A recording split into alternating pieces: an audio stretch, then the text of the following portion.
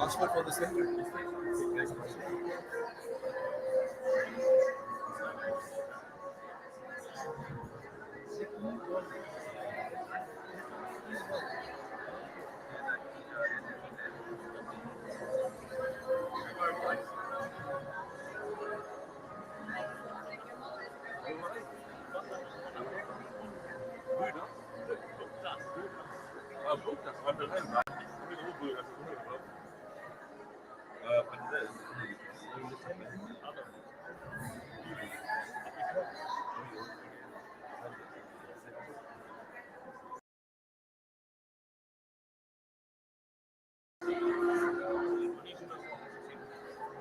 Good morning, everyone. Good morning. How's everyone feeling today? Can I have everyone take their seats so we can start this morning session?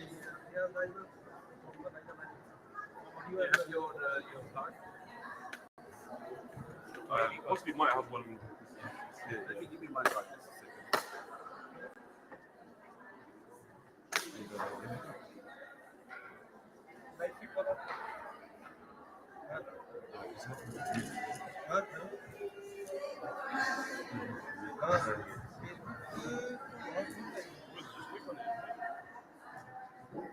Cheers. I haven't actually got it to hand. No, call me. But I will do, yeah. What we do,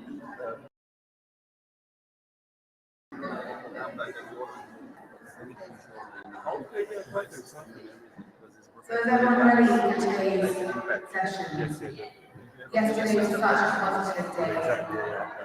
Lots of positive vibes, lots of inspiration, lots of great stories. So hopefully you all geared up, and I can see yesterday the room's already pretty buzzing actually. So we're going to start with, I guess, some great news, some more excitement. Our WEF for next year is actually going to be in Egypt. So yeah, and I think if any of you who were there at the Egypt WEF a few years ago know exactly how spectacularly they do. So I'd like to invite Liam Khalil, who is the chairwoman of events and the hosting committee of our WEF in Egypt. So Liam, can I ask you to come up?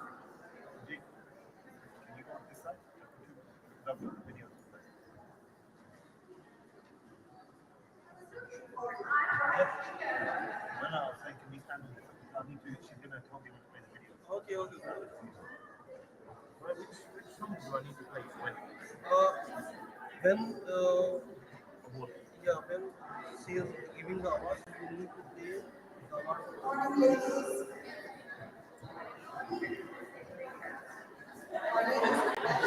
Petition for the award. Chairperson. Hello, did you hear that? Is it working?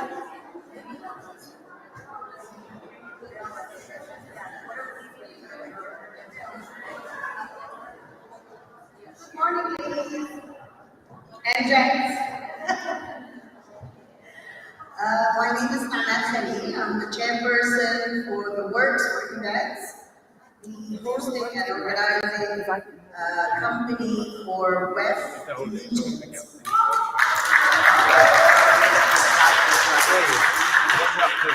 Of course, thanks to my personal favorite woman on earth, Dr. Mahdi. We managed to host, and of course, the efforts of Dr. Maya Mercy, the head of the National Council for Women in Egypt. The three of us managed to put together an edition in 2020, just before the lockdown. I mean, the last day of the event was the 6th of March, and everybody went home safely, thank God, because we kept monitoring. And we didn't have any cases, alhamdulillah. And people just had an amazing time in Egypt. And I would like to share this video recording our experience back in 2020. Video.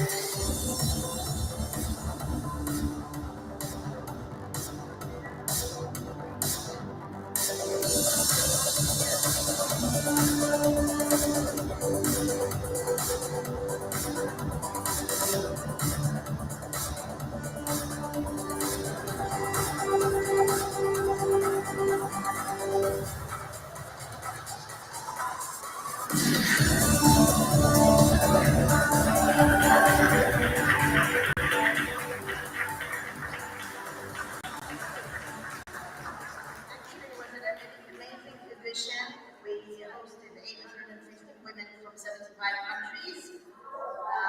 They were there to inspire and be inspired, empower each other, make business, and the feedback was really amazing. And I'm here today all the way from Egypt to be with you today and to be with my sister to announce WEF 2024. And I also have a message from Dr. Maya that I would like to share with you. Dear friends, with the great success of Women Economic Forum Egypt 2020 and hosting 850 business women from 75 countries with my great friend Arbi Aurora, I would like to announce hosting WEF Egypt 2024 in November, bringing business women from the world in Egypt the win to the Middle East to connect, educate, and empower. So here, I'm extending a heartfelt invitation to welcome you all in Egypt again, the land of civilization. Thank you.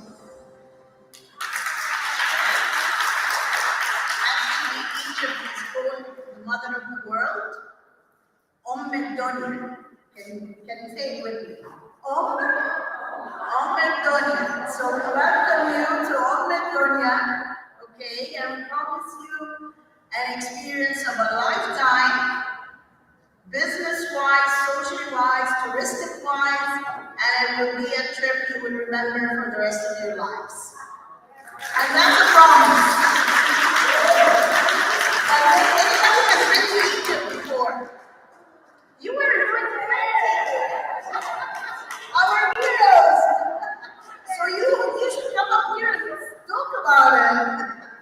Please.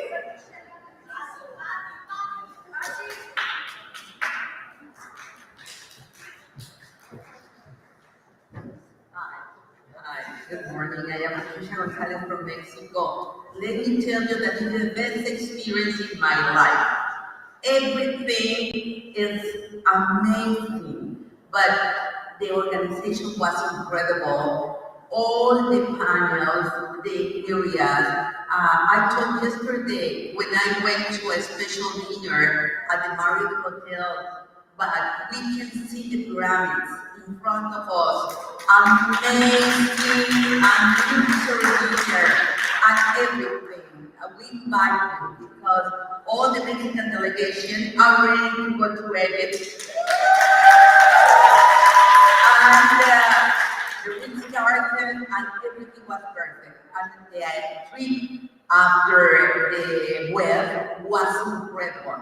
Everything was perfect. Please come with us to Egypt. For sure, we are going to have an excellent time. And with these two ladies, three ladies, and everyone, it's going to be a perfect and awesome experience. Thank you.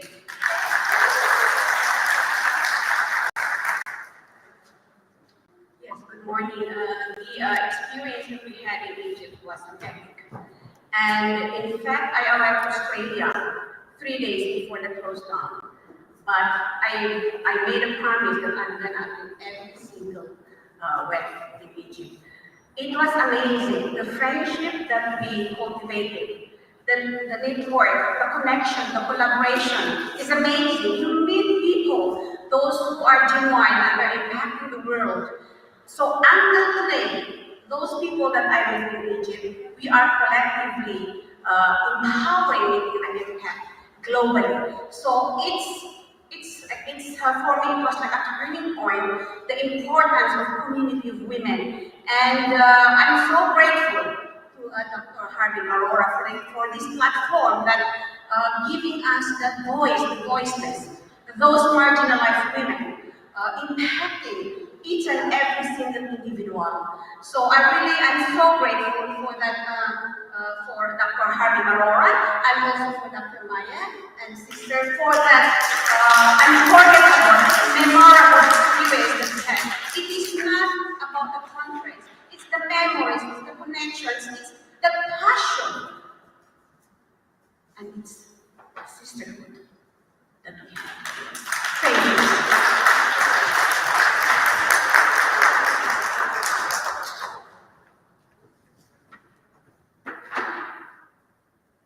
What beautiful memories you have helped us recall, my sister.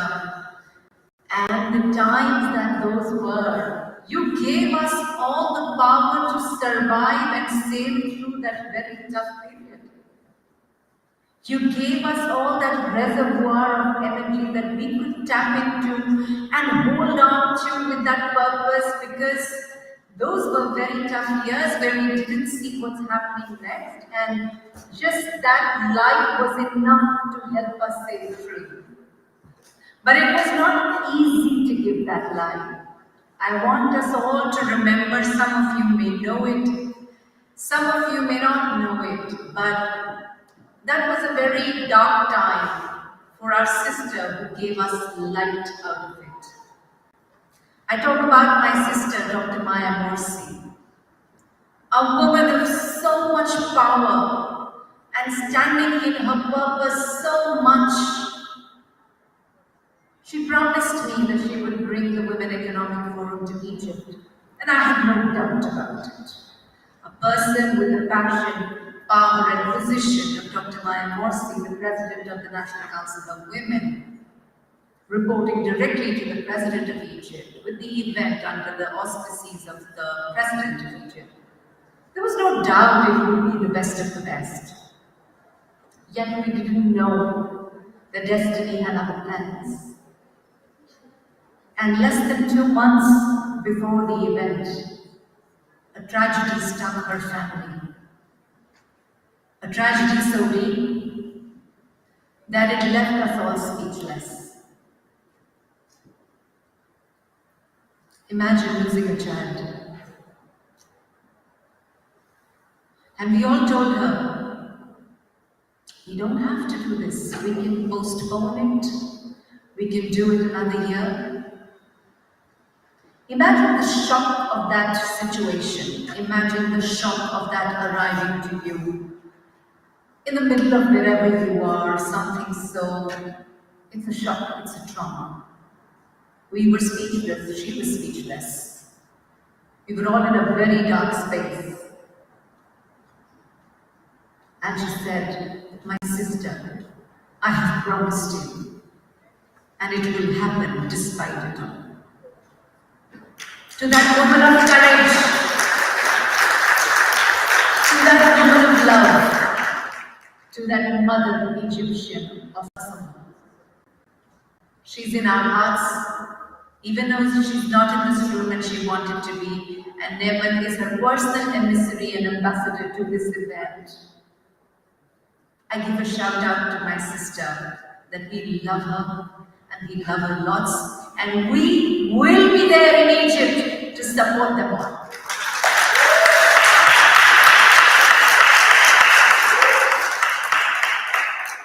I want to offer a Shakti Bandhan, as you know, the band of solidarity, to my sister Neman, and requesting my sister Neman to carry one for my soul sister Maya.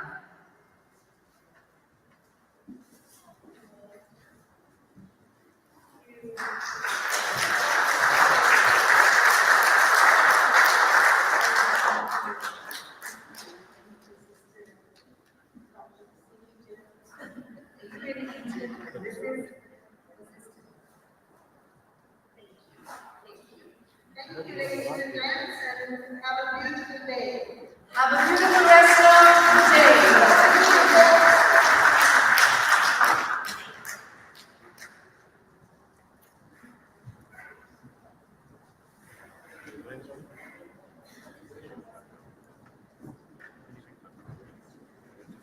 Right, so the countdown to Egypt is well and truly started, but we have to get through today, I guess. So, we're going to start with our first session of the day.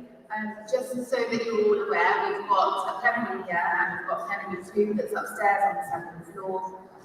Those of you who are registered on parallel sessions, we will be merging them. So those of you doing parallel 1, please stay in this room. If you are due to be speaking in parallel 2, go to plenary 2. Of course, if you're not due to speak till a bit later and you want to move around, absolutely do that. Whatever feels comfortable to you, whatever you're interested in, have a look at the schedule and feel free to network and go and listen to whoever seems interesting, because I mean everyone's interesting. But so our next session is on anti-gender based violence. Those of you who are registered for the 9 o'clock parallel session, if any of you are here, let us know on the site, and then so we can get that ready for So anti-gender-based violence, so those of you speaking on anti-gender-based violence, that would be Aina Bashir, Anushree Dash, Apako Klein, Catalina Iranita, Elomo Jumea Mogwe, Dr. Tebogo, if you can all please come up on stage. Dr. Tebogo Mojaji Kukena, Julie Taylor, Knight Teti, Lakshmi Pillai, Nimet Jaffer, Ritu Sharma, Sabir Banditi. Sorry. So those of you on the anti-gender-based violence, I can please join me on stage. Yes, please. So we have Aina Bashir. And yeah.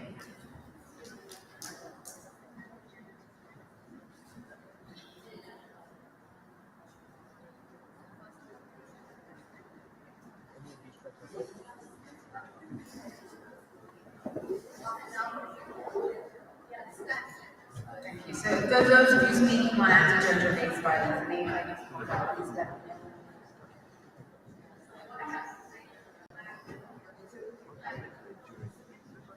Thank you.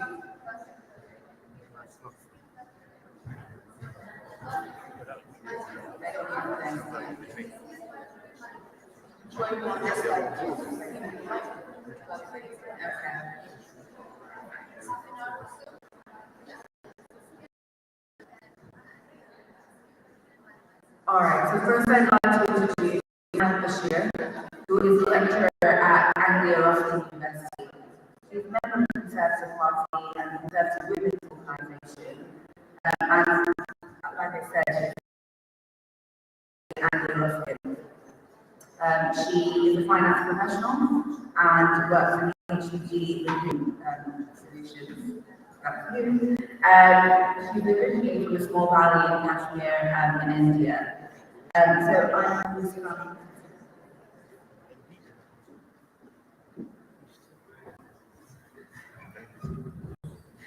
Good morning, everyone. My name is Aina, and today I'm going to discuss about a most complex and overlooked issue. Whenever we speak about gender-based violence, we often think that this violence, we often talk about violence by men against women. But there's one more issue we rarely talk about, and that's violence by women against other women. So that's something we don't talk about, and that's a very grave issue. It's very, we talk about sisterhood, we talk about solidarity. It's so wonderful to see this platform, and it's the right platform to talk about this issue. It's very unfortunate and it's a reality that we all must confront. There are a number of things, I'm not going to share it in a story or something because there are a number of stories about it. There are many instances where it has been proven that violence is happening by one woman against another woman. First and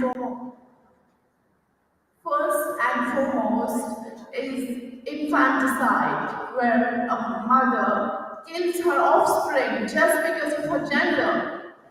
There are many selective abortions of female fetuses still going around in the world. So why a woman, being a woman, why are we killing our female children? This is so unfortunate. It is somehow the form of a, maybe directly or indirectly, form of a negative patriarchal power that women doesn't understand. Like some mother-in-laws across the world, they act as proxy male and use the power over their daughter-in-laws. And also, some daughter-in-laws misuse the law rather, and put her mother-in-laws behind the bars. Again, violence by one woman against another woman. There have been many ethnic and community conflicts where women have actively participated in creating the violence against another woman. So there are many such instances. We must explore whether the problem lies in the implementation of an effective law, or maybe the law is in itself a form of negative patriarchal power. We need to address these issues. We talk about togetherness, but we must see that are we really together? We must know that we as females can only rise if we uplift another woman. And we must know these things. We must break this chain. We must be empathetic towards another woman. We must be kind to another woman. It has started like since ages, and we must now break the cycle. Then only we can maintain the togetherness. We need to be empathetic. We need to be kind to each other. Empowered women empower women, and we need to empower those women who are creating this violence against other women. Then only we need to be allies. We need to act as allies and not as adversaries in the fight against violence. And then only we will succeed in this battle of violence. Thank you very much.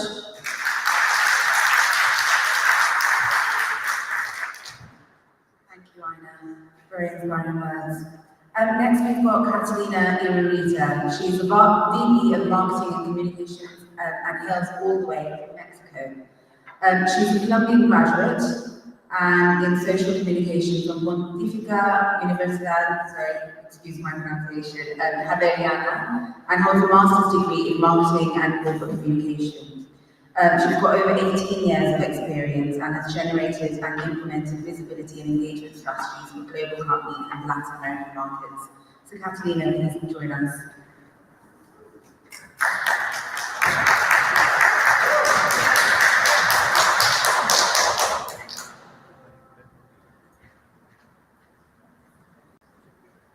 Good morning to all of you present at the second day of the Women Economic Forum here in London. Gender-based violence is not a regional, cultural, or nation-exclusive problem. It's a global crisis that transcends borders, races, and social economic classes.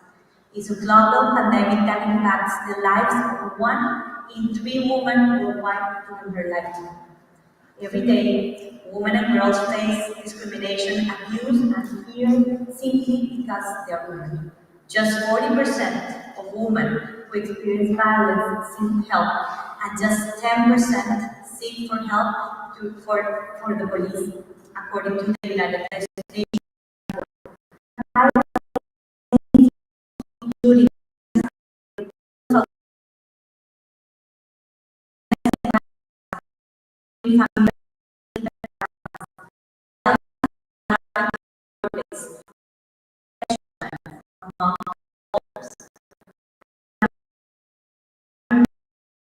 percent of women who are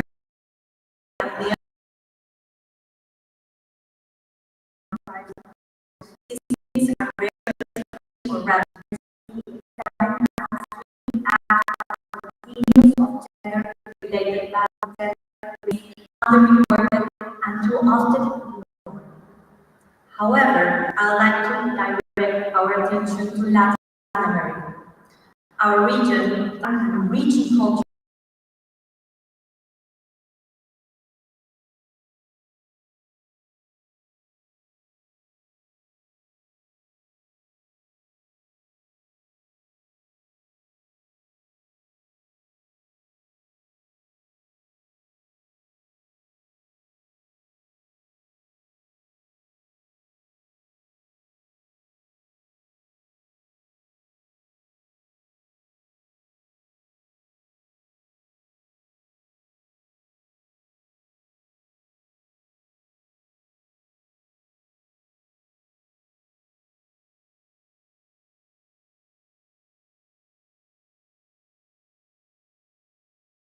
violent region in the world to be a woman.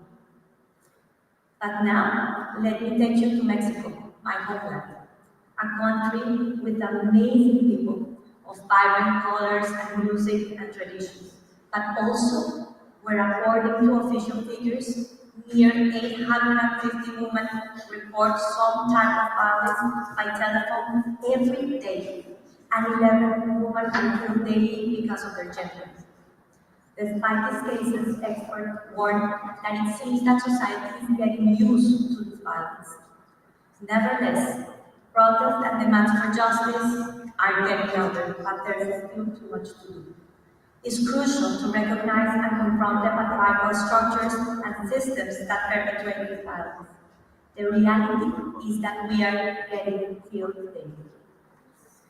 Despite this scheme, I have hope because I see men and women in Mexico and all over the world rising and raising their voices.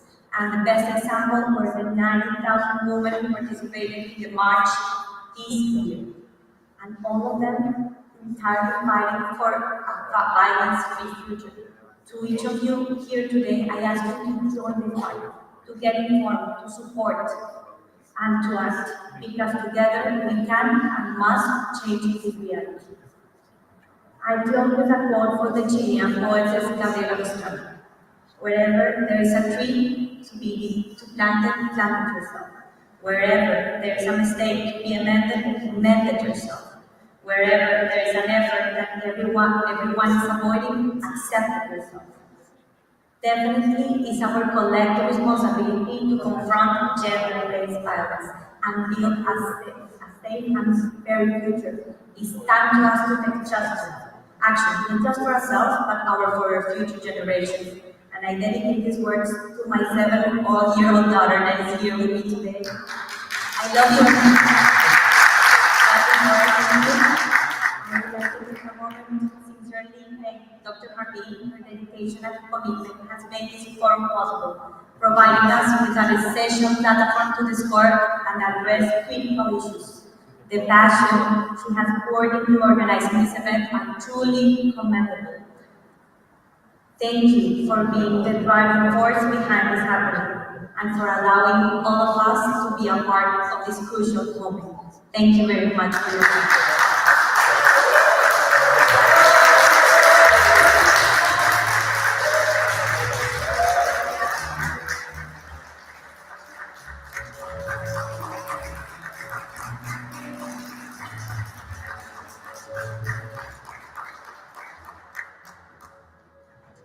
Thank you, Catalina. Very lucky, very sweet. Next, we've got Ritu Sharma, who is the CEO and founder of Co-Show UK. Ritu Sharma is a women empowerment ambassador and humanitarian educator. She founds and leads a community organisation called Co-Show UK, which is dedicated to empowering women across the world.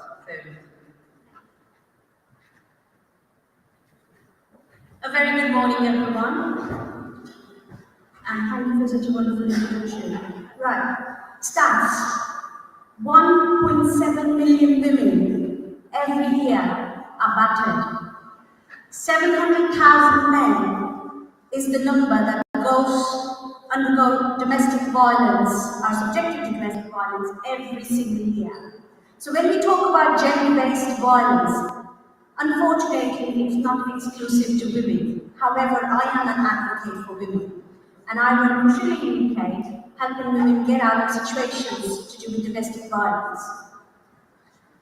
A few things I want to bring to your attention today is that when we talk about mental health and domestic violence, they cannot be separated at all. And I talk from experience. Twice in my life, I was seriously suicidal. At the age of 21, I did attempt to take my own life. Thankfully, I was saved, and that is because God had assigned me some work on this earth I had to do. The second time, I was close, but I did not attempt because I had my little children watching me, and of course, I didn't want to give them an example that you give up when the situations get tough. Why is it that domestic violence and mental health are so badly interrelated? One, shame and guilt are two very deep-rooted things that are placed in our psyche, in our programming when we're young. Oh, you can't do this, you're a girl. This will bring shame to the family. You can't do that. Oh, that's such a bad girl if you do that. You don't speak like this. You don't act like this. And this shame and guilt becomes such a part of our internal dialogue that as adults, when we are making our decisions, unfortunately, we cannot separate the two. Life goes on, we become adult, we get married for the happily ever after, and it doesn't happen. And there's a point when you can't be even happy or at peace with yourself, and you decide to take that step to be separated. The guilt comes into play. Hey, divorced woman, who's going to respect you? Who's going to respect your children? As a mother of daughters, who's going to have your children, your daughters, as daughters-in-law, if you are a divorced woman yourself? Shame and guilt need to be drained from our systems if we want to see the actual change in these situations, dire situations of domestic violence. I remember when I was taking this decision of separating from my ex-husband, an elderly community leader lady said to me, don't do this. Because if you leave this one, you're not going to find a better one anyways. I proved her wrong. This is the guy here.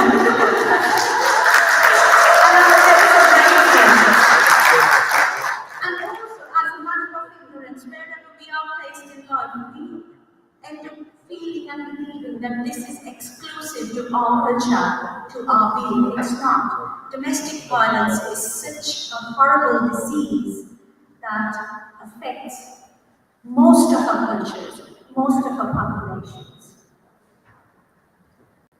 I was talking about mental health being a big issue. So stats also say that women who are subjected to domestic violence are very likely to face mental health issues, but also women who have domestic health issues are very likely to be subjected to domestic violence, so we cannot separate the two.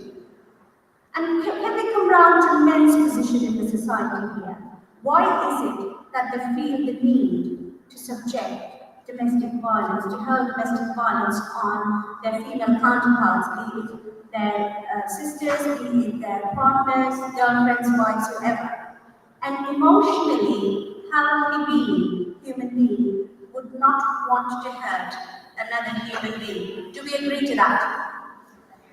So considering the amount, the level of this problem we have in our society, what we really need to think about is why these men feel and believe that it is okay to treat women in a derogatory way, because it is a reflection on their mental health as well. They have been brought up in a way where they have to project that misogynistic approach, that masculine approach. I have got everything under control, I am the man. Maybe we need to normalize that a man can be feminine and a woman can be masculine as well. We need to normalize not all families are loving, not all siblings are supportive. Your family sometimes can cause harm as well. And when, as and when you find yourself in a situation like that, or see somebody else in a situation like that, please be the help you can, maybe just 0.0001%. Thank you so much.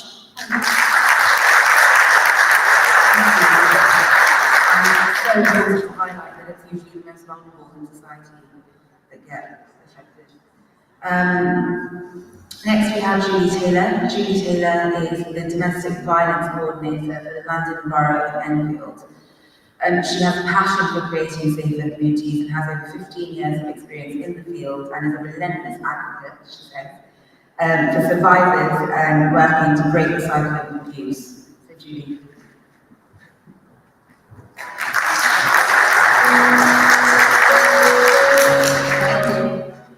Hi, my name is Julie Taylor, introduction, and I'm very honoured to be here amongst these amazing people in the room.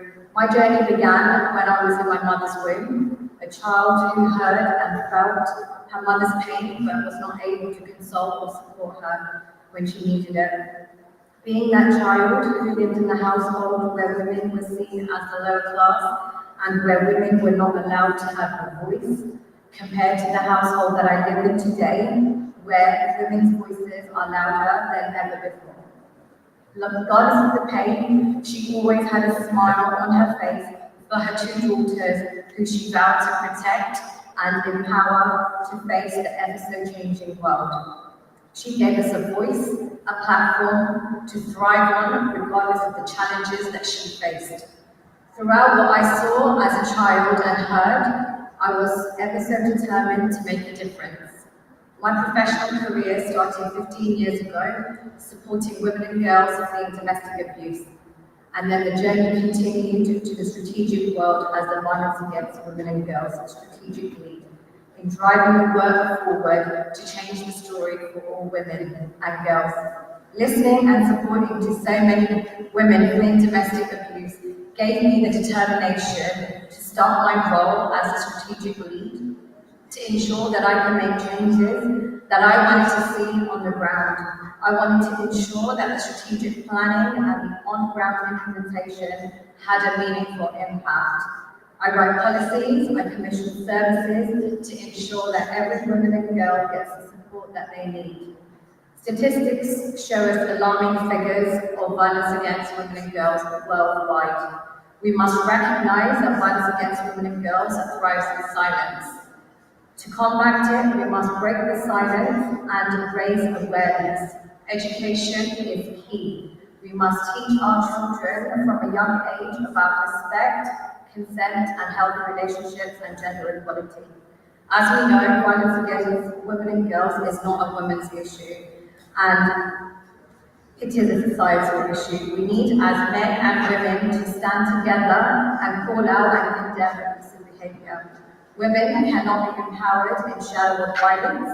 We must work together to eliminate gender-based violence and create a society where women can live free from abuse. We must all commit to the cause of empowering women. Let us not turn a blind eye to the pain and suffering endured by women and girls worldwide. We need to unite to provoke and take action to eradicate violence against women and girls. Through my ongoing work, I will continue to commit in creating a place where every woman and girl can live a life without fear, violence, and discrimination. I want to ensure that every woman and girl can come across the services that I commission that get the utmost support, empowerment, and a voice to make their dreams come true. And likewise, I've got two daughters, and everything that my mum has given me, I want to ensure that, I give to my girls to live that meaningful life and be empowered by what I do, and hopefully they can go and do similar to what I do in terms of empowering other women and leading the way. Thank you.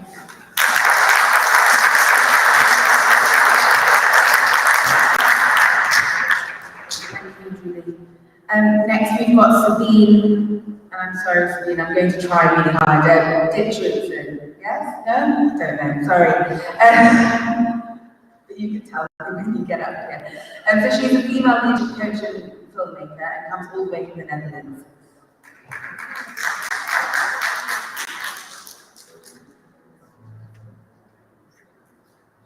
Hello, yes, good morning ladies. I take a little bit more space here. I often have a restless feeling in the morning, thinking, was I not too loud yesterday? Was I taking too much space? Was I listening enough to others? Maybe you recognize this. Or coming out of a meeting, was I making my point too aggressively? Was anybody really waiting for me to talk? Are you a too much woman? Alright, this is a good transition to the gender difference in the workplace. Would a man, when I look at the men, ever have this thought? Well, I'm not sure, but... And how would he call having this, how would he call taking too much space? It's called confident, a great leader.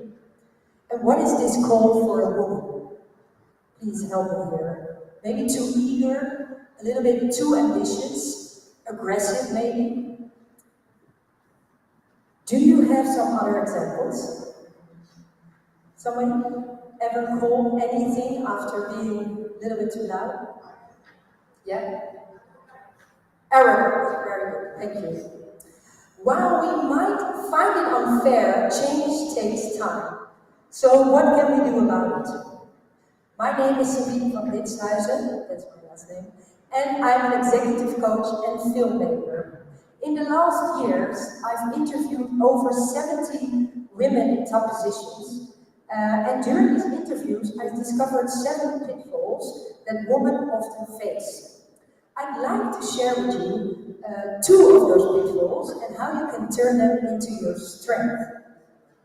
1, the first is of female leadership, feeling overly responsible, but to what cost? You feel responsible not only for yourself, but for everyone around you. You're even worried about your assistant taking too much work. But what is the strength in here? You are highly aware of your surroundings. You connect easily and get things done your way by sensing the situation. The second pitfall is not listening to your body. I mean, we're all women here, and many women have a menstrual cycle every month. You can either be frustrated by it, or let yourself be guided by the wisdom of your body. You will come to realize that at a particular moment your intuition becomes much stronger and you will feel more powerful when making decisions.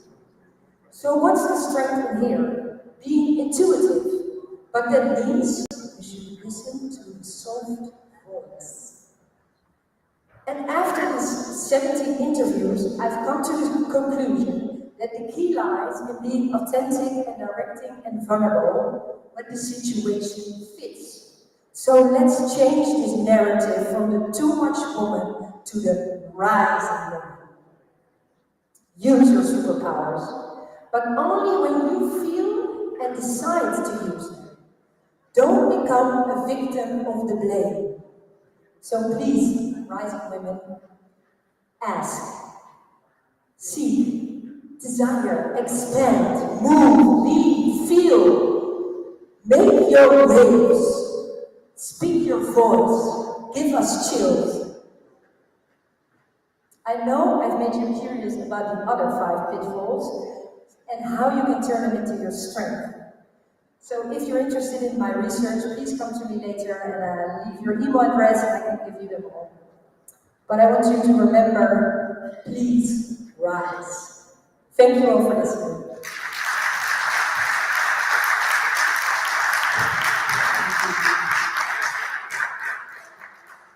Thank you so much, Celine. And next we've got Nimet Jaffa, who is from the London Community Foundation and is the Programme Manager. She manages the strategic delivery of the specialist 3 million violence against women and girls for a grassroots fund. And that's been developed by the Mayor's Office for Policing and Crime. So, Nimet, please.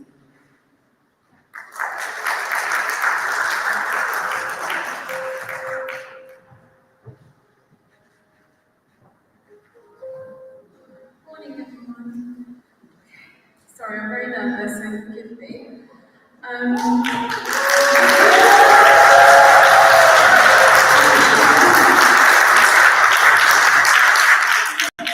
Thank you very much. We all know that violence against women and girls, otherwise known as gender-based violence, sometimes damages and even takes lives. I will use the acronym VAW when I'm speaking, I hope that's okay.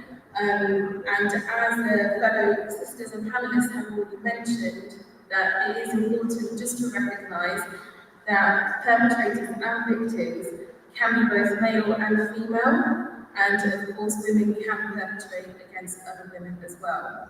However, women and girls are disproportionately affected, and we've already heard about that. We've also heard quite a few examples as well, and just to share with you that when we're talking about VAW, we are talking about domestic violence, but we are also talking about modern slavery, human trafficking, female genital mutilation, breast hiding. There are so many, absolutely so many. And often these are connected to poverty, culture, and traditions. And as a result, it can have a much greater effect on minoritized and marginalized communities. So we have that as an issue. Then also, the borg sector itself has been particularly affected by the pandemic and the cost of living crisis. And, as I'm sure we're all aware, again, minoritized and marginalized communities are the ones that have been affected most as well. To add to this, the women and girls and families that need support, they often will turn to statutory services. However, statutory services aren't always the best place to support them. And the reason for this is because of cultural nuance. So if anybody here with lived experience has ever gone to seek help and you found that actually this person doesn't get it, this person does not understand, and we've heard a bit about stigma and shame already. So this is where specialist organisations are so important. And a lot of organisations that are led by and for ethnic minorities have been historically underfunded. And then when they have had the opportunity to receive funding, it has been in such a way that has put them in, should we say, a kind of a lesser kind of power position. So we are just now starting to see more of the spotlight being shined on those really specialist organisations, which is hugely needed. So this is where some of the work that I do comes in. So I look after the Violence Against Women and Girls Grassroots Fund, which was developed by the Mayor's Office of Policing and Crime. It's the first of its kind, and it recognises all of these issues. And it's a £3 million fund as well, which is absolutely huge.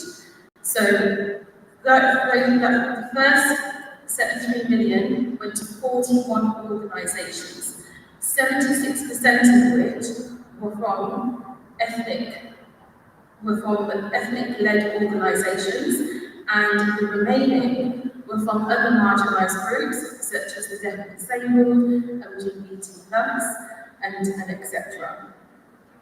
So, why are these organisations so important? Now, it's because they are meeting those intersection needs. I'm sure that we've all heard of the term intersectional. And on the face of it, they might be carrying out research or providing frontline services, such as casework, advocacy, helplines, counselling, and so much more. However, when this support actually materialises, a lot of these organisations find themselves wearing multiple hats because they are then dealing with other supporting issues such as housing, substance use, financial hardship, immigration, child protection, the list goes on and on. And when you put all of these issues together, it has really compounded the structural inequalities affecting women and girls, and particularly those in minoritized communities. So, today I'm here just to I guess share with you how you can support those organisations and the reason why they are so important. Obviously, one of them could be funding. However, there are so many professional and experienced women in this room. If you're not a trustee of one of these small organisations, have a look. Perhaps share some of your knowledge, share some of your skills. That's another way of contributing. If you don't have the time, have a look at them on social media. Please share one of their posts or one of their blogs. So whether it is funding, whether it's sharing, the part that you can play in this, that is where we distinguish the expertise that they hold and sharing what we are learning together so that we can increase awareness, galvanise collaboration and support fundraising efforts as well. Thank you very much.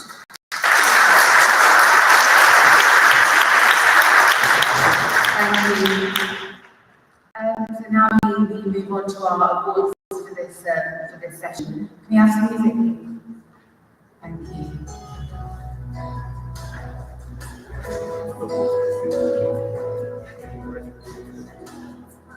Can I please invite him to the authority check to give the awards?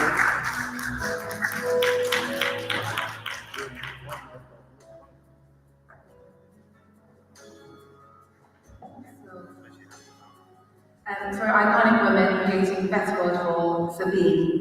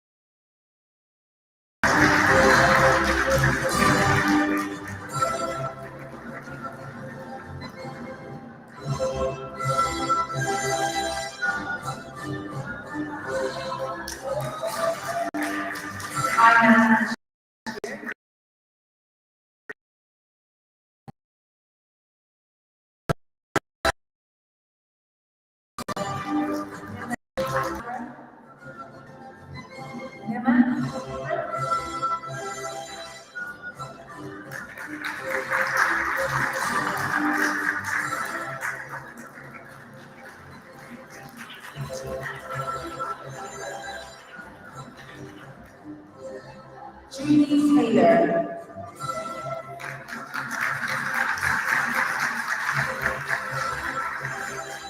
And Rindu Sharma.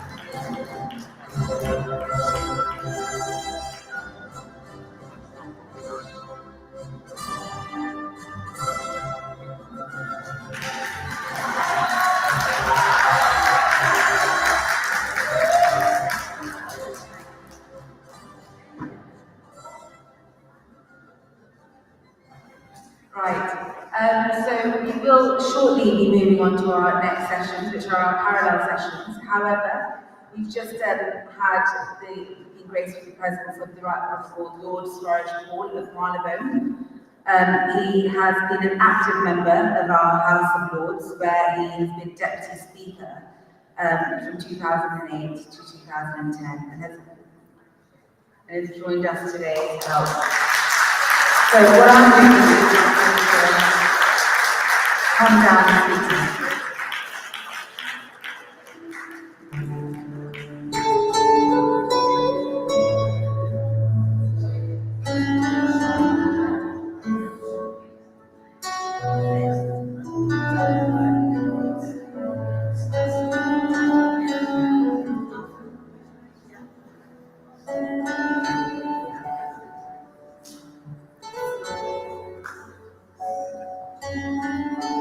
Welcome, and thank you so much for coming. Lord Paul, can you, I'm aware of your story, I've done a bit of reading about you before, but I know that you came to the UK from Jalandhar in India a very long time ago with nothing. Can you tell us a little bit more about how, from there to here to Lord Paul? First of all, thank you very much for me. You started this organization, and I congratulate that. A person who has been really happily married for 67 years to his wife, It's so grateful how women play a great role in the life of parents. Whatever I am, I owe it to my wife.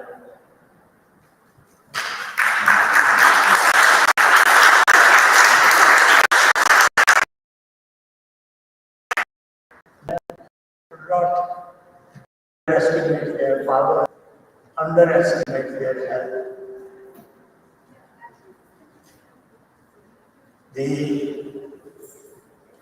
I started my life in India.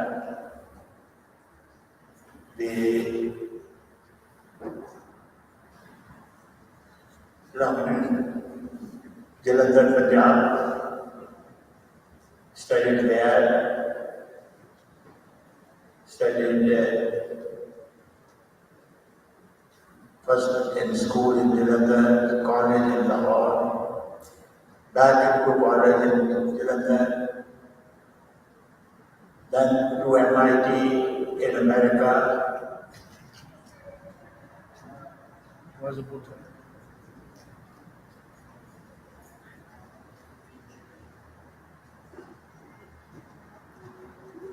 Yeah.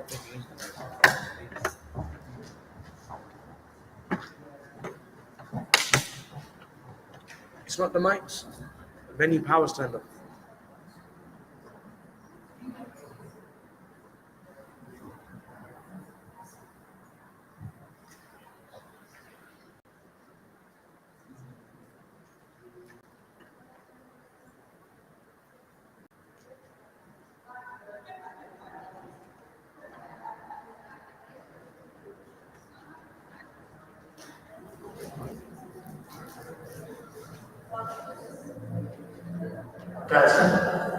Along with his sister, who was the ambassador there, Mrs. Williams. And his first word was that, boys, you have had this opportunity. When you come back, please do something by your country also.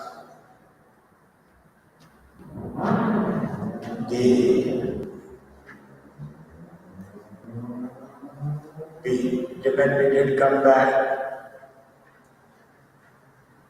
and I got married,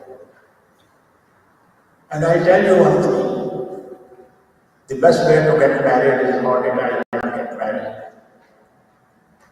I met my wife in a party which I had for somebody. I didn't know her. She came with her saying. So I was talking to her. The answer was even with that, I didn't know, but I said, will you marry me? She says, please ask my mother. I said, when I want to marry your mother, I'll ask.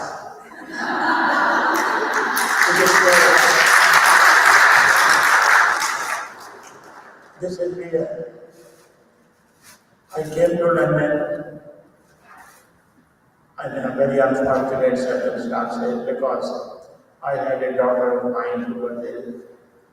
I had to bring her a treatment.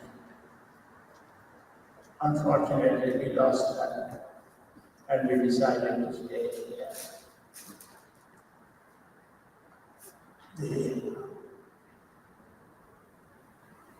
I decided to stay here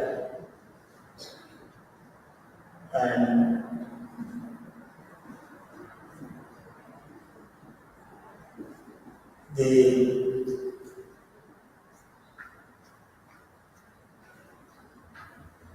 starting a small business. In those days, India did not allow foreign exchange to come out. So when Mrs. Gandhi became Prime Minister, I wrote to her, I said, Madam, you are the Prime Minister. Let me get my other children to come, 3 of them, to be with us and this thing. She was very kind. I had only met her once at Panditji's house in 1987. But she immediately instructed the finance ministry to get some information to come to London. And we made our life here. We started the business. God has been very kind. We've been lucky.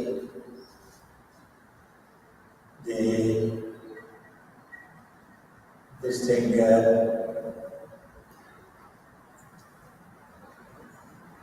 I think we have been able, both my wife and I, do as much for Britain as Britain has done for India. And we started the business. I built a mill for making steel tubes.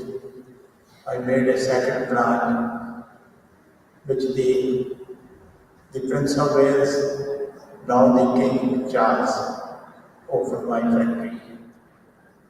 The second part of the mill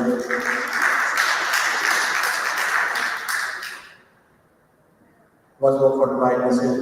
Gandhi again.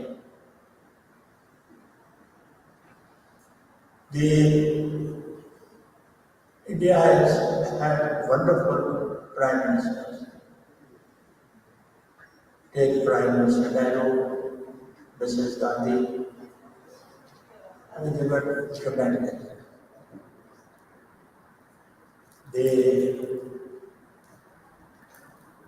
Britain has been very kind to me. They have built a very reasonably good business. I have a great interest in the education here. I am Chancellor of one of the best universities here, the WEF-London, for the last 25 years. And I have been able to give them money enough to build 4 buildings.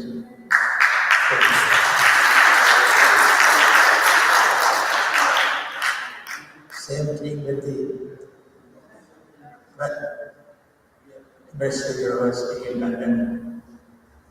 Here again, a theatre as well as a place where they can hold exhibition.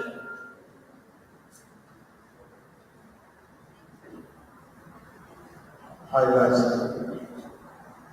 appointed the member of the House of Lords, and at that time the advisor to the then Queen, now it automatically fined acting because that's a permanent appointment.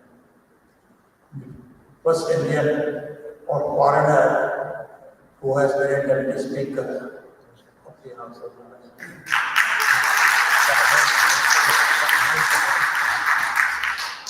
I am saying this not as my praise, but sky is the limit when you go. And again, this credit comes from wives. And men, remember, never ignore them. They can do it all. I don't want to take more of your time. It's nice to be here. Please have the rest of your sessions. And God bless you all.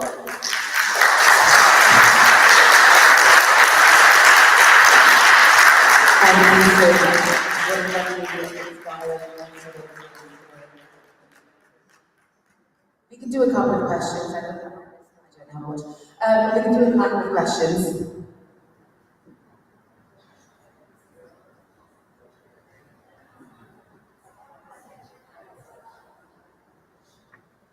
So the question is, you've known Mrs. Gandhi for a long time, or you knew her.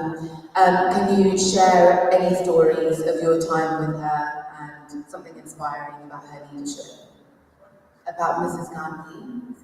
Something inspiring, and if you could share something about your time with her, that would be inspiring to all of us, something about her leadership. First of all, I got to know her very well. And right at the liberty of when she got elected second time, I played a trick on her. I got this, what is that famous boxer, Muhammad Ali. I got him, I ran him up. I said, Muhammad Ali, why don't you come with me to India and meet Mrs. Gandhi? So I paid for him, got him, went to India myself, went, arranged with Mrs. Gandhi's staff that he is there, I am there, and at Karachi and the organization, but not Mrs. Gandhi in the room. So here we are, we go in,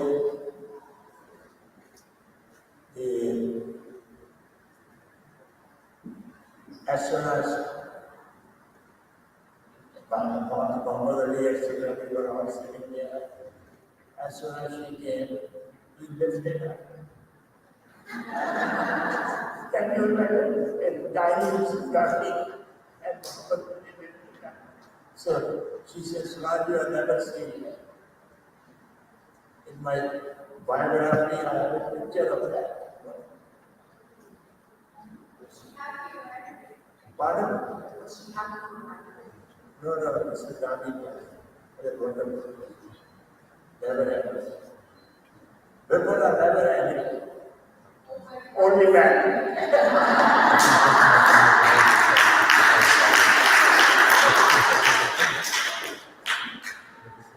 No, she was a lovely person. No, the people who look at her, even in this country, are the neighbors support her. Mrs. Thatcher was one of the greatest prime ministers. I'm not taking time to please you because you are good looking. But people have an instinct to be really helpful and to be strength when you are done. In life, life comes after that. The women of that time was my most. I have seen it in my life for all the 60, 70 years. We have been doing that. And I see a lot of it. So good luck to you, women. Don't get protected by the winter.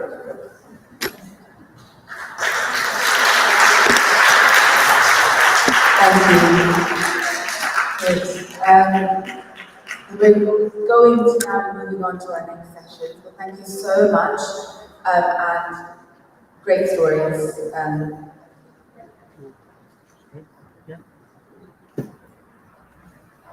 Thank you, Lord Paul, for being here with us today.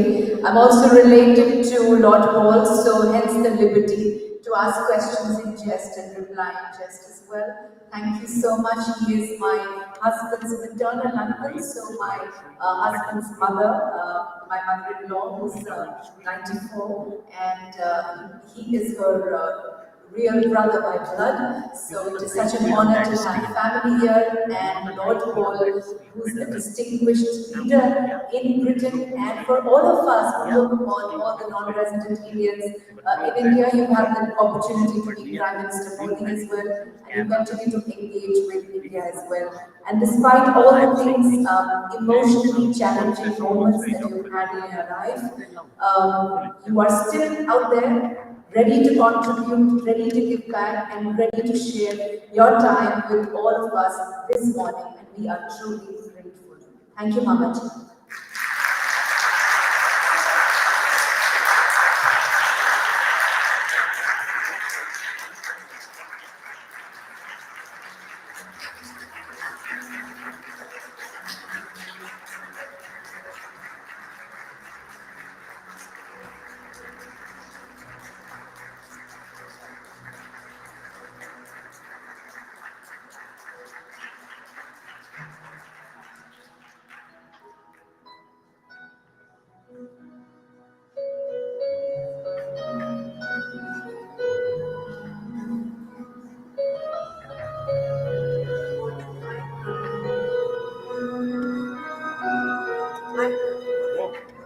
Can somebody speak English?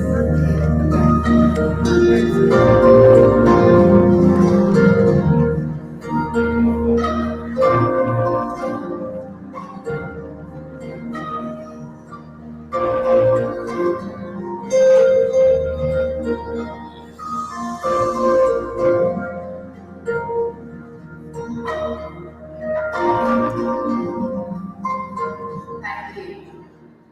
We now have the great pleasure of presenting Sir Ian Duncan Smith. Ian Duncan Smith, often referred to fondly by his initials IDS, is a British politician and served as previously as the leader of the Conservative Party and leader of the opposition. He was Secretary of State for Work and Pensions from 2010 to 2016 and has been a Member of Parliament for Chingford and Woodford Green since 1992. So if you could please join us on stage and share a few words. Thank you.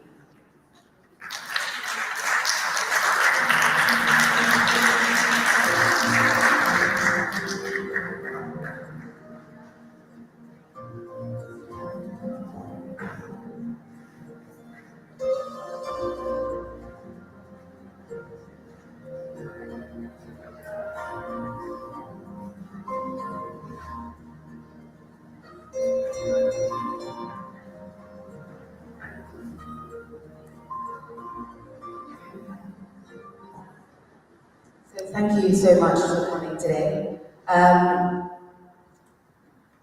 know about you, I'm from here, I've heard your story, but we have a delegation here from many countries, and I was wondering if you could tell them a little bit more about how you got to where you are today. Oh, that's a long story. I was just looking forward to this now because I'm sorry to see that he had a stroke, but we worked together on various issues.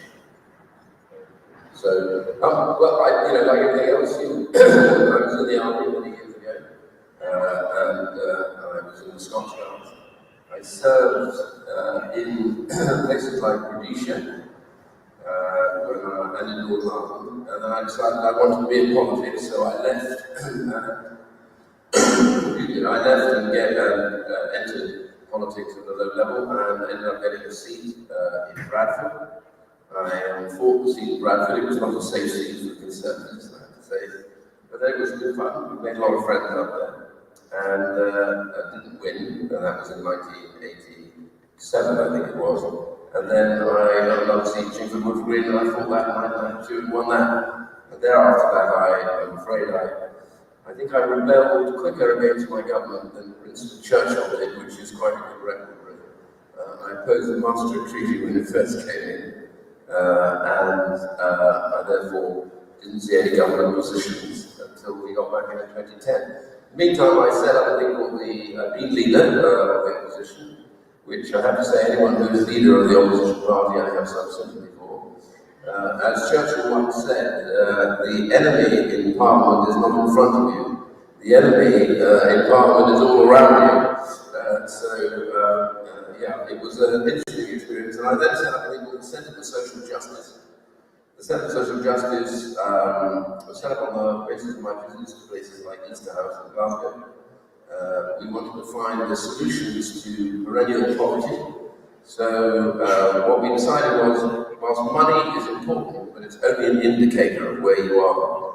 The problem that you face in poverty is why you're there, and what are the things that stop you being able to negotiate your life such that you can manage to rise above poverty with a little amount of help. So we centered on 5 pathways to poverty: family dysfunction and breakdown, debt, addictions, worklessness, and failed education. And these seem to us to be the key drivers behind why people end up as families permanently in low-income poverty, dependent on the state. So breaking that is very much what the Centre for Social Justice is all about. So we publish on all that all the time and campaign on it, which we have done. We also got the government to introduce the Modern Day Slavery Act, which was a Centre for Social Justice policy, which I have been busy defending in the last few weeks. It's been a little difficult. We haven't quite succeeded, but it's still there, which is important. It's important to recognise that most of the people that are involved in what I would call slavery in the UK, many in illegal brothels and working, for no money at all,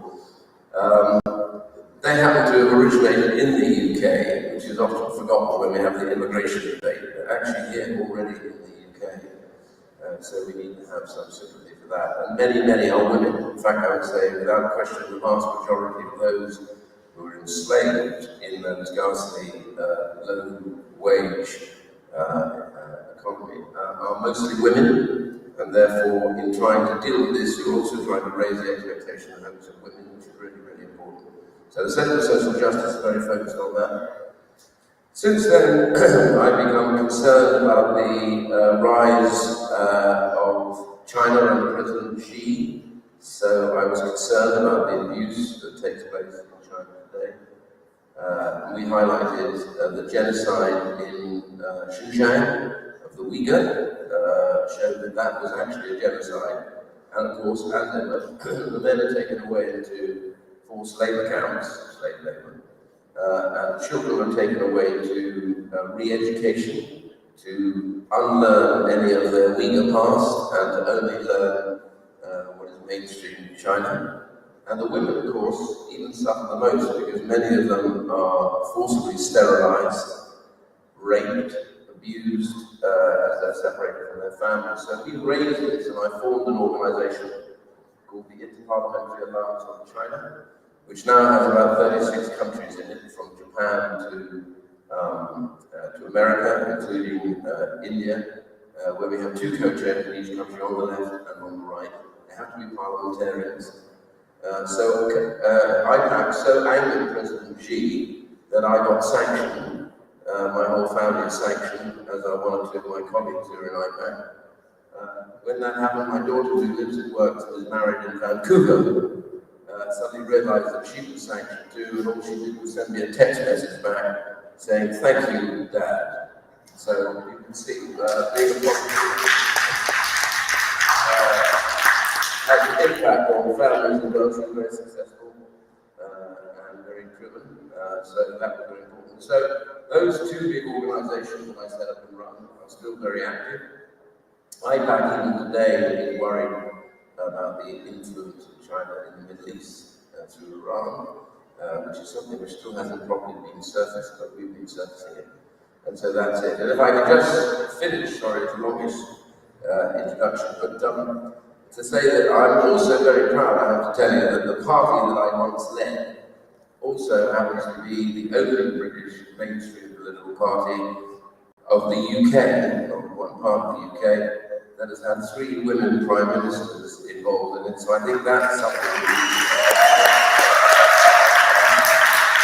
As I said to one of my Labour friends, female Labour parliamentarians who I get on very, very well with, I said, I'm looking forward to the day that one of you ends up being the leader of the Labour Party. And I smiled because it hasn't happened yet. So there we go. Anyway, thank you very much for being here. Would you like to? Thank you so much. I just had a question for you. If anybody else has a question that takes precedence, otherwise I'll go ahead with the question. Yeah? Okay. Yes, Helen, please.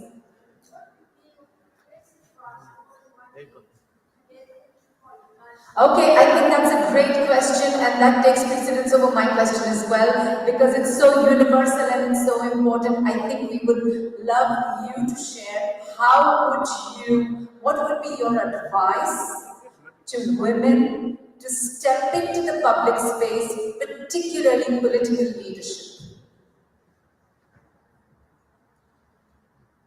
Well, the one thing I've learned, having two daughters and a very strident wife who I adore, is that don't try and give women any advice whatsoever. What I would say,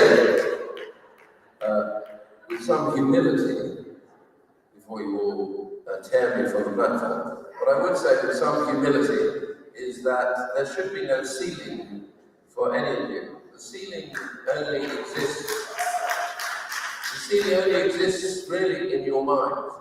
The reality is, if we've had 3 prime ministers and more women on the boards, it does show that there actually should be no limit whatsoever to your talents. There is a difference though, which often I know a lot of women have difficulty with because of childbearing and difficulties, and we need to be flexible about that. And that's important. That's happened a lot. I think the UK now has got one of the most flexible positions with regards to taking time off, etc. But I also say, everyone always looks at young people and says, you need to be in politics. But I also say, you forget, there are a lot of women there who have already been raised families, done things, and they may be in their 50s or even their 60s.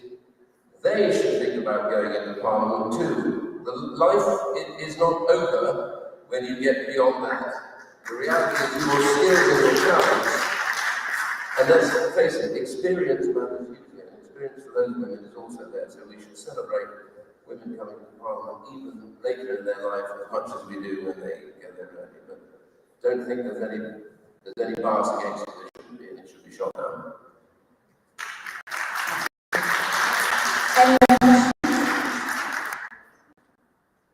Anything from the audience?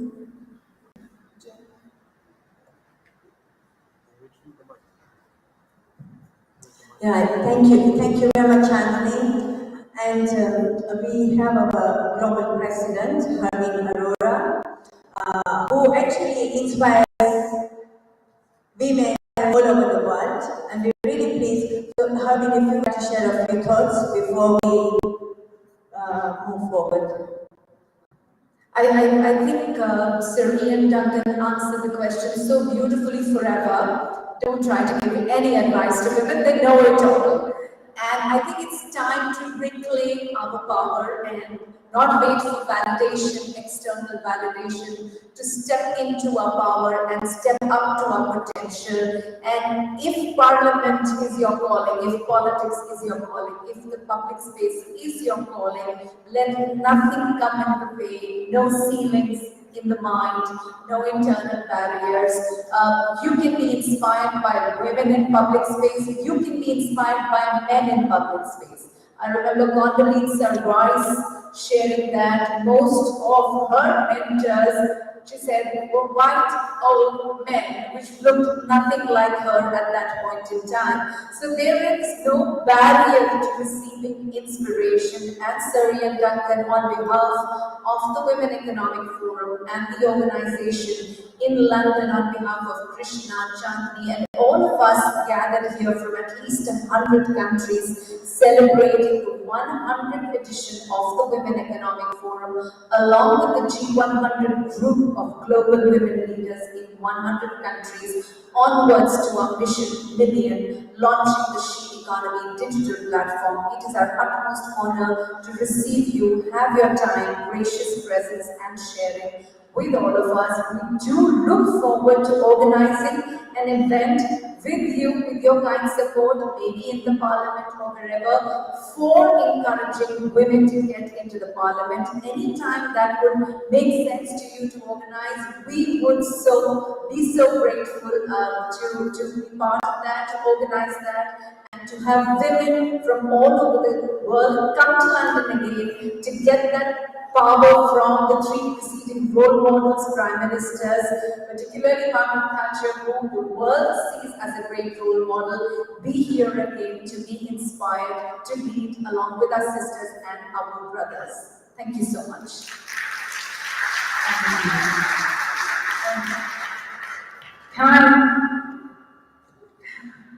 Can I please ask our Global President, Dr. Laura Wright, to present Ian Duncan Smith with an award from our behalf as a legendary leader of the day.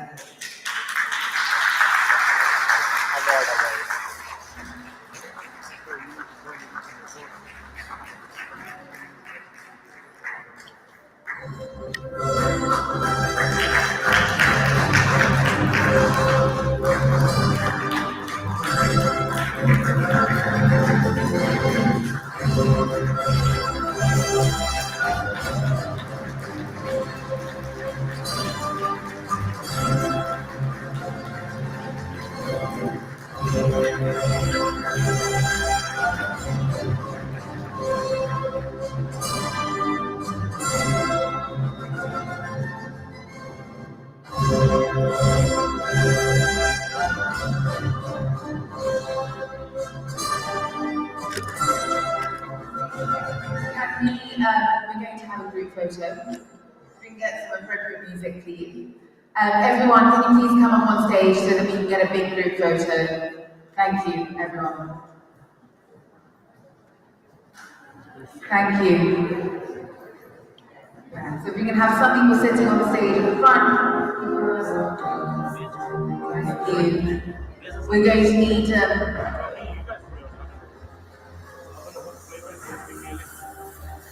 great.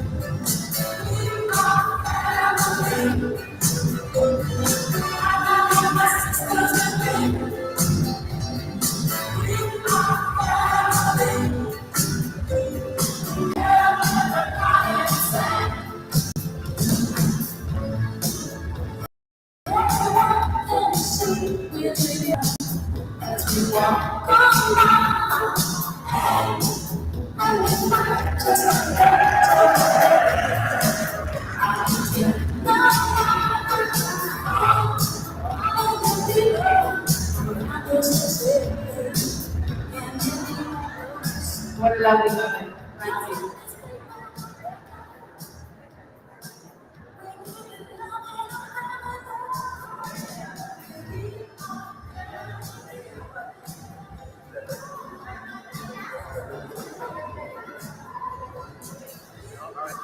I'm sorry just to bother you for a second. I just thought I ought to say a proper thank you to all of you very kindly for having given me this award. You asked a lot about advice to women. As I said, I'm not really in the world of giving advice, and I wouldn't advise anyone to think of my political career as something to follow, because it's had many downs and some ups, but that's life. But I will say this one thing for those women who might be interested here in going into politics. This is the only word of advice I would give you. To be in politics is at times a very rough business. It can have great difficulties and sometimes great moments. But the thing that sustains you in politics must always be your belief that you came there to do good. that you take and you give up other things that others may do that you know were not in politics. Because politics is, of course, about the head, but it's usually about the heart. If you have the heart and the will and the determination, there is no block in your way that you should ever accept, but break it down. Good luck to all of you. Thank you very much.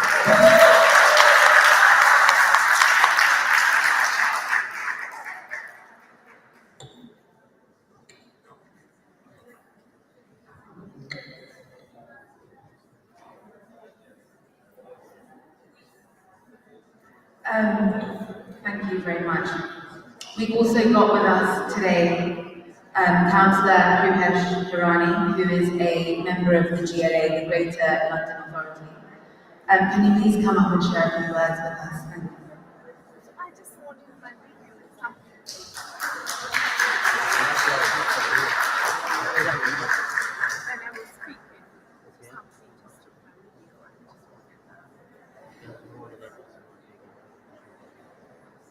Hi, good morning. Still morning, I think it is, but it's been an absolute pleasure being here today, listening to what the panelists have had to say. I was here for the first session on gender-based violence, and it's very pertinent to the work that we're doing at City Hall as well. So my name is Rupesh Hirani. I'm the London Assembly member for Brent and Harrow, which is the area where this centre is in the Wembley area. So I represent this area at City Hall with the Mayor of London. And the area of gender-based violence was very pertinent to me when listening to our speakers and panelists today.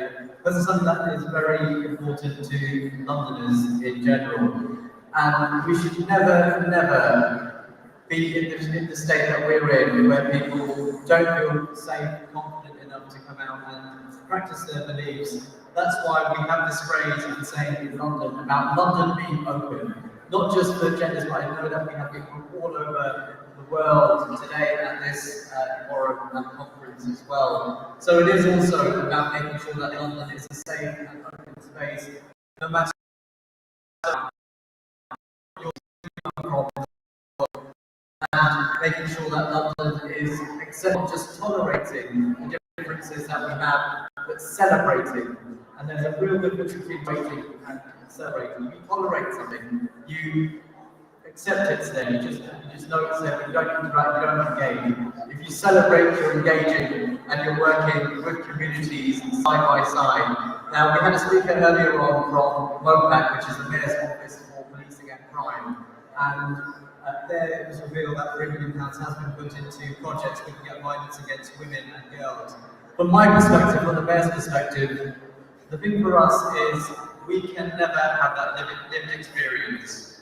For us, it's about the expertise that women bring to London and the expertise that women bring all across the world. Now, we've had many speakers here also talk about family experiences as well. So myself, as I said, I can't talk about my lived experience. I have two daughters as well, which I know many, actually Ian Douglas did mention, and Julie, one of the speakers earlier, Catalina, I know you put your daughter on stage as well. But for me, it's about making the world better for my daughter's generation, for the future generations to come. Because the hurdles, the obstacles that women face are different to men. But when we mention things about ceilings and barriers, it's actually making sure we work together, we make sure that we break those barriers, and we make sure that everyone has the chance, the best opportunity to feel their dream and potential.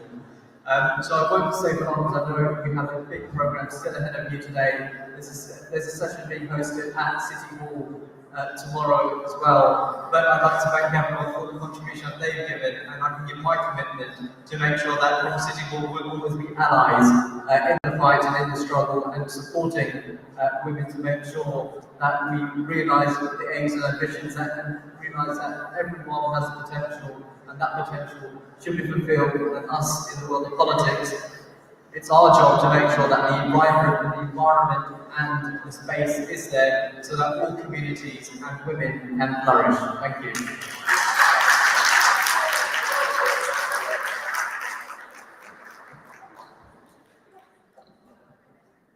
Thank you. So we have a lot to thank Rupesh for. He's been very supportive of this and of WEF. So thank you so much. I'd like Hermine to present Rupesh with one of our awards, the Leaders of the Decade. Thank you so much, Rupesh, and thank you for all of your help and support.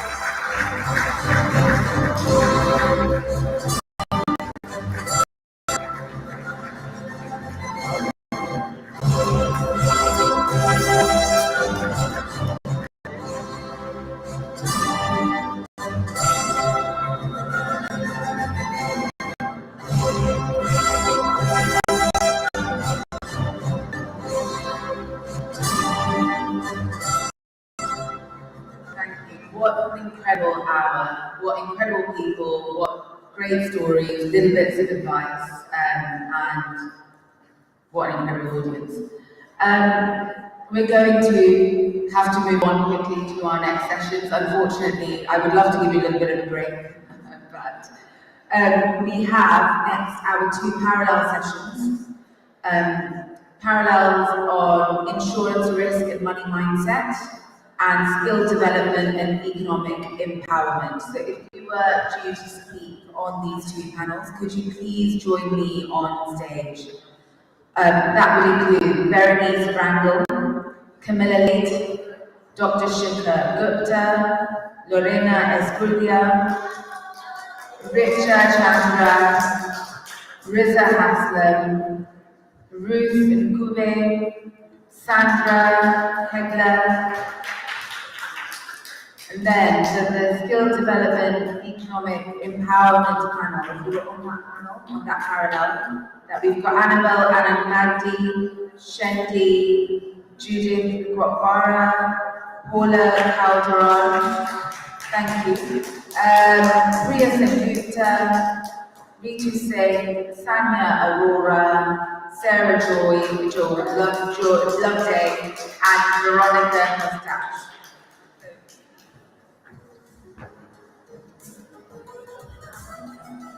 And Melanie from Cyprus, you can also join this session.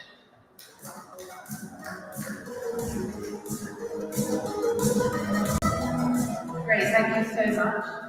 So, yeah, so that is everyone who is on insurance, risk, money mindset. Yes, Camilla, lovely. And skill development and economic empowerment. Lovely, okay. So,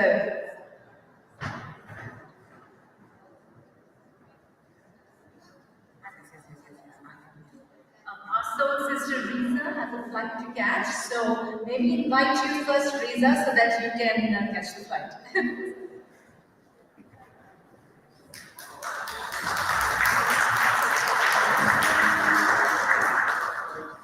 Special thanks, sisters, for being here. All right. Okay. Money. It's a topic that affects each and every one of us in our daily lives. Our beliefs and actions can profoundly impact our financial. Have you ever stopped to think about it we have towards money? You see, having a money mindset isn't just about numbers and budgets. It's about understanding the energy we have with money. It's not just about physical bills or numbers on a bank statement. Every financial decision we make, every transaction we we engage in, carries an energetic vibration. I have an answer to discuss concepts and theories. Instead, let me share a real experience we can all relate to illustrate how our money mindset and energy are intertwined. So picture this. You are browsing through a store and you picked it up, hold it in your hands, and you can practically feel the excitement and joy coursing through your veins. And you think to yourself, I deserve it. I've worked so hard to reach achieve myself. But then doubt creeps in. You start to question whether you can afford it or if you should be spending your money on something else. Most especially women, we all have that guilt. But notice in that moment, the energy is shifting. Your excitement turns into hesitation, and your joy transforms into a feeling of lack. You've shifted from an abundance mindset to a scarcity mindset. And guess what? That energetic shift has repercussion not just on your immediate purchase decision, but on your overall relationship with money. The truth is, our money mindset shapes our financial reality. If we approach money with fear and scarcity, we attract more of the same. But if we embrace abundance and gratitude, we open ourselves up to a more positive, energetic flow. So, how can we cultivate a healthy money mindset? First, it starts with awareness. Take a moment each day to reflect on your attitude and behaviors and beliefs about money. Are they rooted in abundance or scarcity? Are you open to receiving and giving freely? Or do you hold on tightly to every penny? Next, focus on gratitude.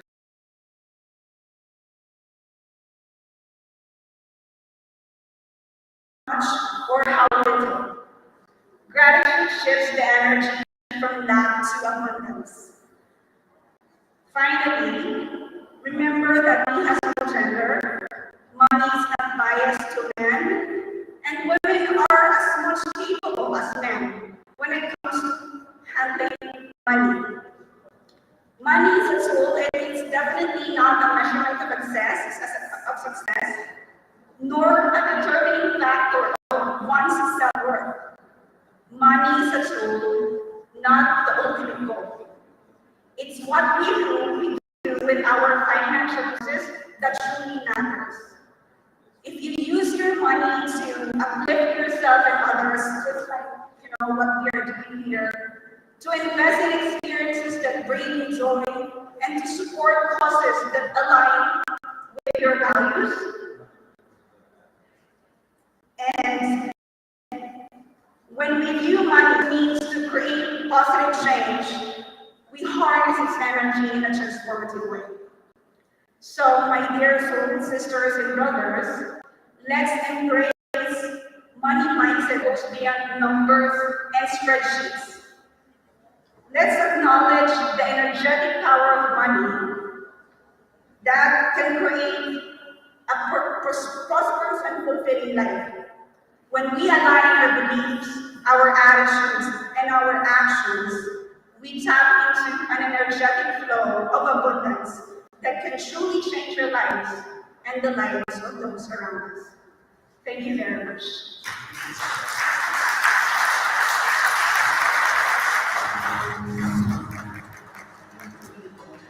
So we would like to present you with your award before we do everyone else's. I know you've got a flight to catch and we're running a bit late.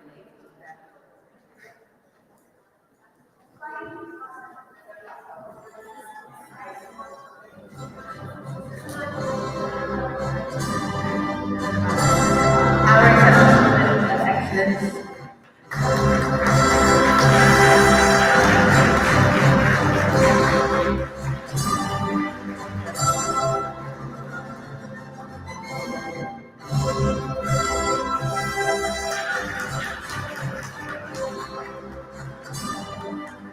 Thank you so much. Thank you for waiting. Thank you. Next, I'd like to call up Camilla Late. She's the Director of Marketing, Sales and Customer Loyalty, Multitel in Angola.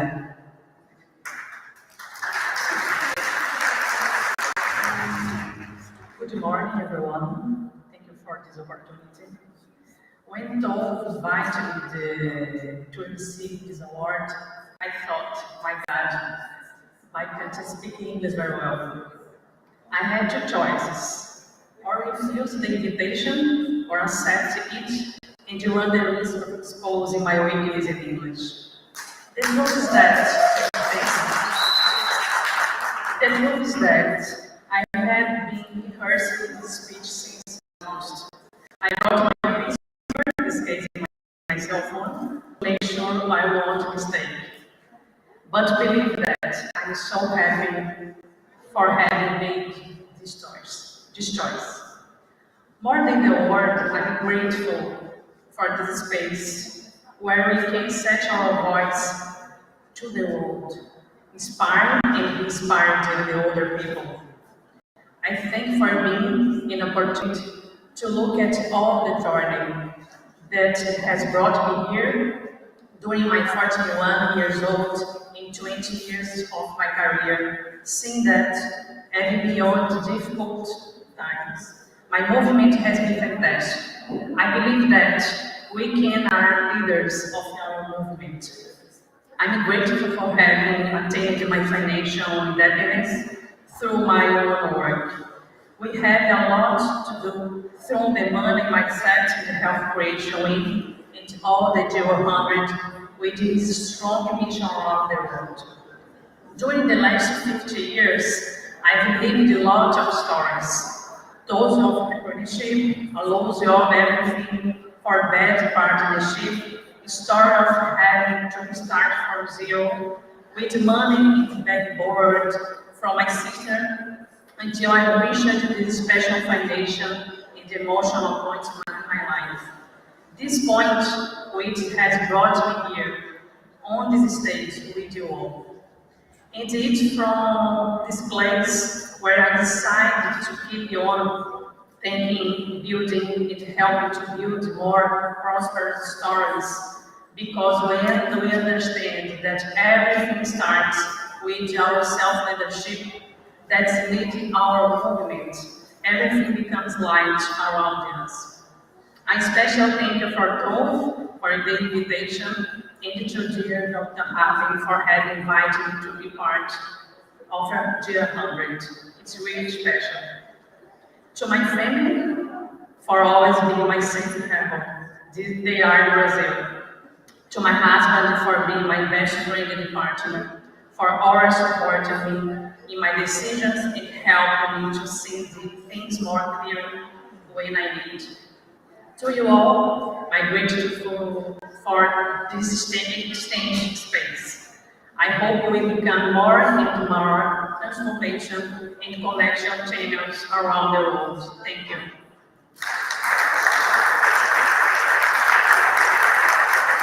Thank you.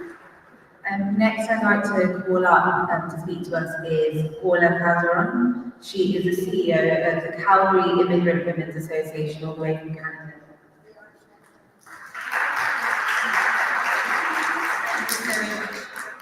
So I'd like to, talking about skill development, I'd like to draw our attention to immigration. So how many of you live in a country you were not born in? Many of us, right? So this is not new. This is migration, and of course with globalization, we're all moving around the world. So I am the CEO of Canada's largest gender-focused immigrant serving agency. We support around 16,000 women and girls, and refugee and immigrant women and girls every year. You would think that with 75% of our population in Canada, of our population growth in Canada coming from immigration, and 100% of our labor market growth coming from immigration, we would have this right already. However, the barriers to settlement and integration are huge. Despite Canada welcoming over 500,000 immigrants every year, we find, especially women and racialized women who have immigrated to Canada in their adult life have 50% more gender wage gap. So what I'd like to talk about is the importance of skill development, the importance of skill translation, and the importance of looking into labor market needs to develop the right skills at the right time.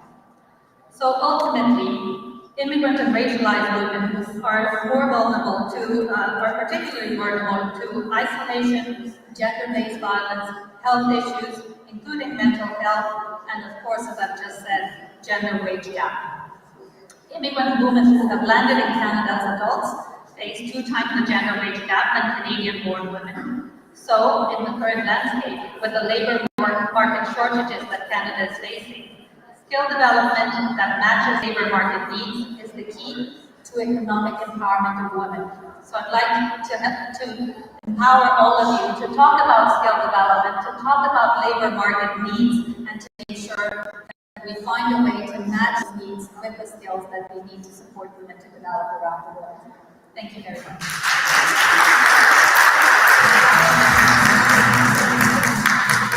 Thank you so much. Next, I'd like to invite Priya Sen-Gupta to say a few words. Priya is the founder and CEO of the Life Writing Limited and based in Singapore. Thank you. Hello, ladies. Thank you, Dr. Harveen, for having me here. Thank you, ladies, for your amazing soul sistership and friendship over the last 3 days. This has been wonderful. As I was introduced, I'm the CEO and founder of Life Meeting. We are a skill-based platform for career guidance for children all the way from school till they become youth, and then finally when they go into the workforce. Today I'm here to talk about skill development and the significance of skill development. So I'm going to talk about 12 points that are particularly interesting when we talk about skill development. The first is skill development is the cornerstone of economic empowerment, equipping individuals with the tools they need for success in this modern workforce. The second is economic empowerment and inclusivity. Skill development fosters inclusivity, providing opportunities for individuals from diverse backgrounds such as us today here to improve their economic prospects. The role of technology in skill development. Technology is reshaping industries, emphasizing the importance of digital literacy and tech-related skills for economic empowerment. Lifelong learning, skill development has a very important part to play in lifelong learning, as all of you know. Stresses the need for continuous skill development in a rapidly changing world and encourages a culture of lifelong learning. Entrepreneurship and small businesses, skill development is of course key in this area, as I have come on to find in running my business. Skill development empowers individuals to start businesses contributing to economic growth and self-reliance. Access to education, that's where skill development is important. Making education accessible to all, particularly in underrepresented areas and regions. It's a cornerstone for skill development and economic empowerment. Empowering undeserved and underrepresented, unreserved and underrepresented communities. Discuss initiatives to bring skill development opportunities is the need of the hour. To understand communities bridging economic disparities. Global collaboration. Skill development is needed in international collaboration to share best practices of each of the countries and what they are doing, as we are here in this August forum today. Impact measurement, the importance of standardized methods for measuring the impact of skill development is of prime importance, as we see there are so many people working in the impact space, and we need to measure the areas where skill development has come on to the forefront. Women's economic empowerment, of course, how can we not mention women's economic empowerment when we talk about skill development? We stress the critical role of skill development in empowering women economically, particularly in regions of gender disparities. Sustainable skills, we've been over the last 2 days talking about the ESG sustainable bright eyes and the emergence of green and sustainable skills that contribute to the economic empowerment that address environmental issues and concerns are of prime importance. And lastly, and not the least, recognition of informal learning skill development, of course, has a place of importance in recognizing and validating informal learning to enable participation in the formal job market. I thank you ladies again for listening to me. I am so humbled and grateful to be in your company. And a special thanks for my husband who's not here today, but he's come all the way to London to accompany me so that I don't have too much butterflies in my stomach. And my son is my biggest advocate of women empowerment and stands behind every woman who wants to make a mark in this world. Thank you. Thank you. And next I'd like to invite Anand Magdi Shendy, who is Learning Design and Project Manager for Frexham Bank Academy. Good morning, everyone. I'm really pleased and absolutely honored to be among you all. You are so powerful and encouraging. Let me know if my voice is clear, or should I raise my voice a little bit? Good? So let me tell you a very short story at the very beginning. Someone said she's young, she moves a lot, she doesn't stay for 10-ish years of experience somewhere. She's full of herself, she's eclectic, she seems indecisive. She's a challenger, she always has a take on things. Actually, those were the words of my former employees. Pretty frustrating, isn't it? So, as a young, ambitious Egyptian woman, I strived to discover since young age why I was created, who am I, how should I live this life, how to serve, what I'm capable of, and last but not least, why am I special? Is there any role that I should play in this world? Should I live and die as anyone? Those were the questions I've been thinking of since my childhood. And I don't know why, but I just kept thinking of them. I discovered that the external surroundings, people we are accompanied by, really affects how we react to the world. They mainly affect our subconscious beliefs, mental image of our exact being. Actually, they can affect us by how they say about us, how they think of us, and what they do to us. It's really mind-blowing how lack of boundaries and lack of self-awareness might allow people to dictate on us, how to unconsciously react to our surroundings. Since graduating, I had an intriguing dream, just to be of service, but I didn't know how at that time. I graduated very young from university, 19 years old, so I started thinking, to be of service, I should learn something. And in the process, I thought, guess what? I need to teach what I learned, just to keep the impact broadening and broadening and broadening. So now I became a holder of 3 master's degrees in 3 different disciplines. And I'm at the final stage of my doing PhD in human resources, organizational leadership and learning.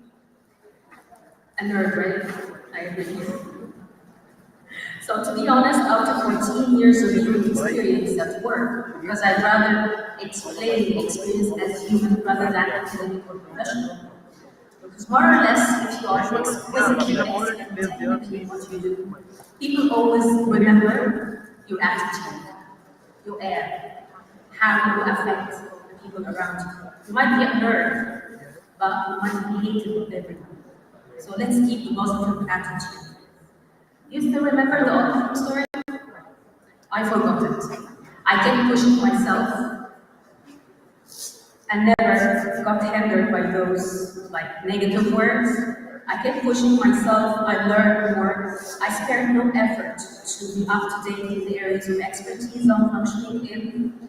I became an academic and professional young expert in comparison to the peers of my age, of course. Now I serve as a university assistant lecturer, HR consultant, columnist, social sciences researcher, coach, mentor, and corporate assessor. And I've been, last but not least, I've been privileged and honored to function as project manager and learning designer in the African Export and Import Bank, Afrexim Bank. I've been responsible for initiating a project which is called Afrexim Bank Academy. It serves as Africa Trade Knowledge Hub, supporting sovereignties for stakeholders, young professionals, corporates across the world to learn more about trade finance and all related topics to this. My final words will serve as a reminder to myself and to anyone who will come across this recording.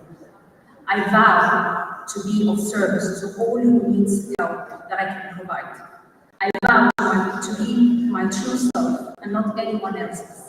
I vow to be a real role model to all generations to come, who walk the talk, who believes that nothing is impossible, who moves out before burnout, who shares knowledge to help, not to show off, who rests when we are challenged rather than in an unfair competition. Authentic and loyal, who gives a hand to young aspiring brothers, men and women, and who will never inflict the pain that have been suffered before. To be a generation pattern breaker, to break the cycle of the same where I come from, of course. And last but not least, answering the question I've been asking myself for 30 years now. Who is Annie? I am a dreamer who has no ceiling and challenges herself all the time. Fortunately, the meaning of my name in Arabic is the highest point in the seventh sky. Thank you so much, World Economic Forum, for giving me this opportunity, for inviting me to speak. And thank you so much, Dr. Harry. I wish I leave a smile on your face till we meet again. Thank you. Thank you very much. Next, we have Hellenic Arjuru, Chief Founder of Women in Truth.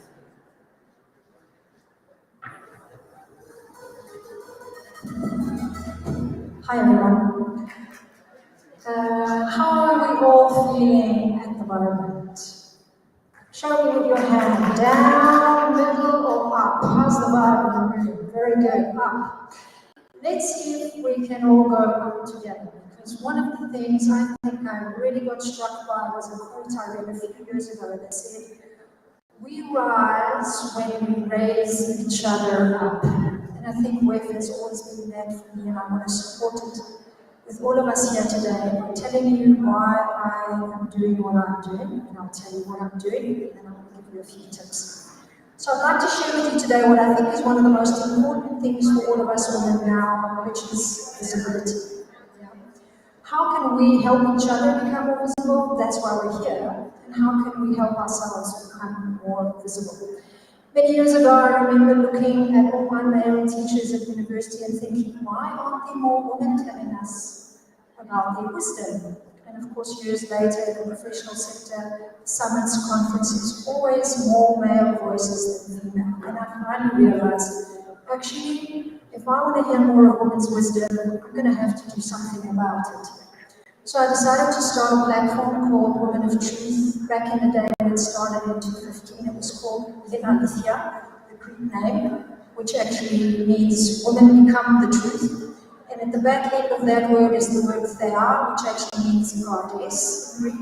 And that's why I connect very much with Dr. Harbin, who talks so much about Shakti and the power of so this process has become very women are really valuable as wisdom keepers for society in general.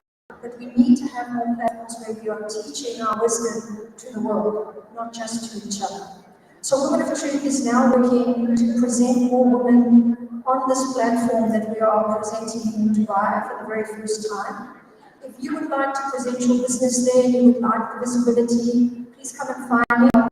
these pamphlets, and I'm offering 10 women from the Women Economic Forum a special sponsorship slot to come with us and present in Dubai. After all of this, what are the 4 very important things we need to do to become more visible? Well, number 1, publicity. Yeah?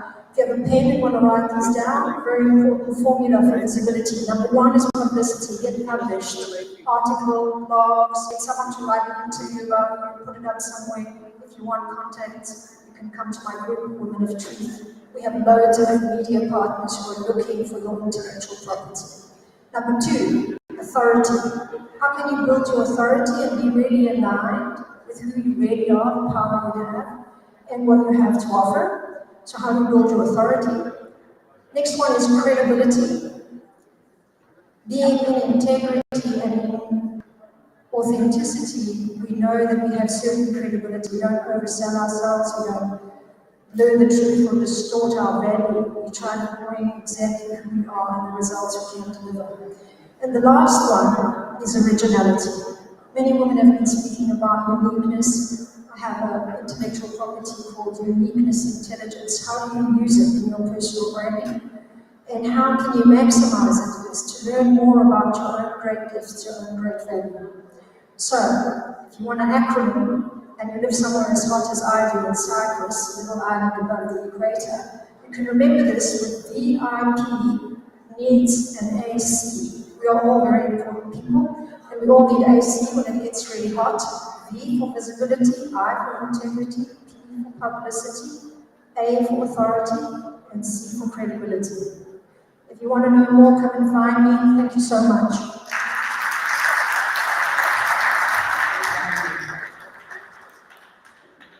And next, I'd like to invite Lorena Escuella, the founder of Macro Seguros from Mexico. Thank you so much. Hello everyone, please stand up. All of you. We are about to fall asleep in a minute, so we need to stand up. So let's get the room full of energy here. Positive energy now. Think of the happiest moment in your life. Where were you? Who were you with? Actually, it wouldn't involve money. Who thought about money? No one, exactly. You can sit down now. Thank you for standing up. What we thought about was probably relations. Because we are here because someone helped us to be here. All of us have shared great stories. I've just heard wonderful stories from each and one of you. And I think that all of us are standing in the... I truly believe that we're standing on top of giants. Women who came before us, who actually worked for us to be here in this platform, telling the stage, telling a message to all of you, to be listened, to be heard. I come from a line of very smart women. They're all academic, basically. They were researchers, or they were lawyers, or they were teachers. One of them was even a congresswoman in Mexico. But some of them were also agricultural, they were businessmen, they were traders. So I guess all of that is what I have now. I mean, it's really hard to be part of this stage with this wonderful women. But when I see my mother, and she became a single mother, she divorced, she got married when she was 24, 3 children in 4 years, and then she got divorced. She realized that wasn't a partner for her, and I totally agree. And afterwards, I heard that my grandmother, at age 14, became fatherless, and her mom had 9 children at the age of 38. So my grandmother had to quit school to help her mother with the business. They ran a mill, they were in the state of Mexico, and she had and put all of her sisters and brothers through school, through university, while she was working. She didn't get a college degree, but she was a voracious reader. And that's how I learned that when we read, when we learn, and we can teach. So I've been a financial planner for over 24 years now. I'm teaching women, and I'm looking for women who want to become wealth independently, financially independent. There's not too late to start, even if you're 60. I'm turning 60 in a couple of years, and I still know that I can do it. And you have to be well inside. As I stand in front of you, I want to share the 3 things that my grandmother used to tell me. First, save a little, set aside something for you. So when you're old, you don't have to ask anyone for help. Secondly, give back something. Help someone in your life. Go to bed just thinking that you've helped someone to be in a better place than you were before you wake up. And thirdly, say thank you. That's why it will open every single door. So I just want to say thank you, Hobby, for this lovely, I don't know how to call it, but I just love the discussion now. In Mexico, we wear casaremos like this. Or we even carry our children in it. But here, I find you sisters, thank you very much for listening. I'm going to share one last thing with you. As I share my story, I just want one day, my grandson, who's only 2 months old today, could share his story about his grandmother. Thank you.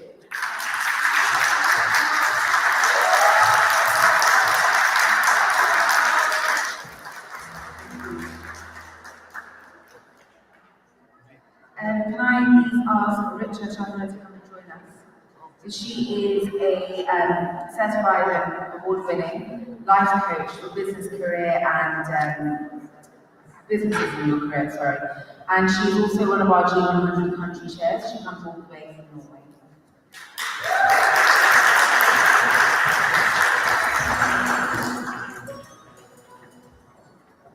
Can you hear me? Yeah? So thank you for the stage and thank you for listening. Money mindset, I believe, is not just our mindset, but it's also a set point. So when I work with people entrepreneurs, that's what I follow. Because money mindset, I believe, is our limiting belief or uplifting belief when it's related to money. Income versus cost, saving versus spending, and gifts versus taxes. So who would, please give me your feeling connected to income. Could you, what is your feeling connected to income? Clap it for me. Okay, not everybody will know that.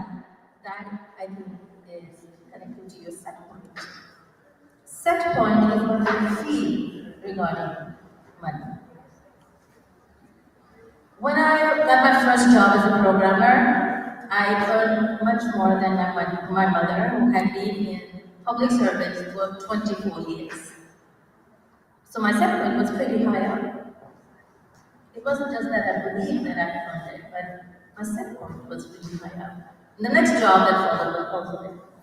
After I got my son, I decided to go into culture and became a CEO of an NGO. Everybody told me that you can't expect to be rich in culture.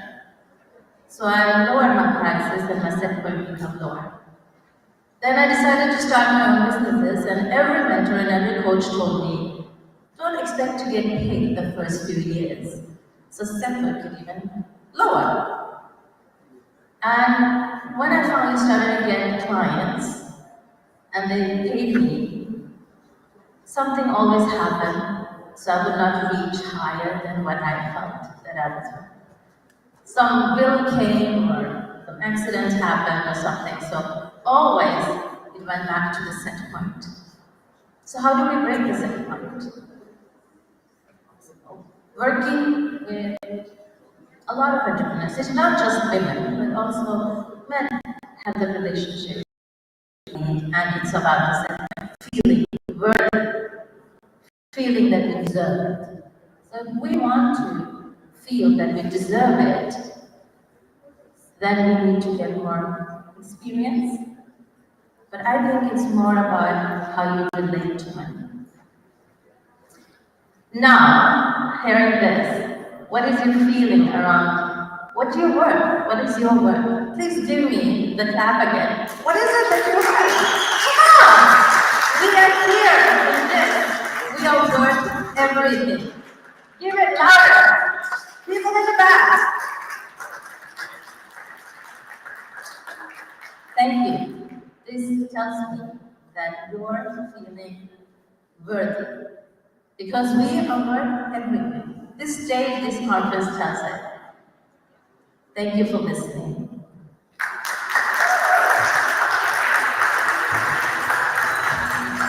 Thank you so much. I'd like to invite Dr. Herbina Aurora to give out the awards for this session. If you can come up in a minute.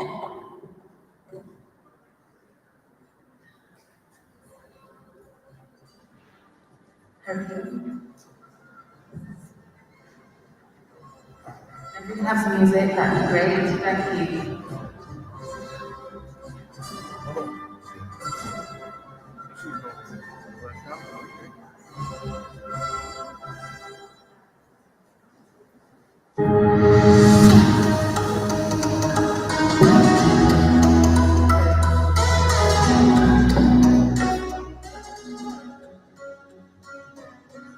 Exceptional Woman of Excellence, Lorena Escudilla.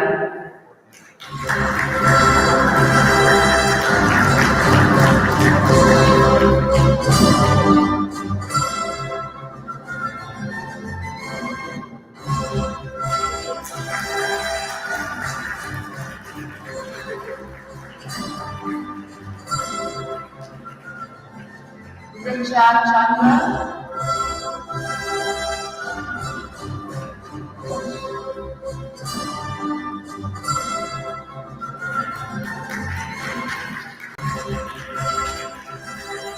Anand Nagdi Shetty.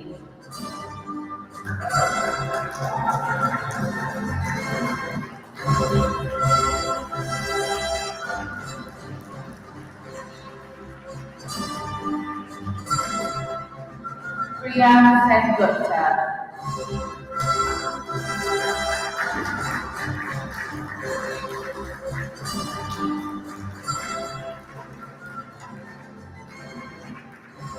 Mola Thakur.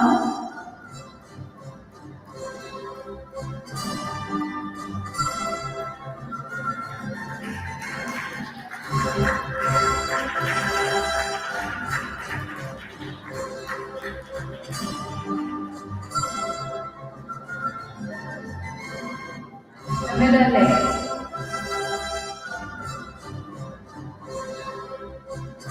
Thank you.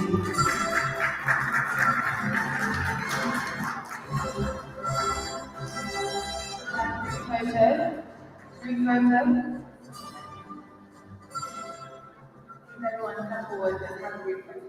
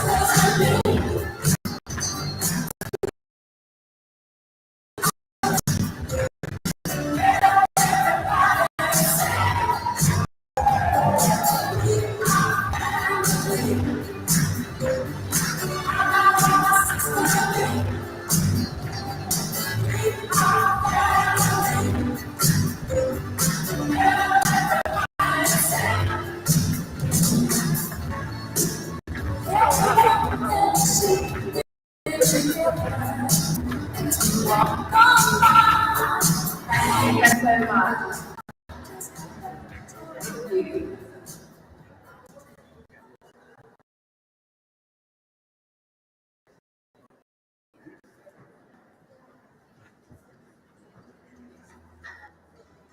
Thank you, everyone. We have just been joined by His Worshipful, the Mayor of Greenwich, and I'd like to invite him up to say a few words. Councillor Dominic Bang, please could you come up?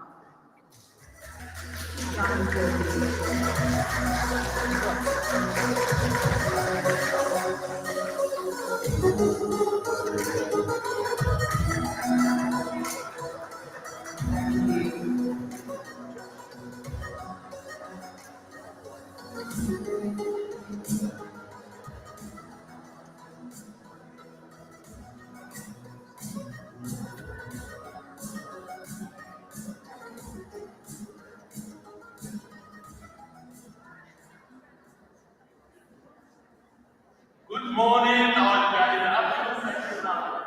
Good morning, everyone, please. And few gentlemen I can see.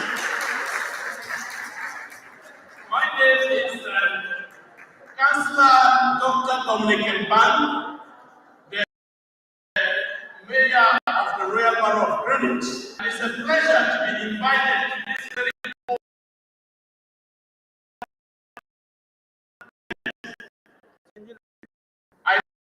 the Royal Greenwich. For you who possibly don't know where it is in the southeast, and once upon a time King Henry VIII lived in the Royal Borough of Greenwich. The naval college is still situated or was situated in the Royal Borough of Greenwich. All the guns and ammunitions during the Second and World Wars were all done in the Royal Borough of Greenwich. The king's, or now, the king's troops, either about 170 of them, are all located in the Royal Borough of Greenwich. So it is a royal borough that we are very proud of, and it is a great pleasure to be here to share with you the beauty of what women can do and the empowerment of women.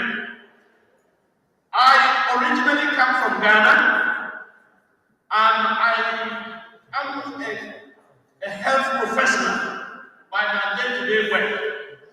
I'm a kidney nurse specialist with Guy's and St. Thomas's for the past 25 years. But I had to take 1 year off to do the mayor's job. I was elected a councillor about 5 years ago and was elected last year the deputy mayor of the Royal Borough of Greenwich, and this year took up the mayorship. We just took the mayorship for just 1 year. I would like to recognize and then appreciate the work of women all over the world. If you think about the existence of man and woman, it all starts from the woman. You keep the child in you for 9 months.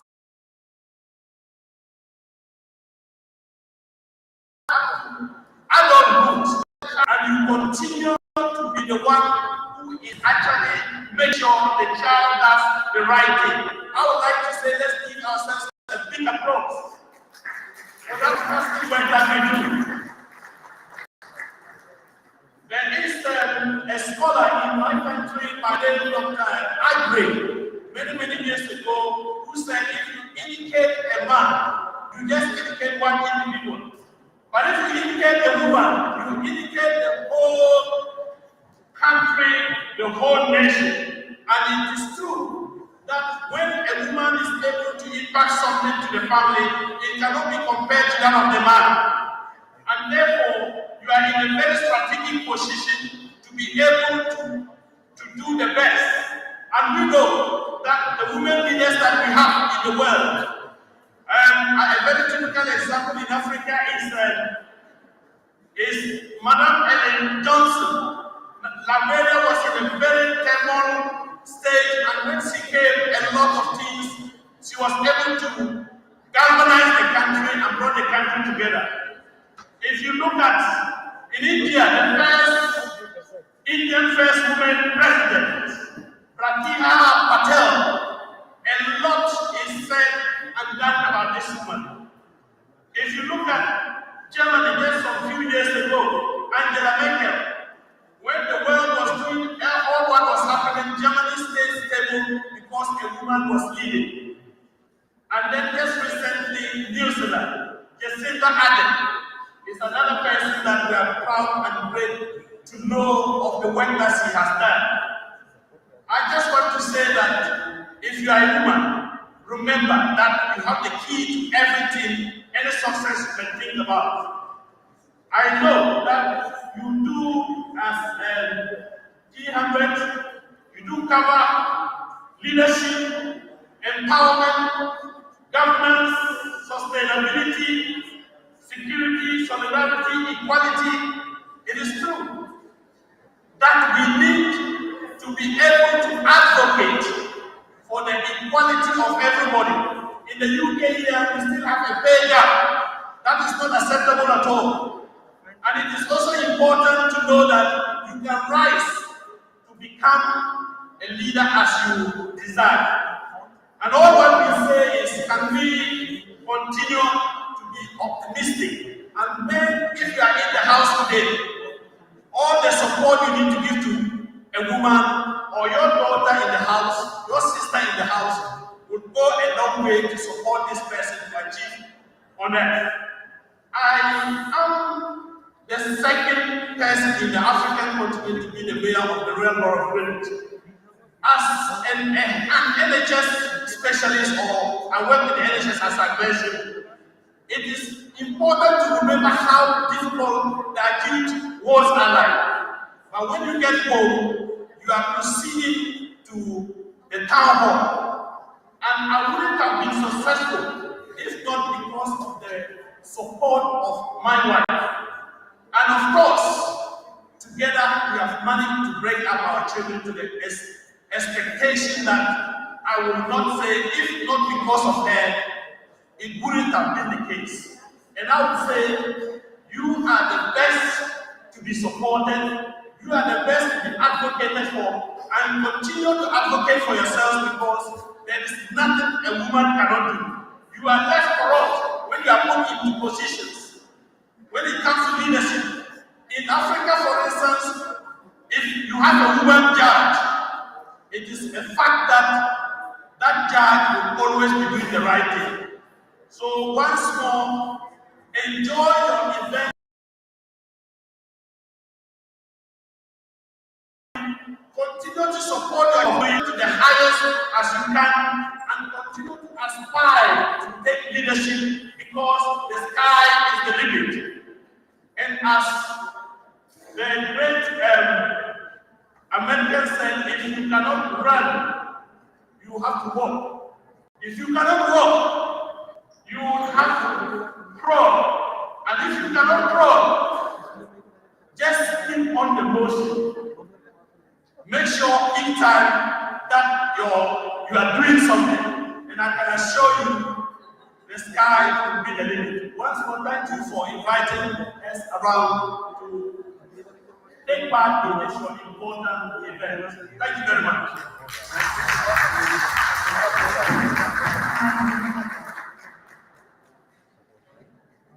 Excellency, thank you so much for your remarks and for taking the time to be with us. It is very motivating, the energetic support that you have and the vision you have for supporting women in equality and solidarity. I think that is the most important message from your passionate sharing, is that we can all do it and we are together, and the solidarity, irrespective of who we are, is what matters. I want to invite on the special occasion my soul sister Susan on the stage, please, as we present the award to Excellency. Soul sister Susan.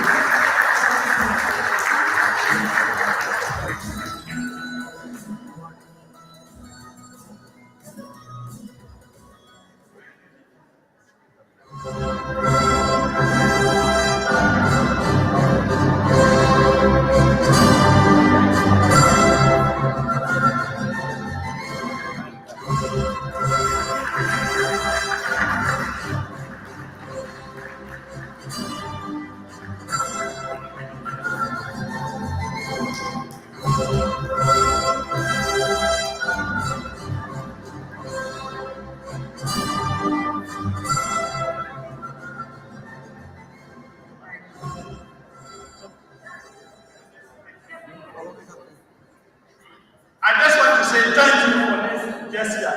It's very, very important. It goes a long way to encourage us to carry on doing the things we do.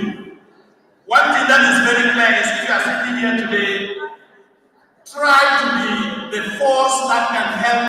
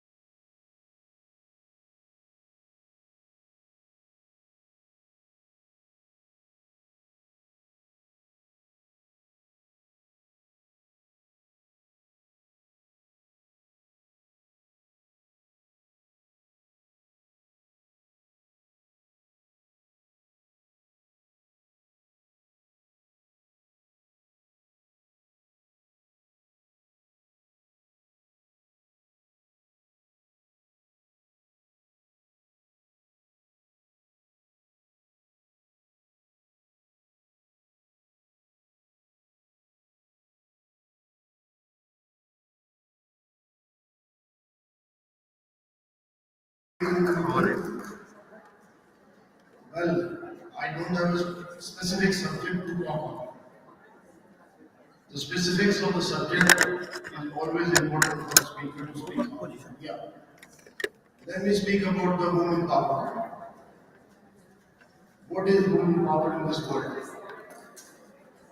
And how important it is for us. You must have heard this saying that behind every successful man, there is always a woman. And that saying is so true. One of the most important factors in life is a woman right from the day you are born.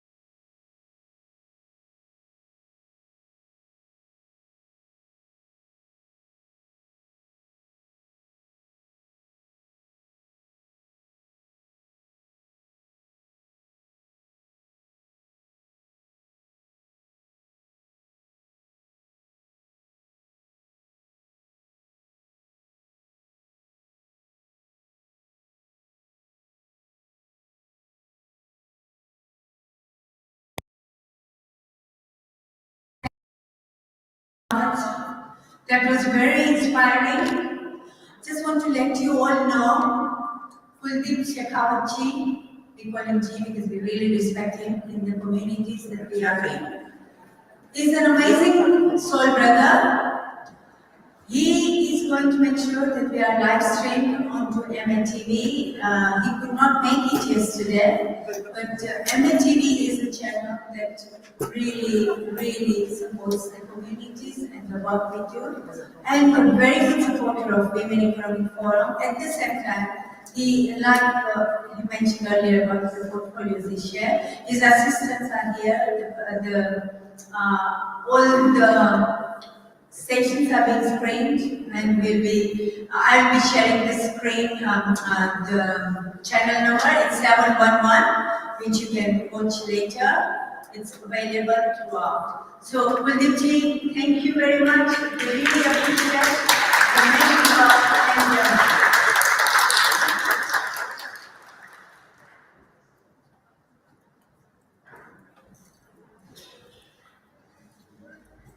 For our next session, fashion, textiles, and skill development, I would like to call for the ladies Cecilia Clementale, Dipali Mehta, yes, a round of applause please, Ana Maria Nehu, Contelaki, Jennifer Waska, Liliana Torres,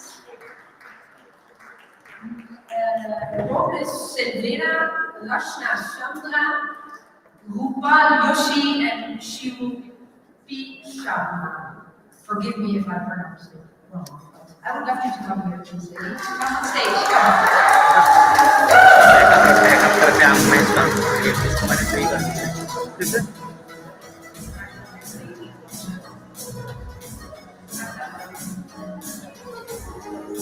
And I would like to add Ashanti Devlapal. Please. Yes. I'd like to also invite Chile from MIT, our young leader, who's also got a 3-minute speech on SDGs, to join this panel, and with that as well in London. Chile, please join us. And her mother is also here. Thank you.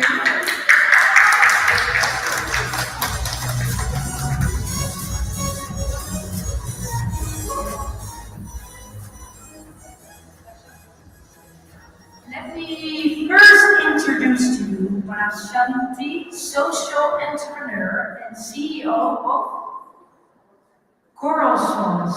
Please come here. And an applause. Thank you so much. I just wanted to say and take opportunity to thank every one of you. I'm just going to share a very small personal story. My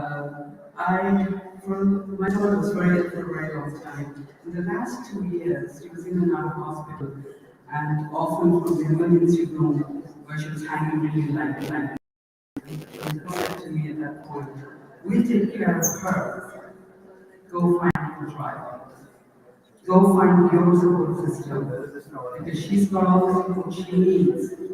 But you have to take care of yourself now."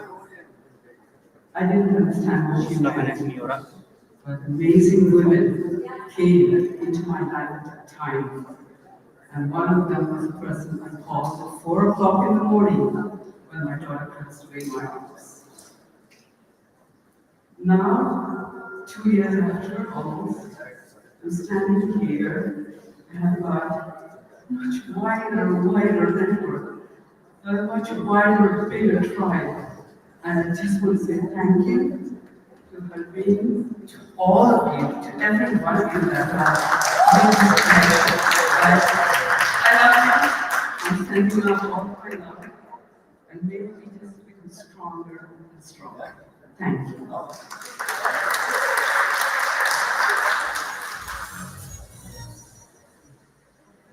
Thank you so much.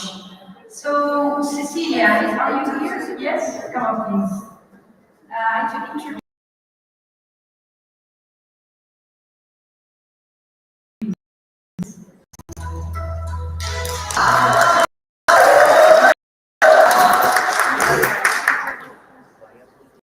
Please, no, English, hablar en castellano. Buenos días. Hola, mi charla hoy quiero compartirles un poco de mí. Provengo de la provincia de la capital. Energías a la capital sin familia ni un apoyo económico, pero con mucha determinación.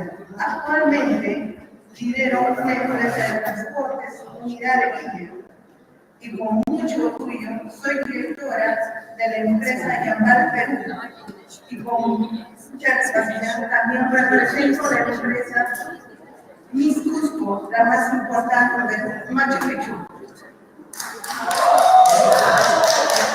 En el lugar, nosotros hemos hecho muchas labores sociales, comunicación llevando ayuda a mujeres, niños y ancianos a lugares más lejanos desde la ciudad. Juntos estamos construyendo un puente y una cultura más esperanzadora. Gracias.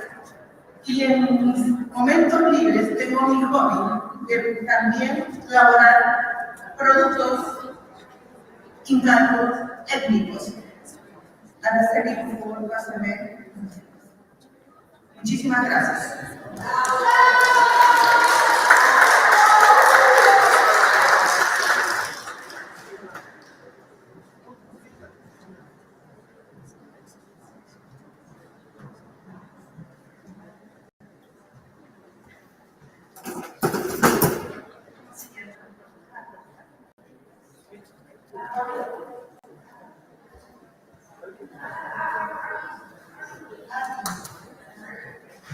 Maureen, can you please come on stage?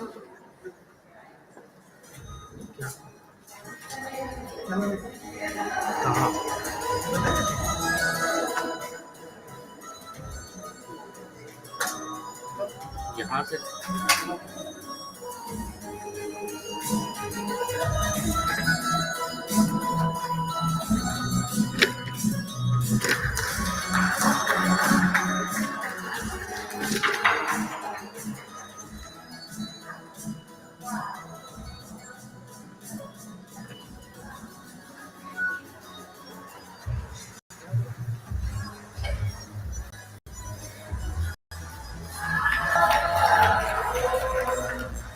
Muy femenina, ¿eh? Muy linda. Gracias.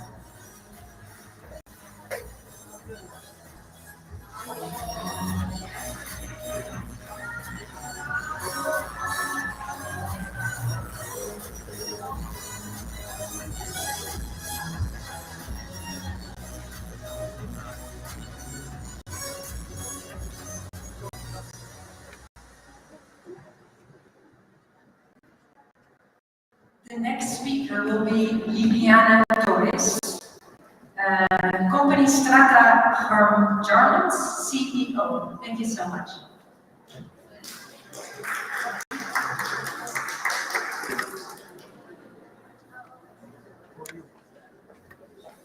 Good afternoon. I am Liliana Torres, sales manager, Strata, Peru. A company in the textile sector. Our products are exported 95% of the production to the यहाँ पर भी देखना पड़ता है angle ये metal में होना चाहिए इसके बाहर नहीं जाना Nowadays, my quality of life has improved, but I come from a childhood of the stream of everything.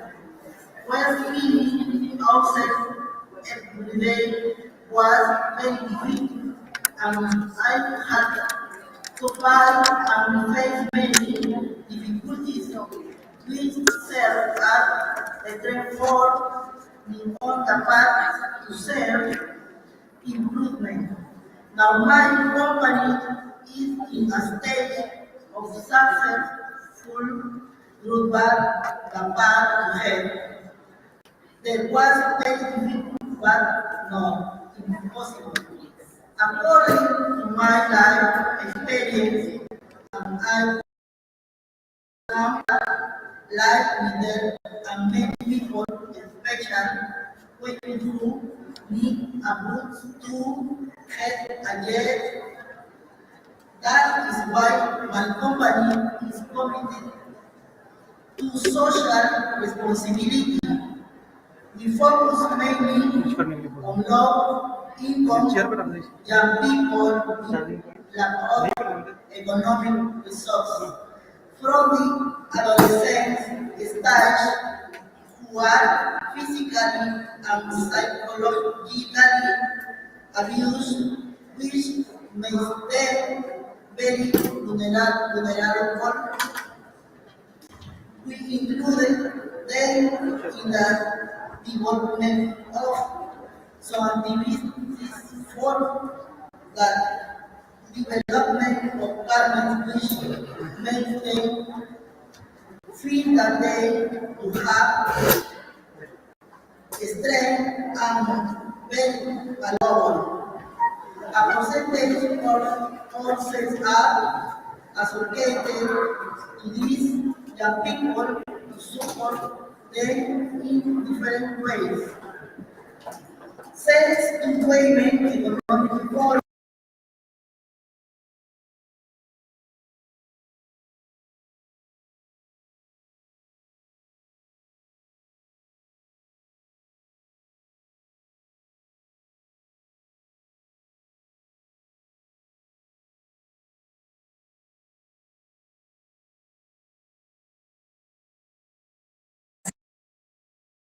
is Milagritos Robles Cervera, Industrial Support and Accessories, Gerente General de Perú. Bienvenida.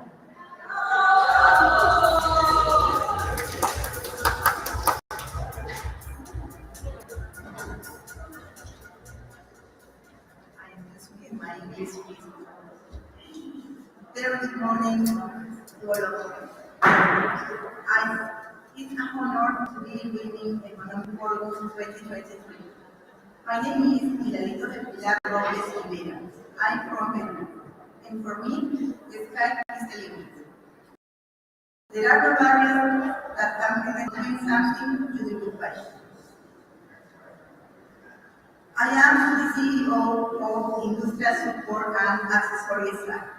My company is dedicated to the production of institutional clothing, corporate and governmental. Combined our staff and environmental care with over 17 years of experience in the textile and fashion industry. My entrepreneurship began when I resigned from my first job, where I had worked for about 18 years to take care of my needs. I am a single mother, and I know what it is like to move forward or grow, which is why one of the principles of my company is to support groups of single mothers who are victims of domestic violence by donating our surplus materials which they use for manual embroidery on various clothing items. One of my achievements was obtaining a business management scholarship funded by Goldman Sachs and Vanderbilt University, a program that was held at Pacific University. During this program, I presented a real project my company, Industrial Support and Accessories Lab, which ranks among the top 3 to the first semi-guarded graduation. Translated in English as successful women. With this knowledge, I was able to smart goals and achieve the goals of myself. It was not easy, and I had setbacks from which we managed to recover. It has been 17 years since I embarked on the textile and fashion industry. Now we have our factory, and I would like to continue empowering women, being a change agent. Thank you very much.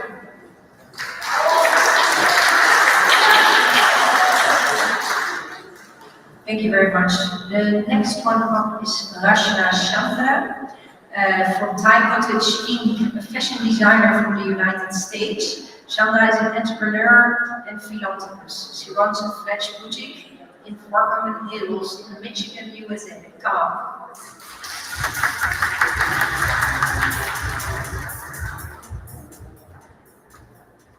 Good evening, everyone. As you can tell and see, I look like a fashion designer, and I'm one. But what is fashion? Fashion is the manner of doing anything. let it be dressing yourself, undressing yourself, brushing your teeth in the morning, or putting on your PJs. It's a matter of doing something which you love, like, and would love to do repeatedly again and again. And that becomes your style. That becomes your brand if you are an entrepreneur. I'm Rachna Chandra from Taj Cottage, a fashion boutique based in Michigan, USA. Since 2005, I've been designing Indian traditional and contemporary wear. And if you need anything fashionably, I'm the person to reach. I do have an online shop as well as Instagram, the Taj Cottage, or Facebook, or connect me on LinkedIn. Apart from fashion designing, I have another passion of sewing. So I train underprivileged women for industrial sewing, give them a better life, a positive change, give them a career, and I've been doing this since 2013. Excuse me. Talking about fashion again is something which can uplift your spirit. Let it be your mental health, your physical appearance, or anything else you would love to do and love to wear and love to be a part of it. So talking about my community service projects, I have done a huge mask mission in 2020 where I gathered 45 volunteers and sewed homemade masks, 11,000 of them, and donated nationwide across America, including the Navy ship which was docked in New York. Got a lot of recognition, a lot of appraisal medals, governor's recognition, and award from Mrs. Universe, Karnataka, Sandhu, and many more. But here I am today talking about myself and empowering others also. It has been a lovely experience last 3 days talking to each one of you. And thank you, Dr. Herbie, for putting this all together and inviting me over and share my experiences and expertise with you all. If you need something, I'll be down here in the hall after this. Thank you so much.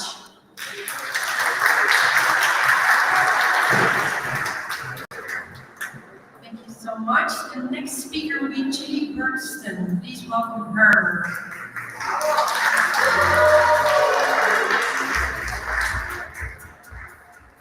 From a young age, I've always been curious of the world around me, questioning why things are the way they are, and pondering how we can make them better.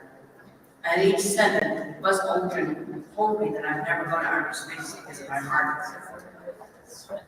He was a grown-up, someone I admired, telling me about the end of the conversation. But in my eyes, my pacemaker was not inspired, I developed an idea that disabilities could be hypermobility in space. 2 years later, I presented this theory at MIT during the 50th anniversary of the Apollo missions. Shortly afterward, the European Space Agency announced the selection of their first ever disabled astronaut. I made a difference, not just on Earth, but in outer space. And I was only 10 years old. None of this would have been possible if an institution like MIT would not have given a child a table, a seat at the table, and a platform. Experiencing most of my life in hospitals and undergoing 21 surgeries, I've witnessed the incredible resilience of young people firsthand. I've seen kids face challenges and bounce back stronger from all sorts of problems. I know that if young people like me can go through anything life throws at them and still persevere, then I know that they can change the world. You just need to give them a voice. When I was 11, I was introduced to the United Nations Sustainable Development Goals by Dr. Daniel Wood, a professor at MIT. I was fascinated that adults had taken the time to look at the disparities across the globe and create a list of what needed to be solved in order to have a more peaceful existence for all. They created a unified vision that addresses the problem that I've been sitting on for years. If youth can be introduced to 17 much-needed goals at an earlier age, would it allow us as a generation to come together and solve them? But there are some people that say young people don't know any better, and they cannot do anything to help the planet. But the truth is that young people are fully capable of seeing real issues that exist in their own communities and creating solutions to those problems. With private and public partnerships, we can have a seat at the table among the leaders and doers of the world, and work towards the guarantee that our generation is the last generation on Earth. As a 16-year-old, I will always vow to work on projects that aim to meet and exceed at least one of the UN SDGs. Will you join me in committing to solve UN SDGs and listening to the innovative voice of our youth in our communities? We aren't working for a better tomorrow at this point. We are working for a better tomorrow for all. Thank you.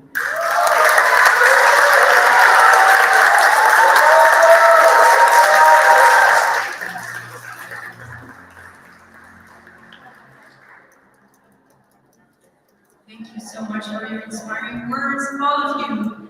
I would like to give you your words. So please come up, Rashida.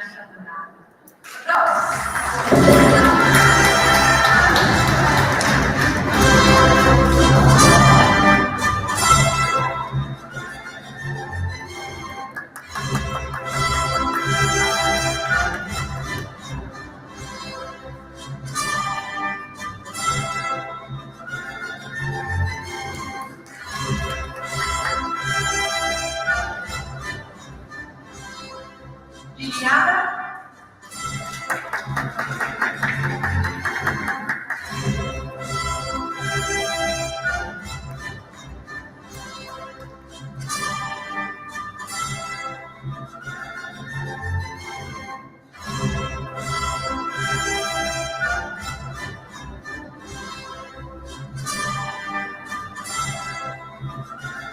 Cecilia.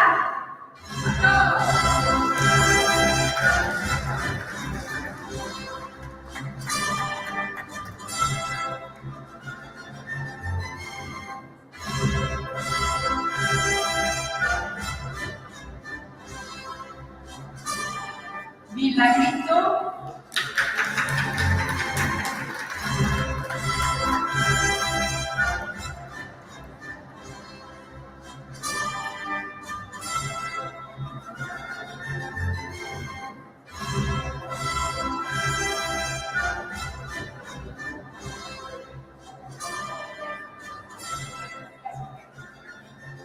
For the young leaders.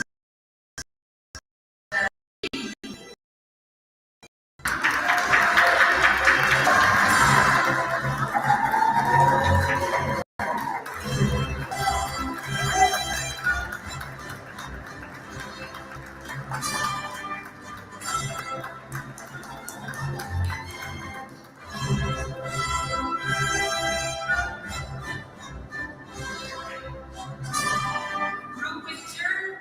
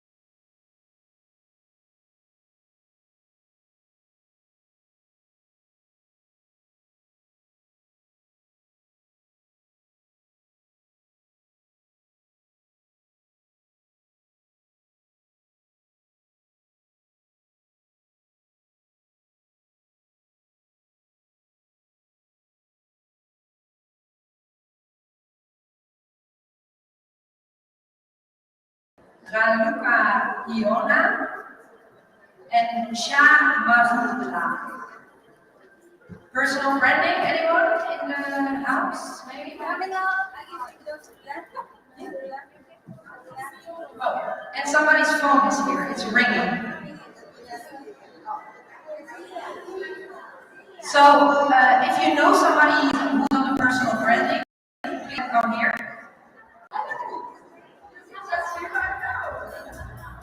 You look like you get a good personal branding.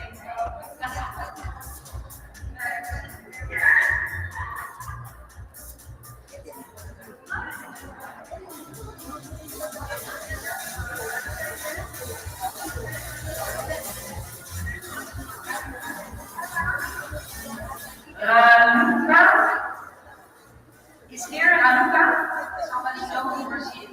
Yeah.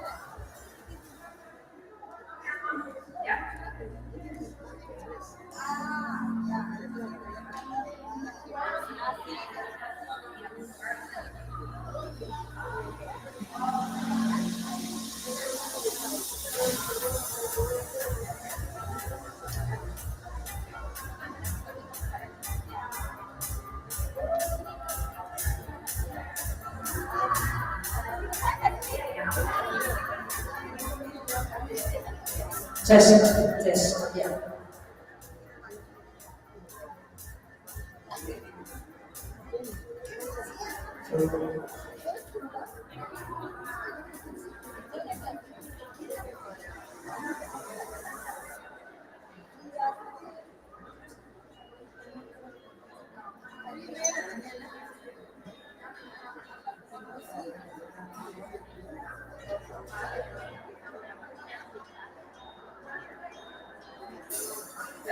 Just an invitation. This is for everybody here, so please listen. You are all invited for tonight's dinner at 7:30 in this place. So on this table there will be dinner for all of you, 7:30. So if you're leaving, please come back. Let's start with the personal branding. I'm too tall for this. Yes, I would love to introduce to you Lee Wolferson from Sweden. She has the Vlog Academy and I Storm Woman. She's the founder of the Vlog Academy, creator of I Storm Woman and Speak Up Woman from the UK. Applause. Hello, it works. I'm going to take you to the stage. Why not? That's why we're here, isn't it? And we do need to see more women step forward, and that's what I'm all about. So my name is Lee Elverson. I'm Swedish originally. I live here in the UK. I'm the founder of the Vlog Academy, and I am a brand photographer, and I also run a community for women called I Storm Women. And we're all about stepping forward and encouraging women to speak out to make a difference. We need more women on the stage, everywhere in our communities, in society, and the help. So this session is about personal branding, and what is that then? I want to talk about what I would like for it to be from now on. So personal branding, I think most of us know what it's all about. Since the beginning of social media, we all have to step forward one way or the other. If you're have your own business, if you're an entrepreneur, if you're self-employed, if you're a professor, if you're someone who has expertise to share, you are your own brand, and you need to manage that. When I started in film, very high-end film and TV production and commercials, maybe 30 years ago, I worked for huge international companies like Procter & Gamble. I worked on commercials for Kellogg's, Volvo, Ericsson and the like. I worked on James Bond films and Harry Potter films. And let me tell you something, that was not personal. So around 10 years ago, I started working more with people, with their own businesses, and predominantly women. And I found my passion. I absolutely love working with individuals. It is very, very fulfilling. But of course, with social media, Instagram, Facebook, YouTube, a lot of the entrances we made were not entirely authentic. And I had to step forward as my own brand. I wanted to be like a mixture between Chanel and a good champagne. So how do we create that? Well, as a brand photographer, I soon realized that my photography didn't align. It didn't match that vision at all. My photos were deep blue and green with lots of golden sunsets and sand. And of course, the trend at the time was very pale aloe vera and cactus. So I had to drop that and step into my own personal authenticity. And that's when things changed. That's when things became real for me. That's when I started feeling that I was making a difference. That's when I started feeling aligned with my own brand. And with AI taking over a lot of what we do more and more, I think that this authenticity is more and more important. You need to be your unique selves when you step forward. You need to stay aligned with your own deepest core values and speak up about them. That's when you are going to feel connected with your brand. That's when the brand is speaking on behalf of you. You're not speaking on behalf of an unattainable brand that is a dream of yours. So please, when you step forward, be yourself. You are all unique. We need that. We need to see people who are themselves. There's so much fake going on at the moment. The world is a bit of a mess. We need people who step forward with integrity to tell truths so that we can create new credibility and trust in people.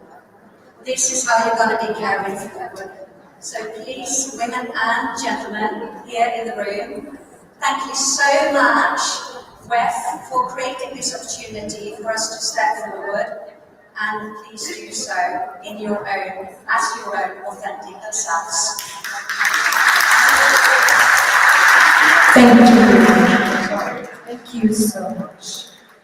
Our next speaker is Raluca Ionaman, who is a brand, who is a brand strategist and international business consultant from Cyprus. Thank you so much. Thank you. Hi everyone. I have a big favor from all of you. I would like your undivided attention for 10 seconds because I want to share something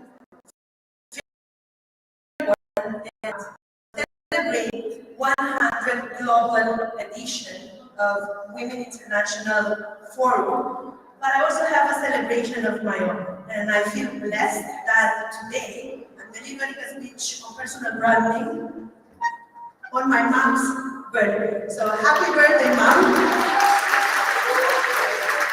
She's waiting for some photos, but I felt so connected with all of you that I feel that I need to share this because we're sisters and we're not strangers anymore. And now, going back to personal branding. Many times, as business owners, as founders, we're asked, how do you do it? How can you manage to travel, build a business, involve in new projects, and still have free time? How do we do that? Well, 99% of the time, my answer is through a strong personal brand. Why? Because personal brand is not just the foundation of any successful business or individual, but it's actually one of the most important bricks. And imagine this, when you start building a house, you start with a solid foundation. You don't start with the walls or with anything else. So think about that on personal branding. And especially now, times change and are changing constantly. And now, even more than ever, each one of you should leave a mark in this world. And know this, and this is a food for thought question. How would you feel if you live in a world that individuality is suppressed? where you can't show your own talent, your own authenticity. I don't think we want that, isn't it? Nobody wants that. We're fighting for our freedom and we're fighting for our authenticity. And this is what part of personal branding is. But it's not just that. It's your storytelling and the way you put yourself out there to the world. This is very important. Think about the people that you have or you have in your lives that make a mark on yourself. I know I have some. One of them was my grandfather, who passed away, but he still has his mark on me. And this is something that each one of you should have in mind to follow so that you too can leave your mark in the world. So be authentic, because this is extremely important. Don't be afraid to show up and be unconditionally yourself. Don't fake it until you make it. Show your true self and do your best to inspire all those around you. And think about three other extremely important things, my 3 C's. Consistency, commitment, and proper communication. Speak up, use your voice, because this is another important thing when we talk about personal branding. And because I want to leave you here, think about this. Oscar Wilde said, be authentic, be yourself, everybody else is taken. World is tired of copies. World is tired of pushing themselves and trying to be something else that they are not. Be yourself and don't be afraid. Dare to be apologetic to you, and the world is waiting for each one of you to make your mark. Thank you very much. Such an important message. Thank you so much. Please, ladies, take care of yourself, because if you can't take care of yourself, you can't take care of others, right? Okay, for our next session, we're going to healthcare and wellness, mentoring and motivation. I'm asking for the following ladies to come up. Aditi Arora, Adria Bischos, Amelie, Nadine, Amisha, André, Angela Middleton, Dr. Natasha Patterson, Monica Sati, Lily, Rachel, Chatterjee, Nico, some rich Shanu Gupta. I'm so sorry if I pronounce it wrong. My last name is also terrible, so sorry for any wrong pronounced names. Sunita, Susan Fayena, Thomas, Tassadit, Chair Fo, and Yvonne Wignan. Please come on.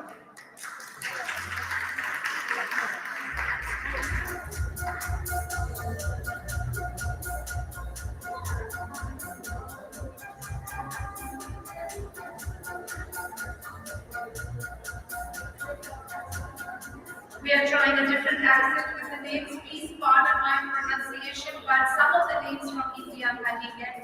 Aditi Arora, Adrija Biswas, Ambreen Nadeem, Amisha Bhardwaj, Andre Purnell, Angela Middleton, Natasha Patterson, Monique Saki, Liz Hassan, Mrinalini Rachel Chatterjee, Neha Sonic, Nagoin Bawa, Ruchi, Samriddhi Shu, Shara Gupta, Sunita Bhuyan, she's not here, Susan Fashana Thomas, I know she's here, Tassadit Sherfawi, and Yvonne, I know is here as well.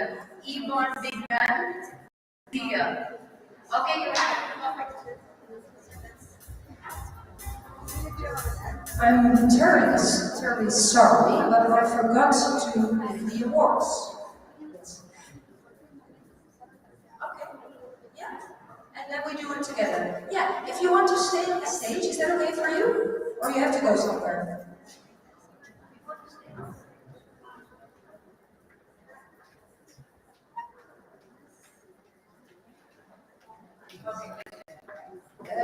We'll do these awards. So please, can I have a little music?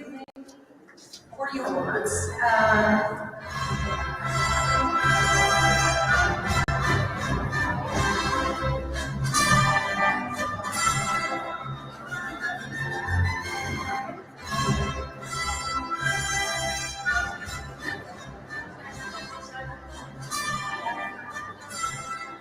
Raluca.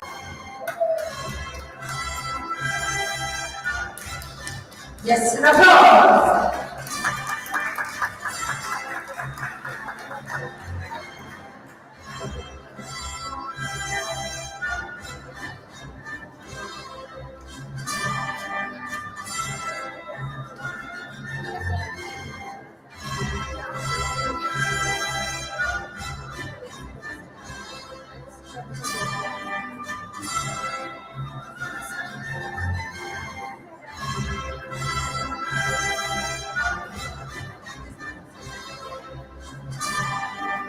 And me for Woman of the Decade.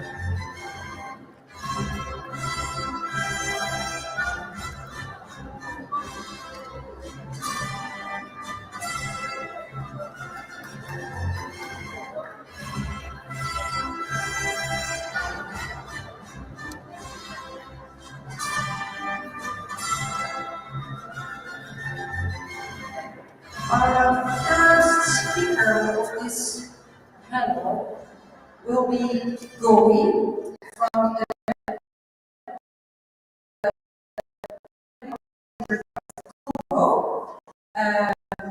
the 90th prize at the Chain Festival competition on behalf of Belgium. Please come on.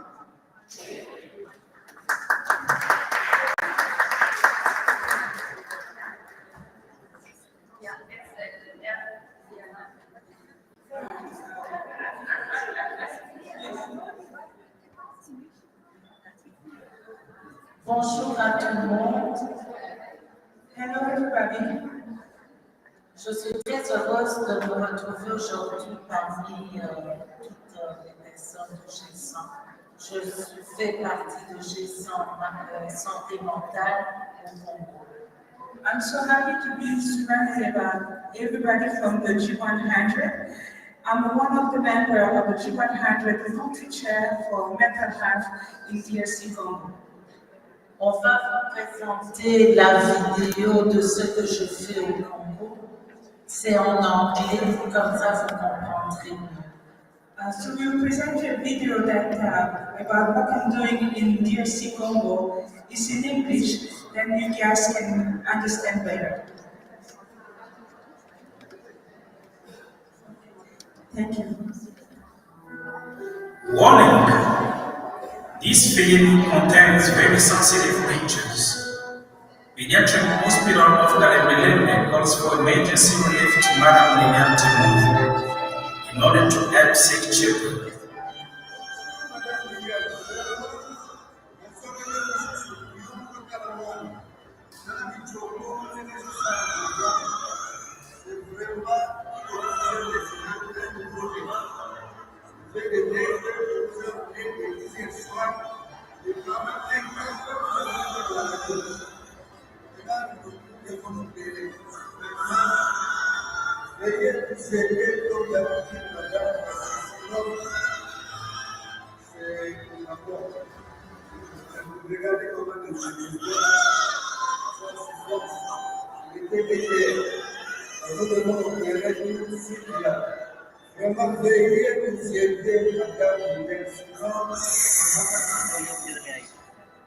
Who is Lilian Temu?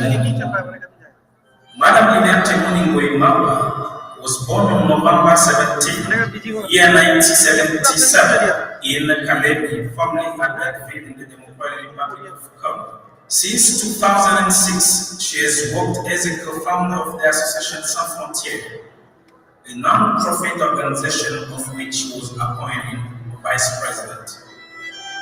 She brings to this position a knowledge and in-depth experience in the humanitarian field. Before turning to humanitarian work, she studied hairdressing and aesthetics in Belgium at the Beaux-Arts, winner in 1984 of the Cannes competitions. Representing Belgium, he has won prestigious prizes in the field of hairdressing.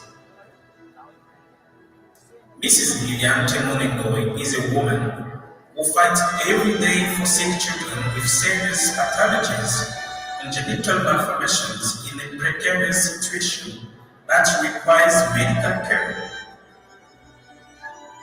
The reasons that push her towards humanitarian actions is the fact that she gave birth to twins on September 5, year 2000, who are diagnosed with Down syndrome. She discovers this disease and the care associated with it. She devotes herself to monitoring her twins and their development. She comes up against the gaze and the difficulty.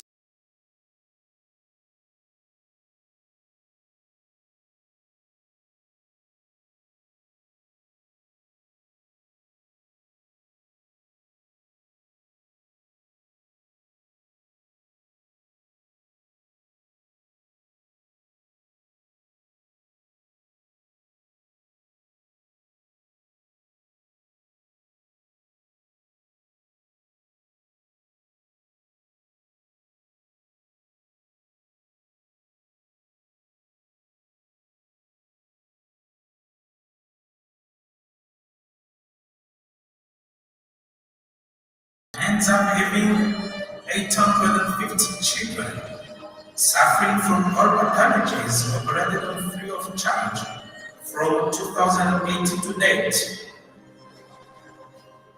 By their courage and their strength of character, she could not uphold those to get help. He is her nickname, the beggar of children. It also takes care of 160 children with Down syndrome for the year of medical care, such as ophthalmology, orthodontics, dentistry to improve the quality of life. She leads numerous campaigns to raise awareness among the parents of these children with Down syndrome of their potential and their learning. It is on the basis of all the actions that Mrs. Lilian Temonengoy was appointed ambassador of the Red Cross of the DRC.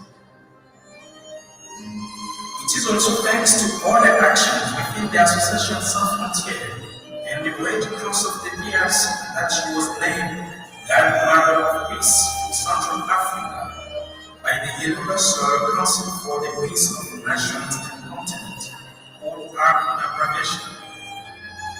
Madam Lilian Temonengoy fights every day to save children but offer them a better life thanks to her medical intervention. As she likes to say, a well-cared for child is a healthy habit.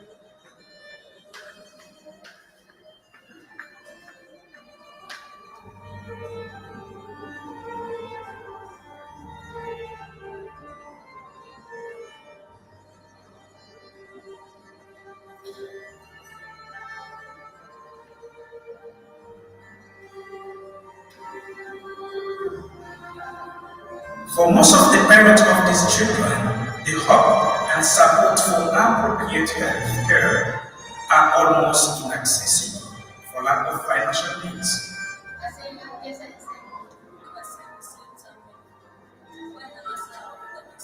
ACF, Association Sans Frontières, comes every year to help children with Down syndrome, disabled children, and children who are victims of various congenital malformations. I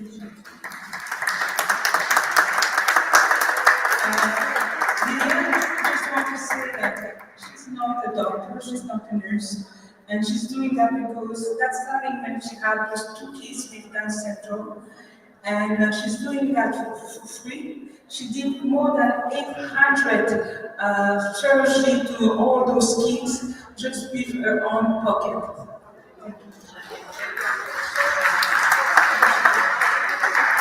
Thank you. Merci. Thank you so much, and I want to recall that it's so brave of you all women to come up on this stage, maybe talk in your own language or whatever, to just stand here and do your talk. So I just want to say that's so brave of all of you. The next I would like to call is Rachel Chatterjee, a postgraduate student pursuing her Master in Science in International Marketing and Entrepreneurship from the University of Essex. Thank you.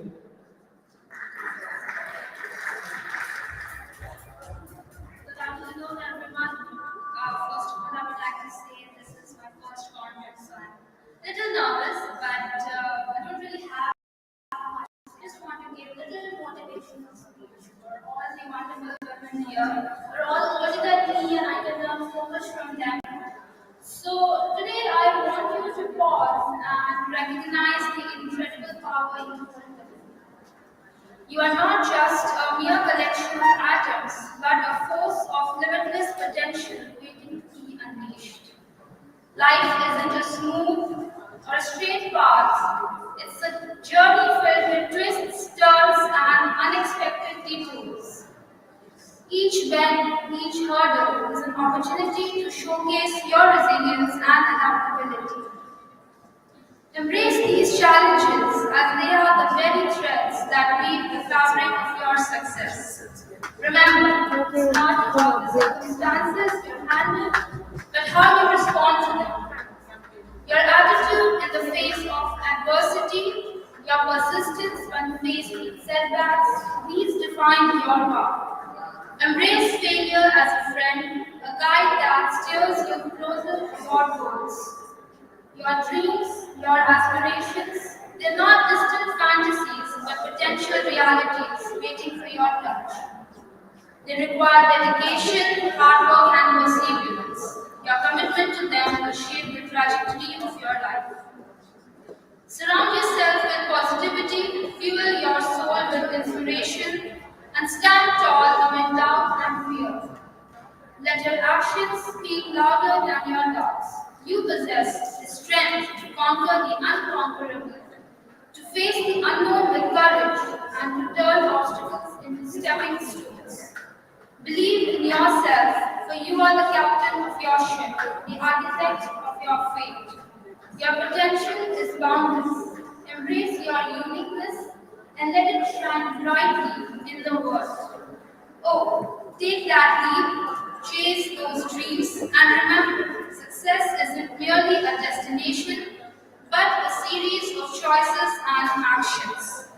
You have all it takes to conquer your dreams. Go out there and show the world your extraordinary power. Thank you.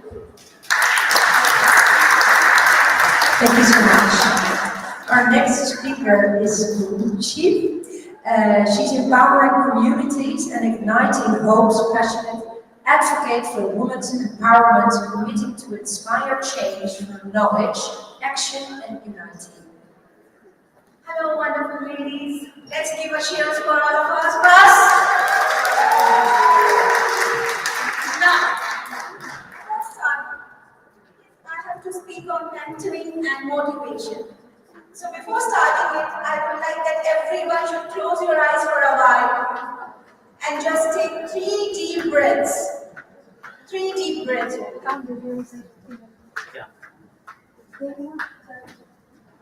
So, all of you would have just thought of something while taking the deep breaths. And the first thing that comes in our minds, in our hearts, in our souls is the joy we are speaking of. And that is the motivation, that is the mentoring actually. We are talking a lot about mentoring and motivation, which comes from external actually. We used to say this, but no. This mentoring and this motivation is self-mentoring and intrinsic motivation. And that intrinsic motivation comes from you inside. Today, before starting it, let me tell you about myself. I born in a very orthodox family in the rural area of India, where I had not many number of siblings, and I was a sinful element in my family who was the victim of female infanticide. Somehow I survived.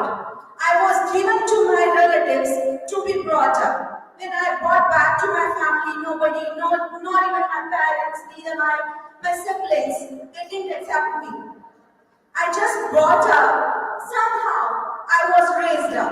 When I was raised up, my dad had lost his business. He lost his legs in the accident, and I was the person who brought up my family, my siblings. Still, my mother never accepted me. And I was prohibited from studying. That was my age of 16, where I decided that this is my goal. I will study, I will educate myself, and I will educate the society. I had been working from last 22 years in the rural area of Haryana, where I have taught more than 14,000 students. And out of that, almost 8,000 are girls who are being brought up in the area where girl education is still prohibited. And they are asked to be remain in the ways. They are not allowed to go out of the houses.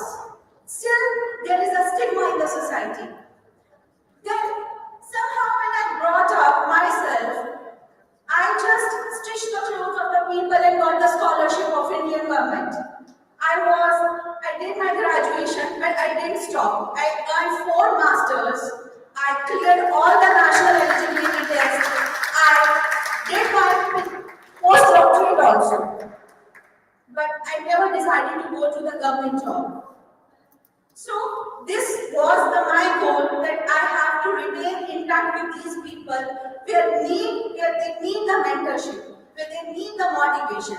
And it was me who wanted to be the sole mentor for them, and still I'm doing that. I came to this UK after just a month ago, and I wanted to learn something more. I'm resuming my studies after 16 years in the 50s now. Can you imagine how difficult it would have been for me to sit with 22 years students, and I'm 50. They are like my kids. But see, I have decided that I'll be mentoring for everybody throughout my life. So this is the thing, that mentoring and motivation, these are the symbiotic relationship. And we have to broaden from within ourselves. And what am I doing right now? This is the thing what I'm doing now. What I have earned throughout my life, I spend on these girls, these students, those people who are prohibited to study. And I told them that education is a weapon with which they can fight all their atrocities of their life. Literally, I became my self-mentor when my mom, after my dad's death, she wanted me to marry a man who was double of my age. At the age of 25, and I was supposed to be honor killed. I ran away from my house in the night, and I survived somehow, and I established myself in that rural area where I was supposed to work and let the people know that who am I and what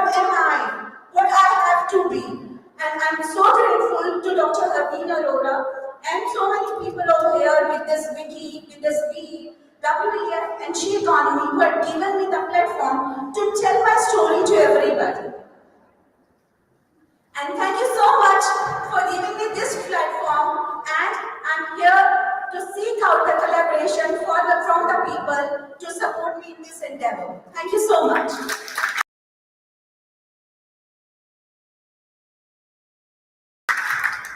I would love to recall Prakti Dutt, a level 4 fitness trainer and nutritionist, founder of Keep Well Mantras and Cove Skills mobile app. Would you like to talk, please? Hi everyone, it's an honor to be here in front of so many powerful women and men. And it doesn't come easy to anybody. It doesn't come easy. But if it was easy, anybody would do it, right? So why are we special? We are unique because we fight. We know how we can surpass that pain, that roadblocks, that barriers that we have in our head. And not just that, we women are powerful because we not just support our own self, we support the women around us. And that's the best part about women as a human. Women are beyond imagination, powerful, strong, and brave. I'm Prakti Dutt. I'm a level 4 qualified fitness trainer. I'm also a level 3 qualified nutritionist, but that's not just it. I left my career being a chartered financial analyst. I'm a qualified postgraduate in finance. I used to work in city, but I chose my passion over my career. I left my job back in 2020 after my second son was born because I was in a lot of depression, a lot of anxiety. I didn't look what I do right now. I was size 16. I was way more submissive, very, very timid. I couldn't face the society. I knew something has to change. So I started with myself. I started transforming my own self. I took myself down from size 16 to size 0, helped people do the same, and launched my company, Keep Well Mantras. I help people all over the world. My program is global, and the one thing that's unique about me and my program is my body is the only equipment I use. My workouts are home workouts, body weight workouts that help you strengthen not just your core, but makes you strong in here as well. All my training can be done anywhere. I don't use gym. I don't tell people to go to the gym. I take that mindset away from people and make them do all those workouts that can actually transform, shape, shred from home. My mobile app was launched this year. It was a big milestone for me because that wasn't something I ever thought I would do. But I'm overwhelmed with the love, the respect, the amount of support I get from my ladies, my members all over the world. I have transformed over thousands of women from their home, from the comfort of their home, not having them go to any outside gym. And that's the mindset that changed. I'm also a nutritionist. I mentor people. I support people in their journeys. I have a team of coaches as well. And I also work as a corporate underwriter. So that's me. One thing that I would tell everybody along with what I do is I also never ever give up on my dreams. I think we always believe that because everybody else. So even though my dreams might be small, but they are huge for me, I don't give up on my dreams. Thank you very much. Thank you for listening.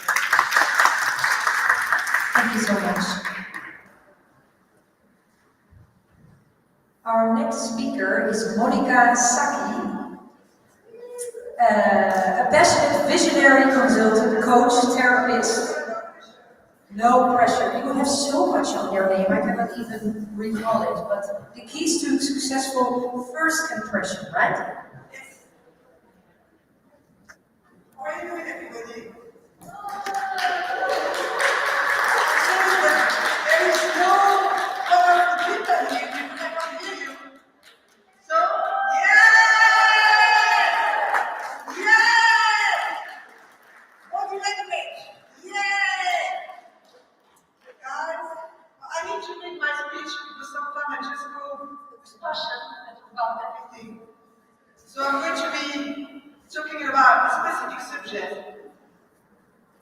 And you will understand, coming from someone like me, who's been very shy, and I am shy, I use the power of communication to be here, to be able to speak in front of you. For me, the power of communication is connected with image, first impression, and well-being. It can be your best friend or your worst enemy. The way you present yourself to the world and the way you feel about yourself. There is a gentleman, Dale Carnegie, who said, there are 4 ways and only 4 ways in which we have contact with the world. What we do, how we look, what we say, and how we say it. And I will add, it's also how you feel about yourself. Being or not a public figure, you're still visible. Living in a world full of competition and doing a good job is not enough. A poor first impression can help you step away from being successful in your life, personal or professional. So, why not to boost your confidence, your self-esteem, and refine your communication, verbal or non-verbal, inside out, in order to get the positive impact you are looking for. Your image, and I'm talking about the visual appearance now, is a reflection of the message you are sending in less than 60 seconds to your audience. In this competitive world, you don't want to be put in the corner. You want to be in the front. Being confident with your uniqueness and be visible in the crowd for the right reason in order to move forward in your life. Remember, it's all about you and the message you are projecting through your image, visual appearance, body language, what you say, how you say it, and how you feel about yourself. It's all connected. This is part of the power of communication. Transform your image and confidence inside out in order to transform your life. Not only you, but also the ones around you. Make most of the first impression, because a second chance will never come. If you want to be taken seriously as an individual, as an entrepreneur, as a leader, and win the first impression, wherever you go, it's time to work harder on yourself. Jim Rohn said, learn to work harder on yourself than you do on your job. If you work hard on your job, you can make a living. But if you work hard on yourself, you will make a fortune. Communication is a powerful tool that gives you superpower. Use it with kindness and compassion, with yourself first, then with your close one, and with your audience, men, women, children, students. Believe that change brings a positive impact. It's time to stand up, to be seen, to be visible, and to be heard. It's time to impact positively people around you, but also everyone. Thank you very much. And I would like to thank Dr. Laura, thank you so much for inviting me to this beautiful event with those beautiful souls. Ladies and gentlemen, brothers and sisters, work on yourself first. Clean what is inside and blocking you, and move forward in your life. Thank you. Thank you.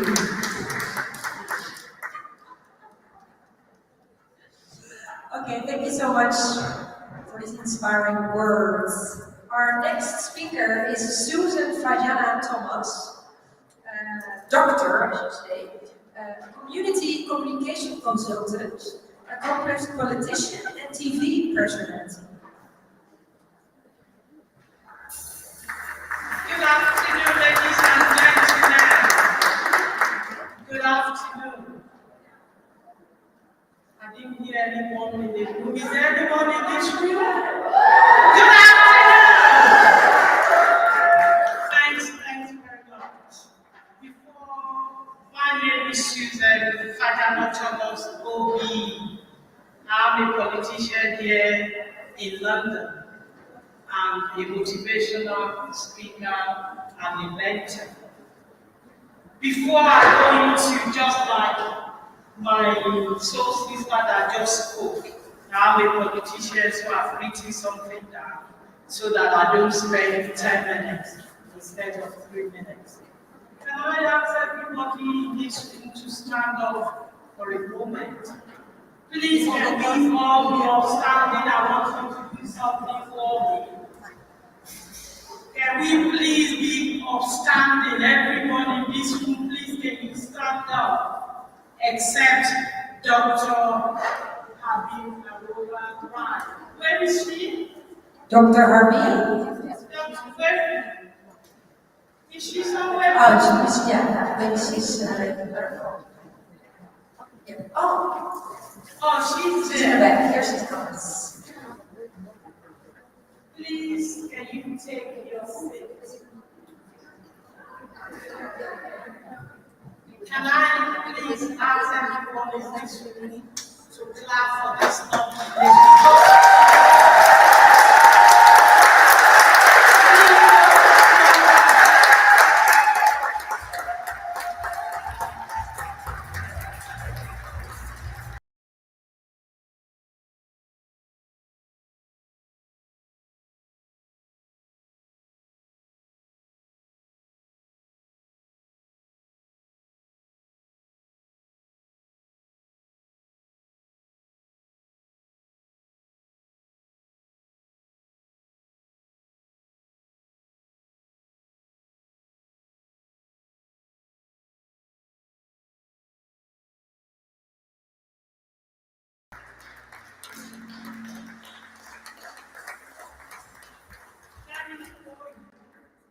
For inspiring us, for motivating us, for curating opportunities and platforms for women across the world.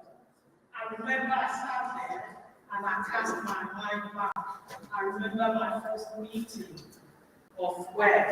It was at the Universal Peace Federation office at Nottingham Gate in 2015. And I was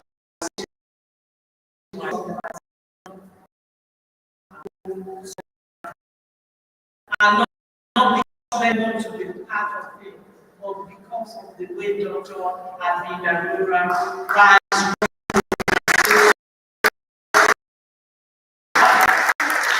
whenever she says,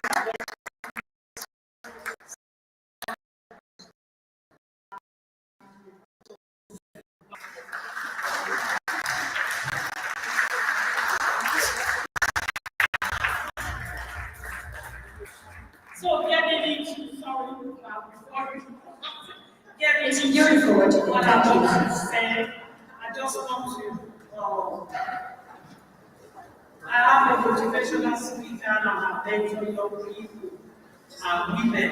And the mentoring that I do with young boys and men in London is about supporting vulnerable people. I started back in 2018.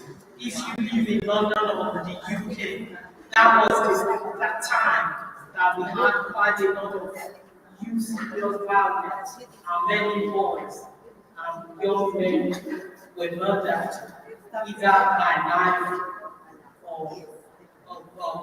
dog in London. And I said to myself, I've worked with the police for quite a long time. And when you speak to these young boys, you just imagine how can an 18-year-old be saying to you, everybody died, so our voice in death.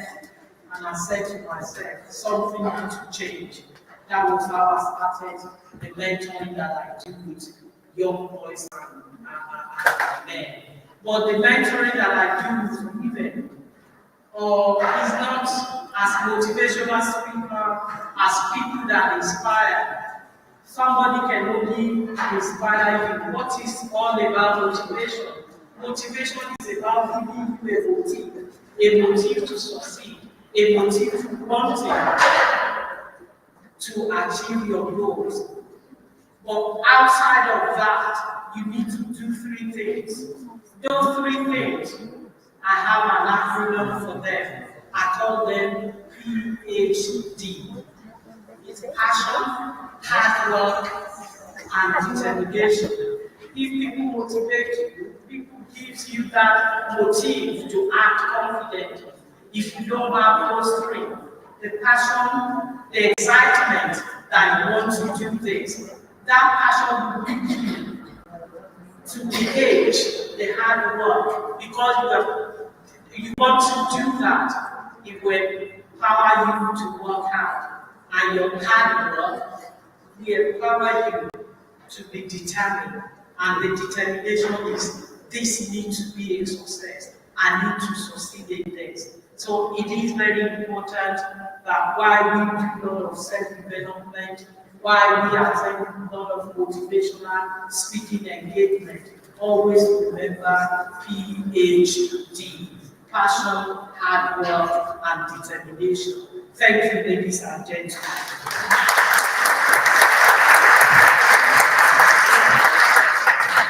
The next speaker has a flight to catch, so we'll do an award in the meantime to make it a little bit alive. Okay, Patti, you are here for your award. Come up stage.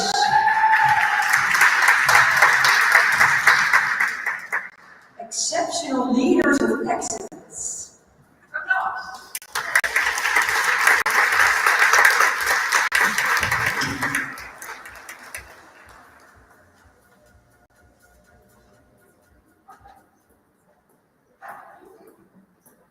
No music. We want some music.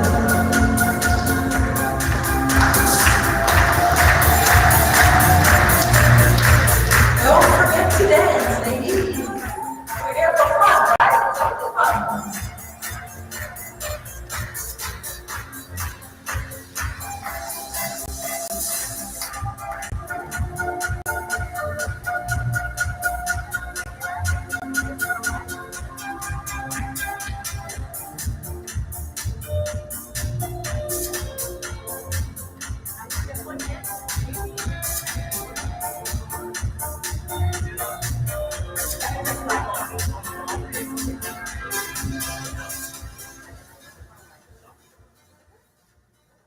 Our next speaker is Lise Hassan, a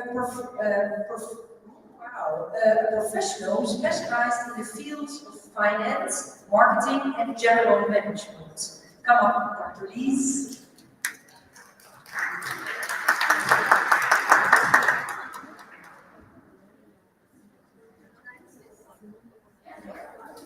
Thank you so much to the beautiful MC today. First and foremost, Assalamualaikum warahmatullahi wabarakatuh to all my Muslim sisters, and a very good evening to everyone for being here today. And this is my first time. I'm very, very honored to be invited to be here and to be with everyone. And for that, I would like to thank this beautiful lady, Dr. Habib, for accepting us from Malaysia. Everybody knows what Malaysia is? You know what Malaysia? Alright? You should come to Malaysia one day. This is really beautiful. We have the sun, we have the rain, we have the ocean, we have the mountains, right? So you're all welcome to come to Malaysia, and we have here some of the sisters from Malaysia together with me. And for that, I also would like to thank Dr. Hatini for inviting me and recommending me to be the country chair for mentoring and motivation. For that, thank you very much. My name is Lise Hassan. I'm a serial entrepreneur. I used to work in the corporate sector for many, many years before I decided to become a serial entrepreneur. And that was accidental because I've been very little, but I have 6 children, 5 girls and 1 boy, and I have 2 grandchildren. All right, and that means me as a woman, it was very, very tough for me to be in the corporate sector. So I was asking myself what would be the best option for me at that time. So I decided to become a serial entrepreneur. When I see that, I tried many things. It was not easy. It was like painstaking with small children. I had to run here and there with no aid, and everything we have to do ourselves. I think most of you guys understand what it takes to become an entrepreneur. And because of that, I decided to embark on the learning to create this company for me to go out there and share my experience and for me to mentor and motivate others as well. I'm very happy to say that my first mentoring session was I decided to actually become a mentor with the Cherry Black Foundation. All right, that was many years ago. I took the opportunity. I said, okay, what the heck? No, I didn't know what it takes to be a mentor, but I wanted to learn how to mentor someone. So I decided to register myself with Cherry Black Foundation, and it was a failure. Okay, I can tell it was a failure because I didn't even know how to even speak and connect to another person.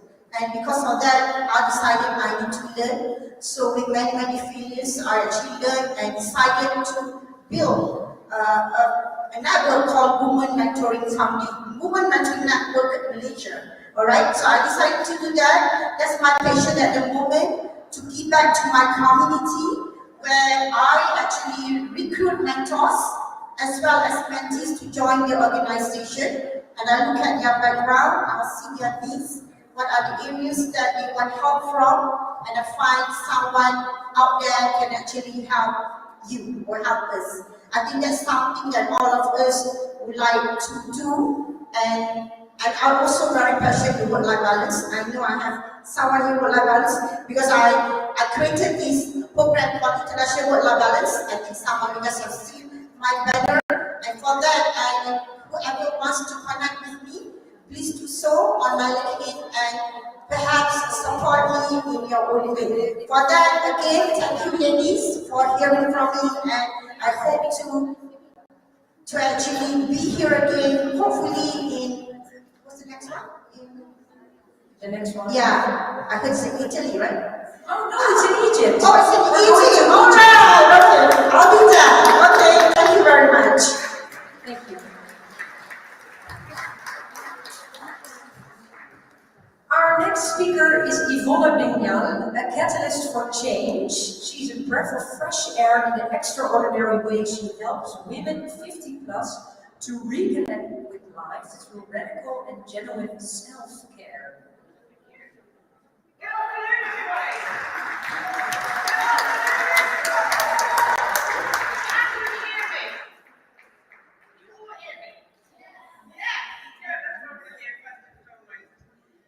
Thank you, Dr. Hoppy, for having us here today. Again, my name is Yvonne Bignal. I am the UK G100 Healthcare and Wellness Chair of Care, really working with my passion for women's health and helping women to get connected back to themselves. And what do I mean by that? So, I will focus the next few moments on self-care as a fundamental element of healthcare. And I'll tell you why. Here in the UK, we are blessed. Can you hear me better here? That's okay. Here in the UK, we are blessed to have a national health service. Think about it. Is that better? No feedback? We have this national health service, and we have had it since 1948. We have been blessed to have it. It has taken care of many people's health over the years. But what we know now, here in 2023, is that the National Health Service is no longer fit for purpose. And by that, what I mean is that it is overburdened with the needs of the people using this service. It is overburdened by our demand of the service. And how do we rectify that? Because it's okay to say, well, the NHS needs to figure it out, the government needs to give it more money.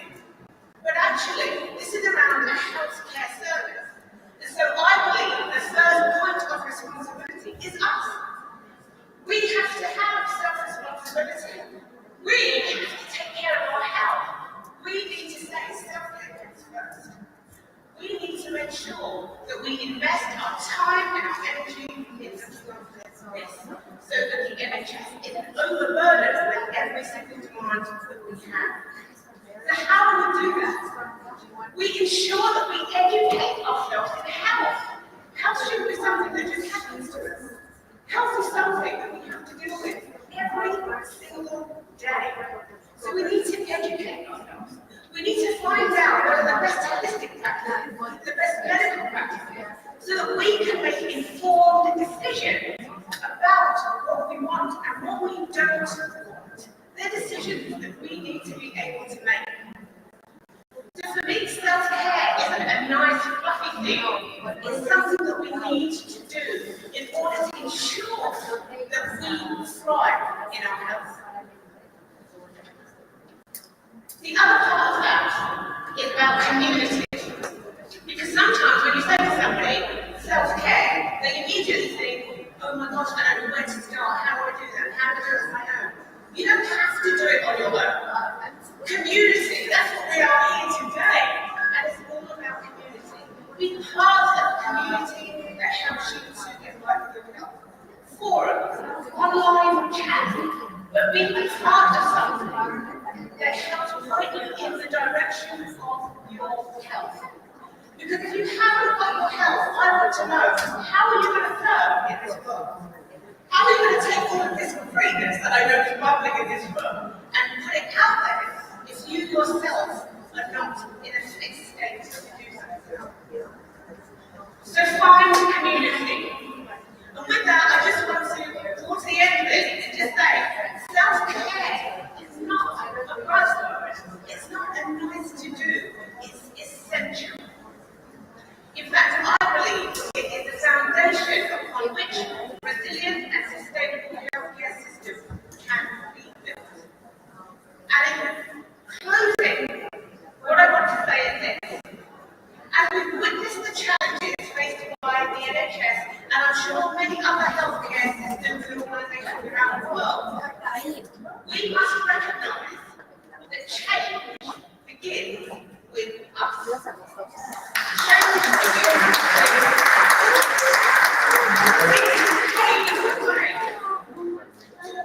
Into the future, if we are willing to take responsibility and self-care. Thank you. Thank you so much. Our next speaker is André Fallot, the founder and owner.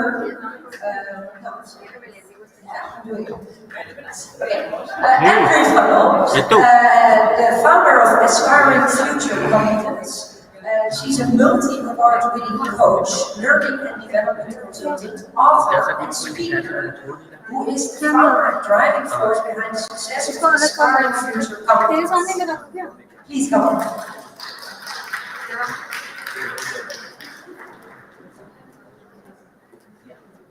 Hello, soul sisters. Are you there? Hello. My name's Andre. I'm a professional.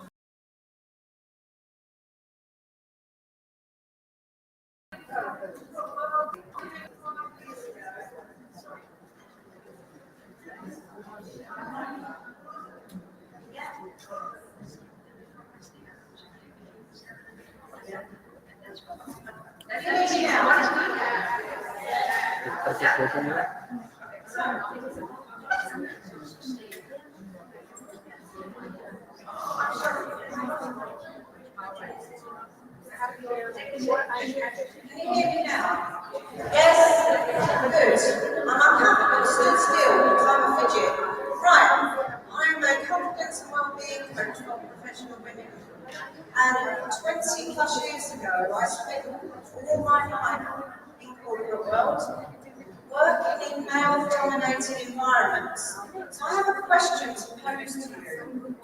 How many, hands up, how many women have worked in a toxic environment or had a really bullying toxic boss? How many of you? Okay. And how did that make you feel? Well, I'll tell you how I felt. I felt crushed, confined. I couldn't be myself. My personality disappeared, and I was living inauthentically. So another question for you. How many of you are a different person at work to the one that presents themselves in your personal life? How many of you are different? Oh, so you all live authentically, do you? So, most people have an alter ego in work, and what they do is describe themselves as a professional, okay? Now, if you are living inauthentically, it's called imposter syndrome. Who's heard of that? Hands up. How many of you live as an imposter in your own skin? Okay. So, if you live as an imposter or inauthentically, eventually it catches up with you because you're trying to be someone you're not. And that caught up with me. And eventually, with the workload, the pressure, I was looking after 800 people as an HR manager, and it caught up with me. I was burnt out, physically, mentally, emotionally. I nearly lost everything.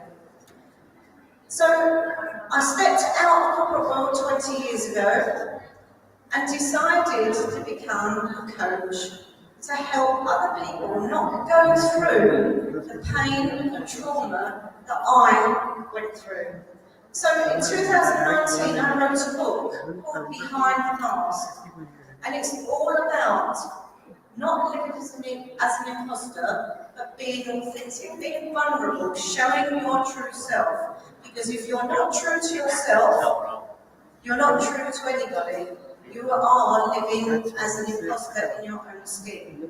And the book, I wrote the book not to be famous, not to make money. I wrote the book to help people like you in this room today to not end up in burnout, mentally, physically fatigued, to help other people to learn about their true, deep self. And so it's a self-help book that helps women to discover who they are, what their values are, what their limited beliefs are that's stopping you living the life you truly desire. In 2011, I was diagnosed with breast cancer. It rocked my whole world apart. But one of the reasons that I am so passionate about health and well-being is because that authentic self, knowing my values, what I stand for, I stood up against the NHS. I challenged, I questioned, and I knew my own body. Cognitively, I know my behaviours, my own mind. And I stood up and I basically said, I'm not having chemotherapy, I will help myself heal. I found people like Yvonne who could help me in my quest for health recovery. I've now just written a book, it's going to be released in January, to help other people to learn about holistic therapies, things that you can do to aid your well-being and recovery.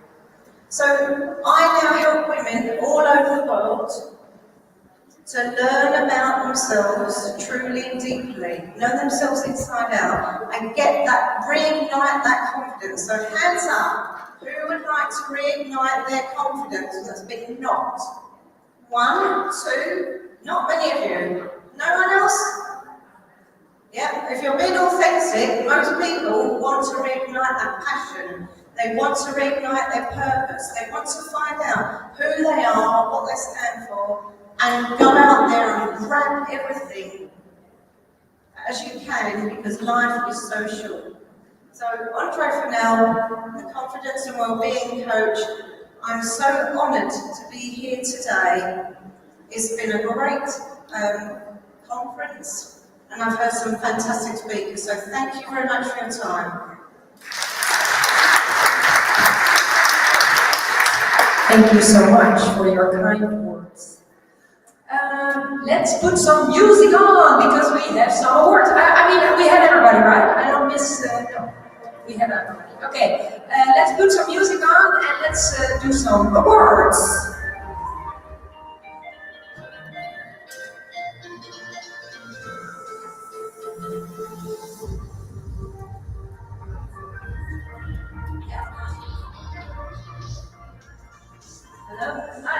May I invite my dear soul sister Nino Zapakidze, who's come from Georgia.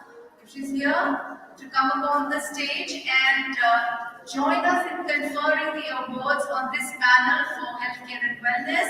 I also invite Dr. Chiara Corazza to join us on this panel to confer the awards.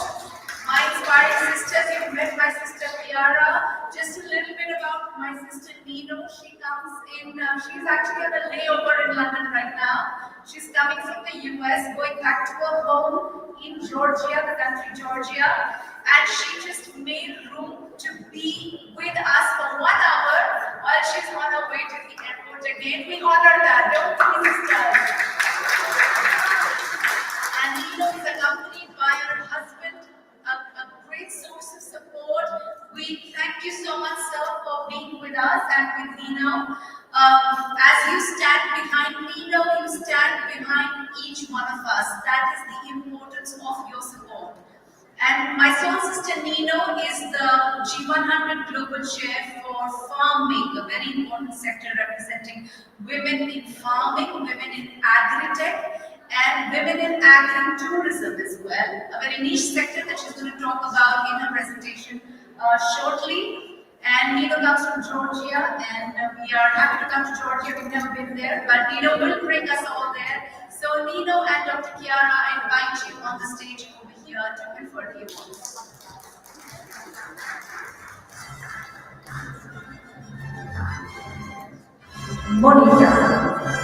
Monica Award. The award of Exceptional Woman of Excellence. Where's the music?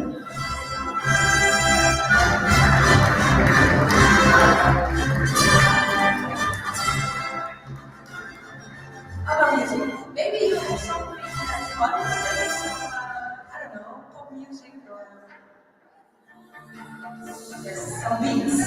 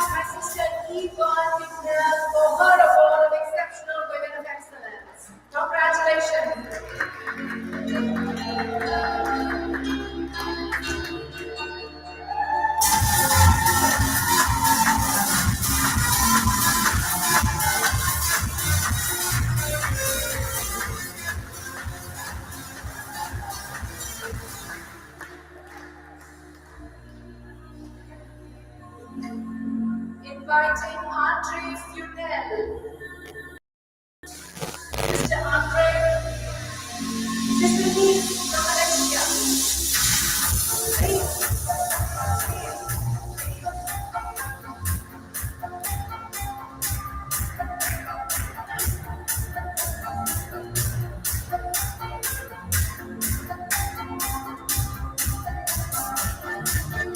Sister Gucci.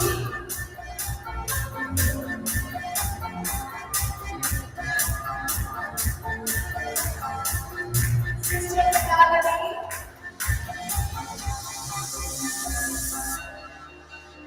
Sister Deloy.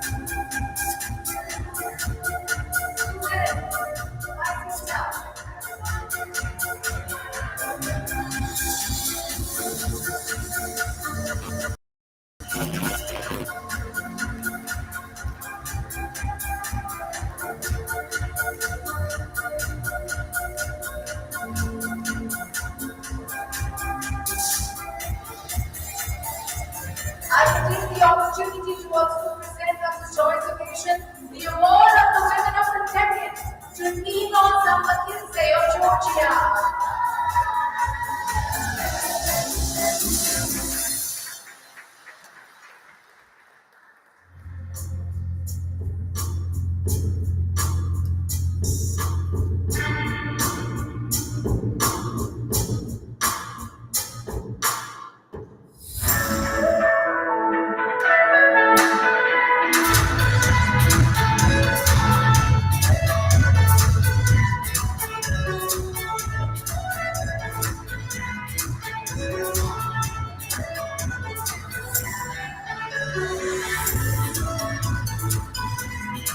Thank you so much, everyone, for a wonderful question. Dr. Kiara, please stay with us. Dr. Kiara, Chantal, please stay with us. Thank you so much, sister. Appreciate it. Thank you.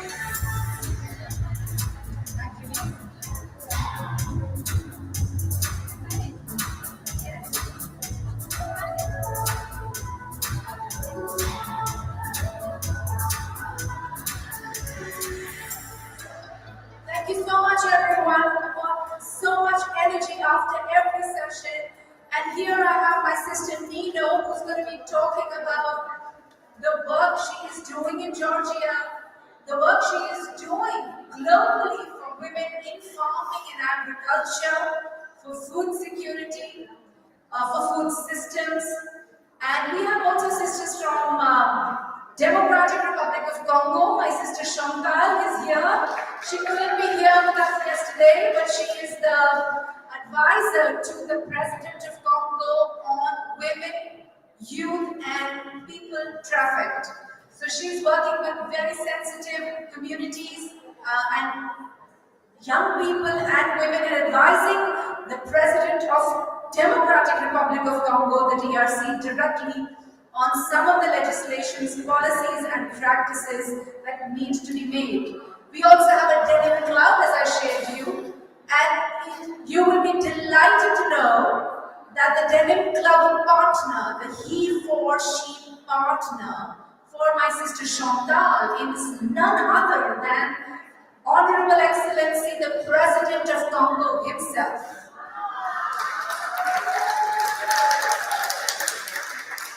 So Chantal is a woman who can make anything possible, and she's ever so committed, and she already has a very thriving country club, G100 country clubs, which means the country chairs of all the 100 wings in Democratic Republic of Congo, and some of her country chairs have now become ministers, so congratulations, Chantal. Together we lead, and Chantal is also organizing the Women Economic Forum in DRC for the whole of African Union. And she wants each one of you to join her there. So that in a little later, as a fitting finale to this session, but I would like to invite my sister Nino to give us an address, and then I would request my sister Dr. Kiara to pose some questions to Nino. And Dr. Kiara knows the country Georgia very well, being personal friends with head of the state. And there we go.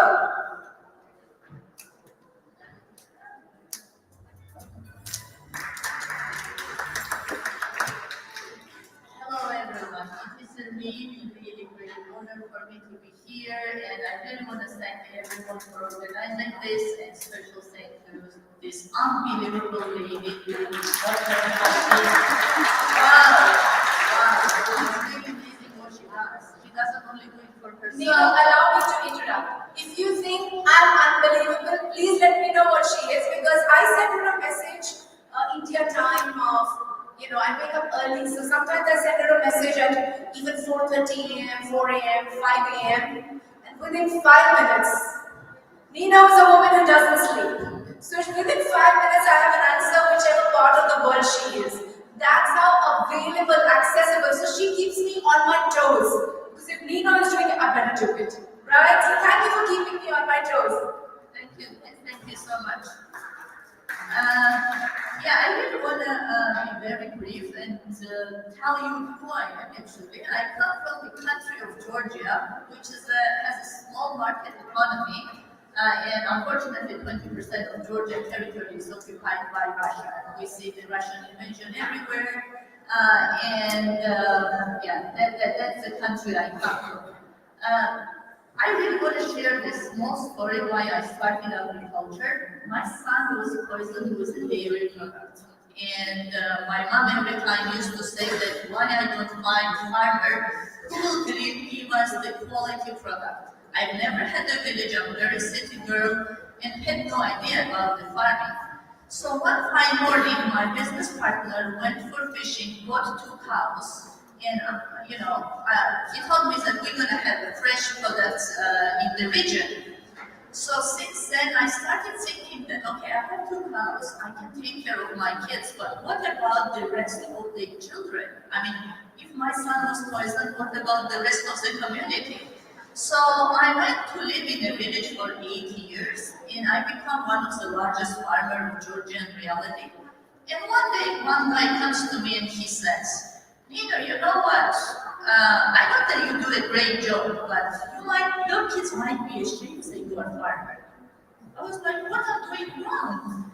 And he said that, our kids, when they go in the city, they are right to everyone that we work in the different fields and they do not say that we are farmers because we've been called peasants. And according to the history of Georgia, being a peasant was not shitty at all. So I was like, oh my God, what am I going to do? And besides that, I was doing a lot of things. I went to a financial institution asking for a credit because I had a very successful business, and they said that they would not give me credit because I was a woman. I said, what's going on here? I started farming, it's a shame. I went to a bank is not giving money because I'm a woman. So I said, I have to say something. So I decided to create a Farmers Association with one aim to support rural women and to help youth not to migrate from the region and don't be ashamed of their parents. So we started a campaign called Farmer as a Patriot. I literally, with my friends, went in 3,800 villages, going to farmers and asking, if you will stop production, what's going to happen? And the answer was that, people will starve and then they will die without food. And next question was, who is the most important in the country? President, Prime Minister, or farmer? And they were saying the farmer. And this campaign started all over the Georgia, and now we even have the Farmers' Day, 20th of November. And then I went to financial institutions, and I have to be very grateful here because we are in UK, and the BP was the one who helped me in that regard, helping rural women for the access to financial capital, and EBRD, who was also supportive for the rural women. So now I'm proudly chairing Georgian Farmers Association, which unites more than 5,000 farmers out of 45% of women. And I'm giving back to my community whatever I got from the donor support, because without their support, I was not even able to become a farmer. So what I see now as a possibility is that we have to be together. And every time I used to say that if we want a more peaceful world, we have to have more women in business, in education, and in politics. And I think this fantastic lady is giving us the opportunity to unite, to be together, and therefore we can overcome these challenges that 21st century is facing. Starting in politics, because no youth wants to go into politics. No one wants to start business because, they want to start, but there is no ecosystem for startup business. And we have to also educate the youth in order for them to be more productive and engage more women into our community. So I think that nowadays challenge food security, climate change, which is directly linked into agriculture, the challenge of the social media that we have, because besides what connects, it also disconnects us from each other. I think this platform gives us a perfect opportunity to be together and to do everything together. So that's short about me in 3 minutes. Thank you.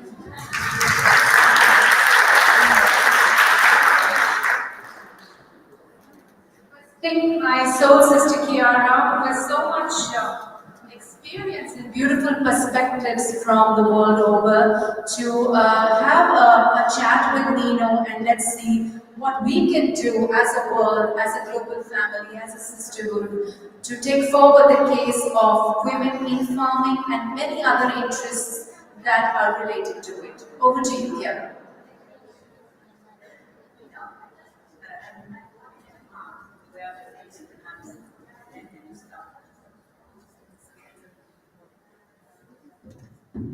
Because of the European rules. I'm living in a country where France, where it's very because we are looking for climate change, the constraint of new rules, of new regulation that of course are maybe putting your productivity and your hours. You know that it's maybe the most beautiful job in the world. It's maybe one of the most constrained jobs in the world. And I would like to come back to Georgia because I visited Georgia and I had the impression that you have to teach us about waste in terms of food because you are utilizing everything. You have to teach us about circular economy, especially in agriculture, because you have actually to produce what you eat. You don't need to import so much. And the third thing I would ask you, what is the role that you give to improve the productivity in the role of women, especially through digitalization and STEM education? Because we know how innovation can completely change the life. And the last question is, how do you deal with this double constraint, climate change and production and productivity? Wow, there are so many questions.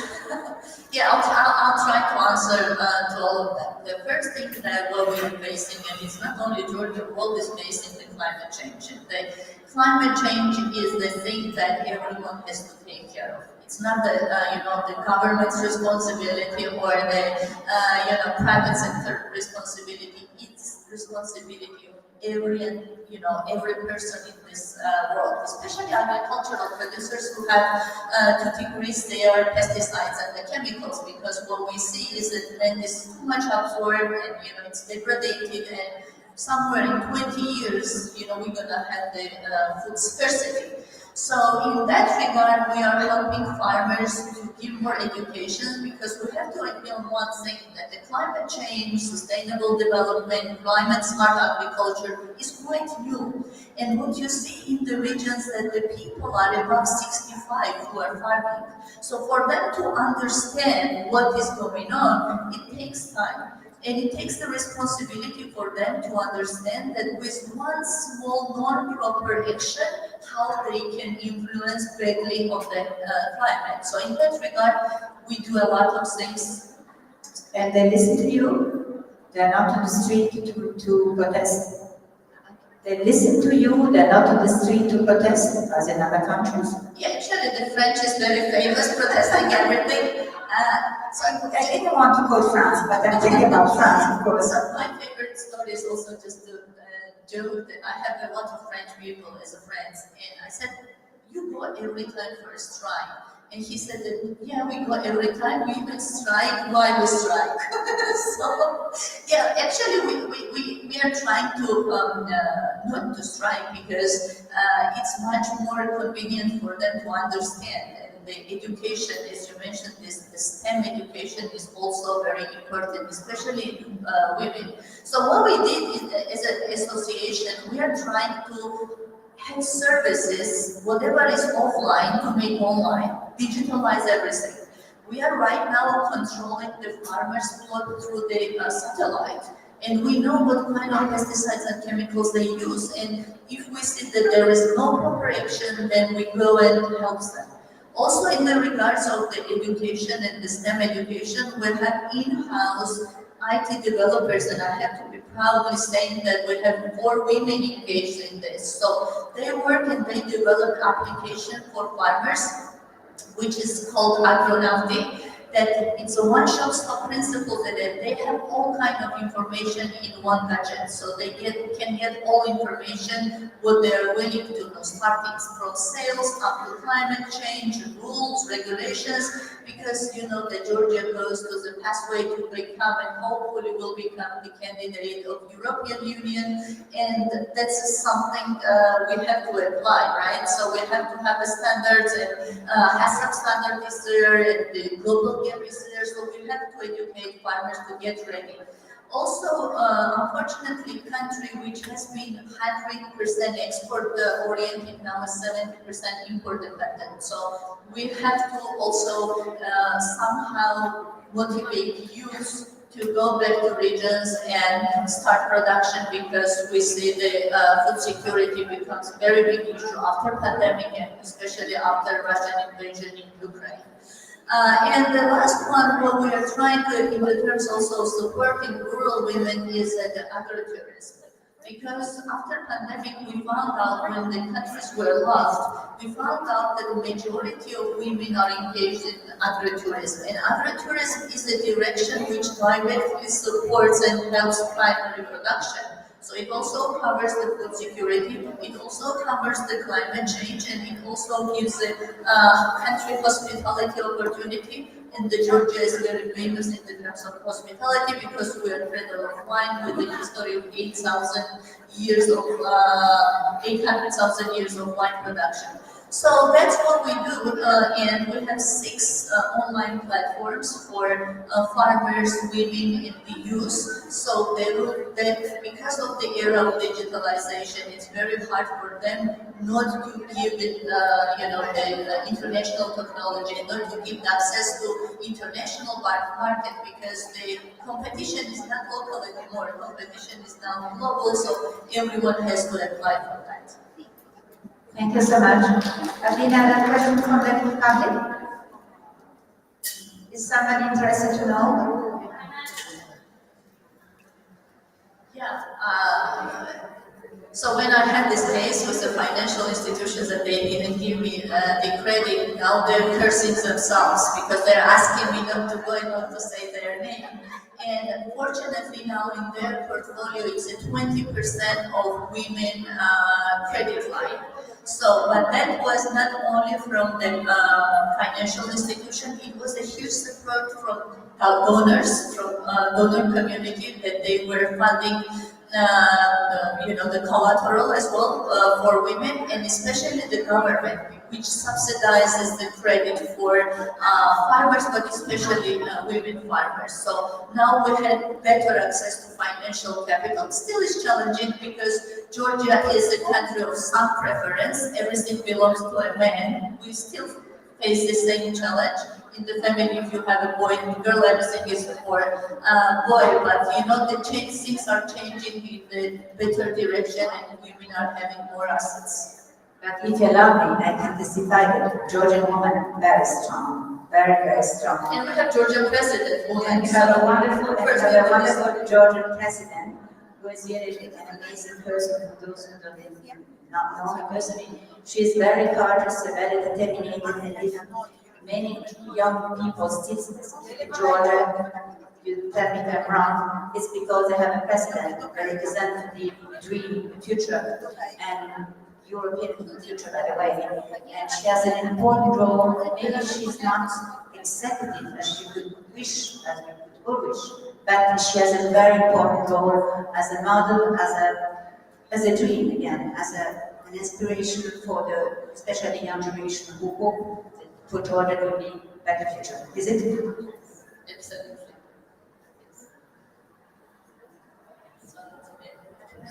Other question?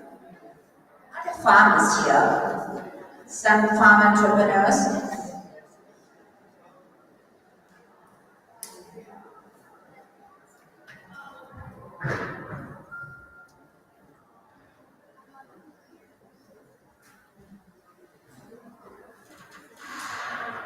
Thank you for your insightful sharing. I'm Sujita, I'm from Cambodia, and I also work with women in Asia. So the question I have to you, how can you integrate women businesses in online, let's say, e-trade or e-commerce? Because nowadays even through COVID time, there's a lot of things going on. So in your own level, so how can you integrate those women in e-commerce ecosystem or global regional supply chains? Thank you.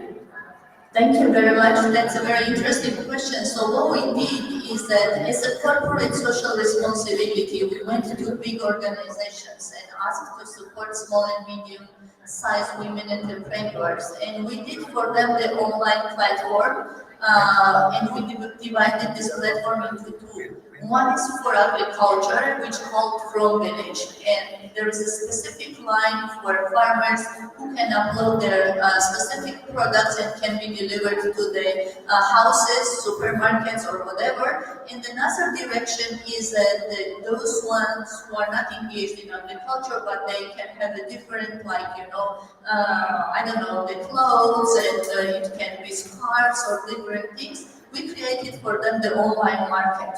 But then we went to the big businesses and we asked to support these women as their corporate social responsibility, because what we see is that for New Year's, for women, March of Age, for Women's Day, everyone does the presents, and now it's a very common and very fancy to support women in Georgia. So big businesses are buying products from them, and that's why they have this sustainability. We also help the prisoners, women prisoners who are sitting in the jails. They don't have the high level of crime, but what we did is we gifted the greenhouse in prison. They are producing flowers. We are taking flowers from prisons, selling, among the foreign market. And once they will leave the prisons, they will have their own money, so they can start their business. So that's something that, we care and we do, no matter the, women is in the village, she's in the prison, or she's sitting in a, fantastic building. So it's our aim to support women in all of Georgia. Some other question?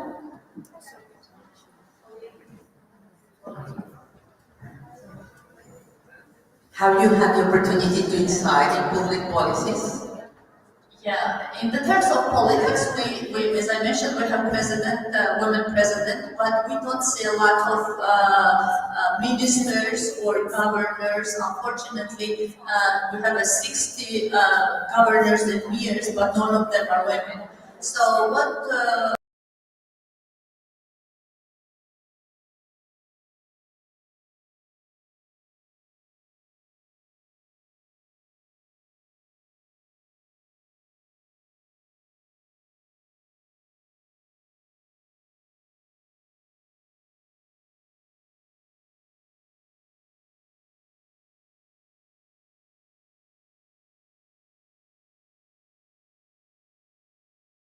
we are preparing them, and it's an all 6 months course, how to become politician.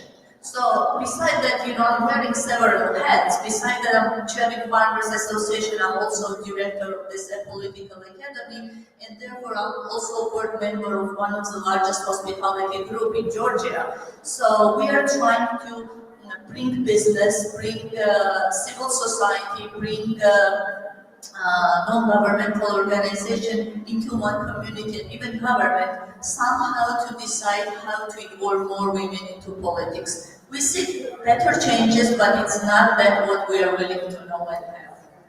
And the next one up quite soon. After 1 year, but most probably we're gonna have the ready ones who will go into politics. Other questions? No, it's not that. No other questions? Can we please pray?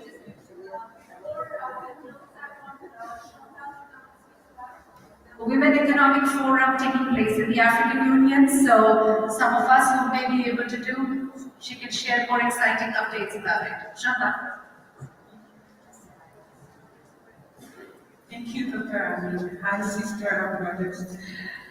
In June 2024, we're organizing in Kinshasa, capital of DRC Congo, with the President and the Ministry of Commerce Exterior and all the women from the G100 from DRC Congo.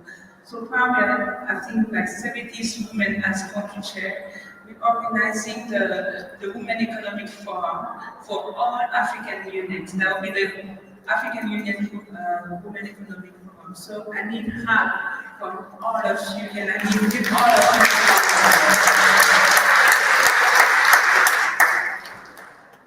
My sisters Nino, my sisters Kiara, please join me in presenting to Chantal the Women Economic Forum 2023 Award of Women of the Decade.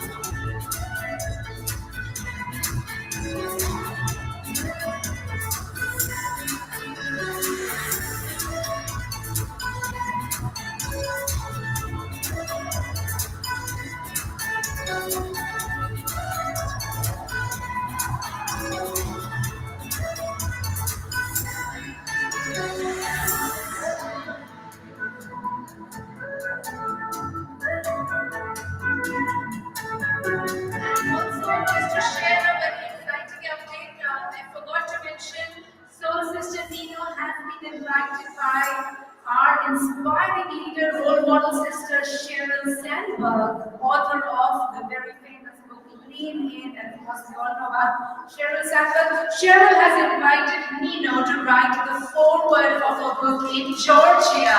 So congratulations, Nino, you made us all.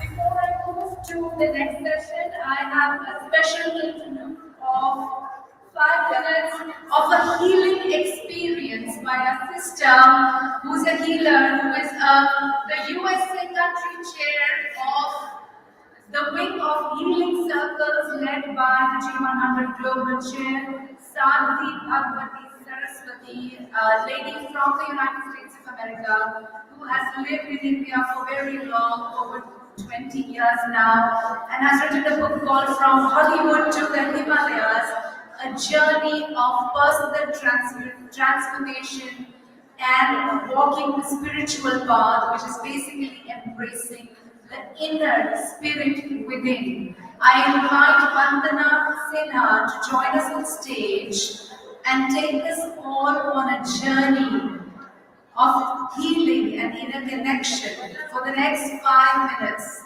helping us all absorb, embrace, acknowledge, and transform inside ourselves all that we have been receiving and sharing.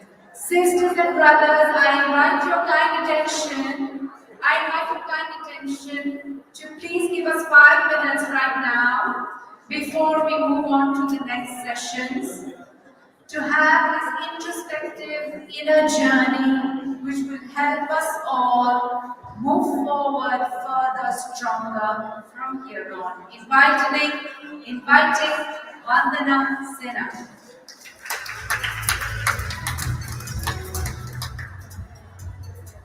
Hello ladies, can you hear me clearly? So we've been having a great time. Thank you. And a little question here before I take you deeper in. How would it feel to be in alignment with your higher self and to be living your life purpose? One person here I can speak of, Dr. Nabi. I think she's living her life purpose to the hilt. And how would it feel if we would all get to do the same? I will take you into a journey through your energy field to help you feel how boundless your energy fields are and how limitless you all are. Once we are in alignment, we now know how to manipulate and manage our energy fields. We can always live our lives the way we want, we can manifest, and we can live it all. So may I call upon you all to just close your eyes, keep your phones down, relax, and just close your eyes, center yourselves into your heart space. And as you do this, take a few deep breaths. Feel the energies around you. And imagine growing your energy field on your body 300 feet right above you, entering the heavens above. As you do that, a brilliant golden liquid energy enters your soul star chakra, which is located 18 inches right above your head, and it opens up, receiving energies from the universe and from the heavens. This beautiful energy is now coming down straight into your crown, dissolving and resolving any issues related to receiving knowledge, to wisdom, and your soul's truth. This beautiful energy now goes down into your brain, into your mind, into your skull, dissolving and resolving any barriers that there may be. It comes to your third eye, which is located right in the center of your brain, behind your brows. And it opens up and dissolves and resolves any issues related to perception, to viewing your truth, your vision, your psychic abilities, going into your ears so that you can hear the truth. And this beautiful energy is converting everything into liquid gold as it goes down, enters your throat chakra, dissolving and resolving any issues related to communicating your truth. And it goes into your arms, your shoulders and fingers, embracing you with its lovely healing energies, entering your torso into your heart center. This brilliant place, which is all of yourself, so that you know how to love yourself. Self-love is key, so that you also know how to receive love from others and to give love to others. Let this beautiful energy go further down into your sacrum, into your solar plexus, which is right at the diaphragm, at your ribcage. And this is your power center. This is what helps you communicate to the world. So we are now going to dissolve and resolve all issues related to communicating the outside world. Let this lovely energy go slowly down into your sacral chakra, so situated right below your belly button. And this, my dear ladies, is the center of your self, your relationship with yourself. Here we have latent energies of our talents, our wisdom, and our knowledge. So let us dissolve and resolve all the barriers there. And then this lovely energy enters your root chakra and the top of your spine.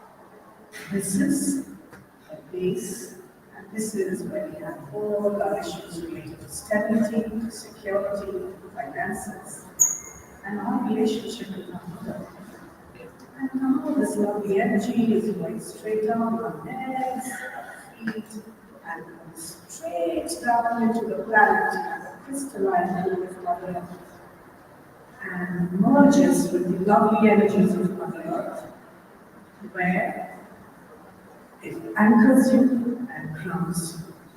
And now, a fresh new energy is coming back from the crystalline bowl of Mother Earth, entering your feet and your legs, going straight up into your heart, and forming your personal central sun. A beautiful sun with the energies from the heavens above, and so will. And let the sun of yours, beautiful central sun, expand 360 degrees. It expands beyond your physical space. And takes in the energy from the chair that you're sitting in. It has merged and it has become one. You're not separate. And let this energy now expand beyond the room, this beautiful room, this hall, beautiful, lovely women and men. Expand further, taking in the city of London. And now we expand beyond the United Kingdom. And we'll be on the earth, and further and further and further. And this, my dears, is your boundless, limitless potential. And when you feel this field, you have no idea what you can do. You can manifest, you can heal, and you can do whatever you want. So now, I command that each one of us sitting in this room is connected to pure source energy of the universe that is behind all creation. The infinite flow that started on each one of us. And we are all vibrating the primordial vibrations of the cosmos, and we are all vibrating frequency unconditional love. And as you're in this space, my dears, take a few minutes to design and put in place a desire that you may want to manifest. Because you're in the field that you're in right now, it is very possible to manifest because you are powerful and you, as good as a creator, you are synced up to the energies of the creator. More powerful, infinite, and pure love. So it is. So it is.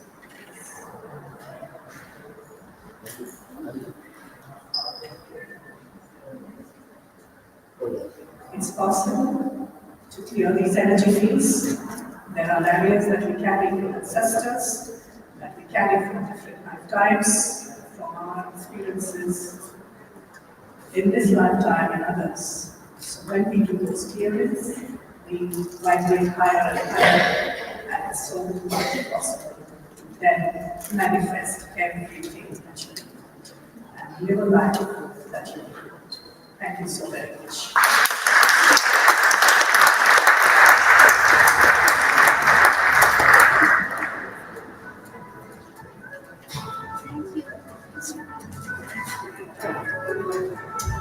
May I now request our sister Julianne to come and continue that healing journey with us.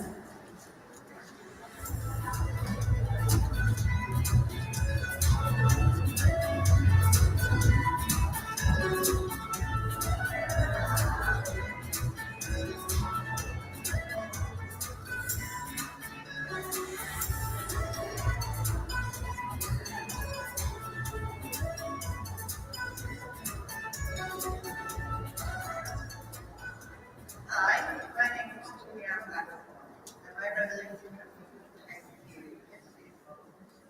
Can you hear me?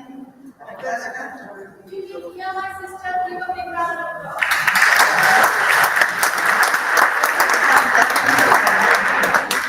And so my topic is how to heal yourself by expanding your mind, which actually leads you on quite nicely from the beautiful meditation that we've just had. So my passion ever since I was a child was to find out how we create disease.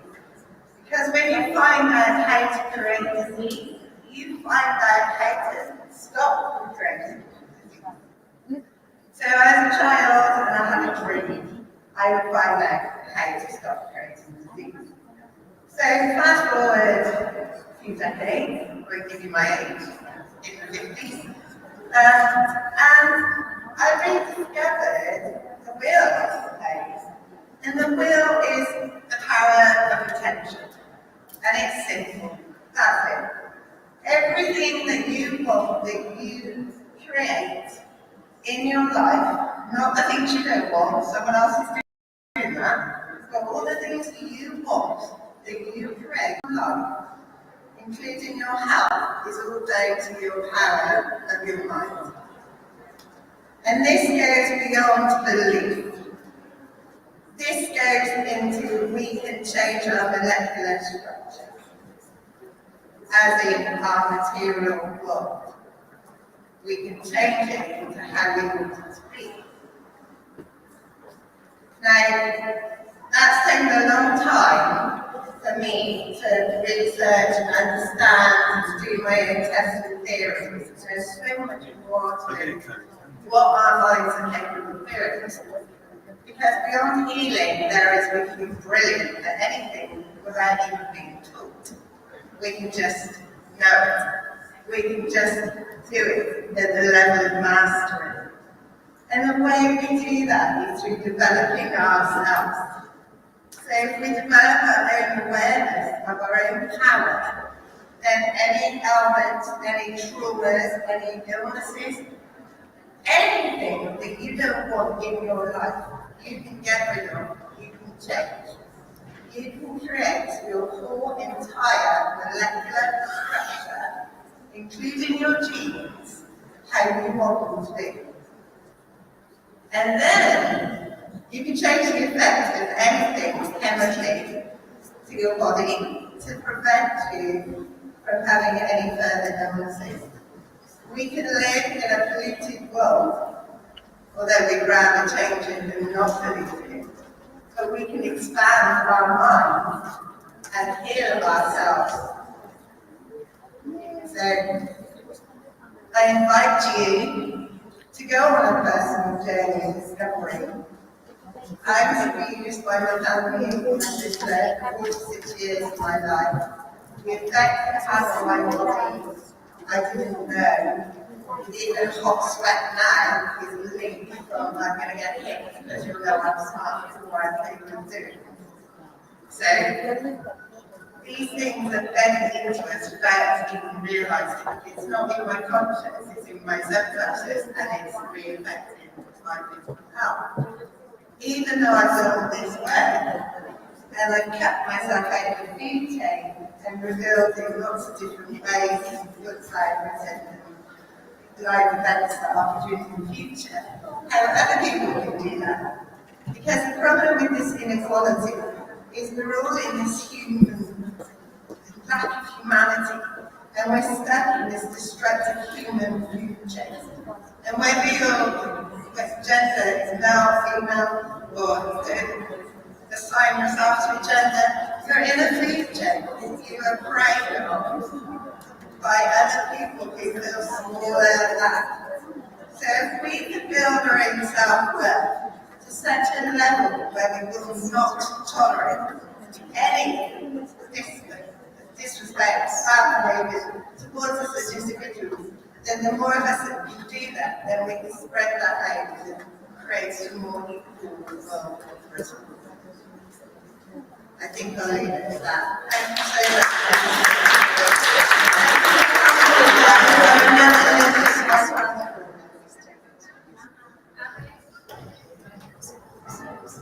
Thank you, sisters. I now invite the final speaker on this plenary, which is Rupert. But just so you know, right after this, we will be having the plenaries of design, lifestyle, youth empowerment, entrepreneurship, and also for economic empowerment and corporate governance.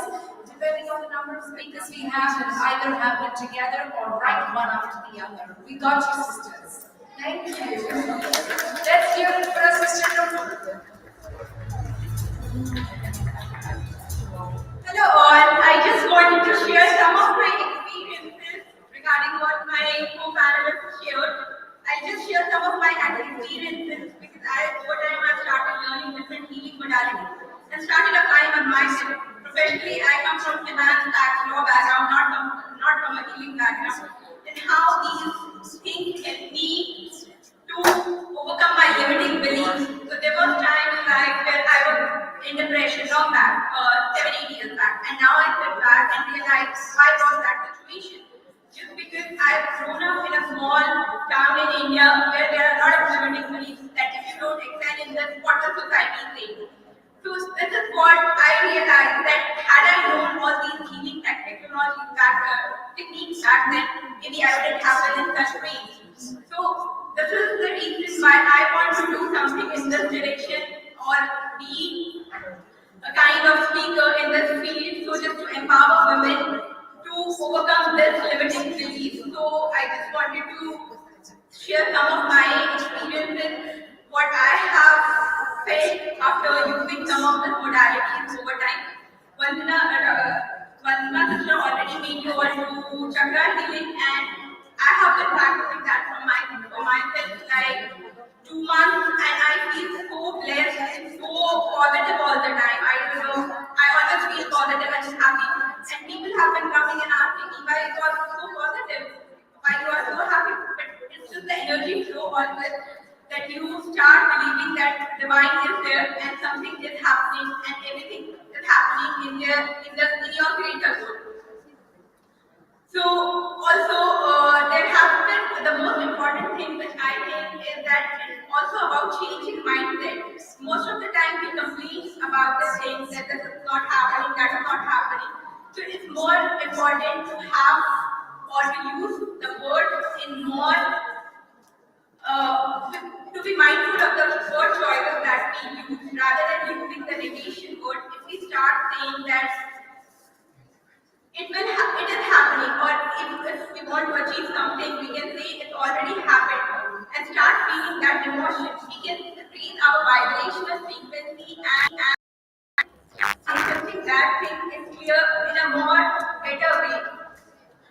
Even gratitude for the ground, if we practice gratitude for everything, be it for food or be it anything what we have in life, we start feeling a lot of grounding energies, and that raises our vibrational frequency in some or other. These are some of the techniques I have been following from 3 or 4 months myself. And these have helped me so much that I decided to speak in this session that these techniques actually work. And that's the reason. And even for manifestation, if you do, I started doing certain things manifesting by setting a proper visualization, vision board, writing down journaling, writing down that before speaking what I want to manifest or what I want, how I want to program my subconscious mind, waking up in the morning again, writing in the journal, the very first thing I do in the morning. So I started realizing that the thing I want to achieve, that is getting manifested in the direction which I want. So these all energies work, and it's more about how we program our subconscious. There are times that there are limiting beliefs which we might not be able to overcome ourselves. In that case, the role of our teachers like Vandana ma'am and other come in picture who help people heal because of some karmic, because of some past life issues. Sometimes people may not be able to come out of themselves. How many times they are trying, but these do play a very important role. And last I would say is more about, which Vandana ma'am has already touched, it's more about self-care and kindness to self. Often we forget many times to take care of our inner self and just run after different things. This was happening to me from last 3 years. So I've been into spirituality from some time, but last 3 years, roughly 4 years since I moved to Europe, I was staying in and out, busy with work, research, and then it was universe way of telling me a few months back that you have to work in this direction and align with yourself. And once I started doing all these healing modalities, started applying all chakra balancing, Reiki methodology, or any sort of healing or different thing, I started seeing difference in myself. That's what I wanted to say. And it's more about to work on your inner self, and once you program your inner self and your subconscious, you can achieve anything in life. Thank you, Noble. We have one sister from the entrepreneurship panel who has a flight again, and as always, we are flexible, and we invite Vibhuti from India, and wish her a safe flight as well, and she has a few thoughts to share about entrepreneurship. Vibhuti is also the India country chair for the MSME Spain, so over to you, Vibhuti. Thank you again for this wonderful opportunity. This is my third WEF and I'm really enjoying it. My name is Vibhuti. I'm the director for Anjali Rose Private Limited and also the founder director for Career Vision Academy. So first, all the entrepreneurs here, just raise your right hand. Give a pat on your back because we all are entrepreneurs here and doing a marvelous job, isn't it? Let's make that energy. Applauding ourselves, all of us, because entrepreneurship is all about passion turning into energy. And as we all understand that entrepreneurs may invest in one or more businesses, bearing a lot of risk and achieving, great rewards. When I see this, entrepreneurs made these small businesses, scale-up startups, or large companies, or to that extent social entrepreneurship for which we all are here. We all passionate entrepreneurs who are bonded together with having a great connections, and this is going to eventually result into personal and professional development. So to conclude, I would like to quote some of Oprah's history here that on my own, I'll create something new. If it happens, it happens. If it doesn't happen, then I'll create something else because there are no limitations that what I can be, what I can achieve, and what I can do. So thank you everyone, all the beautiful souls here, and thank you Arvind every time for such a warm and the welcome what you do to each one of us. Thank you WEF for giving us this opportunity and platform. Let's have that energy. I know the energy is going down. Let's create that energy. Ooh! Let's make some noise and music. Yes, we need it.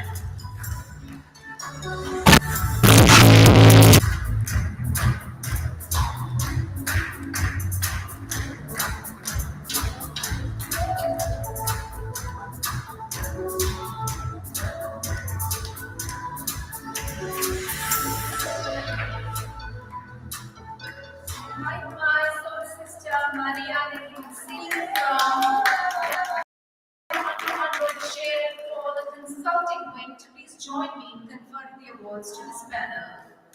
Round of applause for Maria and the participants.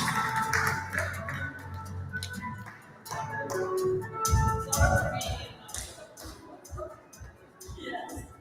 Okay, thank you so much. And it was so wonderful also to have this meditation and what we can manifestate. It's so wonderful, and I think this whole event is such a huge, loving manifestation of all the power that we all have within, and that we share together, and together we are so much stronger. And I was in my own world, but it's nice also to be in your world when you are together a place like this. So thank you, and congratulations with your I request Maria to confer on Vandana Sinha the award of Women of the Decade.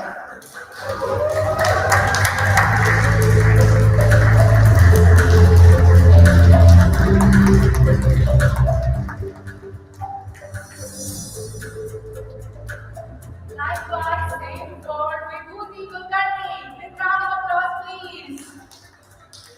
She's just a girl and she's on fire. Hotter than a fantasy. Award of International Women of Excellence, Juliet. And it's on fire. Filled with catastrophe. She knows she can fly away. Nupur Jilal, iconic women creating a plethora. And she's burning it down. She got her head in the clouds, and she's not backing down. This girl is on fire.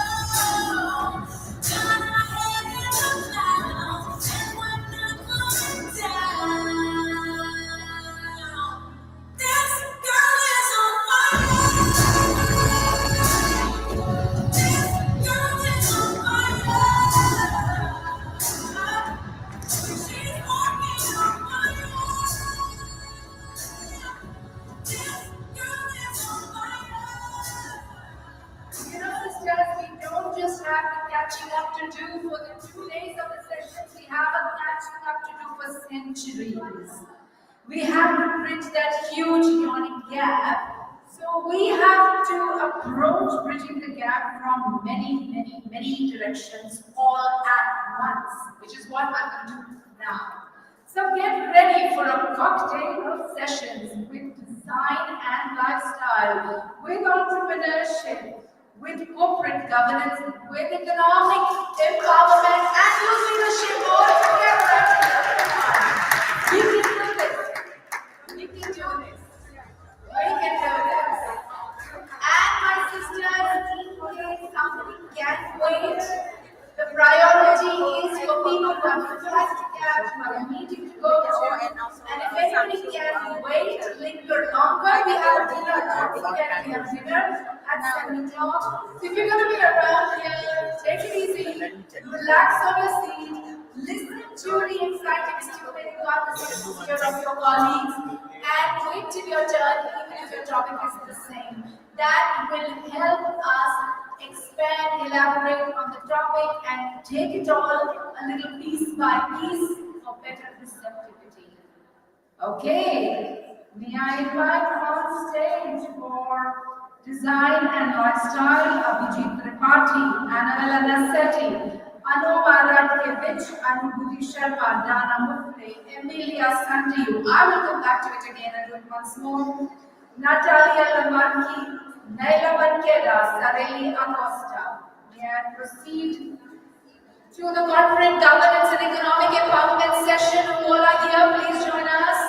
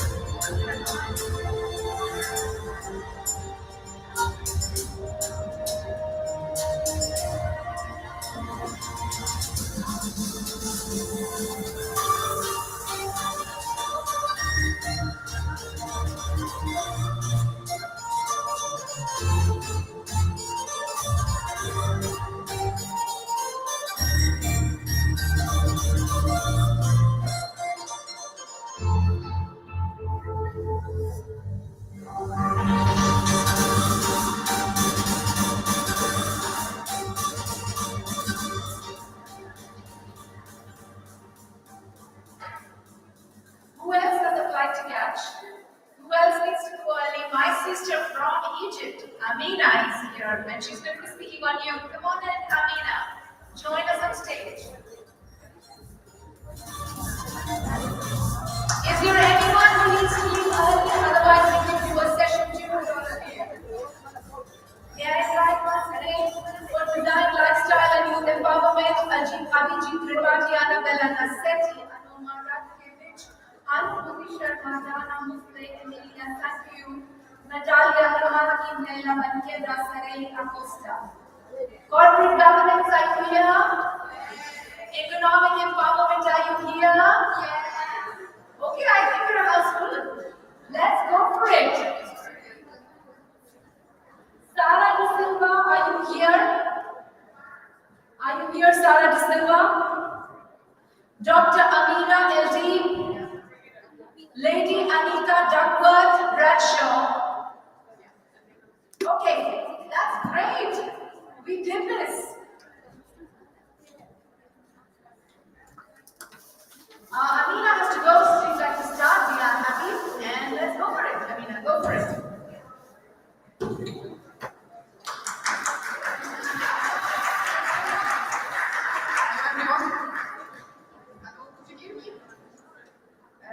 Ladies and gentlemen, good afternoon. It's an honor to be here today, again in London, after speaking in WEF for the first time in 2019. I owe a lot of WEF and Dr. Carmina work. She is an inspirational figure who truly paved the way from all over to speak, shine, and to rise. I came from Egypt.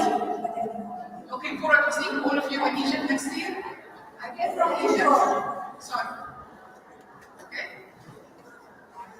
I came from Egypt carrying a message for all leaders on behalf of youth. I spent almost 25 years of my life dealing with youth. I teach at the School of Continuing Education at the American University in Cairo.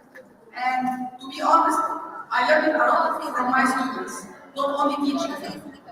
If you are here to talk about youth empowerment, I'd like to address my speech to all parents, teachers, and CEOs of big corporations. For parents, please listen to your children, adolescent sons and daughters. Youth need listening and caring parents as much as they need funding ones. For teachers, you are not just transferring your knowledge to others. Actually, you are affecting lives of hundreds and thousands of your students along your career path.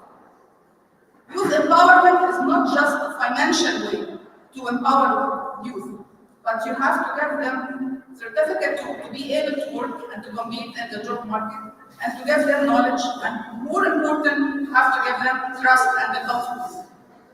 Youth empowerment starts when you give youth chance to speak, express their feelings, their thoughts, giving them a chance to dream, and to give them wings to fly.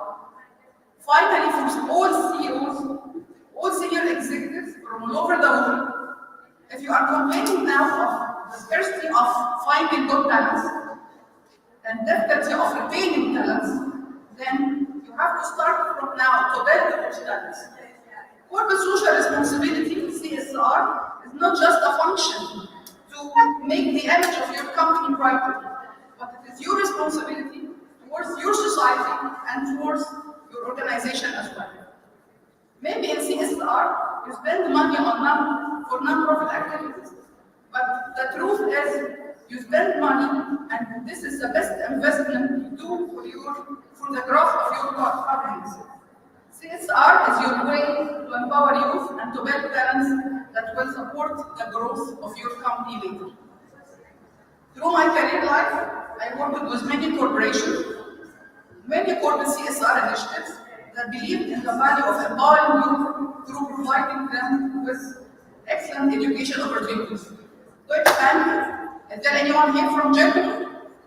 Okay, Deutsche Bank from Germany spent a lot of money to increase the percentage of female participation in banking sector. EFSIS, the famous French marketing research firm, established a scholarship in Egypt to support the visually impaired youth to find a job using their voice and to work at voice-over jobs. Novo Nordisk from Denmark established a scholarship to teach pharmacists the basics of data analysis in order to increase their capabilities. Finally, talking about youth empowerment makes me ask all of you, all leaders from the world, to pay more attention to empowering the African youth.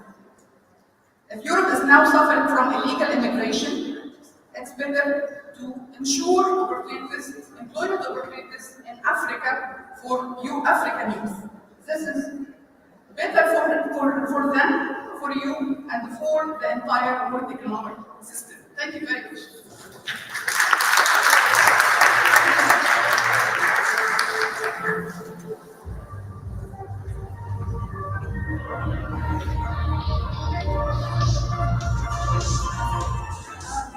Just because she has to leave for a flight, we're just going to do her award now, so just give us a moment, we'll just grab it.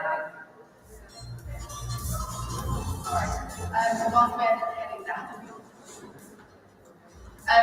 Can we please have on stage our next speaker? Oh, lovely. So, thank you.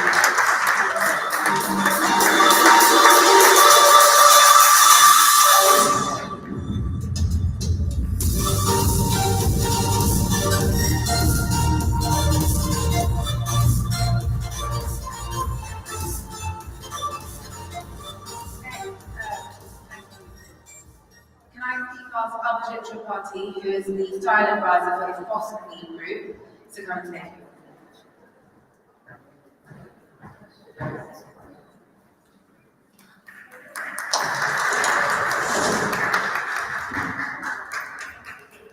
Good afternoon, ladies and gentlemen, and my fellow advocates of economic cooperation and gender equality.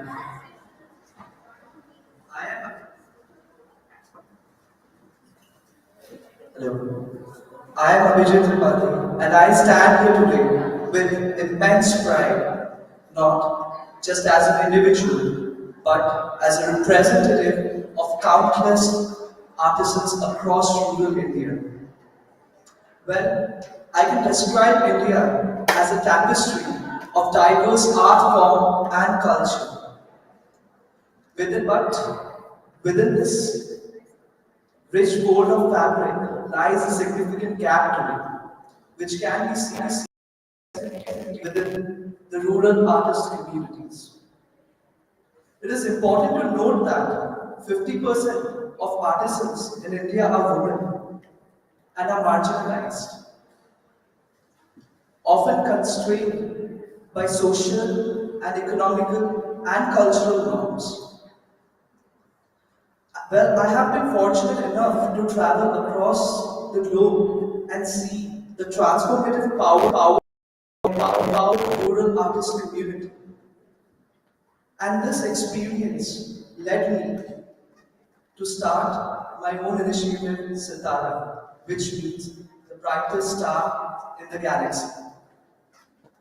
Seeing the disparity within the rural artist community led me passion to be the voice of these artisans.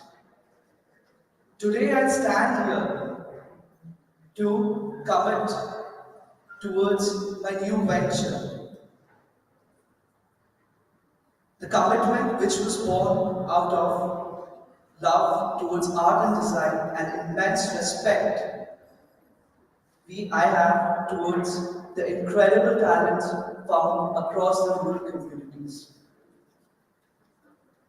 As I stand before you today, I'm truly honored and I would like to express my sincere thanks to Dr. Herbie for inviting me today to this beautiful event. As I stand before you all today again, I would like to say, together we as united force have strong potential to create long-lasting impact, foster gender equality, not limited to cities, but which reaches the rural and the farthest part of the world, and nurture sustainable development.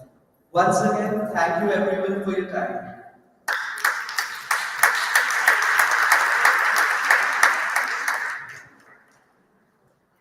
I'd like to ask Marina Cicletti, who's the founder and CEO of Mingle, and who's here all the way from the Netherlands.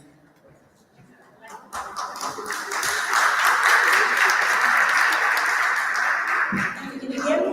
Okay, good afternoon, everyone. My name is Marina Cicletti, and I'm a tech entrepreneur. We want more women in tech, and we want more women entrepreneurs, right? Yes?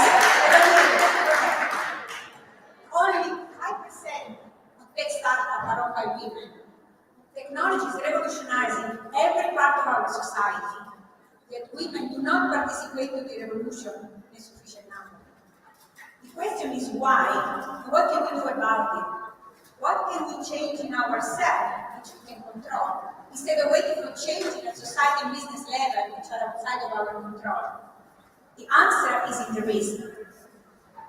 90% of tech startups fail. So being a tech entrepreneur is risky, that's a fact. And when you think about risk, men tend to be risk-prone, that's why they start businesses and they play the stock exchange. Women tend to be more risk-averse, and that limits our participation in entrepreneurship. But here is also good news. According to a study of the London School of Economics, women startups experience fewer failures when you move from early to growth-stage companies and men. And this is what I believe is the why. The same characteristics that make us doubt too much at the beginning when we started a company are also the ones that protect us from taking too big risks later on. So the answer is the risk. Too often, entrepreneurship associated with this concept of uncontrollable risk. And although some degree of risk is acceptable in entrepreneurship, It doesn't need to be reckless. Successful entrepreneurs know how to take risks. Successful entrepreneurs, they control risk. They know how to when to take risk. So it's about risk. Risk-taking is not a trend. It's a process, which means that it can be learned. This is very important. Successful entrepreneurs don't have something that is called risk-taking that you cannot learn. They are not born being risk-takers, which you cannot never be. They learn how to be risk-takers, which you also can. So the question is how? Now there is a model that I adapted that is called the comfort, stretch and panic model, and I adapted on how to manage risk in entrepreneurship. The model says that there are 3 stages. The first stage is the comfort zone. This is where you are in a stage when you know what you're doing. You actually are in a comfortable position, you do the things for long, so it's very comfortable. This is not a place for entrepreneur. Next stage is you move outside of your comfort zone. You actually enter the stretch zone. Stretch zone is the area where you take control risk. And it's very important, control, which means that it's inside an area where you can succeed, where you take some risk, but you are able to manage those type of risks.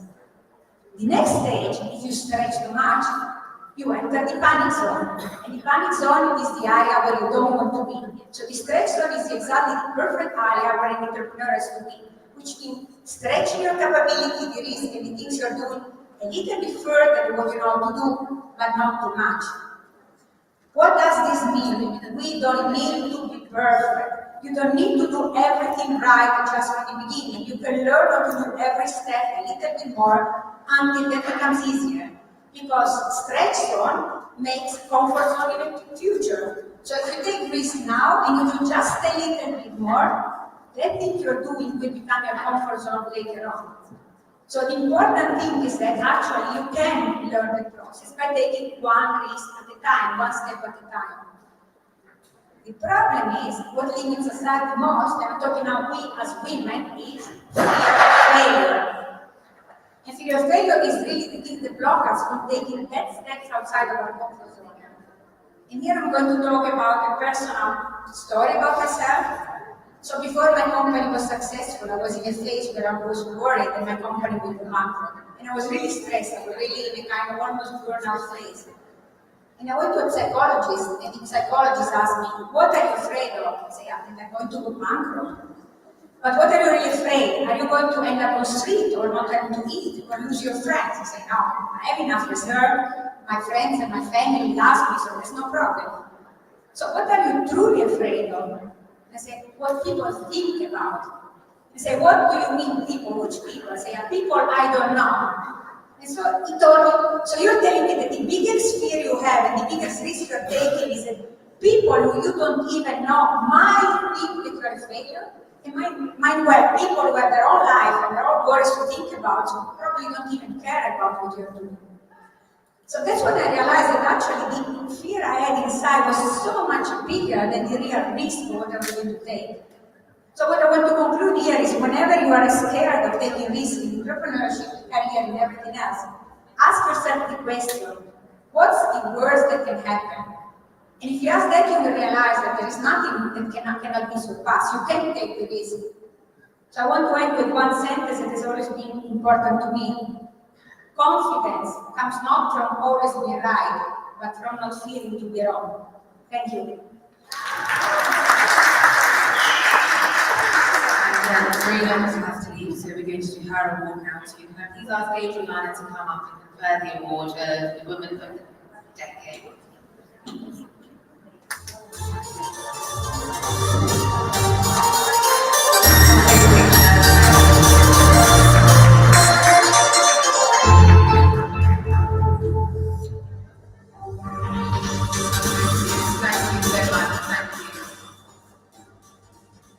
Can I now invite Angela Stackney, who is the chair of Digital Boost?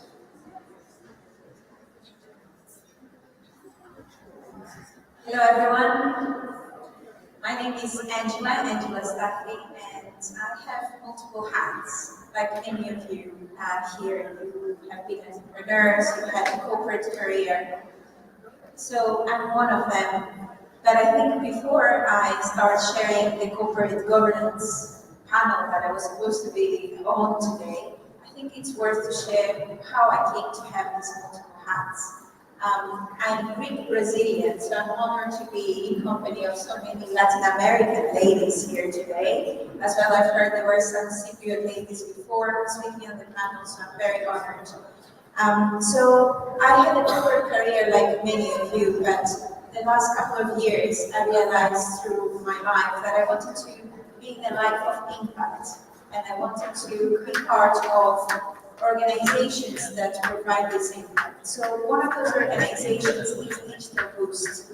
And I'm pretty sure a lot of you here will be very much interested in connecting with Digital Boost because it's a free platform for entrepreneurs like yourselves or charities to contact experts for free to support you in your business ventures. And this is all done with the support of large corporations like MasterCard and Visa, who support us with the corporate funding to have their employees to be part of this mentoring program. So I will encourage a lot of you out there, being entrepreneurs, to be part of this platform. But I will also encourage the mentors that are here, if they have these business skills, to be part of it.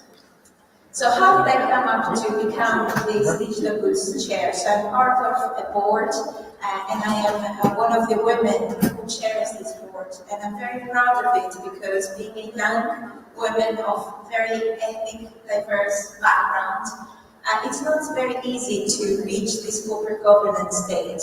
And also in a technology company, like Marina was saying. So I work a lot with technology companies, like companies within AI space, deep tech, because another hat that I have is I work with the European Commission as an expert. And what I do there is I support entrepreneurs that have reached a stage in their startup life where they need funding from the European Commission in order to scale their business. So I love technology, but I love technology with an impact, with a social, environmental, entrepreneurial impact. So I will encourage all of you that are here to take this leap of faith, be persistent, have this determination, be part of platforms that support each other, elevate women and men in this forum, help us to be part. Thank you. Thank you, and Adrian, if you please come and do the honours and present the report. Thank you.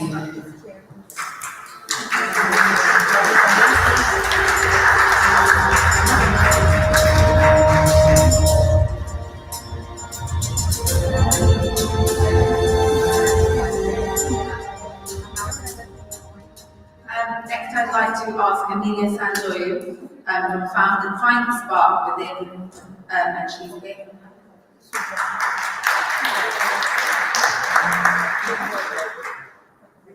Thank you. Ladies and gentlemen, it is really an honor to be here with you today as we delve into the profound topic of finding the spark within and living with authenticity here at Women Economic Forum 100. I stand before you today on a journey of a great transformation, a journey that led me from depths of hardship as a broken, depressed single mother to the heights of being an award-winning author, a licensed NLP master, and also an honored degree in international business. In this transformative journey, I created the Take Action Now program, guiding hundreds of individuals to rediscover their spark and purpose, achieve their goals, and live their dreams.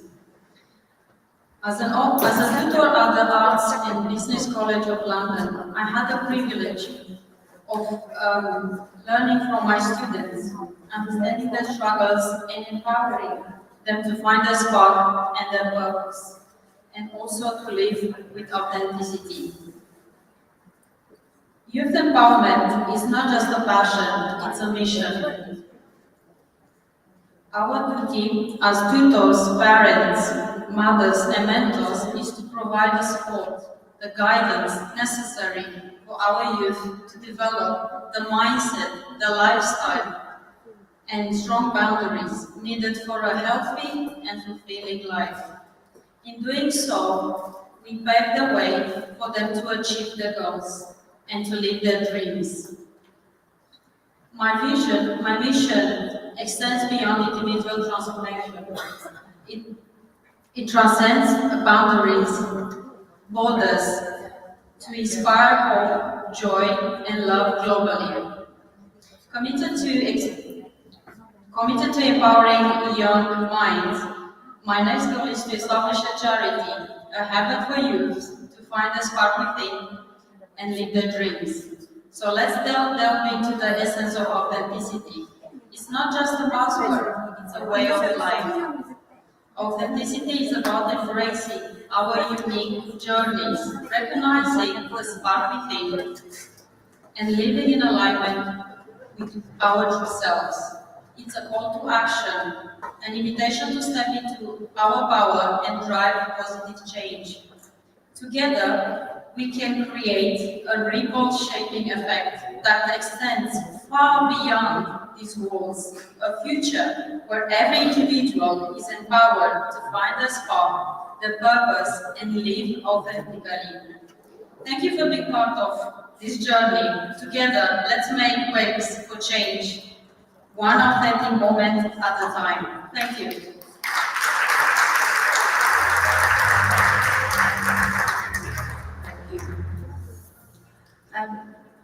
We have with us Neha Santhisan, who is the Chief Staff Empresario of WEF. She'll be speaking on behalf of Anupati Sharma, who couldn't be here with us today.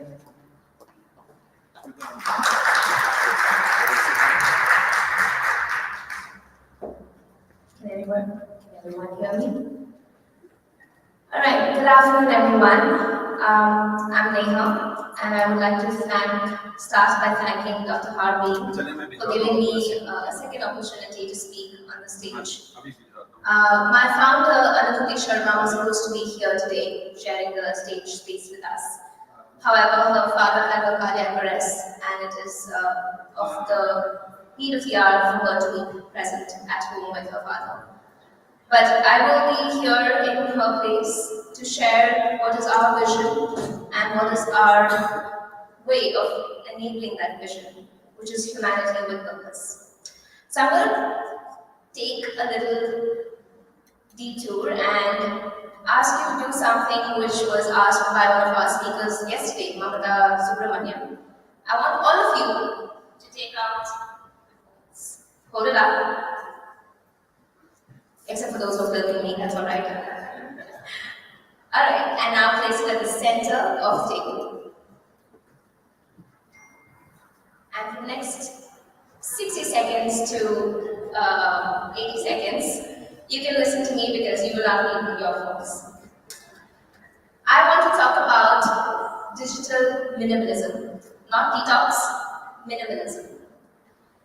In a day and age where we are surrounded in a hyper-connected world, where we are hyper-aware, people crave apps to help you get off apps. Right? That doesn't, somewhere it feels like an oxymoron, but that's the truth. And we live in a world where we crave to have that space to connect our inner selves. I'm sure all the psychotherapists and the NLP practitioners here will agree with me that it is definitely the need of the hour. But when we look at this a little differently, we have three things which can be very empowering: the digital space, technology, and youth. Like I mentioned in my speech yesterday, 52% of the global population is made up of Gen Z and millennials. People who are seeking for purpose in life. And sometimes I often see it even in our office space where millennials are looking or confronted with the purpose of happiness and being intentionally satisfied. You'll have like the older generation like scratching their heads like, what's wrong in a good honest day's work? That should be the priority. But no, today we're seeking happiness, we're seeking passion, we're seeking purpose, something bigger than ourselves. And that's where it's very important to realize that as social beings, We crave to be part of something that's bigger than us. We want to be part of a creation journey where you want to contribute in a way that actually makes a difference. So that's where I want to talk about digital minimalism versus digital detox, because as human beings, we're actually designed to focus, not multitask. Today, unfortunately, we are surrounded by social conditioning, which celebrates, if not encourages, multitasking. Hustle. Let's do everything. Let's be faster, better, cheaper. That's the way to go. But if you actually think about it and use the digital world, the tech space, youth, and purpose, and come to a very mindful space, not going in frantic directions, but a very mindful space. That is when you are practicing digital minimalism, where you bring intention, and that intention translates into purpose. So, I want to talk about three things or three tenets of digital minimalism. First, clutter is expensive. Expensive in terms of your time, your effort, and the money that you put in. Second, optimization is critical. Because if you do not optimize, it's like anything and everything, a double-edged sword. What can be a lot can also harm you, right? So you want to optimize that. And intentionality is satisfying. I think earlier one of our speakers asked what was the happiest moment that you had, and no one ever really thought of money or something that they have achieved, but actually a true moment of happiness where there is intention. So intentionality is what is truly satisfying. So with that, I would like to introduce to you what we are building here, which is an ecosystem. And in this ecosystem, we want to enable a purpose-led society. How are we going to do that? With digital minimalism, with youth, how are we going to bring this together? We're going to do it with the lens of civic empathy. And I'm saying civic empathy, not empathy. Because a lot of us know about empathy, a lot of us know about civic awareness, being civic mindedness, but we're going to marry the two together and look at what is your pro-social behavior to enable social impact, right? And civic empathy, like a lot of the words that we've been discussing, is very intangible. It could be anything, it could mean a lot of things. So I'm going to introduce to you what are the 5 pillars of civic empathy. Kindness, altruism, righteousness, mindfulness, and authenticity. Take the first letters of each word, you have karma. And in doing good karma, we want to enable the society to move forward and take that good karma forward. So these are the 5 tenets which will focus on digital minimalism, a lifestyle that focuses on intentionality, purpose, and in doing so, our ecosystem is enabling a society that becomes or stays away from the mindless consumption and creation of content, mindlessness of the everyday, and become more mindful in doing and being. So if you want to know more about this, if you want to know how we are creating good karma and enabling good karma, please come talk to me. With that, I would like to once again thank Dr. Harvey for helping me speak our vision through our founders' thoughts. And thank you, everyone.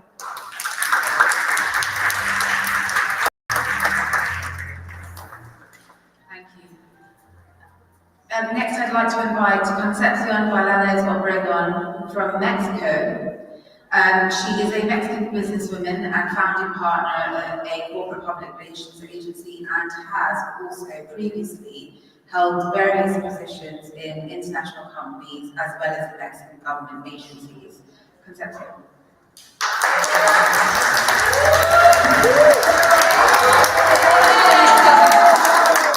As you see, my Hispanic companions are here with me.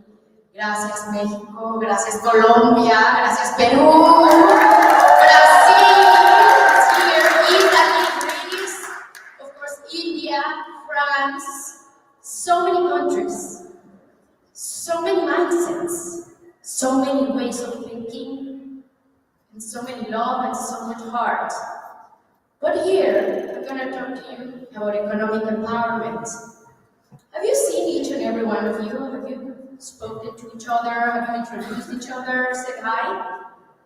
Are you absolutely sure you have said hi to everybody in this room? Have you met each other, exchanged business card, LinkedIn accounts? Because in case you haven't done so, these, ladies and gentlemen, is where the movers and shakers in the world are right now. Thank you for taking the time flying. Thank you for taking the time of being here and crossing across oceans to spending your life, because you're spending your time that is never coming back, to be here in London at the Women Economic Forum and its 100th edition. How many times are you going to be able to say that again? How many of maybe your grandchildren are you going to share that story about?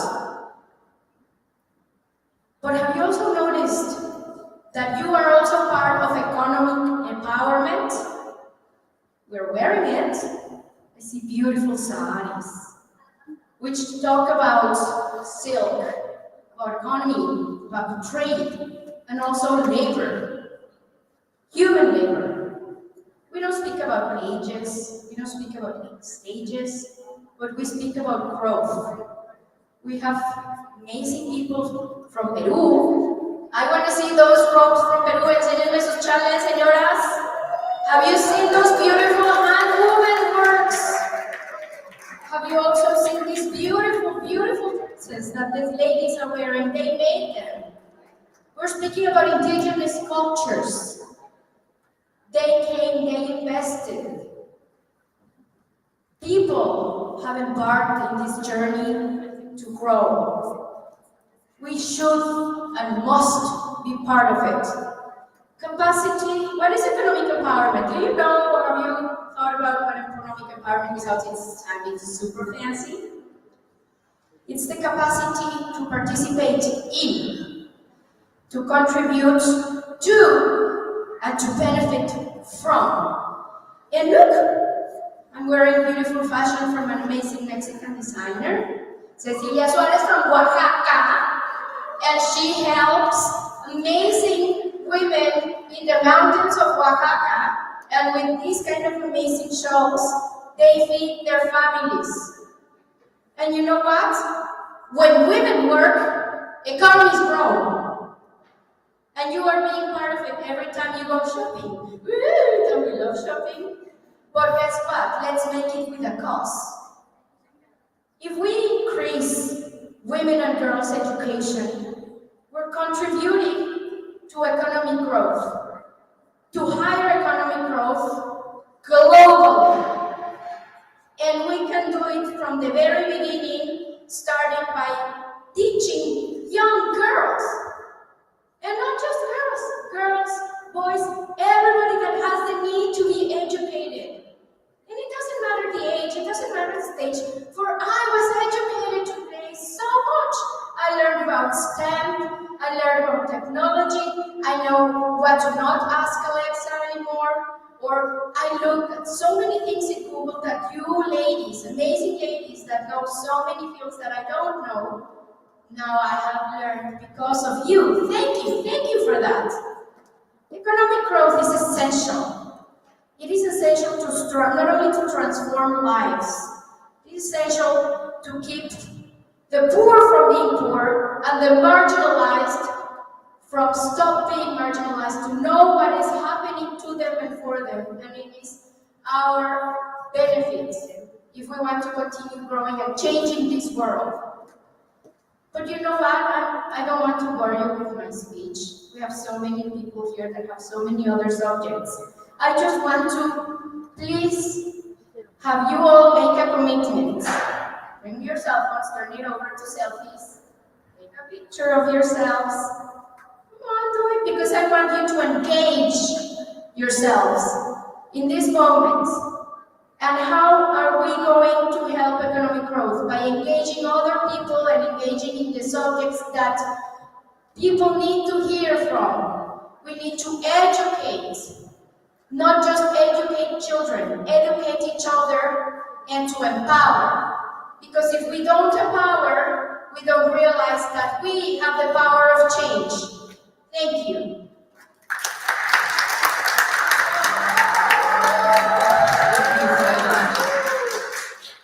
I'm going to ask Sorelli Acosta to come and speak with us. She's here all the way from Peru. She'll be speaking with us in Spanish, so I'm wondering if Concepcion, you can help us do a little bit of summarizing and translation.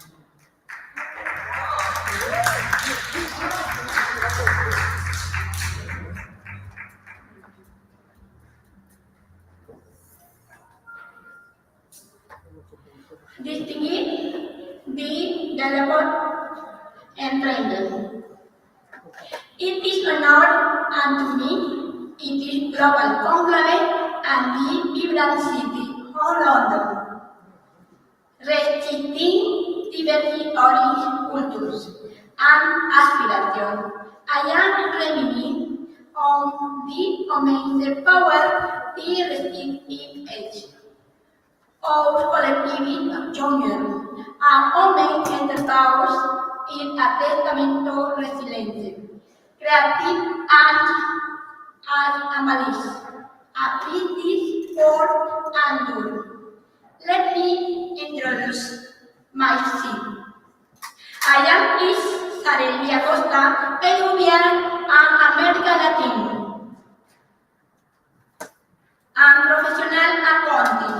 My primary belief is mi vision and empower neurons.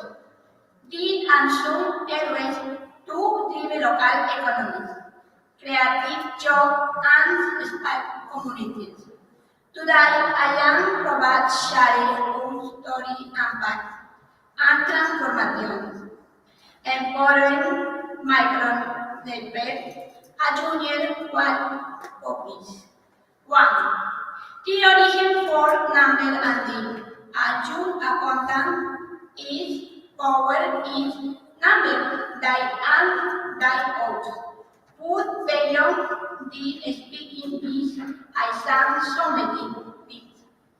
The trend was small, which made onward, especially young people the aspiration for the combatants that should meet back to the acting to carry working for and in reality that financial education was putting always balancing books. I was around innocent potential. It is it I die. In my day, in my work, neuroempresas act in organización medical and empowering neuroempresas market in financial education. June, I lead the center 9 for my company is collaboration in June again. I channel for delivery and power for job. The fresh idea is in the street and in for changaje established norms. 2 mentoring programa interesting and you led the initiative and appreciate generation good our the I love and his small path big dog.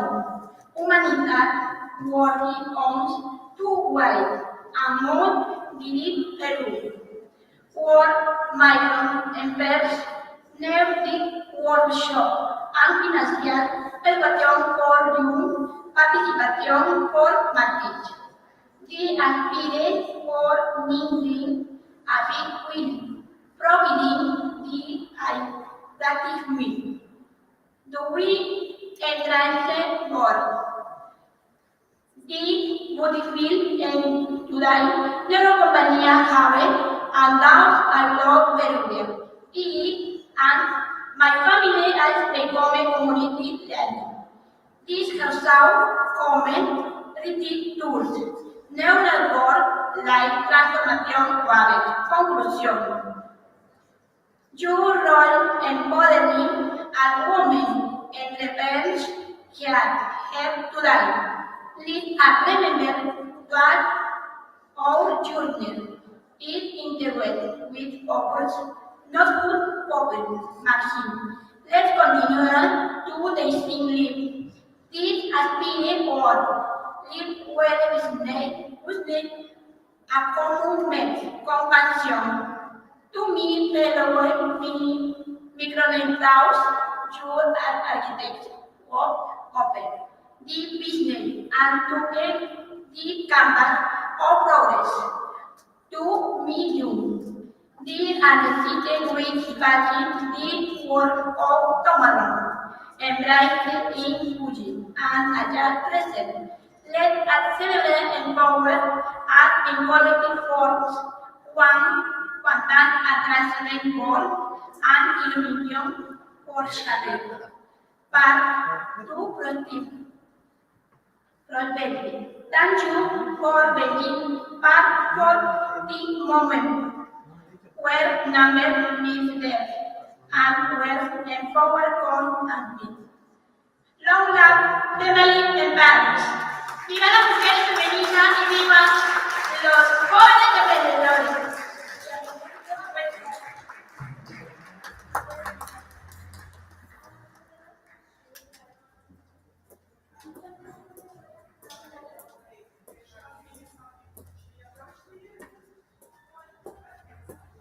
Dr.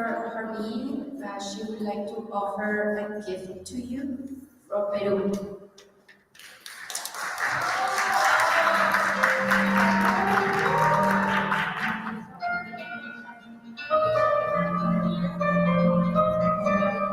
These are some arts and crafts that the women that she knows and supports in Peru have made. It's typical for Peru, it's handmade.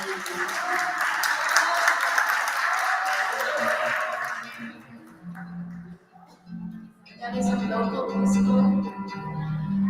It's a local drink, very popular in Peru and South America.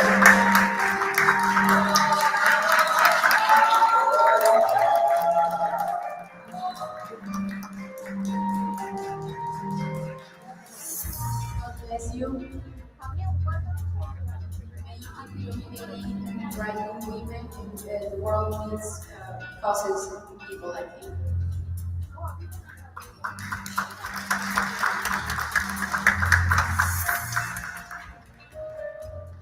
Very sweet, very thoughtful, very kind.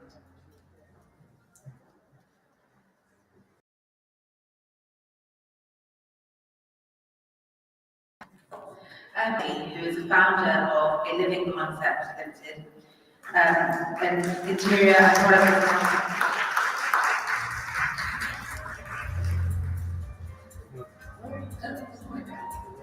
Hi, thank you for listening to me. I would like to talk about the mindset of designers, and I'll start by asking a question. At what time do you think designers start working in the morning, designers and architects? Sorry? No. Would you think that 9 o'clock, 9 to 5 is when that's when they go to the office, that's when they start sort of performing? Of course, they design with all the baggage of the weeks before and everything that they carry in their system. What I want to say is what triggered me to study design, to become a designer, was a strong connection to my heart, following a fatal that led me to meditate a lot. I meditated daily for many years, and do you ladies meditate at all? Yeah? What question do you have to ask yourself? I tend to ask myself, who am I? What do I want? What is my purpose? And what am I grateful for? When you look at yourself, while meditating and you answer all these questions, some very deep thoughts and feelings come up. And these feelings trigger thoughts, and thoughts trigger our actions. Therefore, our actions become very pure and genuine. So this is where I strongly believe that designers should start working every day with themselves in the mirror. When you look at yourself in the mirror is when you realize and reflect on who you are and what your purpose is. Designers are important because design everything around us, inside and outside, for the future of everyone. So it's an important role to carry, and it has a lot of liabilities because what we design today is what determines people's lives in the future. I'll talk about my business story briefly. I started designing in 1998. And for the first 7-8 years, I was employing, I was working as a design and project manager, and I was employing main contractors to work for me to create the construction work. After 7 years of not being able to fulfill my purpose by delivering to my clients what I was promising to, because my main contractors would be late, or would be on budget, 99% of the times, I decided to set up my own construction company by employing my best contractors that were working for me. Since 2008, I'm proud to say that we have now gone over and above budget cost, more than 3%, which is unheard and unseen in the construction industry. So we have a very good sort of track record on the deliveries of deliverables of our projects. That, I think, played a part in not only receiving recent Global Design Awards for 2022 and 2023. So having all those 2 awards, I'm very proud to fulfill my purpose with a construction company under my hat. Therefore, I want to invite women to, participate and follow their passion, follow their intuition into roles that are not necessarily for women. We are very driven with a moral compass which is very different from men's. And I strongly invite women to pursue different careers in the construction and design industry because it sounds difficult, but when you find yourself in that position, you will be fine. Everything will be okay, and we're actually very good at it. So I welcome women to contribute to the construction industry, and if you have any questions regarding it, you can talk to me. We are the only design, project management, and construction company in the UK under one roof, and it's run by women. So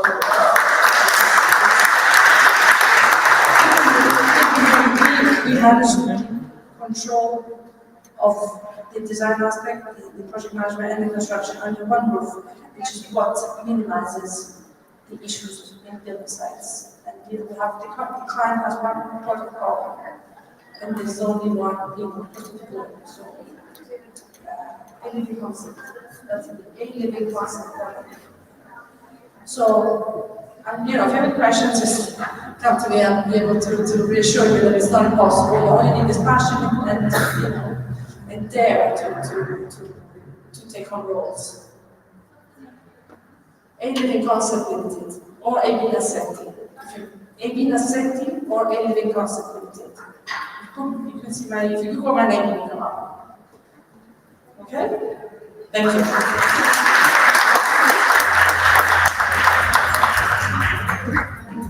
Thank you.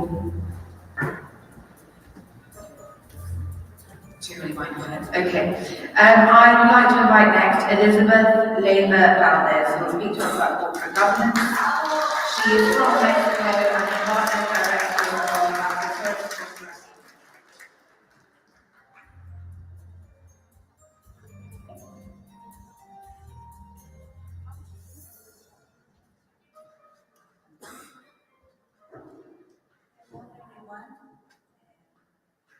My English pronunciation is not very good, but I will do my best. I want to thank the invitation and support of our President, Dr. Doctora Harvey Arola, and Dina Ano, Monica Ortega, my great friend and sister and actor, my husband Miguel Angel, for his unconditional support, my children, and for their love. And thanks to all of you for your contribution on this day. I am very happy to belong to this great group of women leaders. Thank you.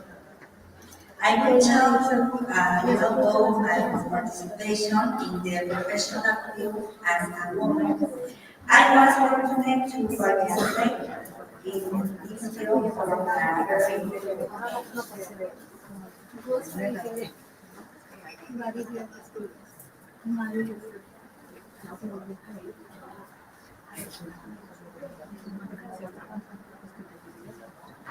It is a pleasure to greet you.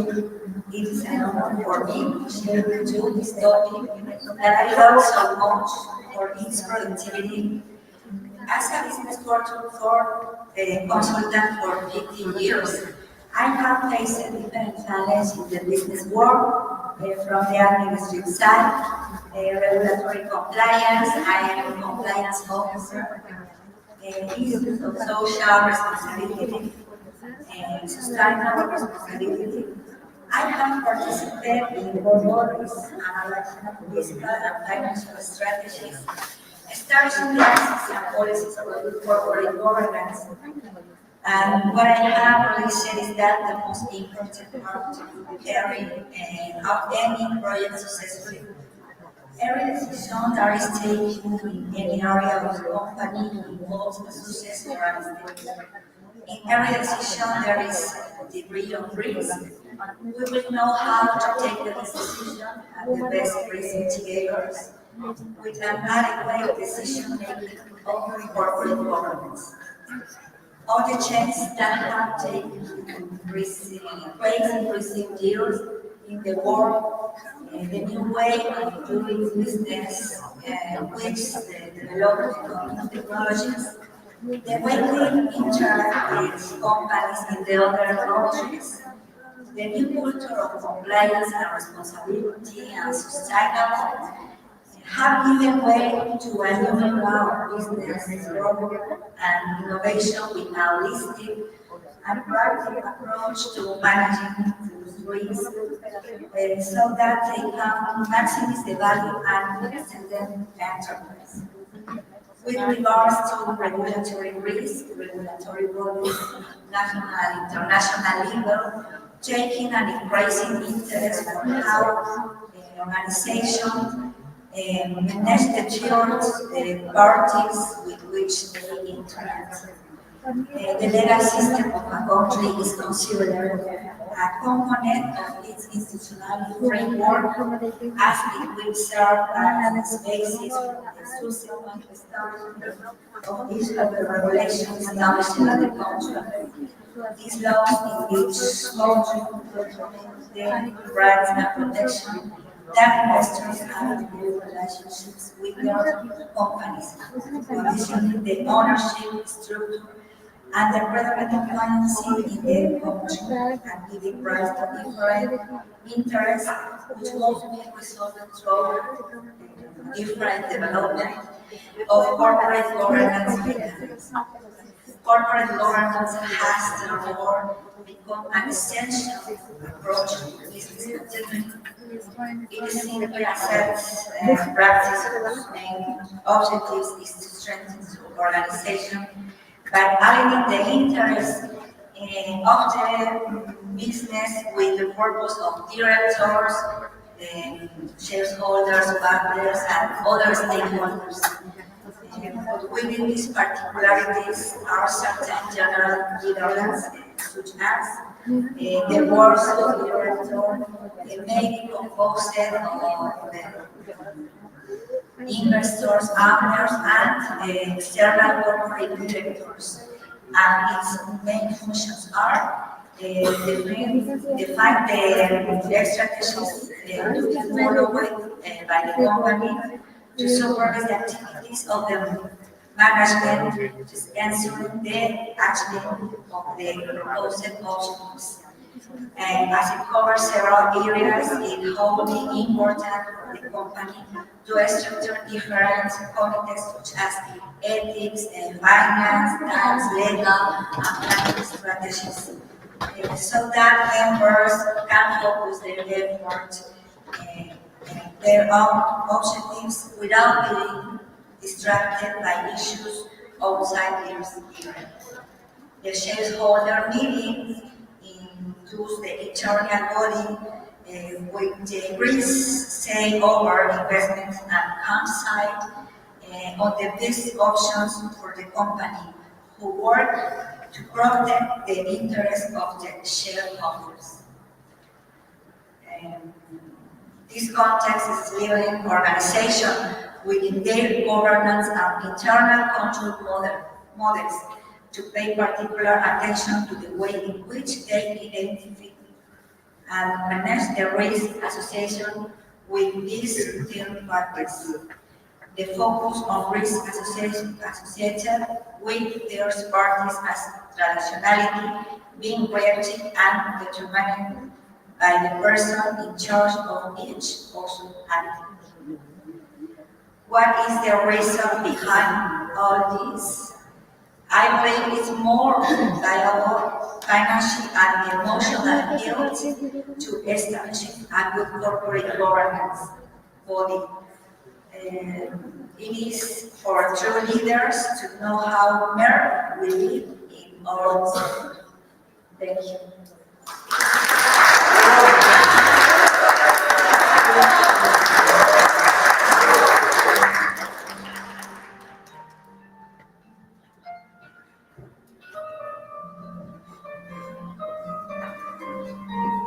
Thank you very much. I'd like to now invite Monica Ortega Juarez, who is the President of Integrity Regulatory Compliance Directors in Mexico.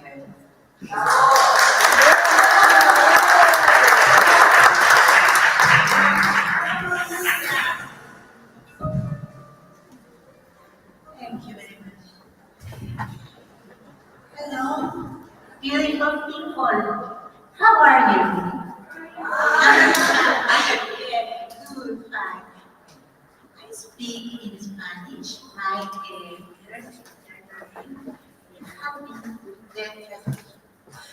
She will be speaking in Spanish and I will translate into English.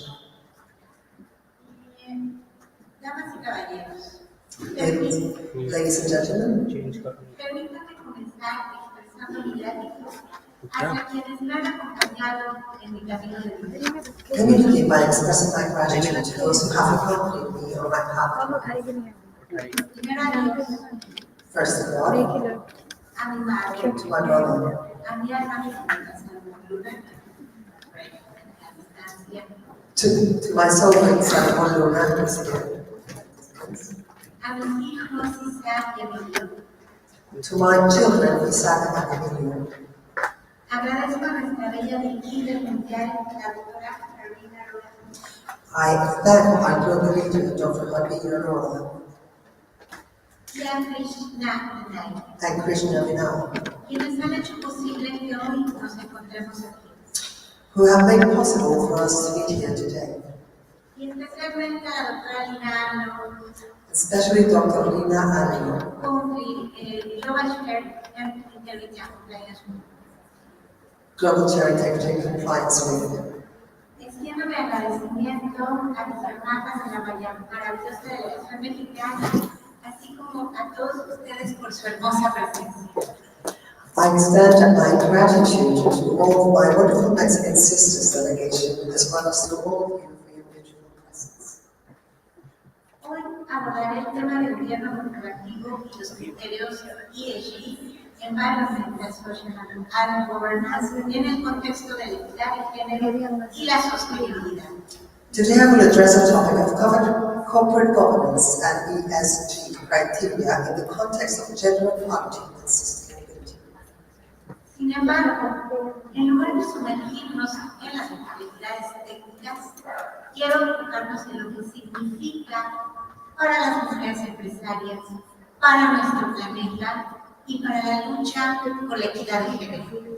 However, rather than to delve into its technical complexities, I want to focus on what this means for women entrepreneurs, for our planet, and for the fight for gender equality. Sin duda, en nuestra era hemos enfrentado una pandemia global y desafíos climáticos. Without a doubt, our era has faced a global pandemic and climate change challenges. A pesar de los compromisos de sostenibilidad, nuestras decisiones políticas y económicas nos alejan de los objetivos del Acuerdo de París y de los objetivos de desarrollo sostenible de la Agenda 2030 de la ONU. Despite sustainability commitments, our political and economic decisions distance us from the objectives of the Paris Agreement and the SDGs of the UN 2030 Agenda.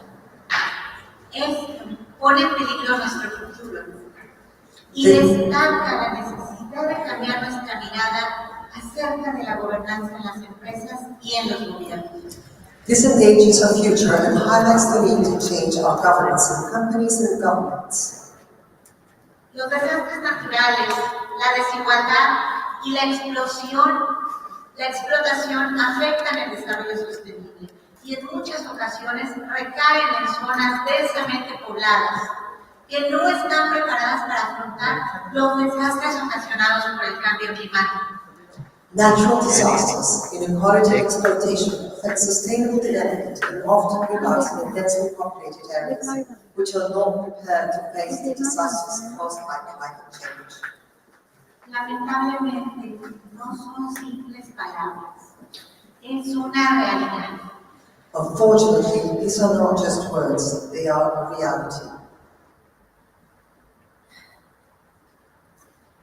Con profundo pesar y dolor por las vidas perdidas de las mujeres, hombres, niñas y niños de Acapulco, en el estado de Guerrero, México, ruego presten atención.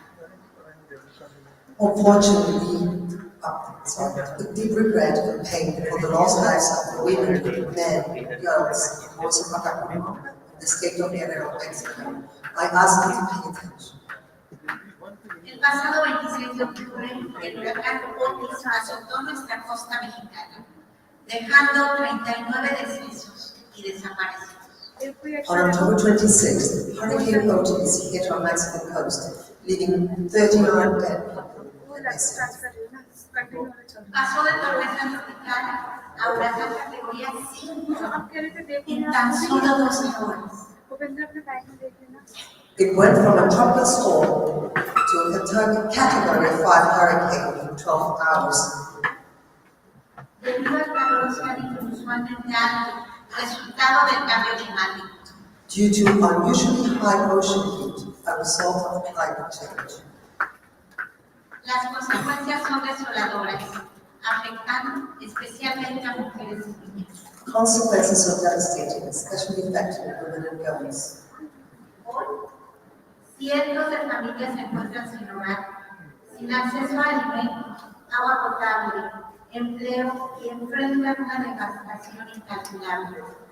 Today, hundreds of families are homeless, without access to food, clean water, employment, and face untold devastation. Desafortunadamente, los efectos indirectos de los desastres pueden tener consecuencias significativas en la desigualdad social.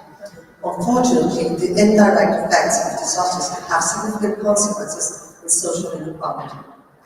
Estudios indican que la violencia contra las mujeres y las niñas aumenta después de un desastre, lo que en su forma más extrema se traduce en un aumento de homicidios intencionales de mujeres.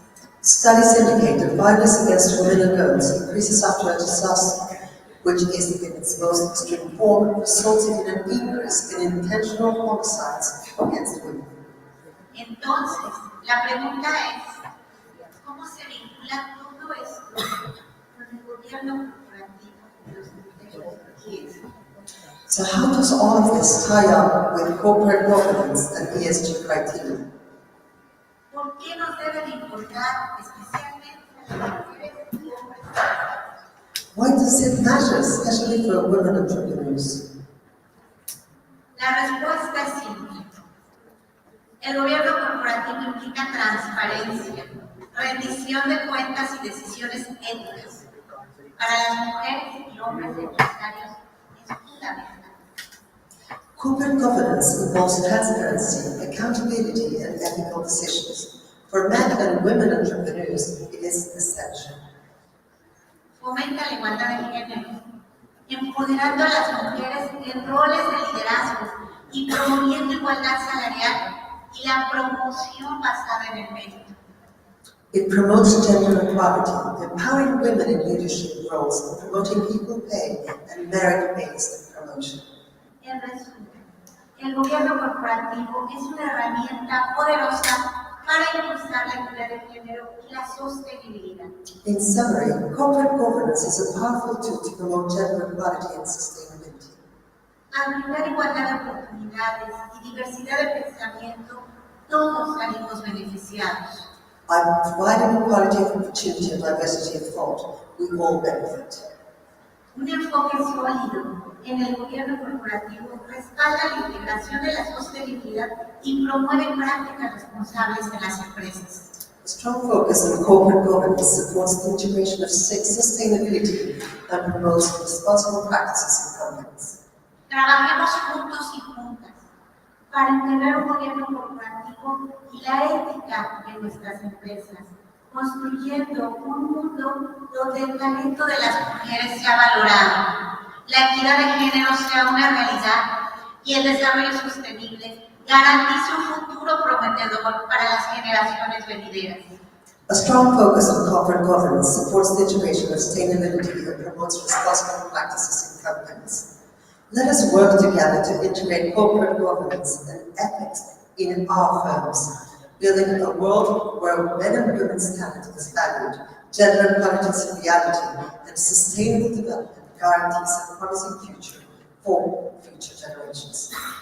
Ya no es una responsabilidad del gobierno o de la iniciativa privada, es responsabilidad de todos nosotros. It's not the responsibility only of the government or of the civil, of the people. It's responsibility for all. We are one, the circle of life. Thank you very much.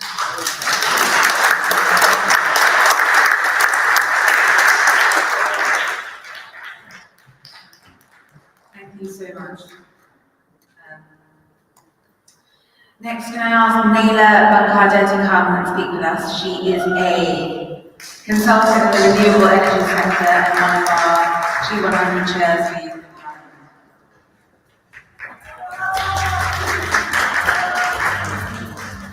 Hello everyone. So yesterday, I don't know if you have attended the She Economy Participation that we did with Davender. Who subscribed? I don't know, we have done RTDS. Que en español pueden también preguntar. Ayer hicimos la presentación de She Economy con mi marido y quiero saber quién hiciste la suscripción. Nadie. Bueno, tienes que hacer. You have to do it. So, Naila Benkena, I'm global chair for Youth Empowerment. I have been working more than 7 years in the renewable energy sector. After I graduated, I worked for Deloitte. And at this moment, I realized as a young woman, it is sometimes very hard to be taken seriously. The energy sector is mainly limited by men. So I was working like in consulting. We all know it's day and night hard work. And after several years, I started working on my own. I had the chance to be supported by my father. And today I am leaving renewable energy sector. I'm starting a dream that is working with my husband. Thanks to Vinay Rai, that is a mentor inspiration, and we are also helping. So we discussed about She Economy that Dr. Vinay Rai is the founder. The She Economy platform is a platform with zero fees that is challenging all the e-commerce platforms in the market. So for the youth empowerment, We are working with the team. We believe that education is very important. We organized a workshop that was regarding women in the STEM industry, where Dr. Abhinay Rai attended and other global chair. Pauline Valero also was a speaker. Shelley Brunswick, another global chair. The vision is that we would like to connect companies and universities, because when you start working for a company, you realize that you're not ready. Even if you graduated from the best school, it's completely different. So a lot of universities, they want to understand what is the lack in the market, and how they can prepare better to a new, like the, for example, artificial intelligence and other sectors. And to get back to she economy, so unemployment rate is, for example, in 2020 in India it was 30%, but today they have a huge decrease of the unemployment rate. It's above, I think, 22%, so they had a huge decrease. In Latin America also it is around 12%, and in Europe we have, I think, 2.5 million of youth. Talking about the youth, about young people that are unemployed. So I believe that she economy that create new jobs, because for women, and it can fight unemployment because it's giving new opportunity. And so she economy, like we presented yesterday, it's a platform with 0 fees for women entrepreneurs. So thank you so much. Thank you.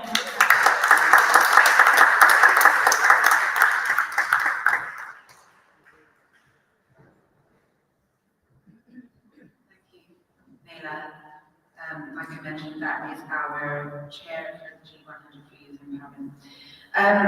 Next, I'd like to invite up Lady Anita Duckworth Bradshaw, who is from Powerhouse Global Women's Organisation, also does the Powerhouse Global Women's Global Magazine.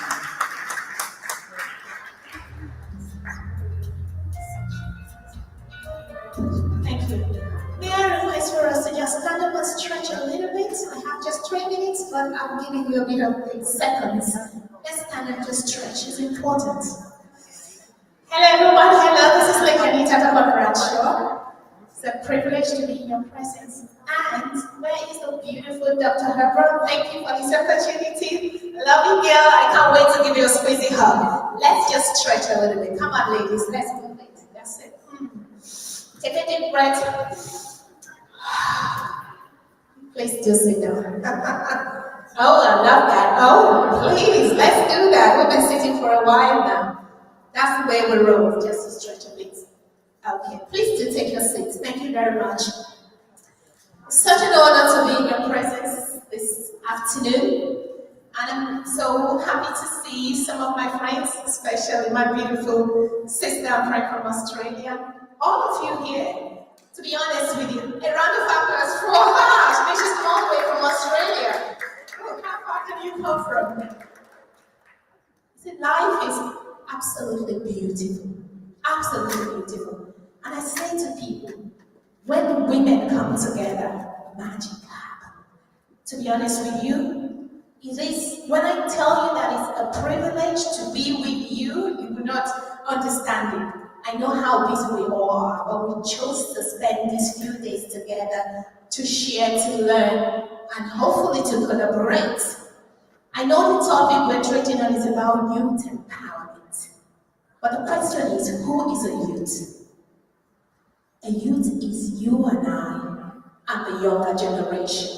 Because you're still a youth until you say you're retired or you're tired. For me, a youth is someone who is still active in the society. And the topic I want to treat today, with a few minutes that I have, is about healing from within. Today, there's so much chaos out there. There is pain, the apprehension, the anxiety, the suicide rates, and all of that. We mustn't ignore that as leaders.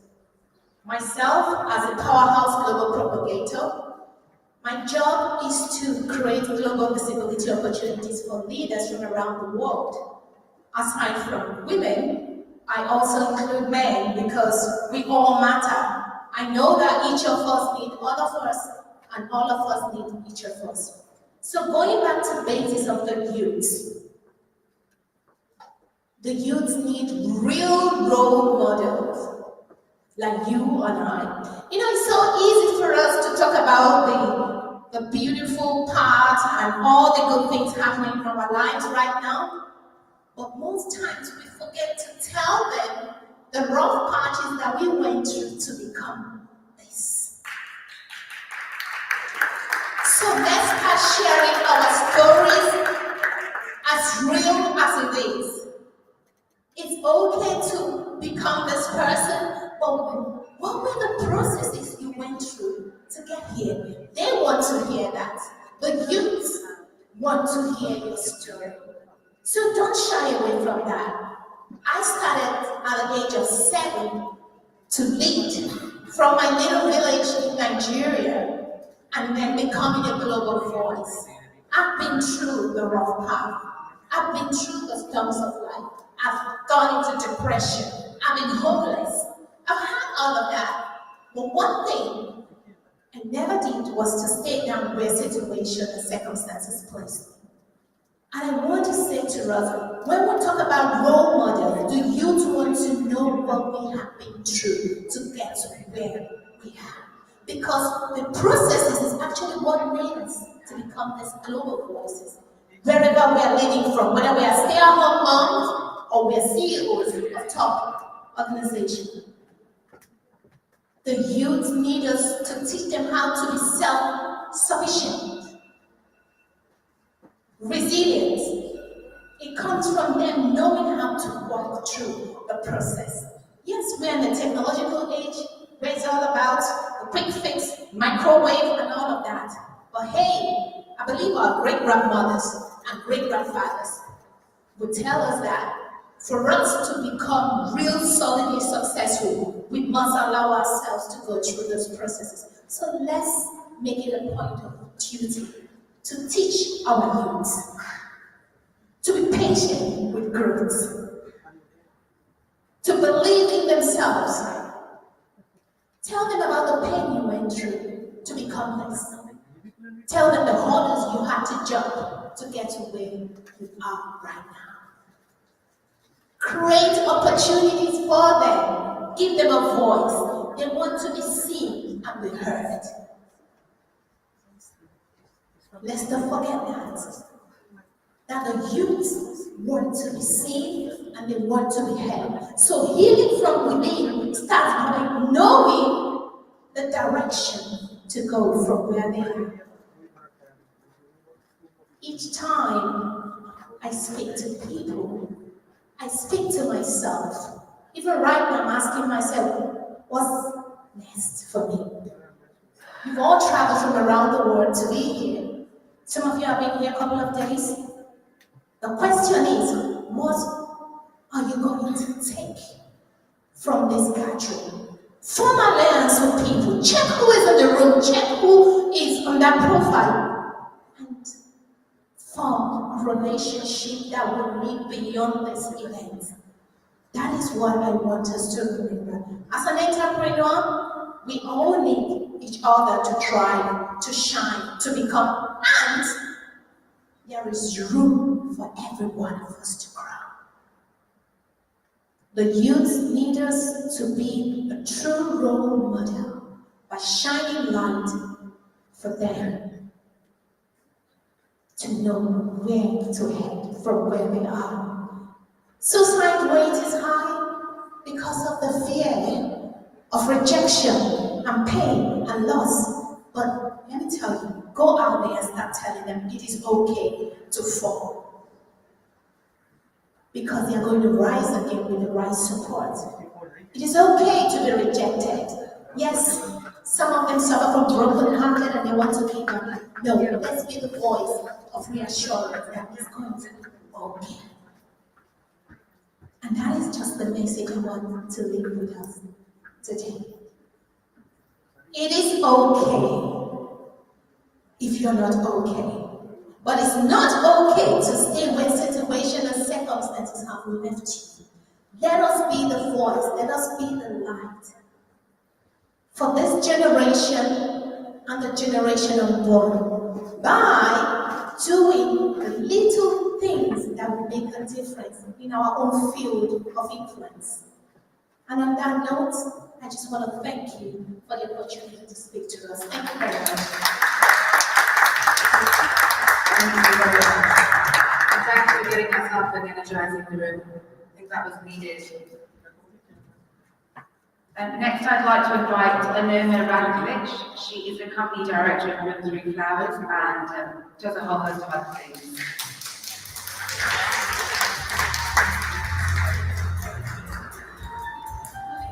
Hello, can you hear me?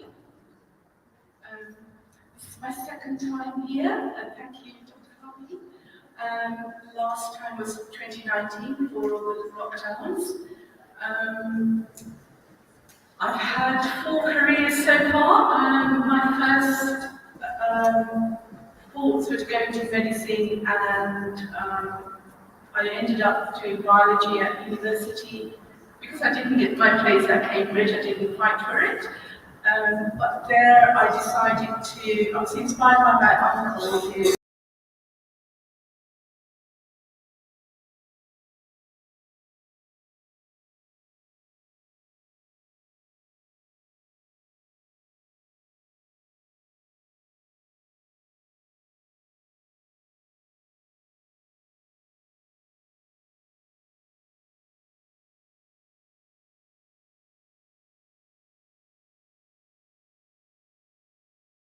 and at that point my husband got work in the Congo, in the UN there with peacekeeping operations, and I suppose my priorities changed and I prioritised motherhood for that period in life,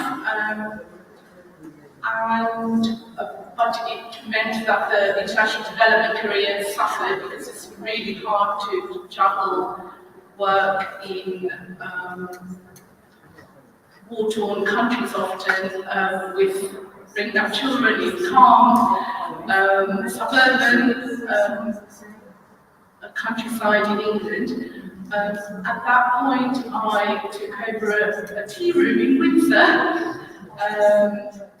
quite a famous one, the Cricket House, and I did that for about 12, 13 years, at which point I decided to look for a second unit. But instead of buying another tea room, I bought a florist and rebranded it. It has been in a town very near Woking and Berlin.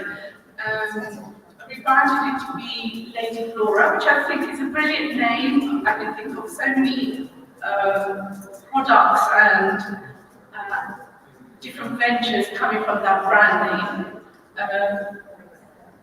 The name's been trademarked now, so don't try to steal it. And then Lady Flora bought a florist in London, in central London, called Bloomsbury Flowers. It's been in the same spot in Covent Garden since 1994.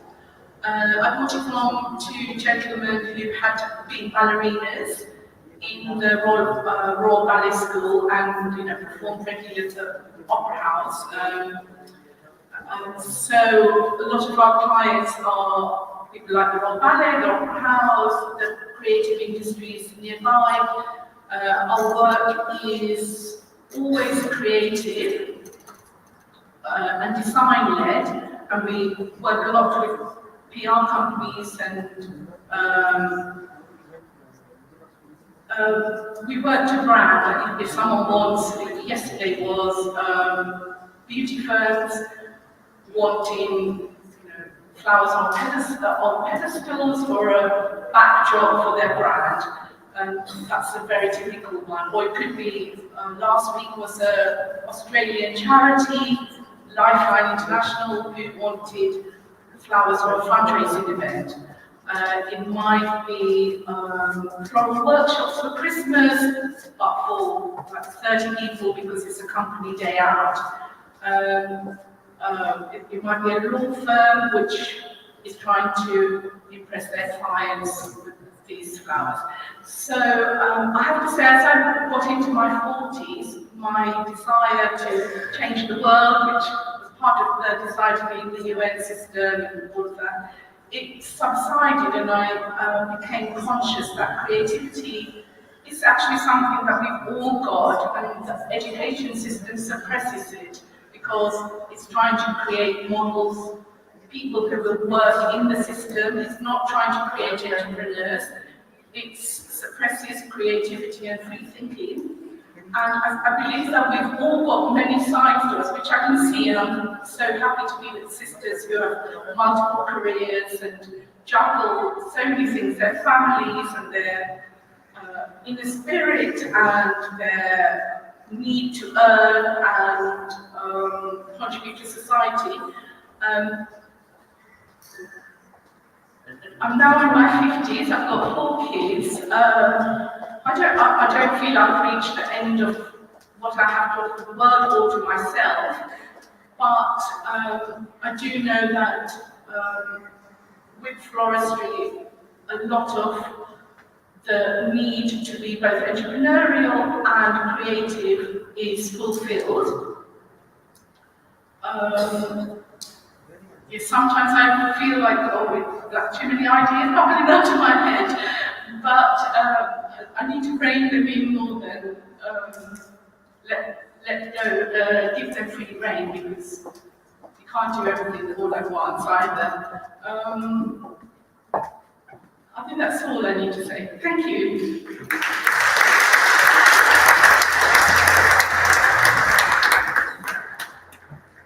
Thank you so much, Noma.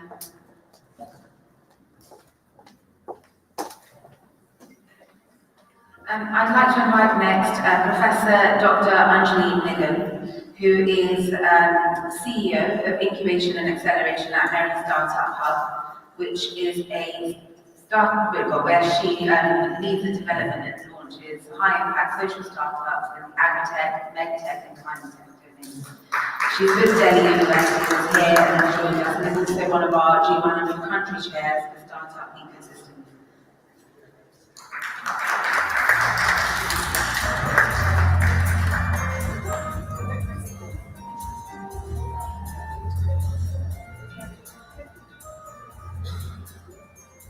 Thank you so much. I hope Harbeen is here, Dr. Harbeen. No, I have something very important for you to say here, so I want your attention, everybody's attention. Women constitute more than 48% of world's population. We agree? Almost half of it. So I think Dr. Harbeen has done something very incredible here. I work very closely with UN Women, UNCTAD, UNITAR. I've been trained by them, I've been, awarded by them, but, I'm not here to brag on that, but what I'm here to say is we need to clone Dr. Harbeen. Because what she's done is she's brought us together. She's made it a global village in the true sense of the word. Believe me, this movement is not stopping. I didn't know Dr. Harbeen before, and this is the first time I'm meeting her, but I think she's really made half of the population of the world very happy. Do you agree with this? Are you happy to be here? So can we show, how do you show your happiness? Yes, you did that. Can we stand up and we really clap for ourselves or people like Harbeen we have? Can we jump also? Can you jump and clap? Come on.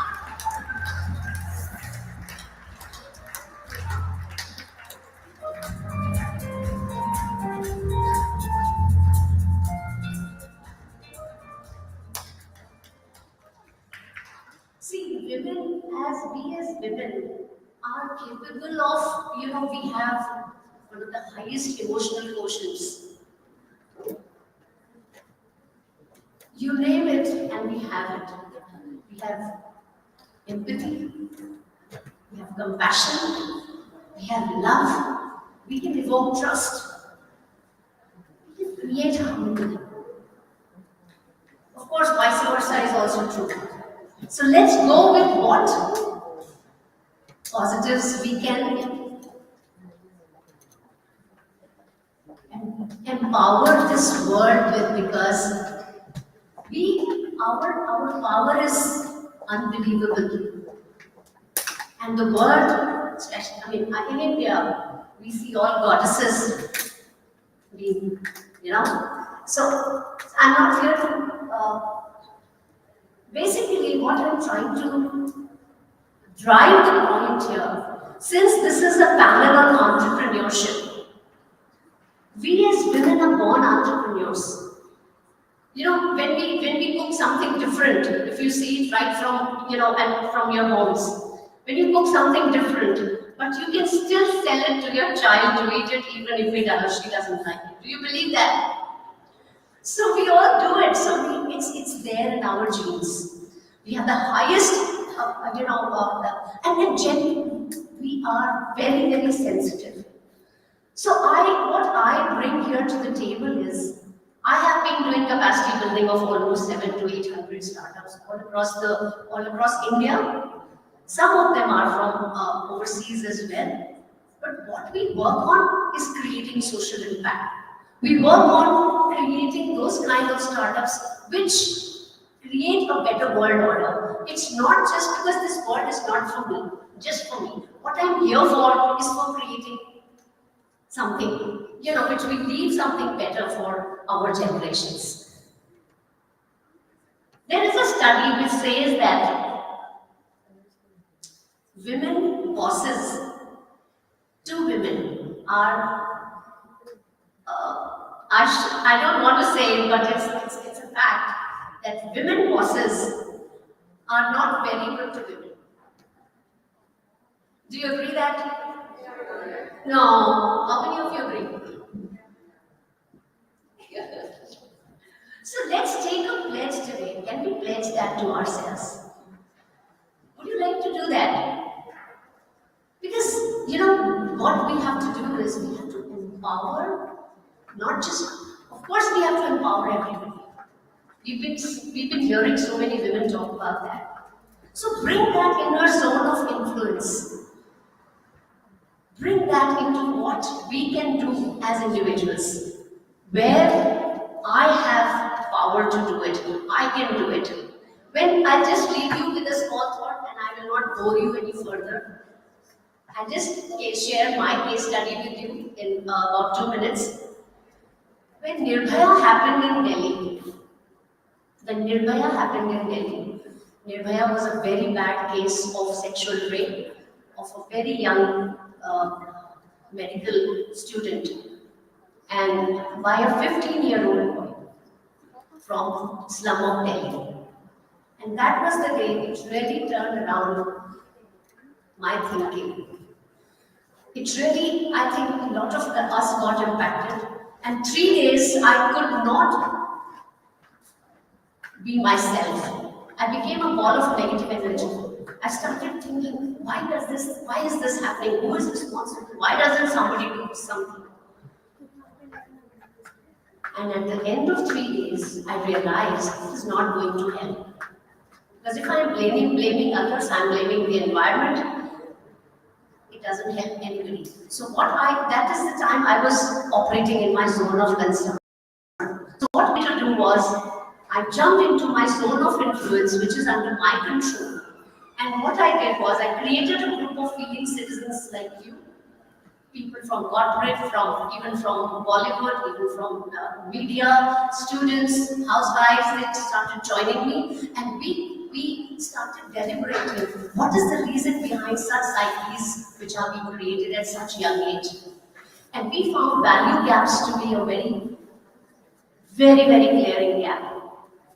We as women can inject that value gene right from the womb days. Believe me, you know it. We do it all the time. So what we did was, we created a 3-pronged strategy. The first one, to protect women from the psyches which have already been created. You can't change after a certain age, especially 15, right? So for that, I launched international technical innovations for women's safety competitions all across for students from colleges, IITs, everywhere. And believe me, we had 6 wonderful innovations. And the one which you saw, the world saw later, was a pepper spray bracelet. The pepper spray bracelet was that innovation and that was the first time India saw, we did this seminar on gender sensitivity and regenerating values, in which we showcased these technical innovations. The second approach which I took was workshops, seminars, conferences, anything, talks on creating gender sensitivity between people. Because we need to be sensitive to each other's needs to actually leverage when we say gender equality. It doesn't come in a day. We have to drive trust, and trust takes a long time. We all know that, right? So I kept, until date, from 2012 till date, I am still on that mission. Whatever I do, I don't leave this. Celebrating gender, but then driving gender sensitivity. The third approach which I took was NEEM schools. If you Google, you'll find NEEM schools. NEEM schools are alternate informal schools for value education of urban slum children, 3 to 15-year-old, which I run in the center of slums under neem trees, because neem is supposed to be a cleanser. And same way, value education is also a cleanser. So we call them neem schools. We run them under the in the center of the slum under neem trees. And this is all voluntary model. I have been approached by many corporates to take up CSR where you take 50 lakhs, 1 crore. I said no. Seriously. Because I think Dr. Harbeen would, that is why I kind of stand what she is doing so much that if you put your foot, what she's doing is pro bono. What she's doing is she's putting herself out for everybody in the world. And that is precisely we need to do. I mean, money, of course, just flows in. If you want it to flow, it will flow. So these children, in 3 weeks, 2 weeks, when we go and meet these children, some of them will tell you, oh, I want to earn very fast money. I want to become a don. Listen, I have these videos. Now, what is a don? She thinks, 3-year-old, she thinks that that person who comes in the film, he has power, he has cars, he has money, and he can control everybody. So, don. Now, in 2 weeks, 3 weeks, these children who are drinking, who are into drugs, who are into these kind of, we are actually gambling, we see it there, right there, in front of our eyes. And actually, molesting girls, nobody's saying anything. And 2 weeks, 3 weeks, they come to you and say, Madam Ji, I want to become like you. I want to say, they think and of course, we are all as mothers, as women, we are all teachers. I want to become a teacher. So in 2 weeks, in 3 weeks, these are some wonderful, simple efforts which have, given me very peaceful persona, a very happy persona, and whatever, even if it is not even a drop in the ocean, I still feel very peaceful when I sleep in the night. So bring everything which concerns you in your zone of influence. If you feel that women don't support women, you are here to do it. So start now. Start it today. Thank you.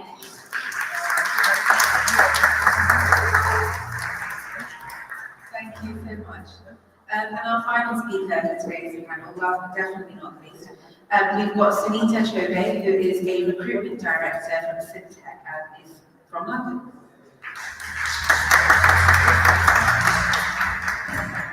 Good evening, everyone. All are with me? Hi, hello. Assalamu alaikum. And namaste to my Indian friends here. So, myself, I'm Sunita Chaubey. I run a technology recruitment company here in UK for the last 20 years. I've been supplying contract and permanent human resources to big IT technology based companies in UK and Europe. For past 1 year, we have started a mission of women back to work. Now, this is something which, being a woman, I found out that there's loads and loads of ladies who want to come back to work. Either they have taken sabbatical for studies, family, for raising children, or maybe health issues. And they decide to come back to work, and there they have been struggling because obviously when they left the work and things as it's changing every day, it has been difficult for them to get back to their own feet. So what we did is that first of all we encouraged them to be positive. It might take some time, but it's there. Everything doesn't easily. Invest their time in training, workshops, and we guide them through. We also help them with their resumes, cover sheets, and stuff where they can actually get in there. We also encourage go for volunteers, go for internship, go for a role which might not be as suitable as they're expecting, but they have to get out there, you know. Just sitting at home thinking I may not get a job or I'm not suitable for it, it doesn't help. So a lot of motivation, and all the women here, I would say, if you can motivate even one woman to go back to work if she's willing to, it makes a difference. And I totally agree with Anjali that, you know, she says a woman boss normally, woman they think is not very comfortable, and I agree with her, it's not so. It's not so at all. My company is run by me, and I have all women working for me remotely, either from Europe, UK or India, and the reason for employing them is either they want to take care of their kids or remotely they are more productive rather than coming to the office. So hopefully we will have more women joining our workforce, and the encouragement what I can give. If any one of you would like to contact me, I'm there on the group and my LinkedIn profile. Please feel free to help such women who want to come back to work. Thank you very much. Thank you.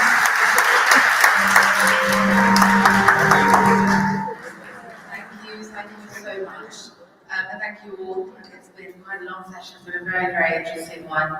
And we're going to move on to the awards for this session. Can I please ask Karen Ruiz, who is from Colombia, one of our G100 chairs, to present the awards.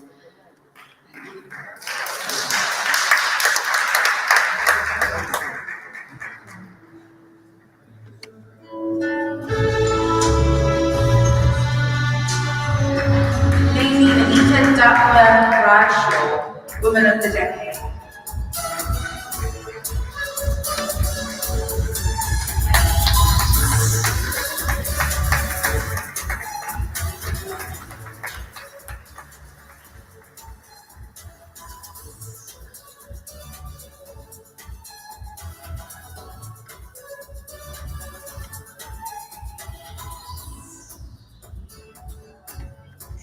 Elizabeth Leiva Valdez, Exceptional Woman of Excellence.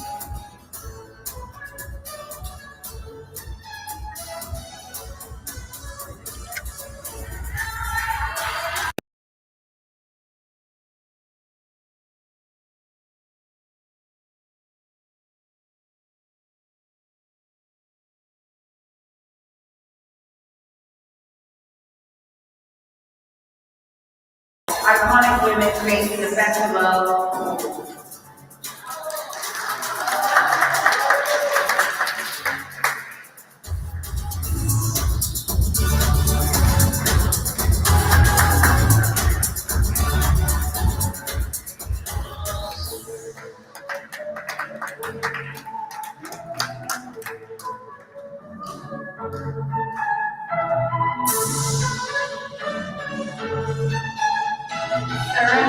Foster.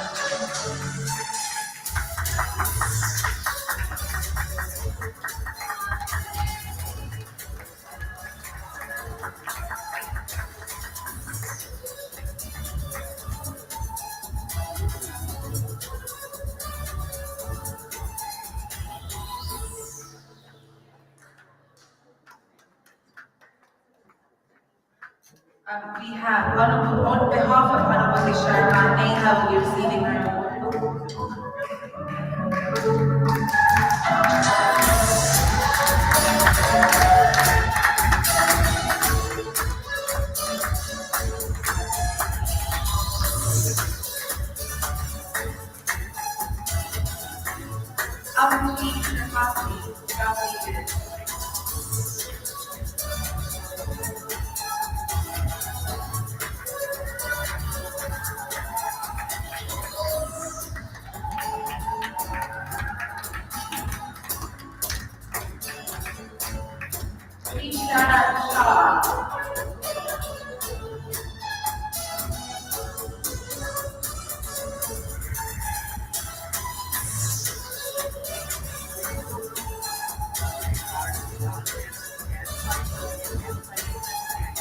Monica Ortega Juarez.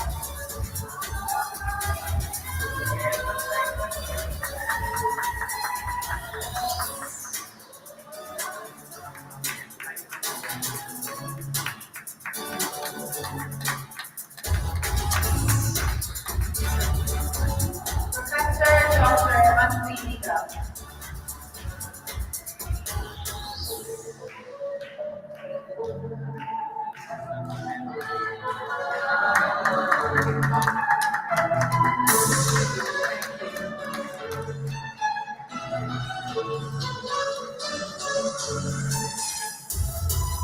Concepción Morales Obrador.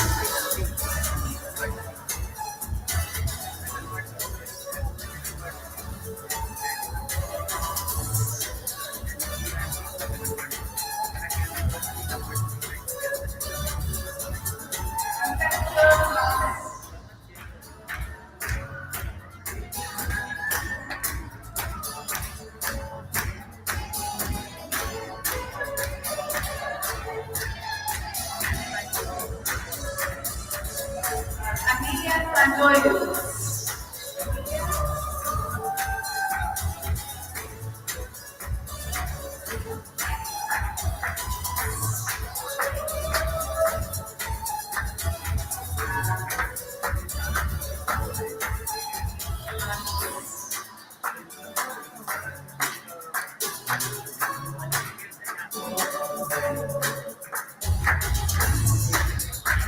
Antonita Rivera.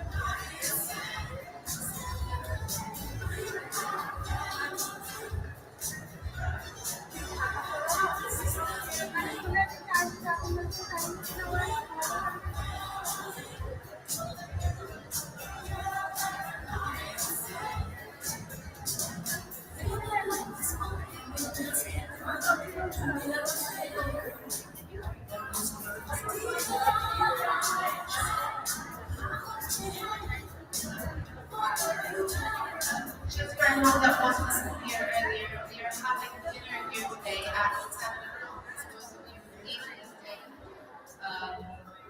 those that are left, if you're in touch with them, let them know that there's dinner that we'd welcome to come back today. And it'll be right here in this room at 7 o'clock.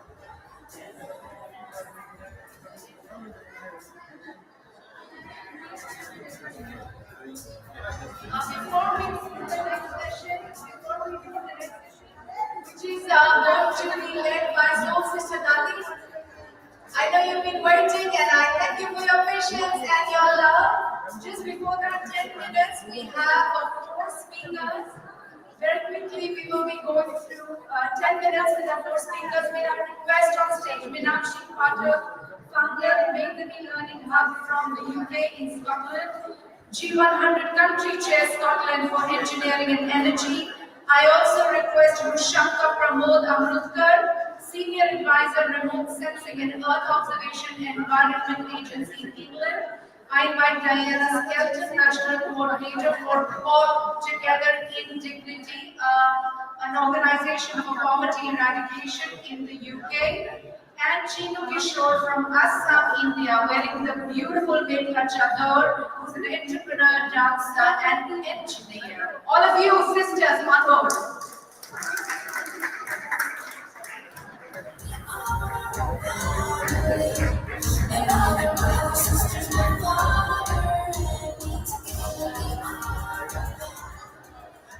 Okay, I'm going to invite our first speaker, Rushanka Pramod Amrutkar. Let's hear it for Rushanka. Come on, everyone.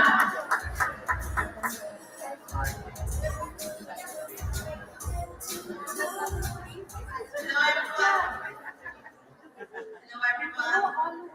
So thank you so much for providing this opportunity. We are very interested to see this audience and gracing this dais together with these wonderful ladies. So I'm Rushanka Amrutkar. I'm Senior Advisor of Earth Observation and Remote Sensing in Environmental Agency, which is the UK's body.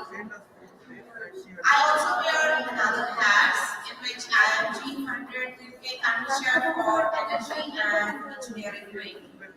Along with I'm also a Board of Advisors for Dr. Kalpana Chawla's scholarship program at United States University, which promotes young girls and women in STEM and space to pursue their dreams.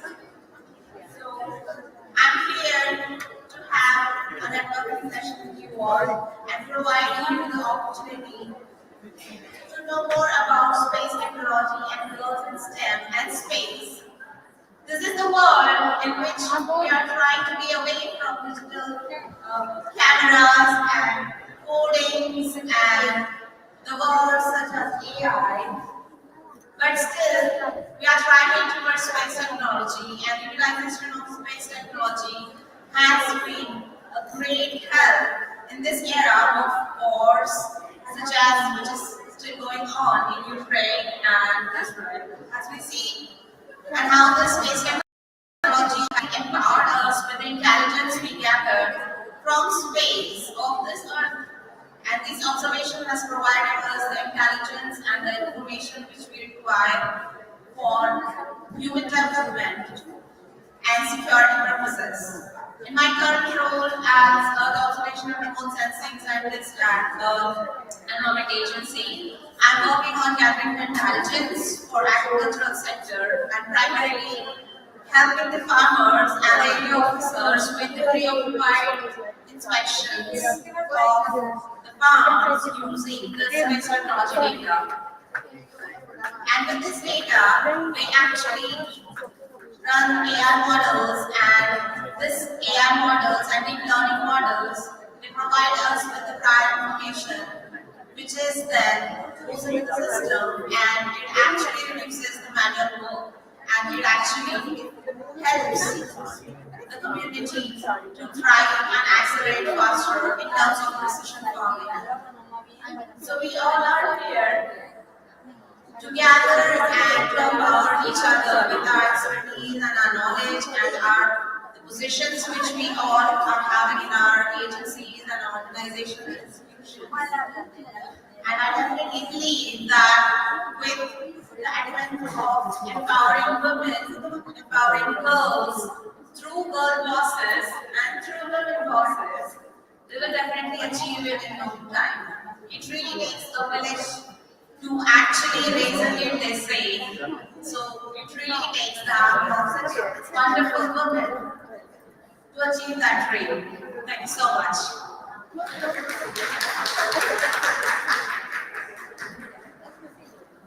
Thank you. I'd now like to welcome Diana Skelton, who is the National Coordinator for ATD Fourth World.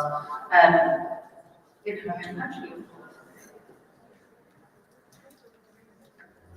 you. ATD means all together in dignity.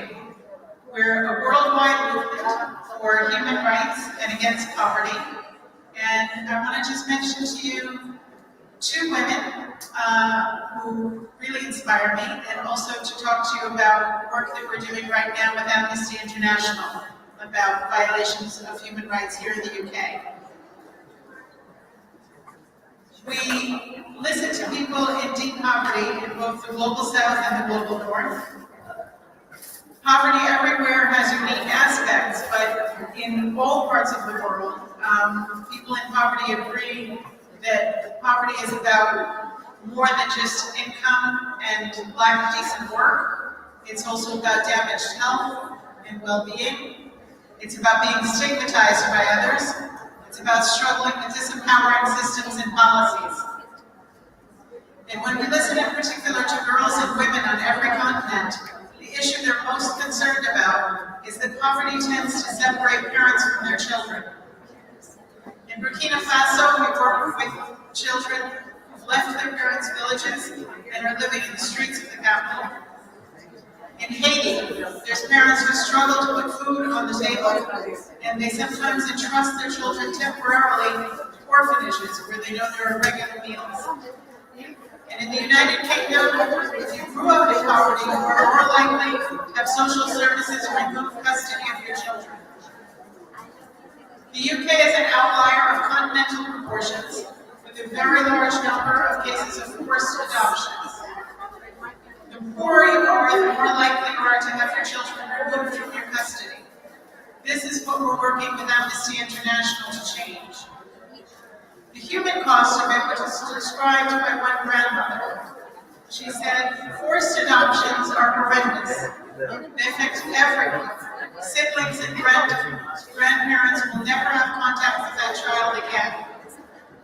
Because my daughter spent time in foster care as a child, each time she had a baby, they put her in a mother baby unit for months so she could be assessed. 3 times her babies were put up for adoption against her will. In family court, my poor daughter didn't have a say at all. Finally, with her 4th baby, they agreed that she could raise her own child. Why couldn't they have said that earlier? Another woman who was leading her work on this issue was removed from her parents as a teenager. She says, Children's Services placed me in adult accommodation when I was only 15. They housed me with 7 grown adult men over 18. I was groomed and trafficked in that accommodation. I ended up in the hands of a gang, being trafficked up and down from England to Scotland for sex. During that time, the social worker used to come out once a week to sign for my rent, because I wasn't old enough to live there. But the social worker never asked me a thing about what was going on, or why I was pregnant at age 17. This woman and also the grandmother I spoke about earlier, they both found the courage and the resilience to support other girls and women. They're engaging in our work with Amnesty International to try and change these situations for everyone. Together, one of the things we do is to raise awareness with social services about how anti-poverty practice could improve outcomes for everyone. And we're also trying to change UK government policies with Amnesty International. These women inspire me, and if they inspire you too, I invite you to connect with me on LinkedIn and see how you might join or support our work. Thank you. Thank you so much. I know we're getting towards the end of the day, and we're all going to get hungry for the great dinner we're going to have later, but if we could just keep a little bit quiet here, that would be great for our final speakers.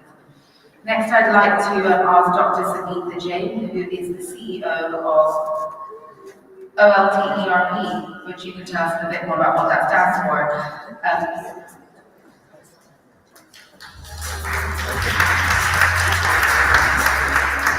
Thank you.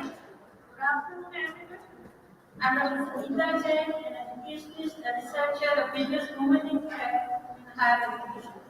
It's an absolute honor to be a part of this wonderful platform. It's the Women Economic Forum 2023 and share my journey.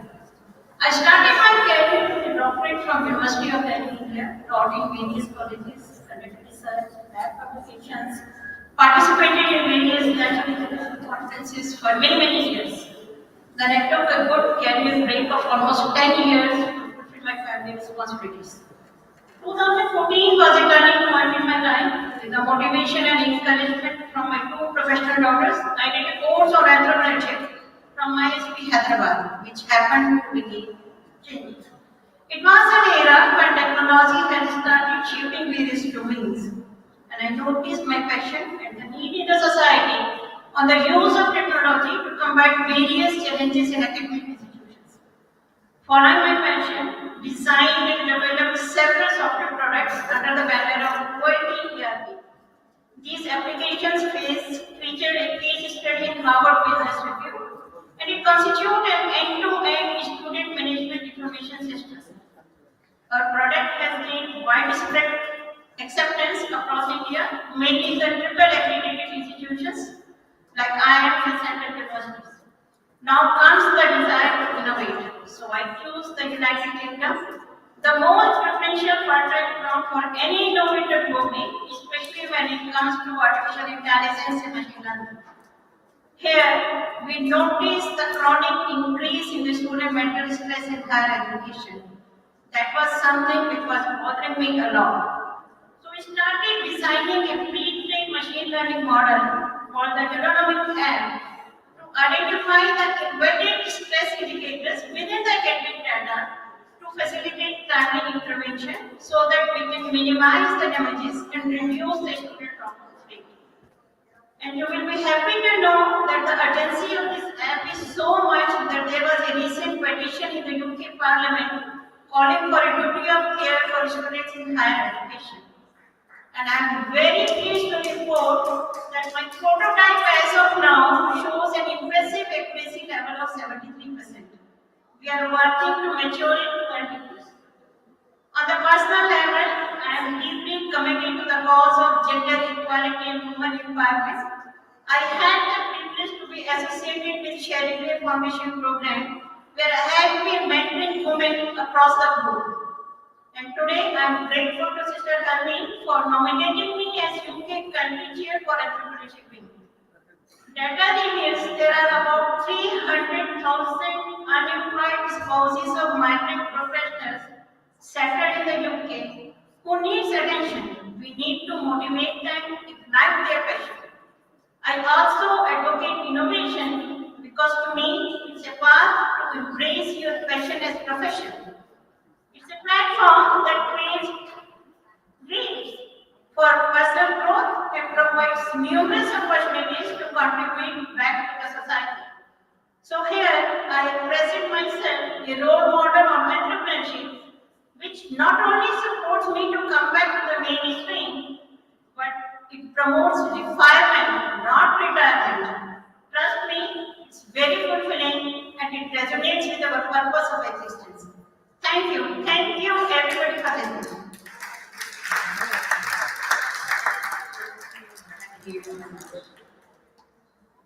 I'd like to invite Chidam Kishore, who is originally from Assam in India.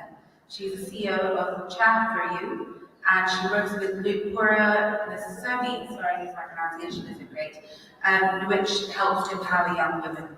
She's an entrepreneur, a dancer, and also a civil engineer.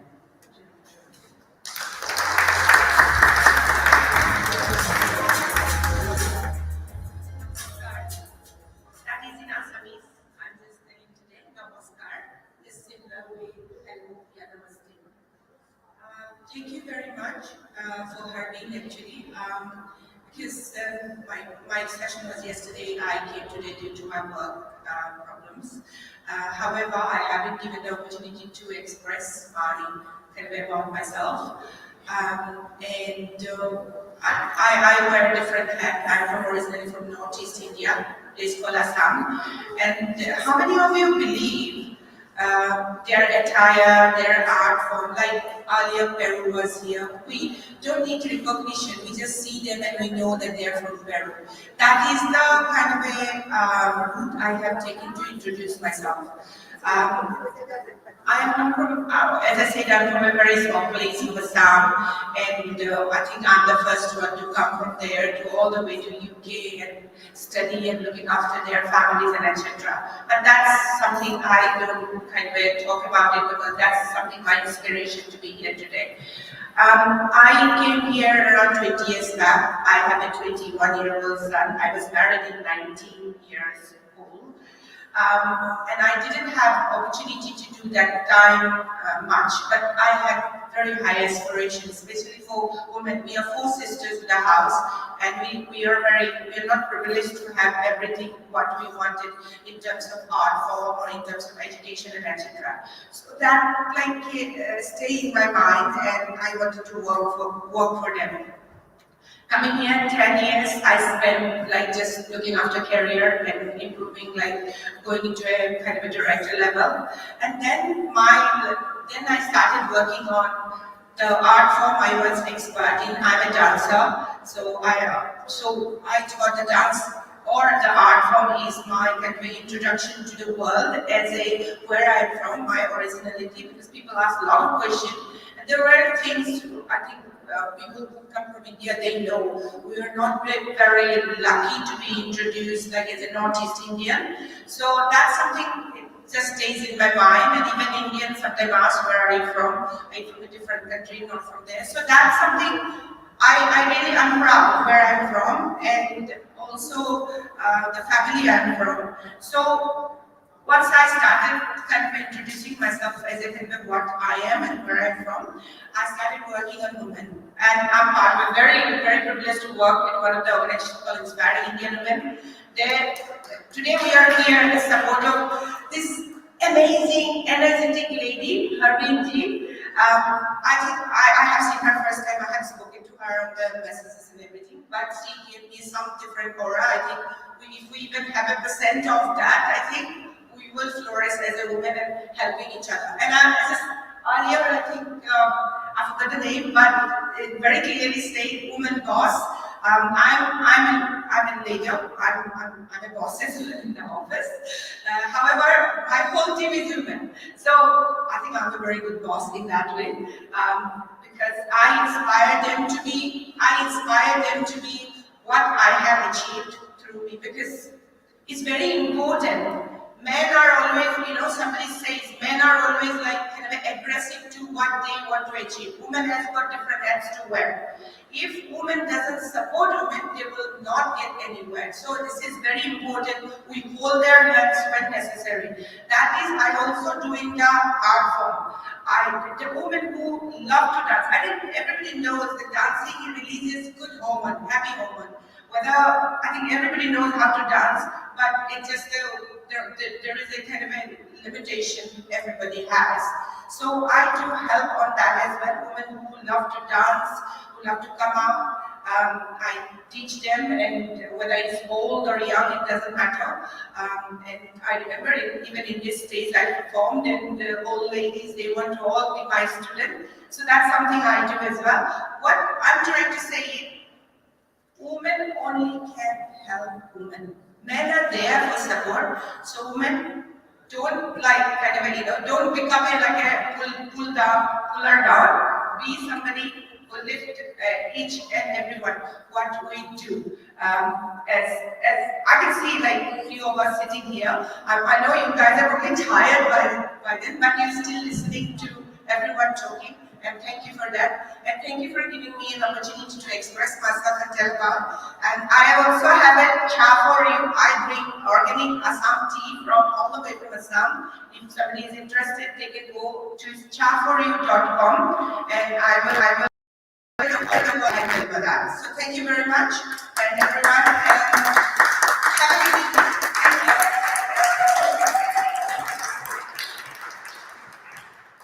Great, thank you.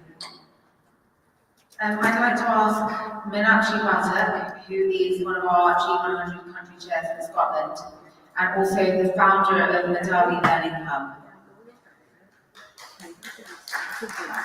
Thank you, Praveen. Thank you so much for giving me this opportunity. Hello everyone, and namaskar to all my Indian friends. Myself, Meenakshi Pathak. I am founder of Medali Learning Hub. It's an educational institute in Glasgow. And before moving to Scotland, I worked with Government of India as a planning officer as well as a research scientist. So I have done many projects in India for town and planning sector. So that's 2 years back, I've started this educational institute in Glasgow, and we are providing classes for maths, science, English, Vedic maths that has been originated from our Vedas, and abacus. So when I moved to Glasgow, I was searching some classes for my daughters. I was unable to find them. So during the COVID lockdown, some idea came in my mind, why I cannot start my own? So I started this organization, and you can just go and Google Medali Learning Hub. We are the #1 educational institute in Glasgow nowadays. Thank you so much. And it's really proud moment for me because we are the first organization in Glasgow. We are providing Vedic maths course in Scotland, and our 35 students have finished their Vedic maths certification course. So it was really a proud moment for all our Indians also. Like Vedic maths is really a very, I can say, it has been originated from our Vedas, and it's one of the fastest mental maths method for the kids. So you also can try, and now we have teachers in India, UK, England, and Australia. We have branches in USA also. So apart from these things, we are providing teachers training for women also. And this year we have trained 20 teachers for Vedic maths as well as abacus. So that's all about my organization. So one note I just want to say, be the heroine of your life, not the victim. I hope we can work together, and I'm just looking for some collaborations. Anyone can come and then collaborate with me also. If anyone is in the education sector, definitely I would like to hear from if anyone is there. And thank you so much. Definitely. Yeah, thank you so much. Thank you. Special thanks to Shanta. Thank you, Shanta. Thank you so much. Thank you. I'd like to invite up now Suchita Tu, who is here from Cambodia. She is the Deputy Director General of the Camchin Law Firm.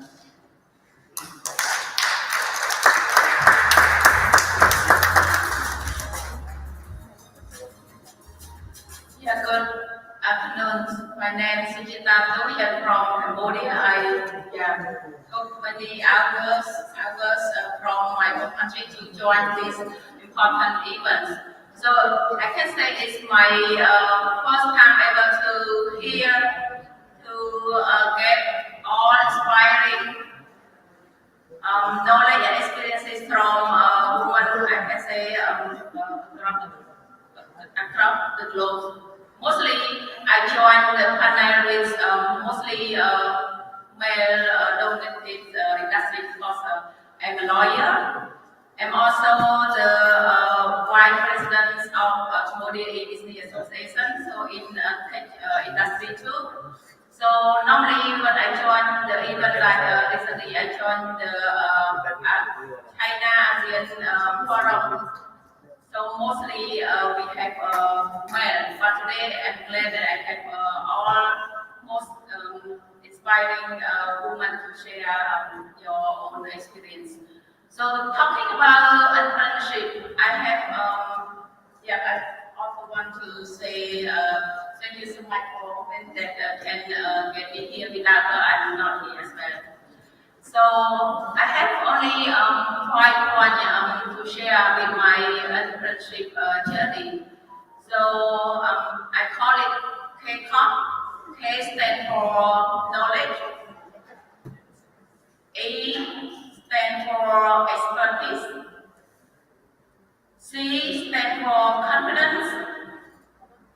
O stands for opportunity. And P stands for partnership. So I can start from K, knowledge. Being a woman, being an entrepreneur, so you need to have wider knowledge. Likewise, we talk about Women Economic Forum. So what kind of knowledge you have? What about G20, G7? But to me, I'm looking only at one agreement called AWESOP.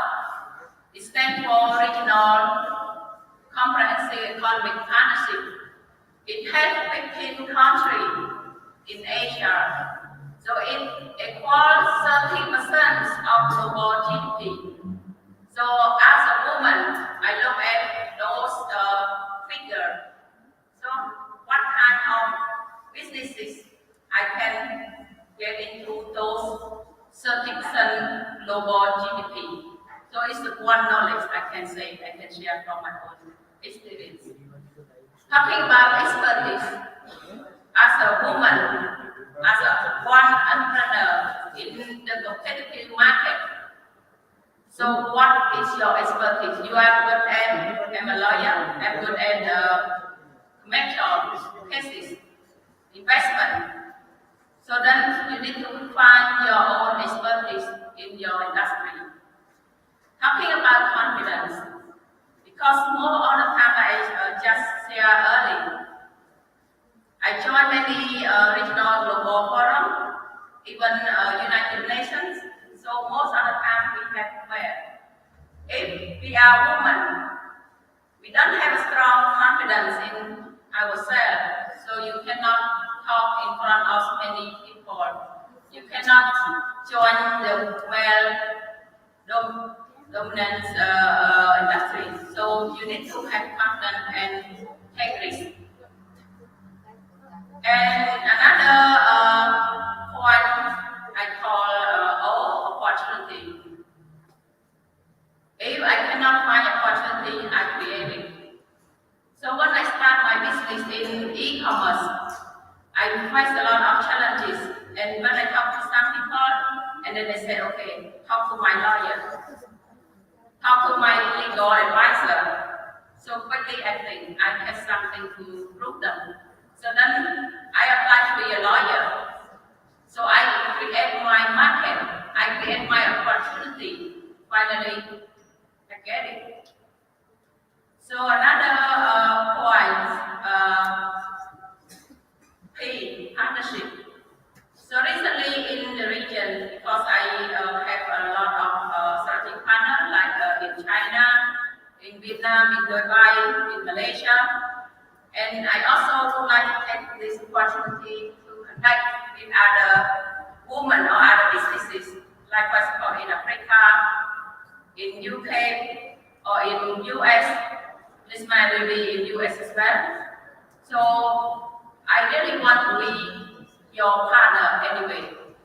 So my conclusions, we are one for the better world.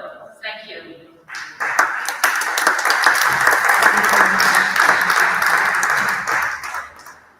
Right. Lovely hearing from all of you. Before we move on to the awards for this session, we have in our presence Barry Gardner, who is here, an MP and actually MP for Brent North. And I'm not sure of the boundaries, but I wonder if this is your constituency. So we are in his constituency. He is our MP for Brent North. He is from the Labour Party and has been a Member of Parliament since 1997 and has served in various different positions in the shadow cabinet. Barry Gardner, can I please invite you on stage to help us give out the awards for this session? Thank you.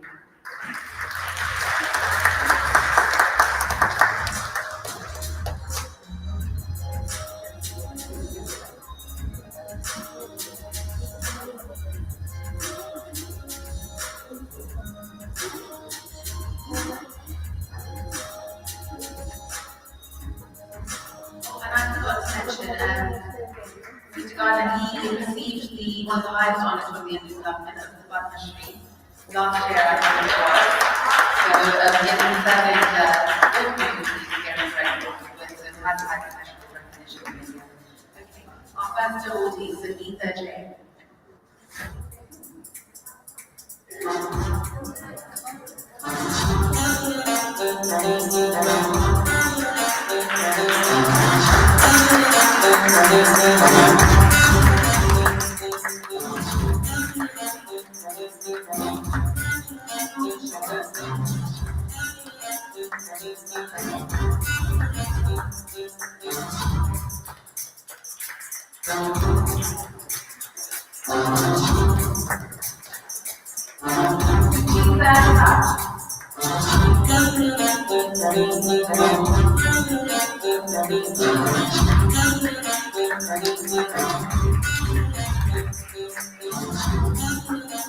Come to life,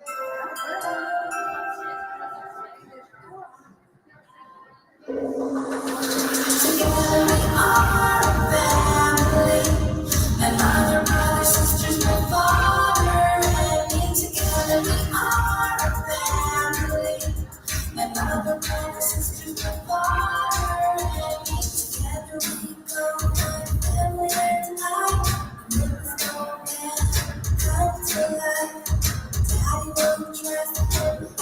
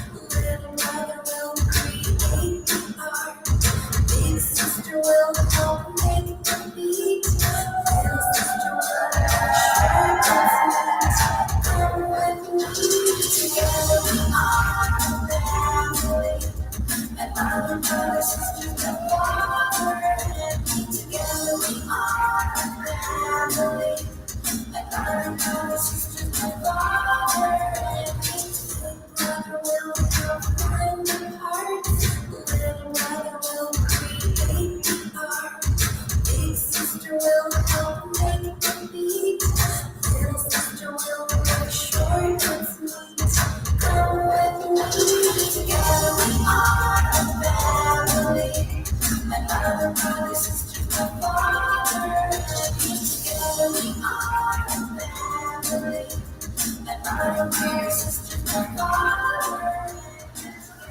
you.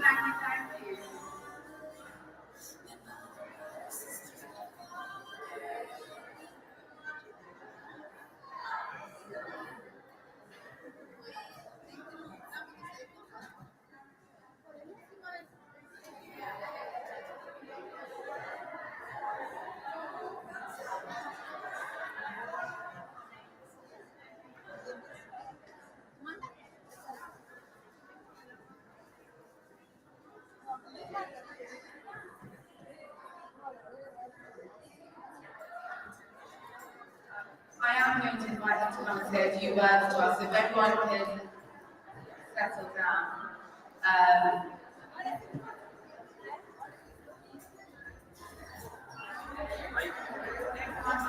Take their seats, and we're going to ask him.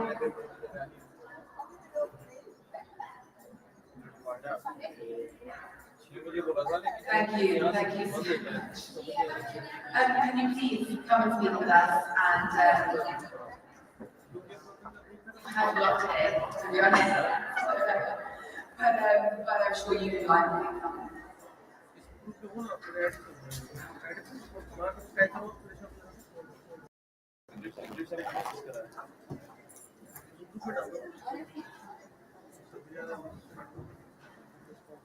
I'm used to strong women.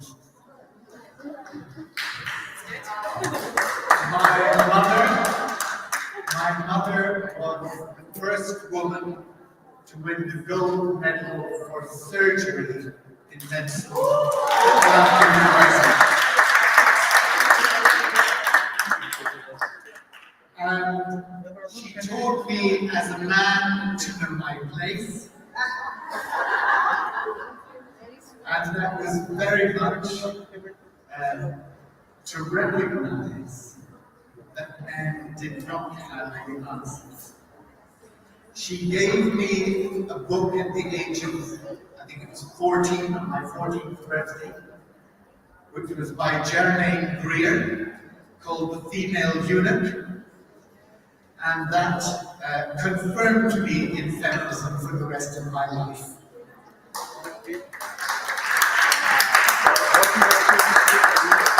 So the idea that at the end of 2 long days of celebration of women's achievement, what you need is a man to come along and patronize you is absolutely not what I am going to be part of. So all I want to do is to say congratulations to all of you for your achievement. I understand that these 2 days have been a real celebration. A celebration where, without pressure, you've been able to share some of the achievements that you've made, some of the pain that you have been through, and some of the amazing successes that you've had. So I hope the days have been really, really enjoyable for all of you. And I'm just glad to be able to come and share a very little bit of it at the very end. Thank you very much.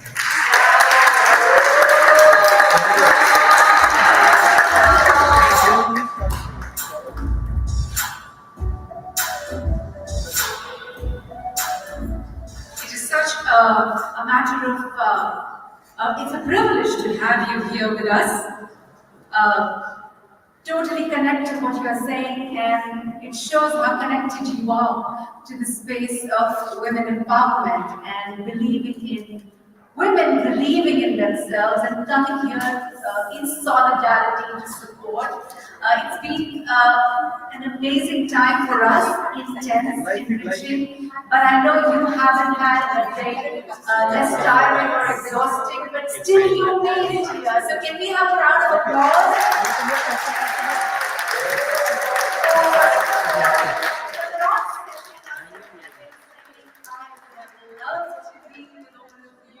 But I'm so sorry, I had something more important to attend to. You didn't do that. athletes for showing up at the fitting finale of these 2 days of. Let me just put it this way. One woman told me what encapsulates the life-changing, intense experiences we had over the 2 days. And she said, "Thank you for changing my life and that of my children." I couldn't have said it better. Thank you for joining this space, which is about creating impact from the heart. And the fact that my government has honored you with one of the highest civilian honors of the Padam Shri speaks about your international outreach, your global relevance, your global leadership. It is an utmost honor, MP Barry Katna, for the Women Economic Forum 2023 to confer on you the most distinguished award of Leaders of the Decade. Thank you.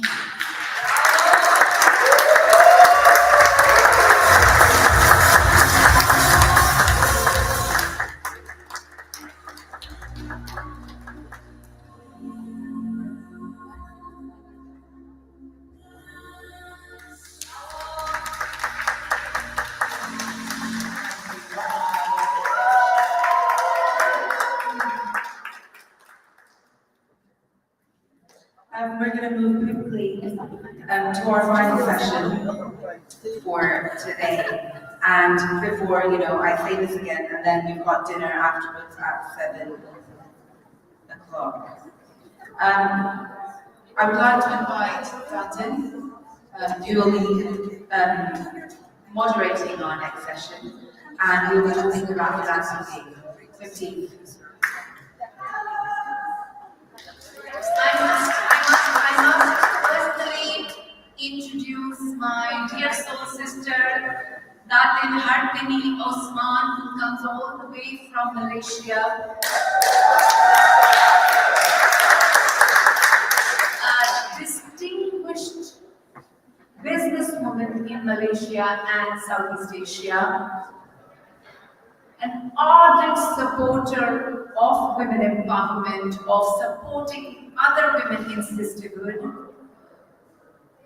A dedicated worker, at it. An unstoppable learner, always wanting to learn. She's doing, she's the who's who, right? She goes around with prime ministers and ministers, and yet she is always asking, curious, learning, doing one course after the other with Harvard, and she's like, "Ma'am, I think I need to do another course in this." Like, no, Harmony, you know everything that you need to know to make a difference. But that is that innocent, childlike sparkle of my sister's beautiful heart, which is so full of love. We love you, Sister Harpini. We love all that you do for us. You always show up in your best possible energy. No matter what challenges you may be going through, your team may be going through, you just show up with this smile that lights up our lives. I thank you for being who you are and what you bring to the G100 as global chair to the very important wing of philanthropy, business, and poverty eradication. Over to you, Harpini.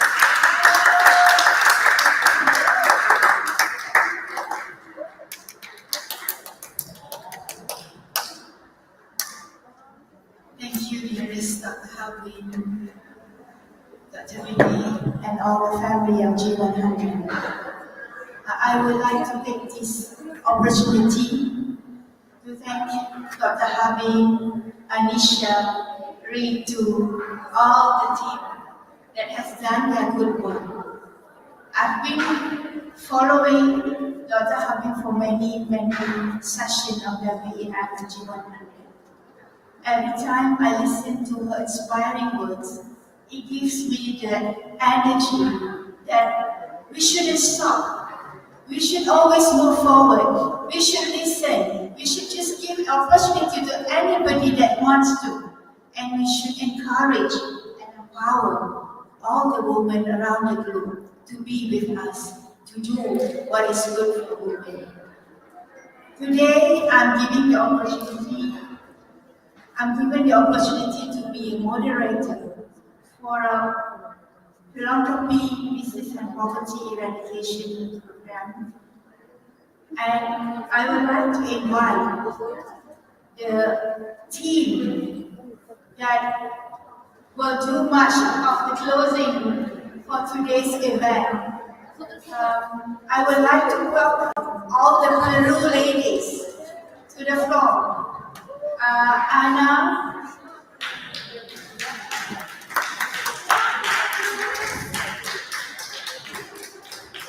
Aurelia,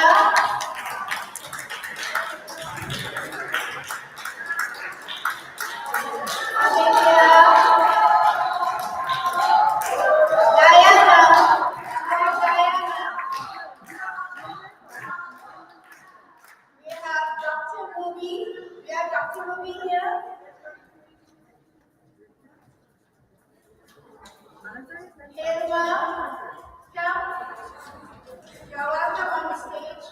Julia from Nigeria. And Oyin from England, from United Kingdom. Let me just put a few words before we start the session. I believe that this event is a good platform for various countries to exchange ideas on the application of various multi-dimensional poverty measures. All of us, I am sure, would want to end poverty in all its forms, wherever it may be. As such, we want to create and build a philanthropic society and a caring global community towards eradicating persistent poverty across the world, and encourage the needy, especially women and children, to take up education, skills, training, guidance, to enable them to get jobs, upgrade their social economy, become successful entrepreneurs, and achieve a sense of well-being and prosperous life. I would also like to invite Dr.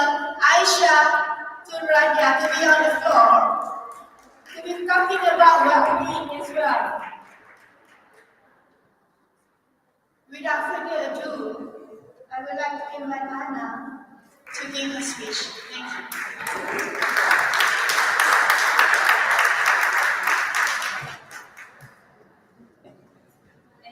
Good afternoon. I would like to thank God for the opportunity to be in the presence of such extraordinary women. And also thank the people who organize these great events. My name is Ana Villegas.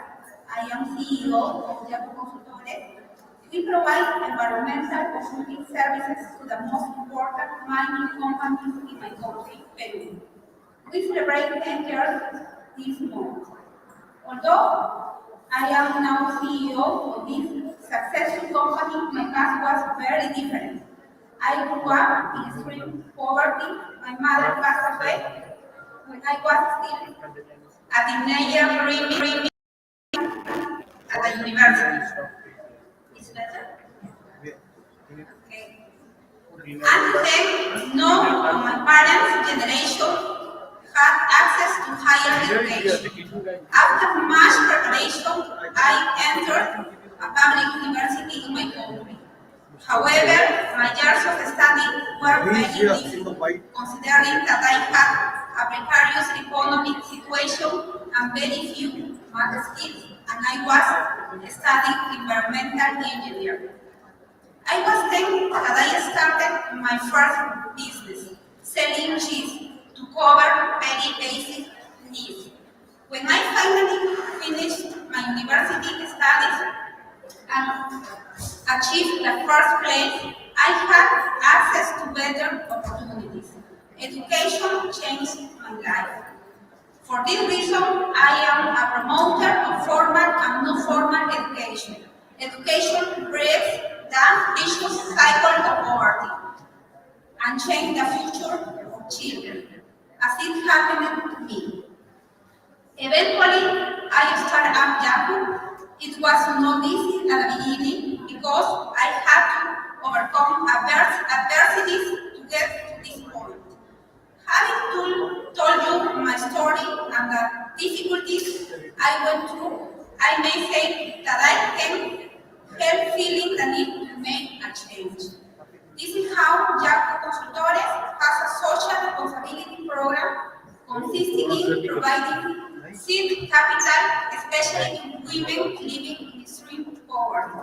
This seed capital and some prior trainings enable these women to create a small business for earning money to maintain their households. This program has so far benefited 300 women. I believe that we, as entrepreneurs, can make the change we wish to see in our society. And I also believe that we have a huge responsibility to do something about it, because we have the resource to do so. Thank you so much.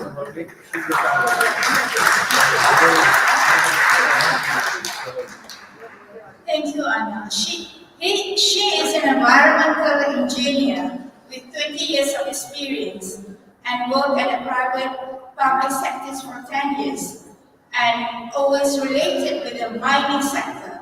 And she's a founder of work group called Tourism, if I'm correct, that provides environmental consulting services. So without further ado, I invite Aurelia to the stage.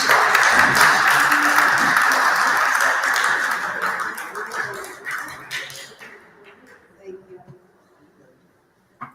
I'm nervous. I am speaking English. I know I speak English. Good afternoon, my dear friends. My name is Aurelia. I am Peruvian. And let me tell you that I am a statistical hero. In my country, in Peru, 98% of people who are born die born. If you are a woman, one of us is killed every 48 hours. If you are a woman, every hour 16 of us are insulted, beaten, or raped. That is why I am a statistical error. I was born in the deepest poverty in a vulnerable area. I know what it is like not to have a dish of food to put in your mouth. I know what it's like to sleep on an empty stomach.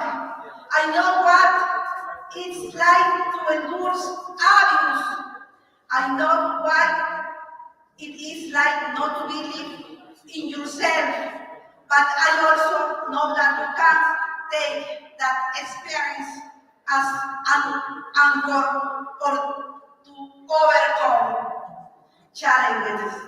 I chose to overcome my challenges. That is why my purpose in life and that of my organization Empodérate y Emprende is to empower women to believe in themselves, to see their potential, to learn to produce their own resources and to not depend on their partner and be subjected to physical and psychological violence. I tell you, if I could change my reality, we all can, but we have to help others. That is why we go to vulnerable areas to train our women and young people to teach them that they can also change their destiny. who will have humanity that is little hair, my sick brother. You didn't if have juice or anything to eat will be exhibiting and speaking in London today. I am very happy. It's incredible.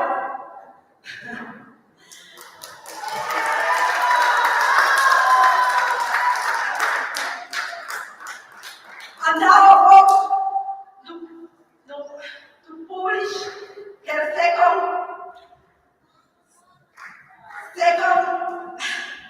al borde del abismo, una elección.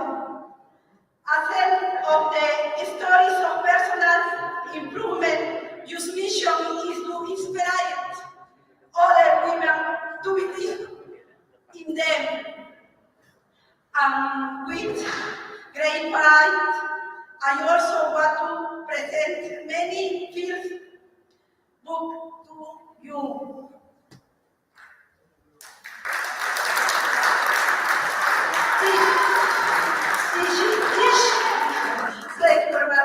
Each of us is an agent of change. We can change the destiny of many people, sometimes just with a word. Finally, we would like to inform you that Empoderate y Emprende has three components: a training program, the business network, and the social support.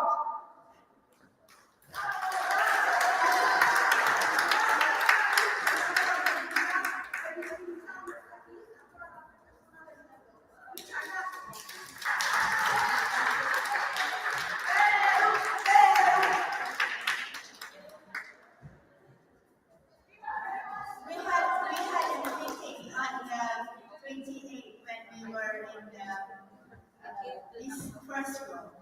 And Aurela, Anna, Camilla was telling me, we want to speak in English, but we really do not know how. But I said, go on, just do what you like, because G100 is giving the opportunity to everybody to express what you want to say.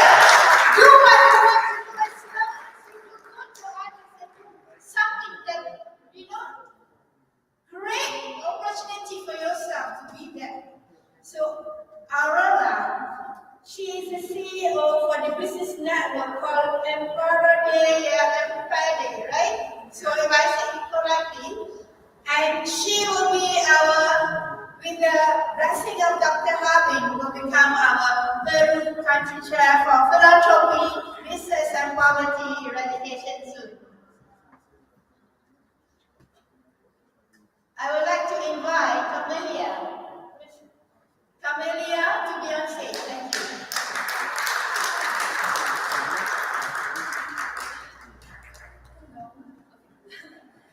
Good afternoon. I am Camila Pizarro, a student from Lima, Peru. I am 15 years old and I came to this event as part of the Peruvian delegation. It is an honor to be here at the Women Economic Forum, surrounded by so many leading and exemplary women from whom I can learn. Today I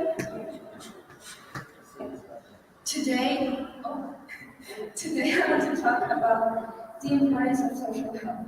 At this young age, I have participated in many social health activities, and let me tell you that they have been some of the best experiences of my life. I was blessed to have been born into a family with financial stability. Nonetheless, my mother herself comes from a family that struggles financially. Yes, she persevered and achieved progress. She was the one who taught me the value of social compassion and introduced me to the world of social health. From a very young age, my mother included me in social projects in favor of children, such as delivering gifts during Christmas to poor children or delivering groceries to families affected by devastating natural disasters. This helped me develop values such as empathy and solidarity.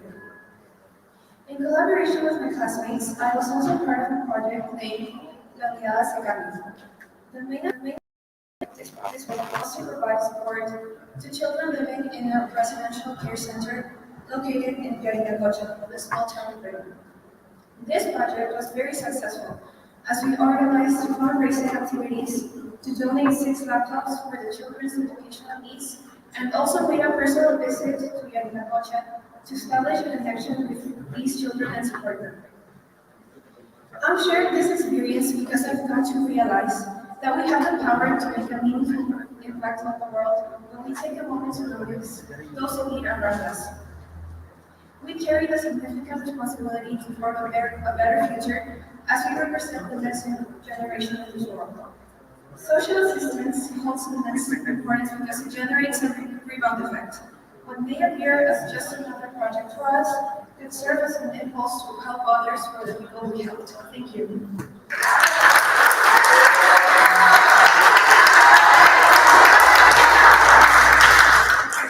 Thank you, Camila. She's a 10th grade student from Colegio Montelico Christian School in Peru and actively participate in social program of the company Yahoo Consultants.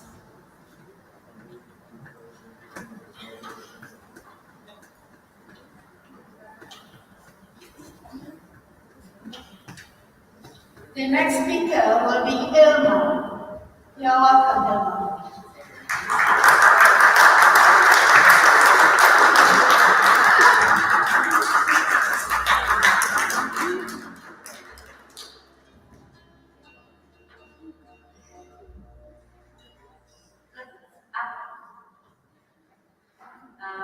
No speak English, así que haré un esfuerzo. I am Ilma Ramírez, I'm from Peru. See you.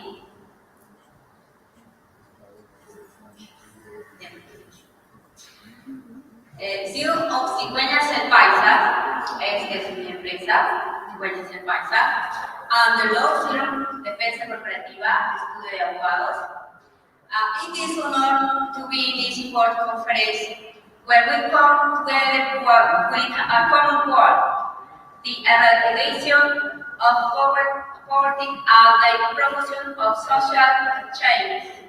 My story shows that entrepreneurship, philanthropy, and the fight against poverty are connected and powerful well.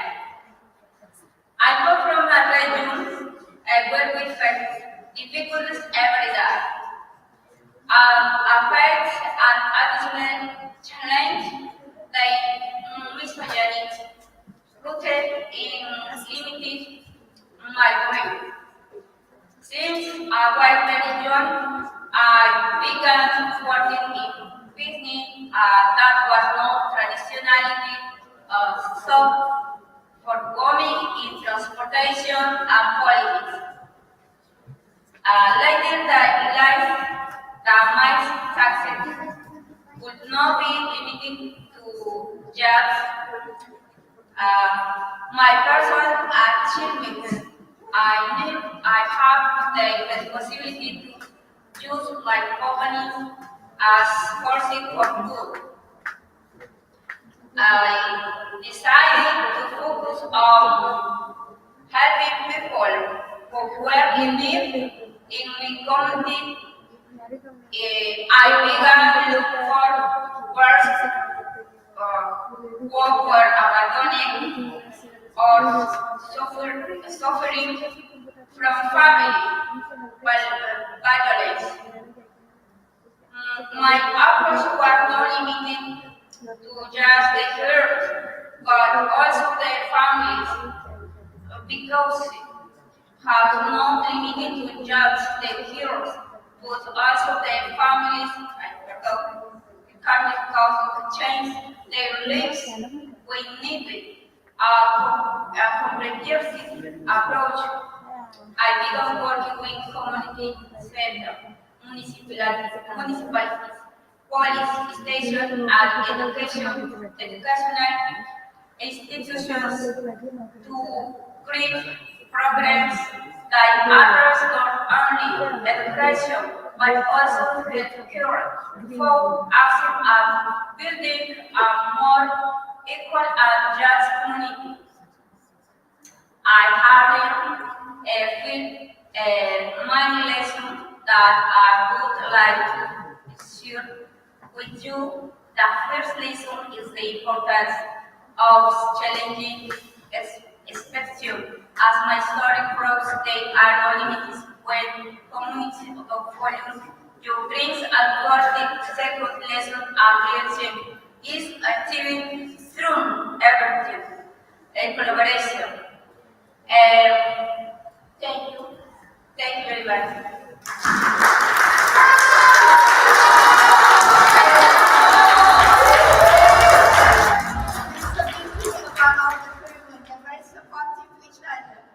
Thank you, Hilma. A lawyer by profession and a proud representative of Peruvian company at international level, manager of social project. She's actively contributing in the achievement of various associations and NGOs. Congratulations, Hilma. Without further ado, Julia, you're yours on the floor.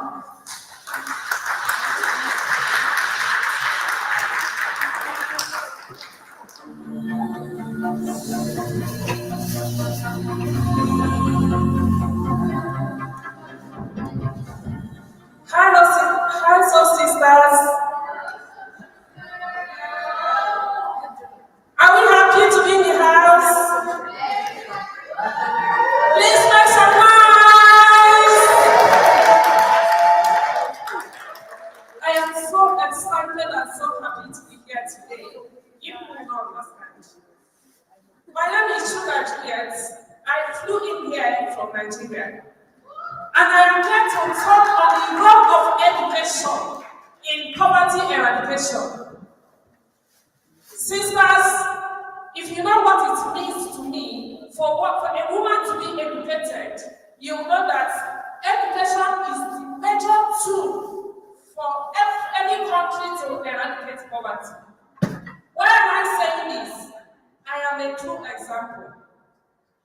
I grew up in a rural community of a very timid village in my country, southeastern part of Nigeria. As a young girl, I came from a very poor family. My parents were farmers, they weren't educated, they were just petty farmers. They hardly feed, let alone see money to educate their children to school. I am from a family of 6 children. I am the only girl. In that particular part of the world, girl child education is nothing. What they want is let this girl grow up and marry and start to be children. And that's how the cycle of poverty continues. The early marriage for that place is wrong. A girl marries at the early as 12 years, 13 years, 14 years. And I accept that. For me, when I was about 15 years, a man of 50 years came to ask my hand in marriage, a 15-year-old girl. And I was like, what is going on? What is this? If that seriously gave me that mind to stand tall, because I'm determined to stand tall among my peers. If not because of education, I would not come here. I won't be here in the UK, in the midst of women all over the world. It is through education. I thank Dr. Hardy for putting this platform in order, for putting this platform in place for people like me to come and tell my stories. I went to school barefooted, tattered school uniform. When I was in secondary school, I was lying on a bed spring because there was no money for me to buy food. I struggled and had serious challenges in my education. But all of those challenges, I beat it. I am standing here now. I am qualified as a pharmacist. I am a nutritionist. I did my master program in the University of Chester, England. You can see what education can do. If I had got married at the age of 15 years, I wouldn't be here. And that cycle of poverty will continue. So education is a great tool. So when I qualified and get my qualification as a pharmacist, I work with Federal Ministry of Health Nigeria. I also have my pharmacy premises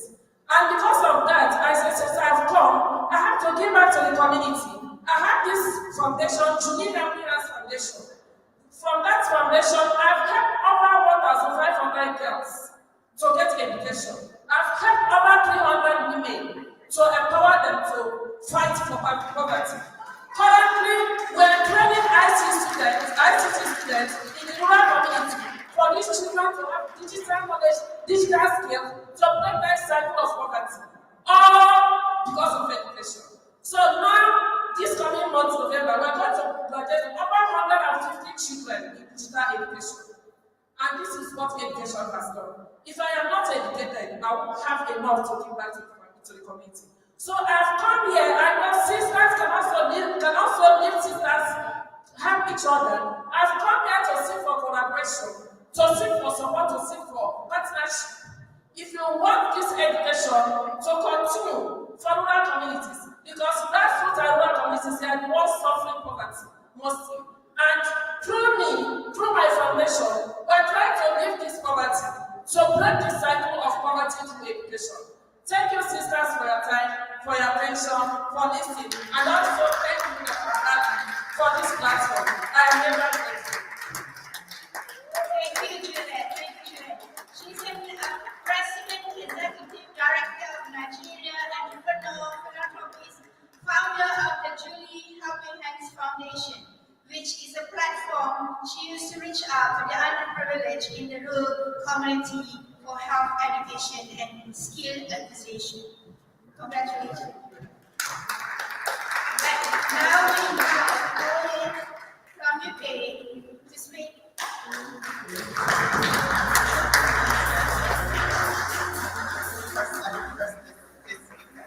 Hello everyone, my name is Oyun Bile. I have a lot to say about philanthropy and poverty eradication. But bear with me, I have a story. So, ladies, gentlemen, esteemed guests, and fellow participants of Women Economic Forum, when we uplift mothers, we uplift the world. I stand before you today to discuss the vital roles of mothers, their challenges, and the undeniable economic benefits of supporting them.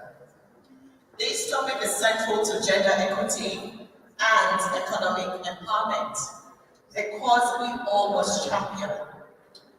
Mothers, they are unsung heroes of our economy. Mothers are the backbone of our society. They nurture our children, educate our youth, and provide emotional support to our families. Many mothers also excel in their careers, showcasing extraordinary multitasking abilities. Let's consider the shocking statistics. Women in the UK do 60% of all unpaid care work, including childcare and elder care. This is equivalent to 16 hours per week compared to 9 hours per week for men. 2. The gender pay gap in the UK is currently 15.4%. This means that women earn 84.6 pence for every pound earned by men. 3. Single mothers are the fastest growing group of people living in poverty in the UK. 1 in 4 single mothers live in poverty, compared to 1 in 10 couples with children. 4. These statistics show that there is a significant gender inequality in the UK, particularly when it comes to unpaid care work and pay. This inequality has a number of negative consequences for women, including increased poverty, stress, and health problems. It is important to address this inequality in order to create a more just and equitable society for everyone. These statistics highlight the immense contributions of mothers to our economy and the systematic challenges they face. Challenges faced by working mothers. Working mothers encounter a number of challenges, including 1, lack of affordable childcare, 2, lack of flexible work arrangements, 3, pay discrimination, 4, bias in the workplace, and 5, work-life balance challenges. These challenges can have a significant impact on mothers' careers and economic well-being. For example, a study by the Pew Research Center found that 40% of working mothers have felt that they've had to miss out on career opportunities due to parental responsibilities. Now, the economic benefits of supporting mothers. Despite the challenges they face, mothers are essential to the global economy. Studies consistently show that gender diversity in businesses drives innovation, better decision making, and higher profitability. For example, a study led by McKinsey and Company found that companies with the highest gender diversity were more likely to outperform financially than companies with the lowest gender diversity. Investing in mothers is an investment in prosperity. Countries and companies that support working mothers tend to have stronger economies and higher productivity levels. Policies and initiatives to support working mothers, and I'm speaking to the Women Economic Forum on this. There are a number of policies and initiatives that can help support working mothers, including 1. Affordable childcare, flexible work arrangements, paid parental leave, anti-discrimination laws, and workplace education and training programs. Companies and governments that implement these policies and initiatives reap the benefits of a more productive and engaged workforce. I read in here personal stories, and testimonials, but I will share my own personal story. So I was a high-flying work girl, started working at the age of 16, had all of the corporate experiences. Then I started to have children. And I had the first child, and I had to stop working. And I went back, and I discovered that what I knew, when I knew it, wasn't the same anymore, so I had to go back to school. Then I had my second child, and then I had to take a break. Then I kept taking a break up until I had the fourth child. And at some point, myself and my husband had an issue, and I needed to lodge myself in a hotel. And I got to the hotel, and I realized that I could only afford, I was going to take like 2 weeks break, and I could only afford, from my own personal savings, just 3 days to pay for the hotel. And I remember sitting in the hotel lobby crying, saying my life is over, I'm now a very poor person. But I started to think of all of the mothers, all of the women who've had to stop working and have been in some kind of financial crisis, and have had to stick with toxic marriages and what have you. So I'm appealing here, using this economic forum, that we should give more opportunities to women, to mothers. If you have businesses, we have companies, if you're in HR, and you see that career gap, please don't pass that resume. Give that woman a chance. Thank you.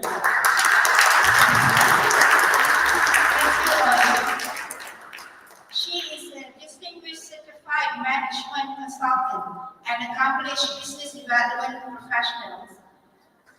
As a visionary CEO and founder on Moms Limited, with a Master of Science in Leadership and Development from King's College, London. Congratulations. Before I pass on to Dr. Harvey, I would like to invite Dr. Aisha Tunrajas. She has been waiting from yesterday morning till today. And she is 72 years old and still going around the globe promoting her health product. And she herself has delivered 25,000 babies over her experience. She has won 7 international awards in Paris, Dubai, and she has a protocol in Japan.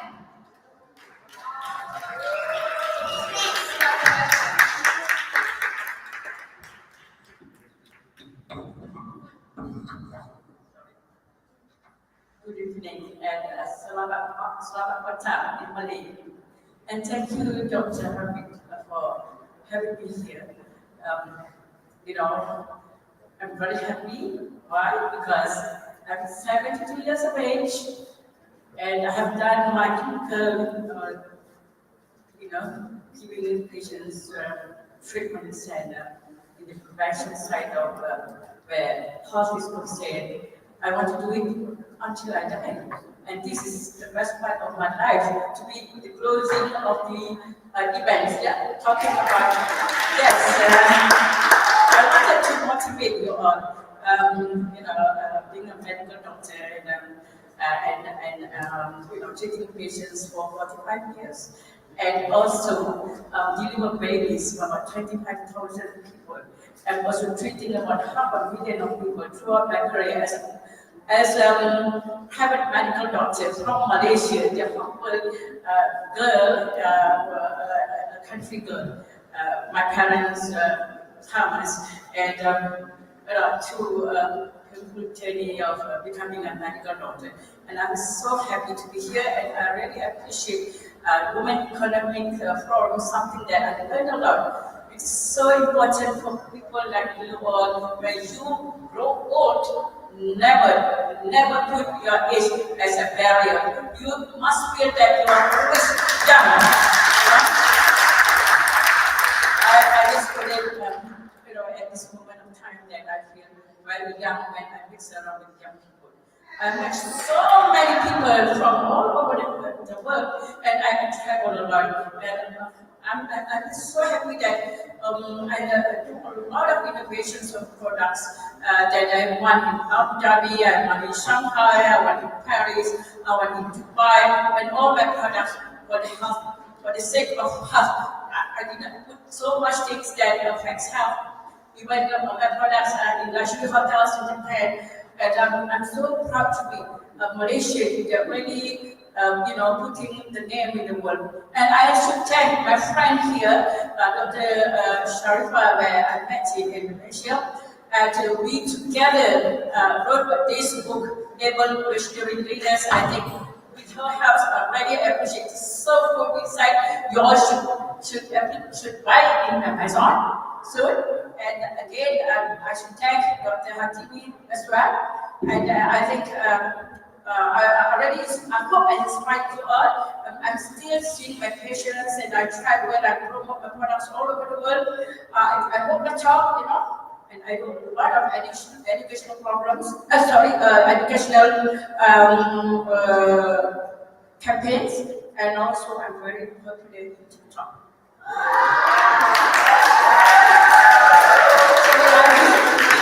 I educate young people in TikTok, and I do it like 3 or 4 times a day. So this is my passion.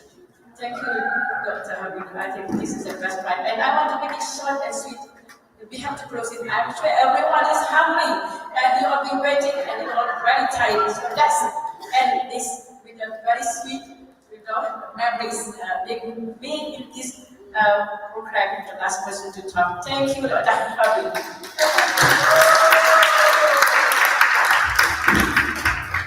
Thank you, Dr. Aisha. I would like to make an announcement. The Able Visionary introducing the official authors of Able Visionary Leaders anthology book. We are thrilled to unveil the brilliant minds behind the Able Visionary Leaders anthology, a collection of empowering stories and insights that will inspire you to reach new heights. Some are born into privilege, while others have to fight for every opportunity. But what all great leaders have in common is the ability to see the world differently from their past. They are visionaries who are transformed to take risks and blaze their trail. An anthology book of greatness artists who have paved their way towards entrepreneurship and leadership. I would like now to invite Dr. Habib to launch the book of the Able Visionary. Please come forward, Dr. Aisha, Dr. Sharifa.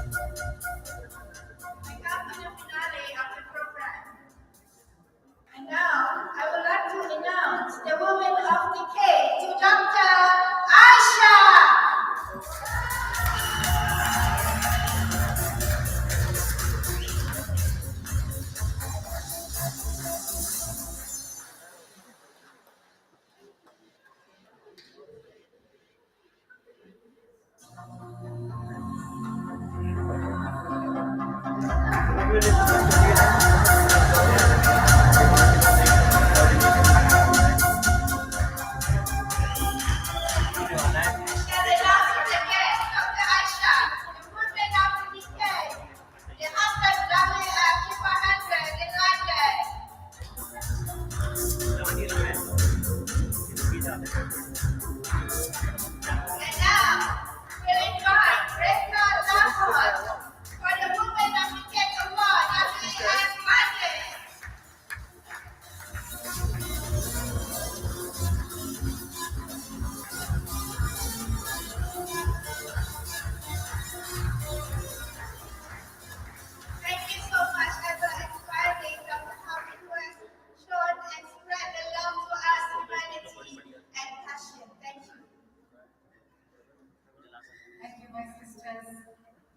still have one more inspiring speech to go before I can make a quick remarks, and we are free. After that, we shall be setting ourselves free in a good way. My sister Rekha Lamon comes from the northeastern part of India. She's wearing a lovely Mekka chador, we call it, from the region. And she's working ardently. What you're talking about, reaching the last mile with integrated rural development as a body for women of the decade. And the last speaker, my sister Aisha has already instructed you to be the last speaker, the final speaker. And I know in your generosity as you give birth to many more lives, this process shall continue. Your blessings will add more and more energy to what we are doing. So we are truly grateful to have you. Rekha, my dear soul sister, I know you've also been waiting since morning. Here you are to share your story, not just with this group, but with the rest of the world. We are on live stream, remember? Rekha, over to you.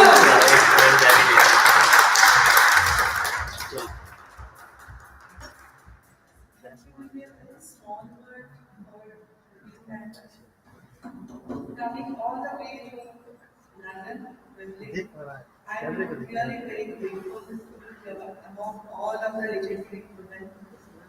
I'm just a very newborn to this society environment, and I'm trying my best to bring a change to the world, bring a change and help the village people, the rural women, especially with my expertise in the area. So I think this award is giving me another feather or more strength to my wing.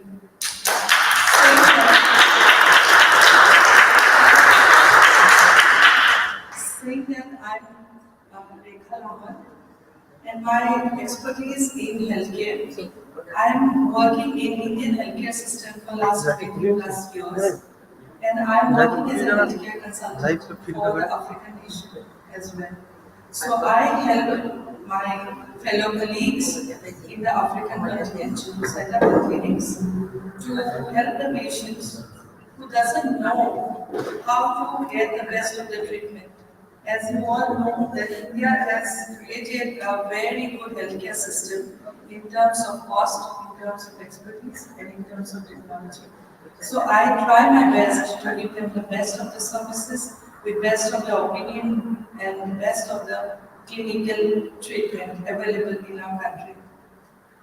So beside that, I have also a foundation which helps the rural women to empower themselves, to skill them, to grow the organic farming, whichever they are doing in a small scale. I'm trying to accommodate them in a bigger scale.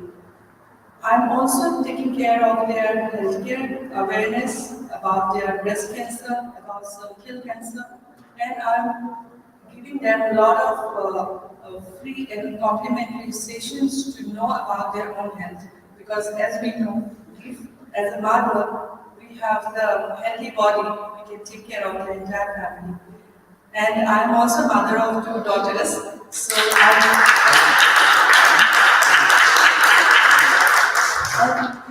from today evening, actually from last 2 days, I'm getting a lot of experiences to share with my daughters, to give them another platform to raise and speak and to serve the women of the world. Thank you so much.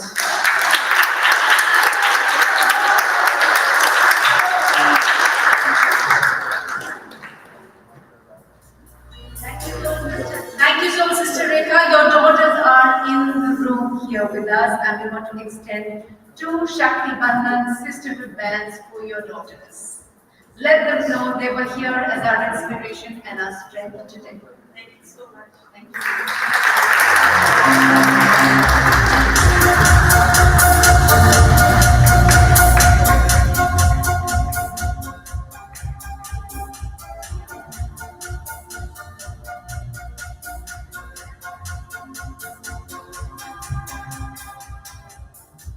I couldn't have imagined a better panel to conclude day 2. But before I share some thoughts, is there anyone here who would like something? If we can do something to serve before we close, and if you could do anything to add a bit more of happiness in your life, we are here, sisters. We have 10 minutes to add more happiness to anyone who's needing that little bit of extra energy. Okay, thank you. I'm here for the rest of the evening. If there's anything that comes to your mind, please let me know and we'll make it happen, because we are in a group of angels and we can make anything happen. Right?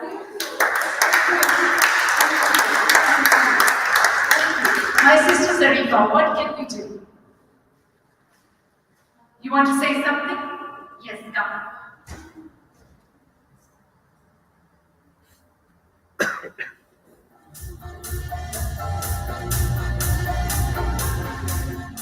Thank you, Dr. Harvey, with your blessings.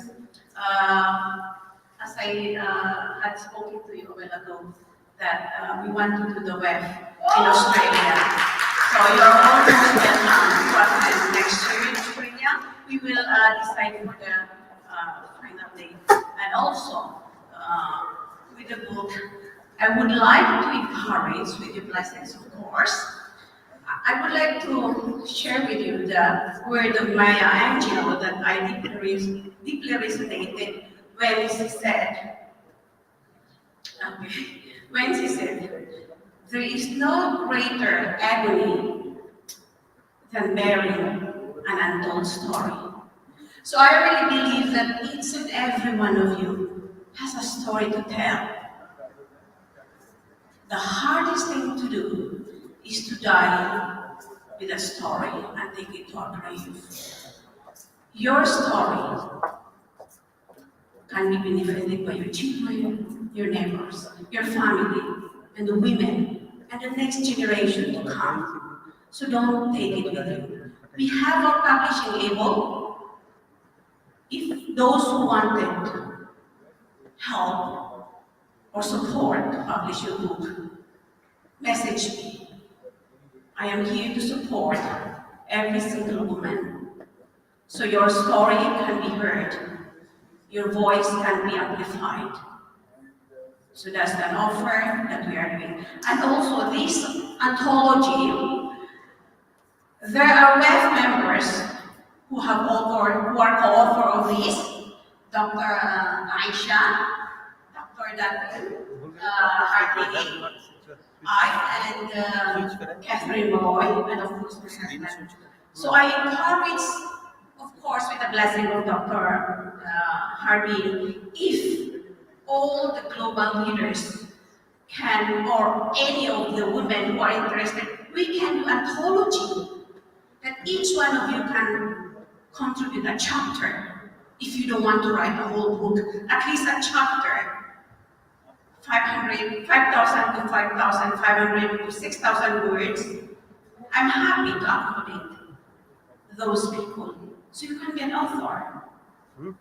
When we speak, our words can disappear into thin airs, but the words we live forever, and generation to generation can benefit from it. So thank you.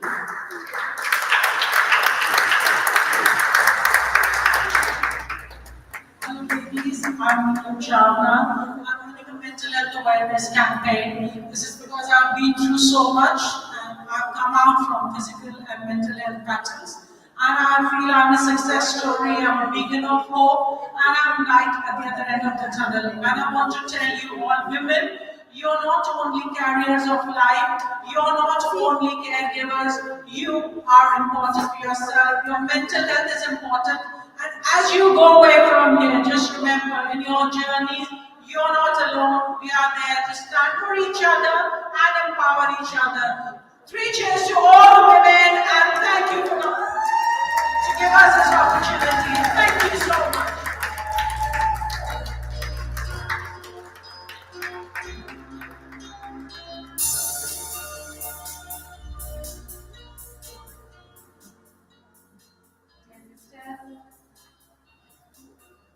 So many thoughts to take home.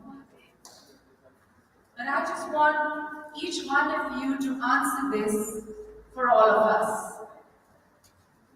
And it's a small group now, it's quite, the day's ending, and we can hear each other. I know I've got the mic you don't have, it's not equal, but okay.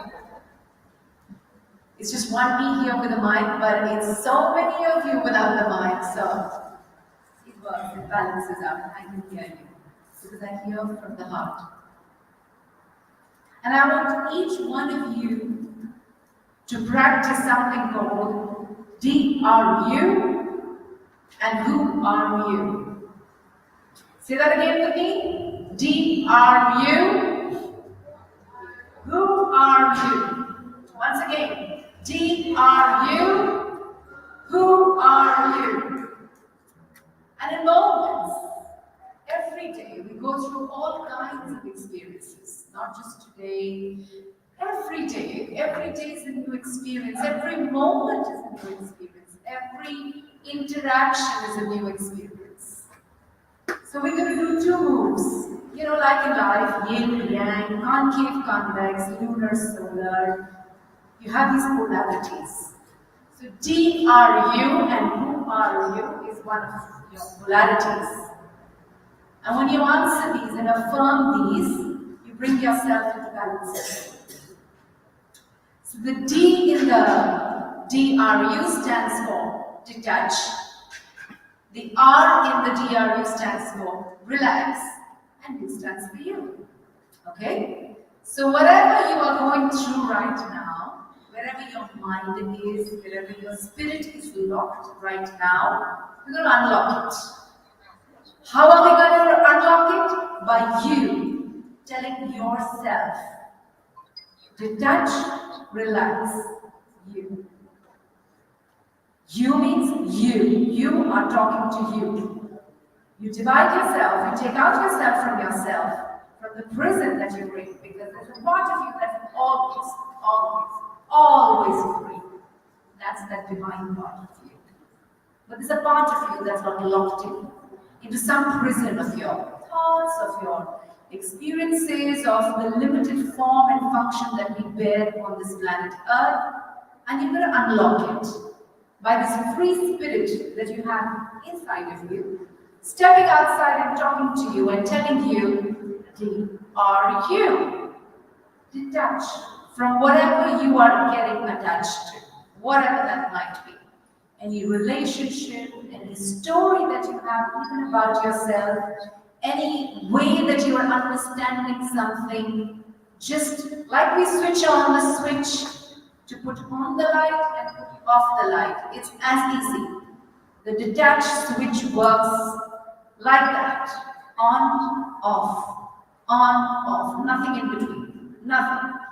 Unconditionally, unilaterally, just tell yourself, detach from wherever you are. Like the spaceship, we have a space in here, and it's a mini capsule, and you give the command, detach, and it doesn't ask you anything, it just detaches.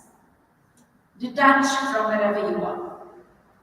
Relax, relax, because the other part, the who are you, will not be able to manifest unless you detach from wherever you are and unless you relax and make room and create space for that who are you to enter.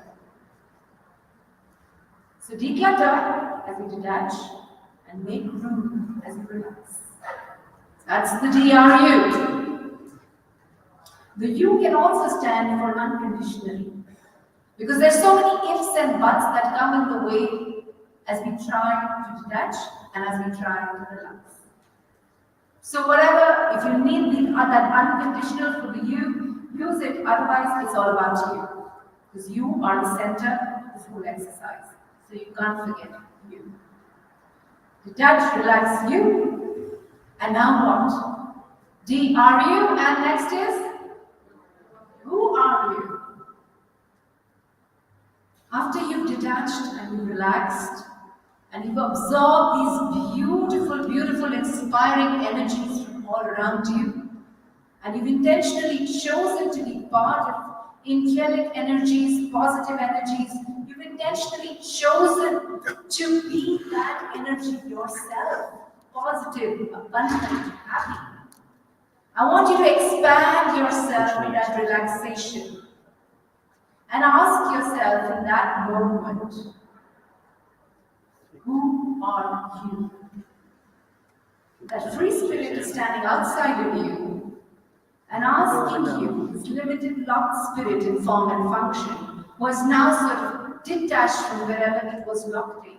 It has sort of relaxed and expanded into a more harmonious being. Ask yourself, who are you? Can I have one answer from somebody who's been able to detach and relax? Come into this present moment and give an answer. It doesn't have to be any great answer. It has to just feel authentic. It has to just feel happy. It has to just feel a better you, a happier you. Who are you, Susan?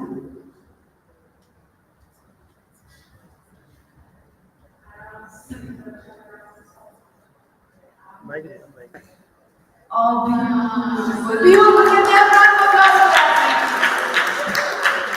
that beautiful affirmation, that beautiful experience, that beautiful connection to your relaxed, detached, free spirit, harmonized at its best with the eternally free spirit that's inside of you. The happiest woman on planet Earth, my beautiful sister Susan. Thank you. My sister Maria, who are you? Oh, well, I'm here as a mother and as a sister in the sisterhood right now, and also connected, I think, with sisters around the world.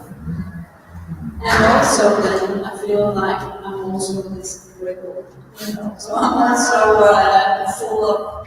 full of will to make a difference, to move atoms, to really use my energy there together with you and having my family in my heart. Beautiful. May I request you to also detach from the mother role and also detach from the sister role and come into your soul, which is you, just you. Because this is about you. This is about who are you and who are you. And when you are in that most expanded, liberated, highest, happiest space for you, then every other role you go back to attach with intention is going to get uplifted. Because more of you is going to flow into all that you can be and want to be. Thank you, my sister. Thank you for helping us see through the spectrum of the exercise. Thank you for offering you to us. Thank you. I appreciate it.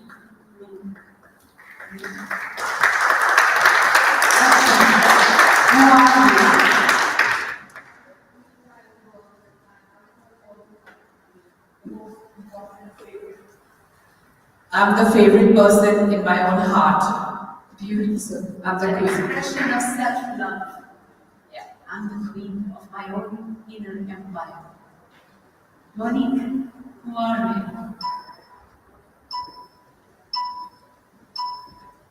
you?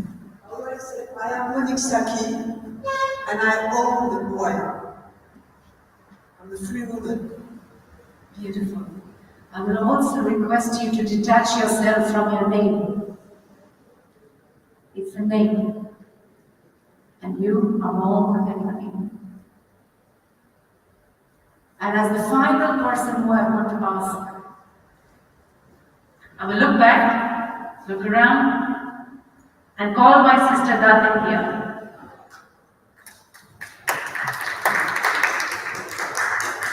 I want you to detach, relax, and let me know. My sister Hardini, who are you?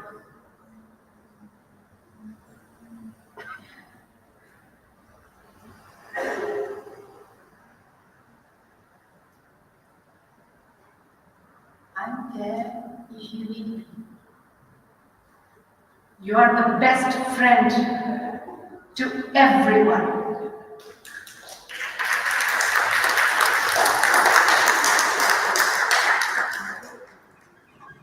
Thank you all.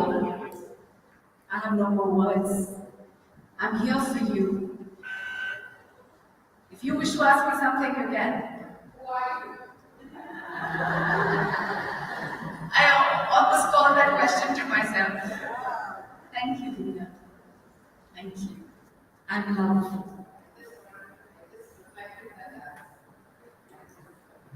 I'm just love. Love, love, love.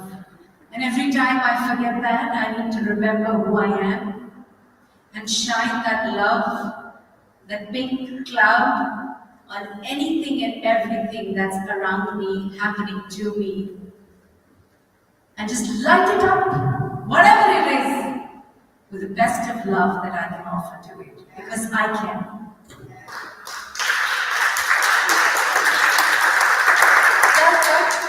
Oh yeah, see, when God needs to balance something, the mic shall arrive. When you are ready, the mic will arrive. A friend of mine who has come here asked me today. I have attended several meetings, nationally, internationally. From here, I have seen only one thing. There's so much of love. People have come from all over the world. There's so much of writing, which I am able to see. I've come for 10 minutes to meet you. And I've spent my 5 hours here, which I was not able to come out.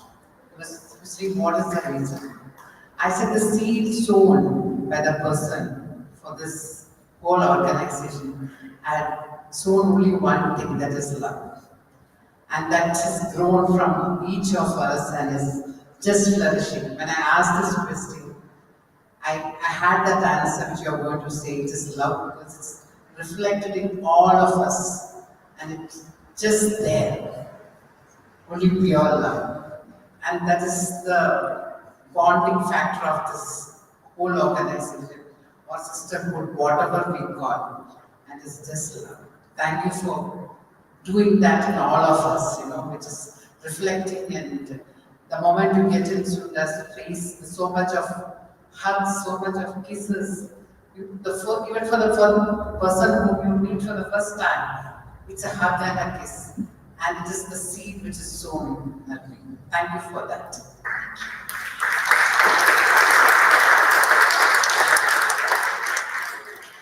That's all I have to offer, sisters. A little bit something that you can carry in your heart till we meet again. Remember, we are connected. We are living in the communication age. Feel free to reach out to each other. Just that message to check in. How are you doing today? This whole session was about poverty eradication. When we talk about empowerment, we talk about so many aspects of empowerment: financial empowerment, health empowerment, all kinds of educational empowerment, everything that helps us tap into our inner power and helps us tap into external sources of power. And that power is the real wealth, right? the inner power. And I would connect poverty also to that binary. When are we truly poor? Yes, of course, there are external, extenuating, weakening situations. If there is no food, if there is no water, you don't have shelter, life is very hard. But you put a mother in that situation. I'm referring to the role that is one of the highest roles that we always say is the closest to the divine role. What does she do when she's put in a room like that? She tries her hardest best to overcome. She is in her highest power because she has to serve the lives of children who are dependent on her. Is that mother ever really poor? Never. She's able to tap into her inner power, her inner Shakti as we call it. And sometimes it is those adverse situations. There is a very beautiful story or an episode in the Mahabharata. It's one of our epics in India. And there are a lot of stories in it. So there is the good side and there is the side which, good side means which is following the system of human values and living a righteous life of values. And there's the other side who are also cousin brothers who are not following the righteous path. They are following things like greed and they are not following the path of human values. So they are going off course, right? Anyway, these people who are the good ones face a lot of challenges in life and face a lot of adversities in life.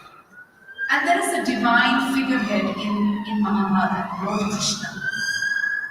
And Lord Krishna comes and asks the mother of these good 5 brothers, when everything is sorted, there's been a war, and they have won. The good side has won, right?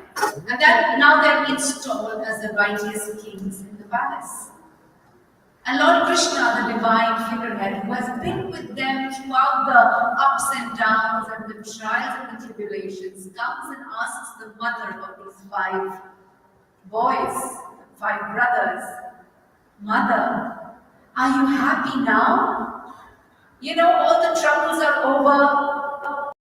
Kingdom restored to you. You're back in the palace. No longer do you have to roam around in the jungles without a house, without food, without anything. And she says the most beautiful thing.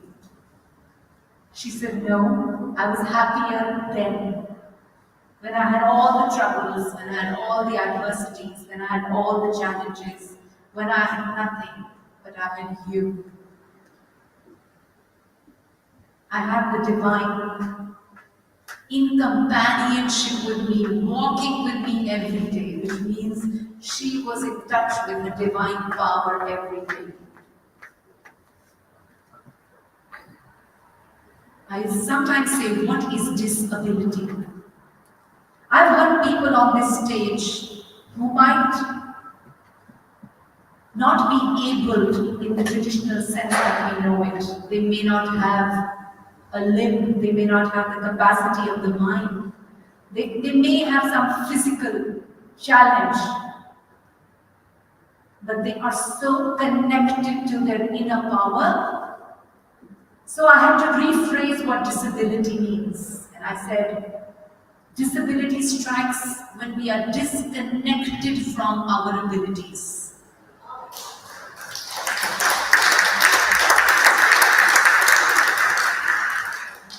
And each one of you, my sister, is the powerhouse of abilities. You are that ultimate ability which is right there inside of you. But as we get entangled in the so-called realities of life, we get disconnected from those divine abilities that are ever so present in us.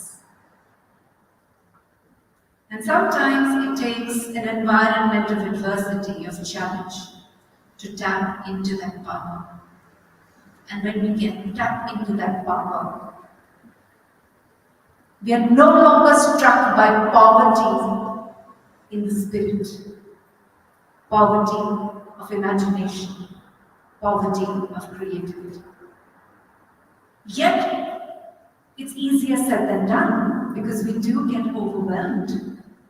Challenge upon challenge upon challenge without the room and the space to heal, to overcome, to re-energize yourself can put the best of us, can put the light out of the best of us.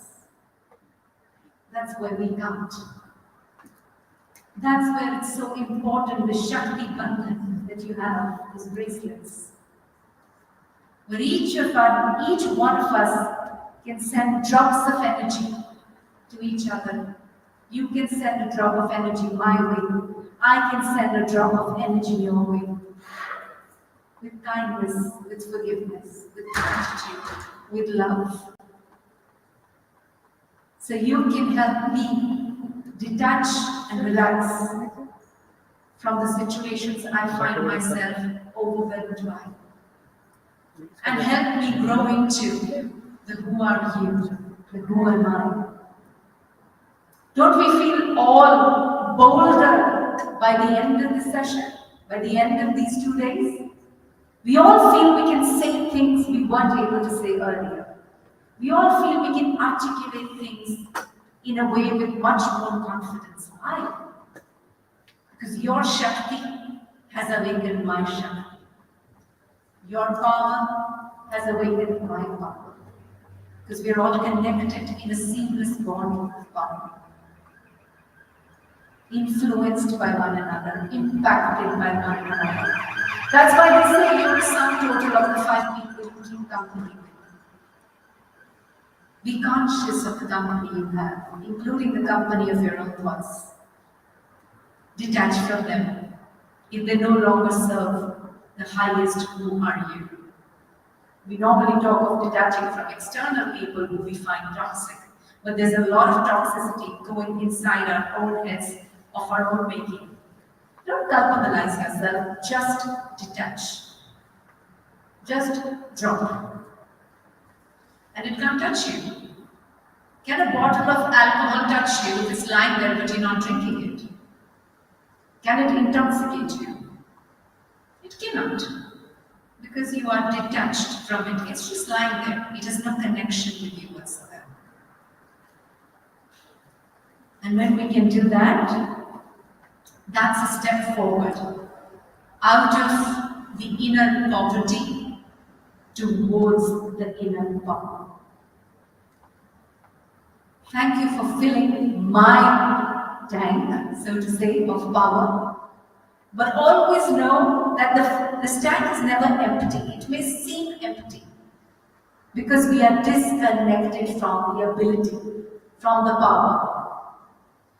But the moment you detach from that which is sapping you of your energy, and you attach within where this infinite reservoir of energy resides, you are back in power in that moment, right away. In this age of everything instant, let us realize the greatest instant connection we have is to the inner net. This inner net is there for you. It'll never leave your side. It's got your back. It only needs you to be in the right energy, the right spirit for it to get downloaded into you. And you can awaken that right zone inside of you with the DRU and the who are you. God bless you.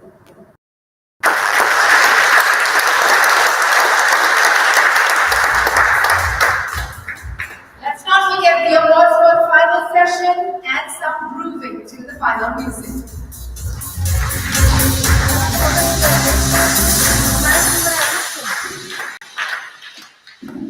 I would like to invite Hilma Ramirez.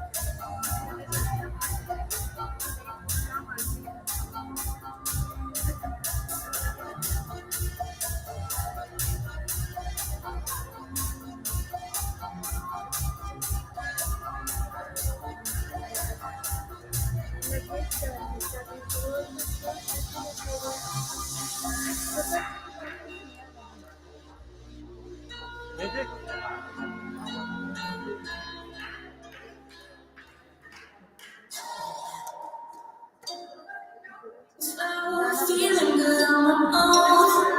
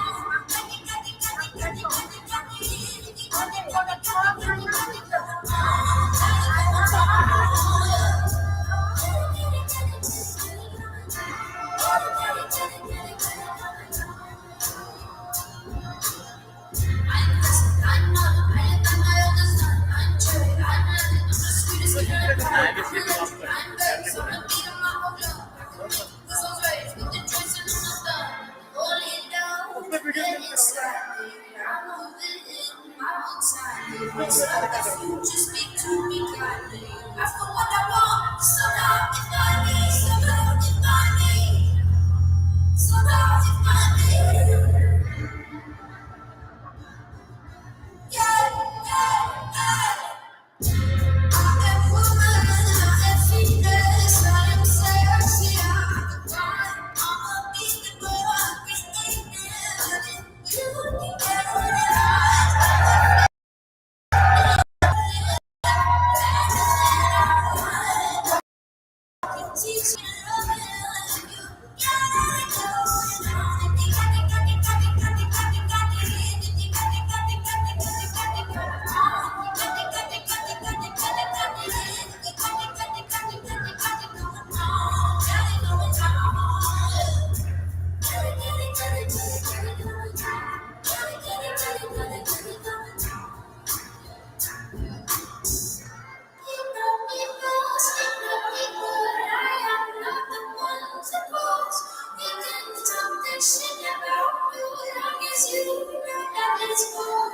I am earthly, I am heaven, I am what I like to be. When I ask for what I want, somehow I find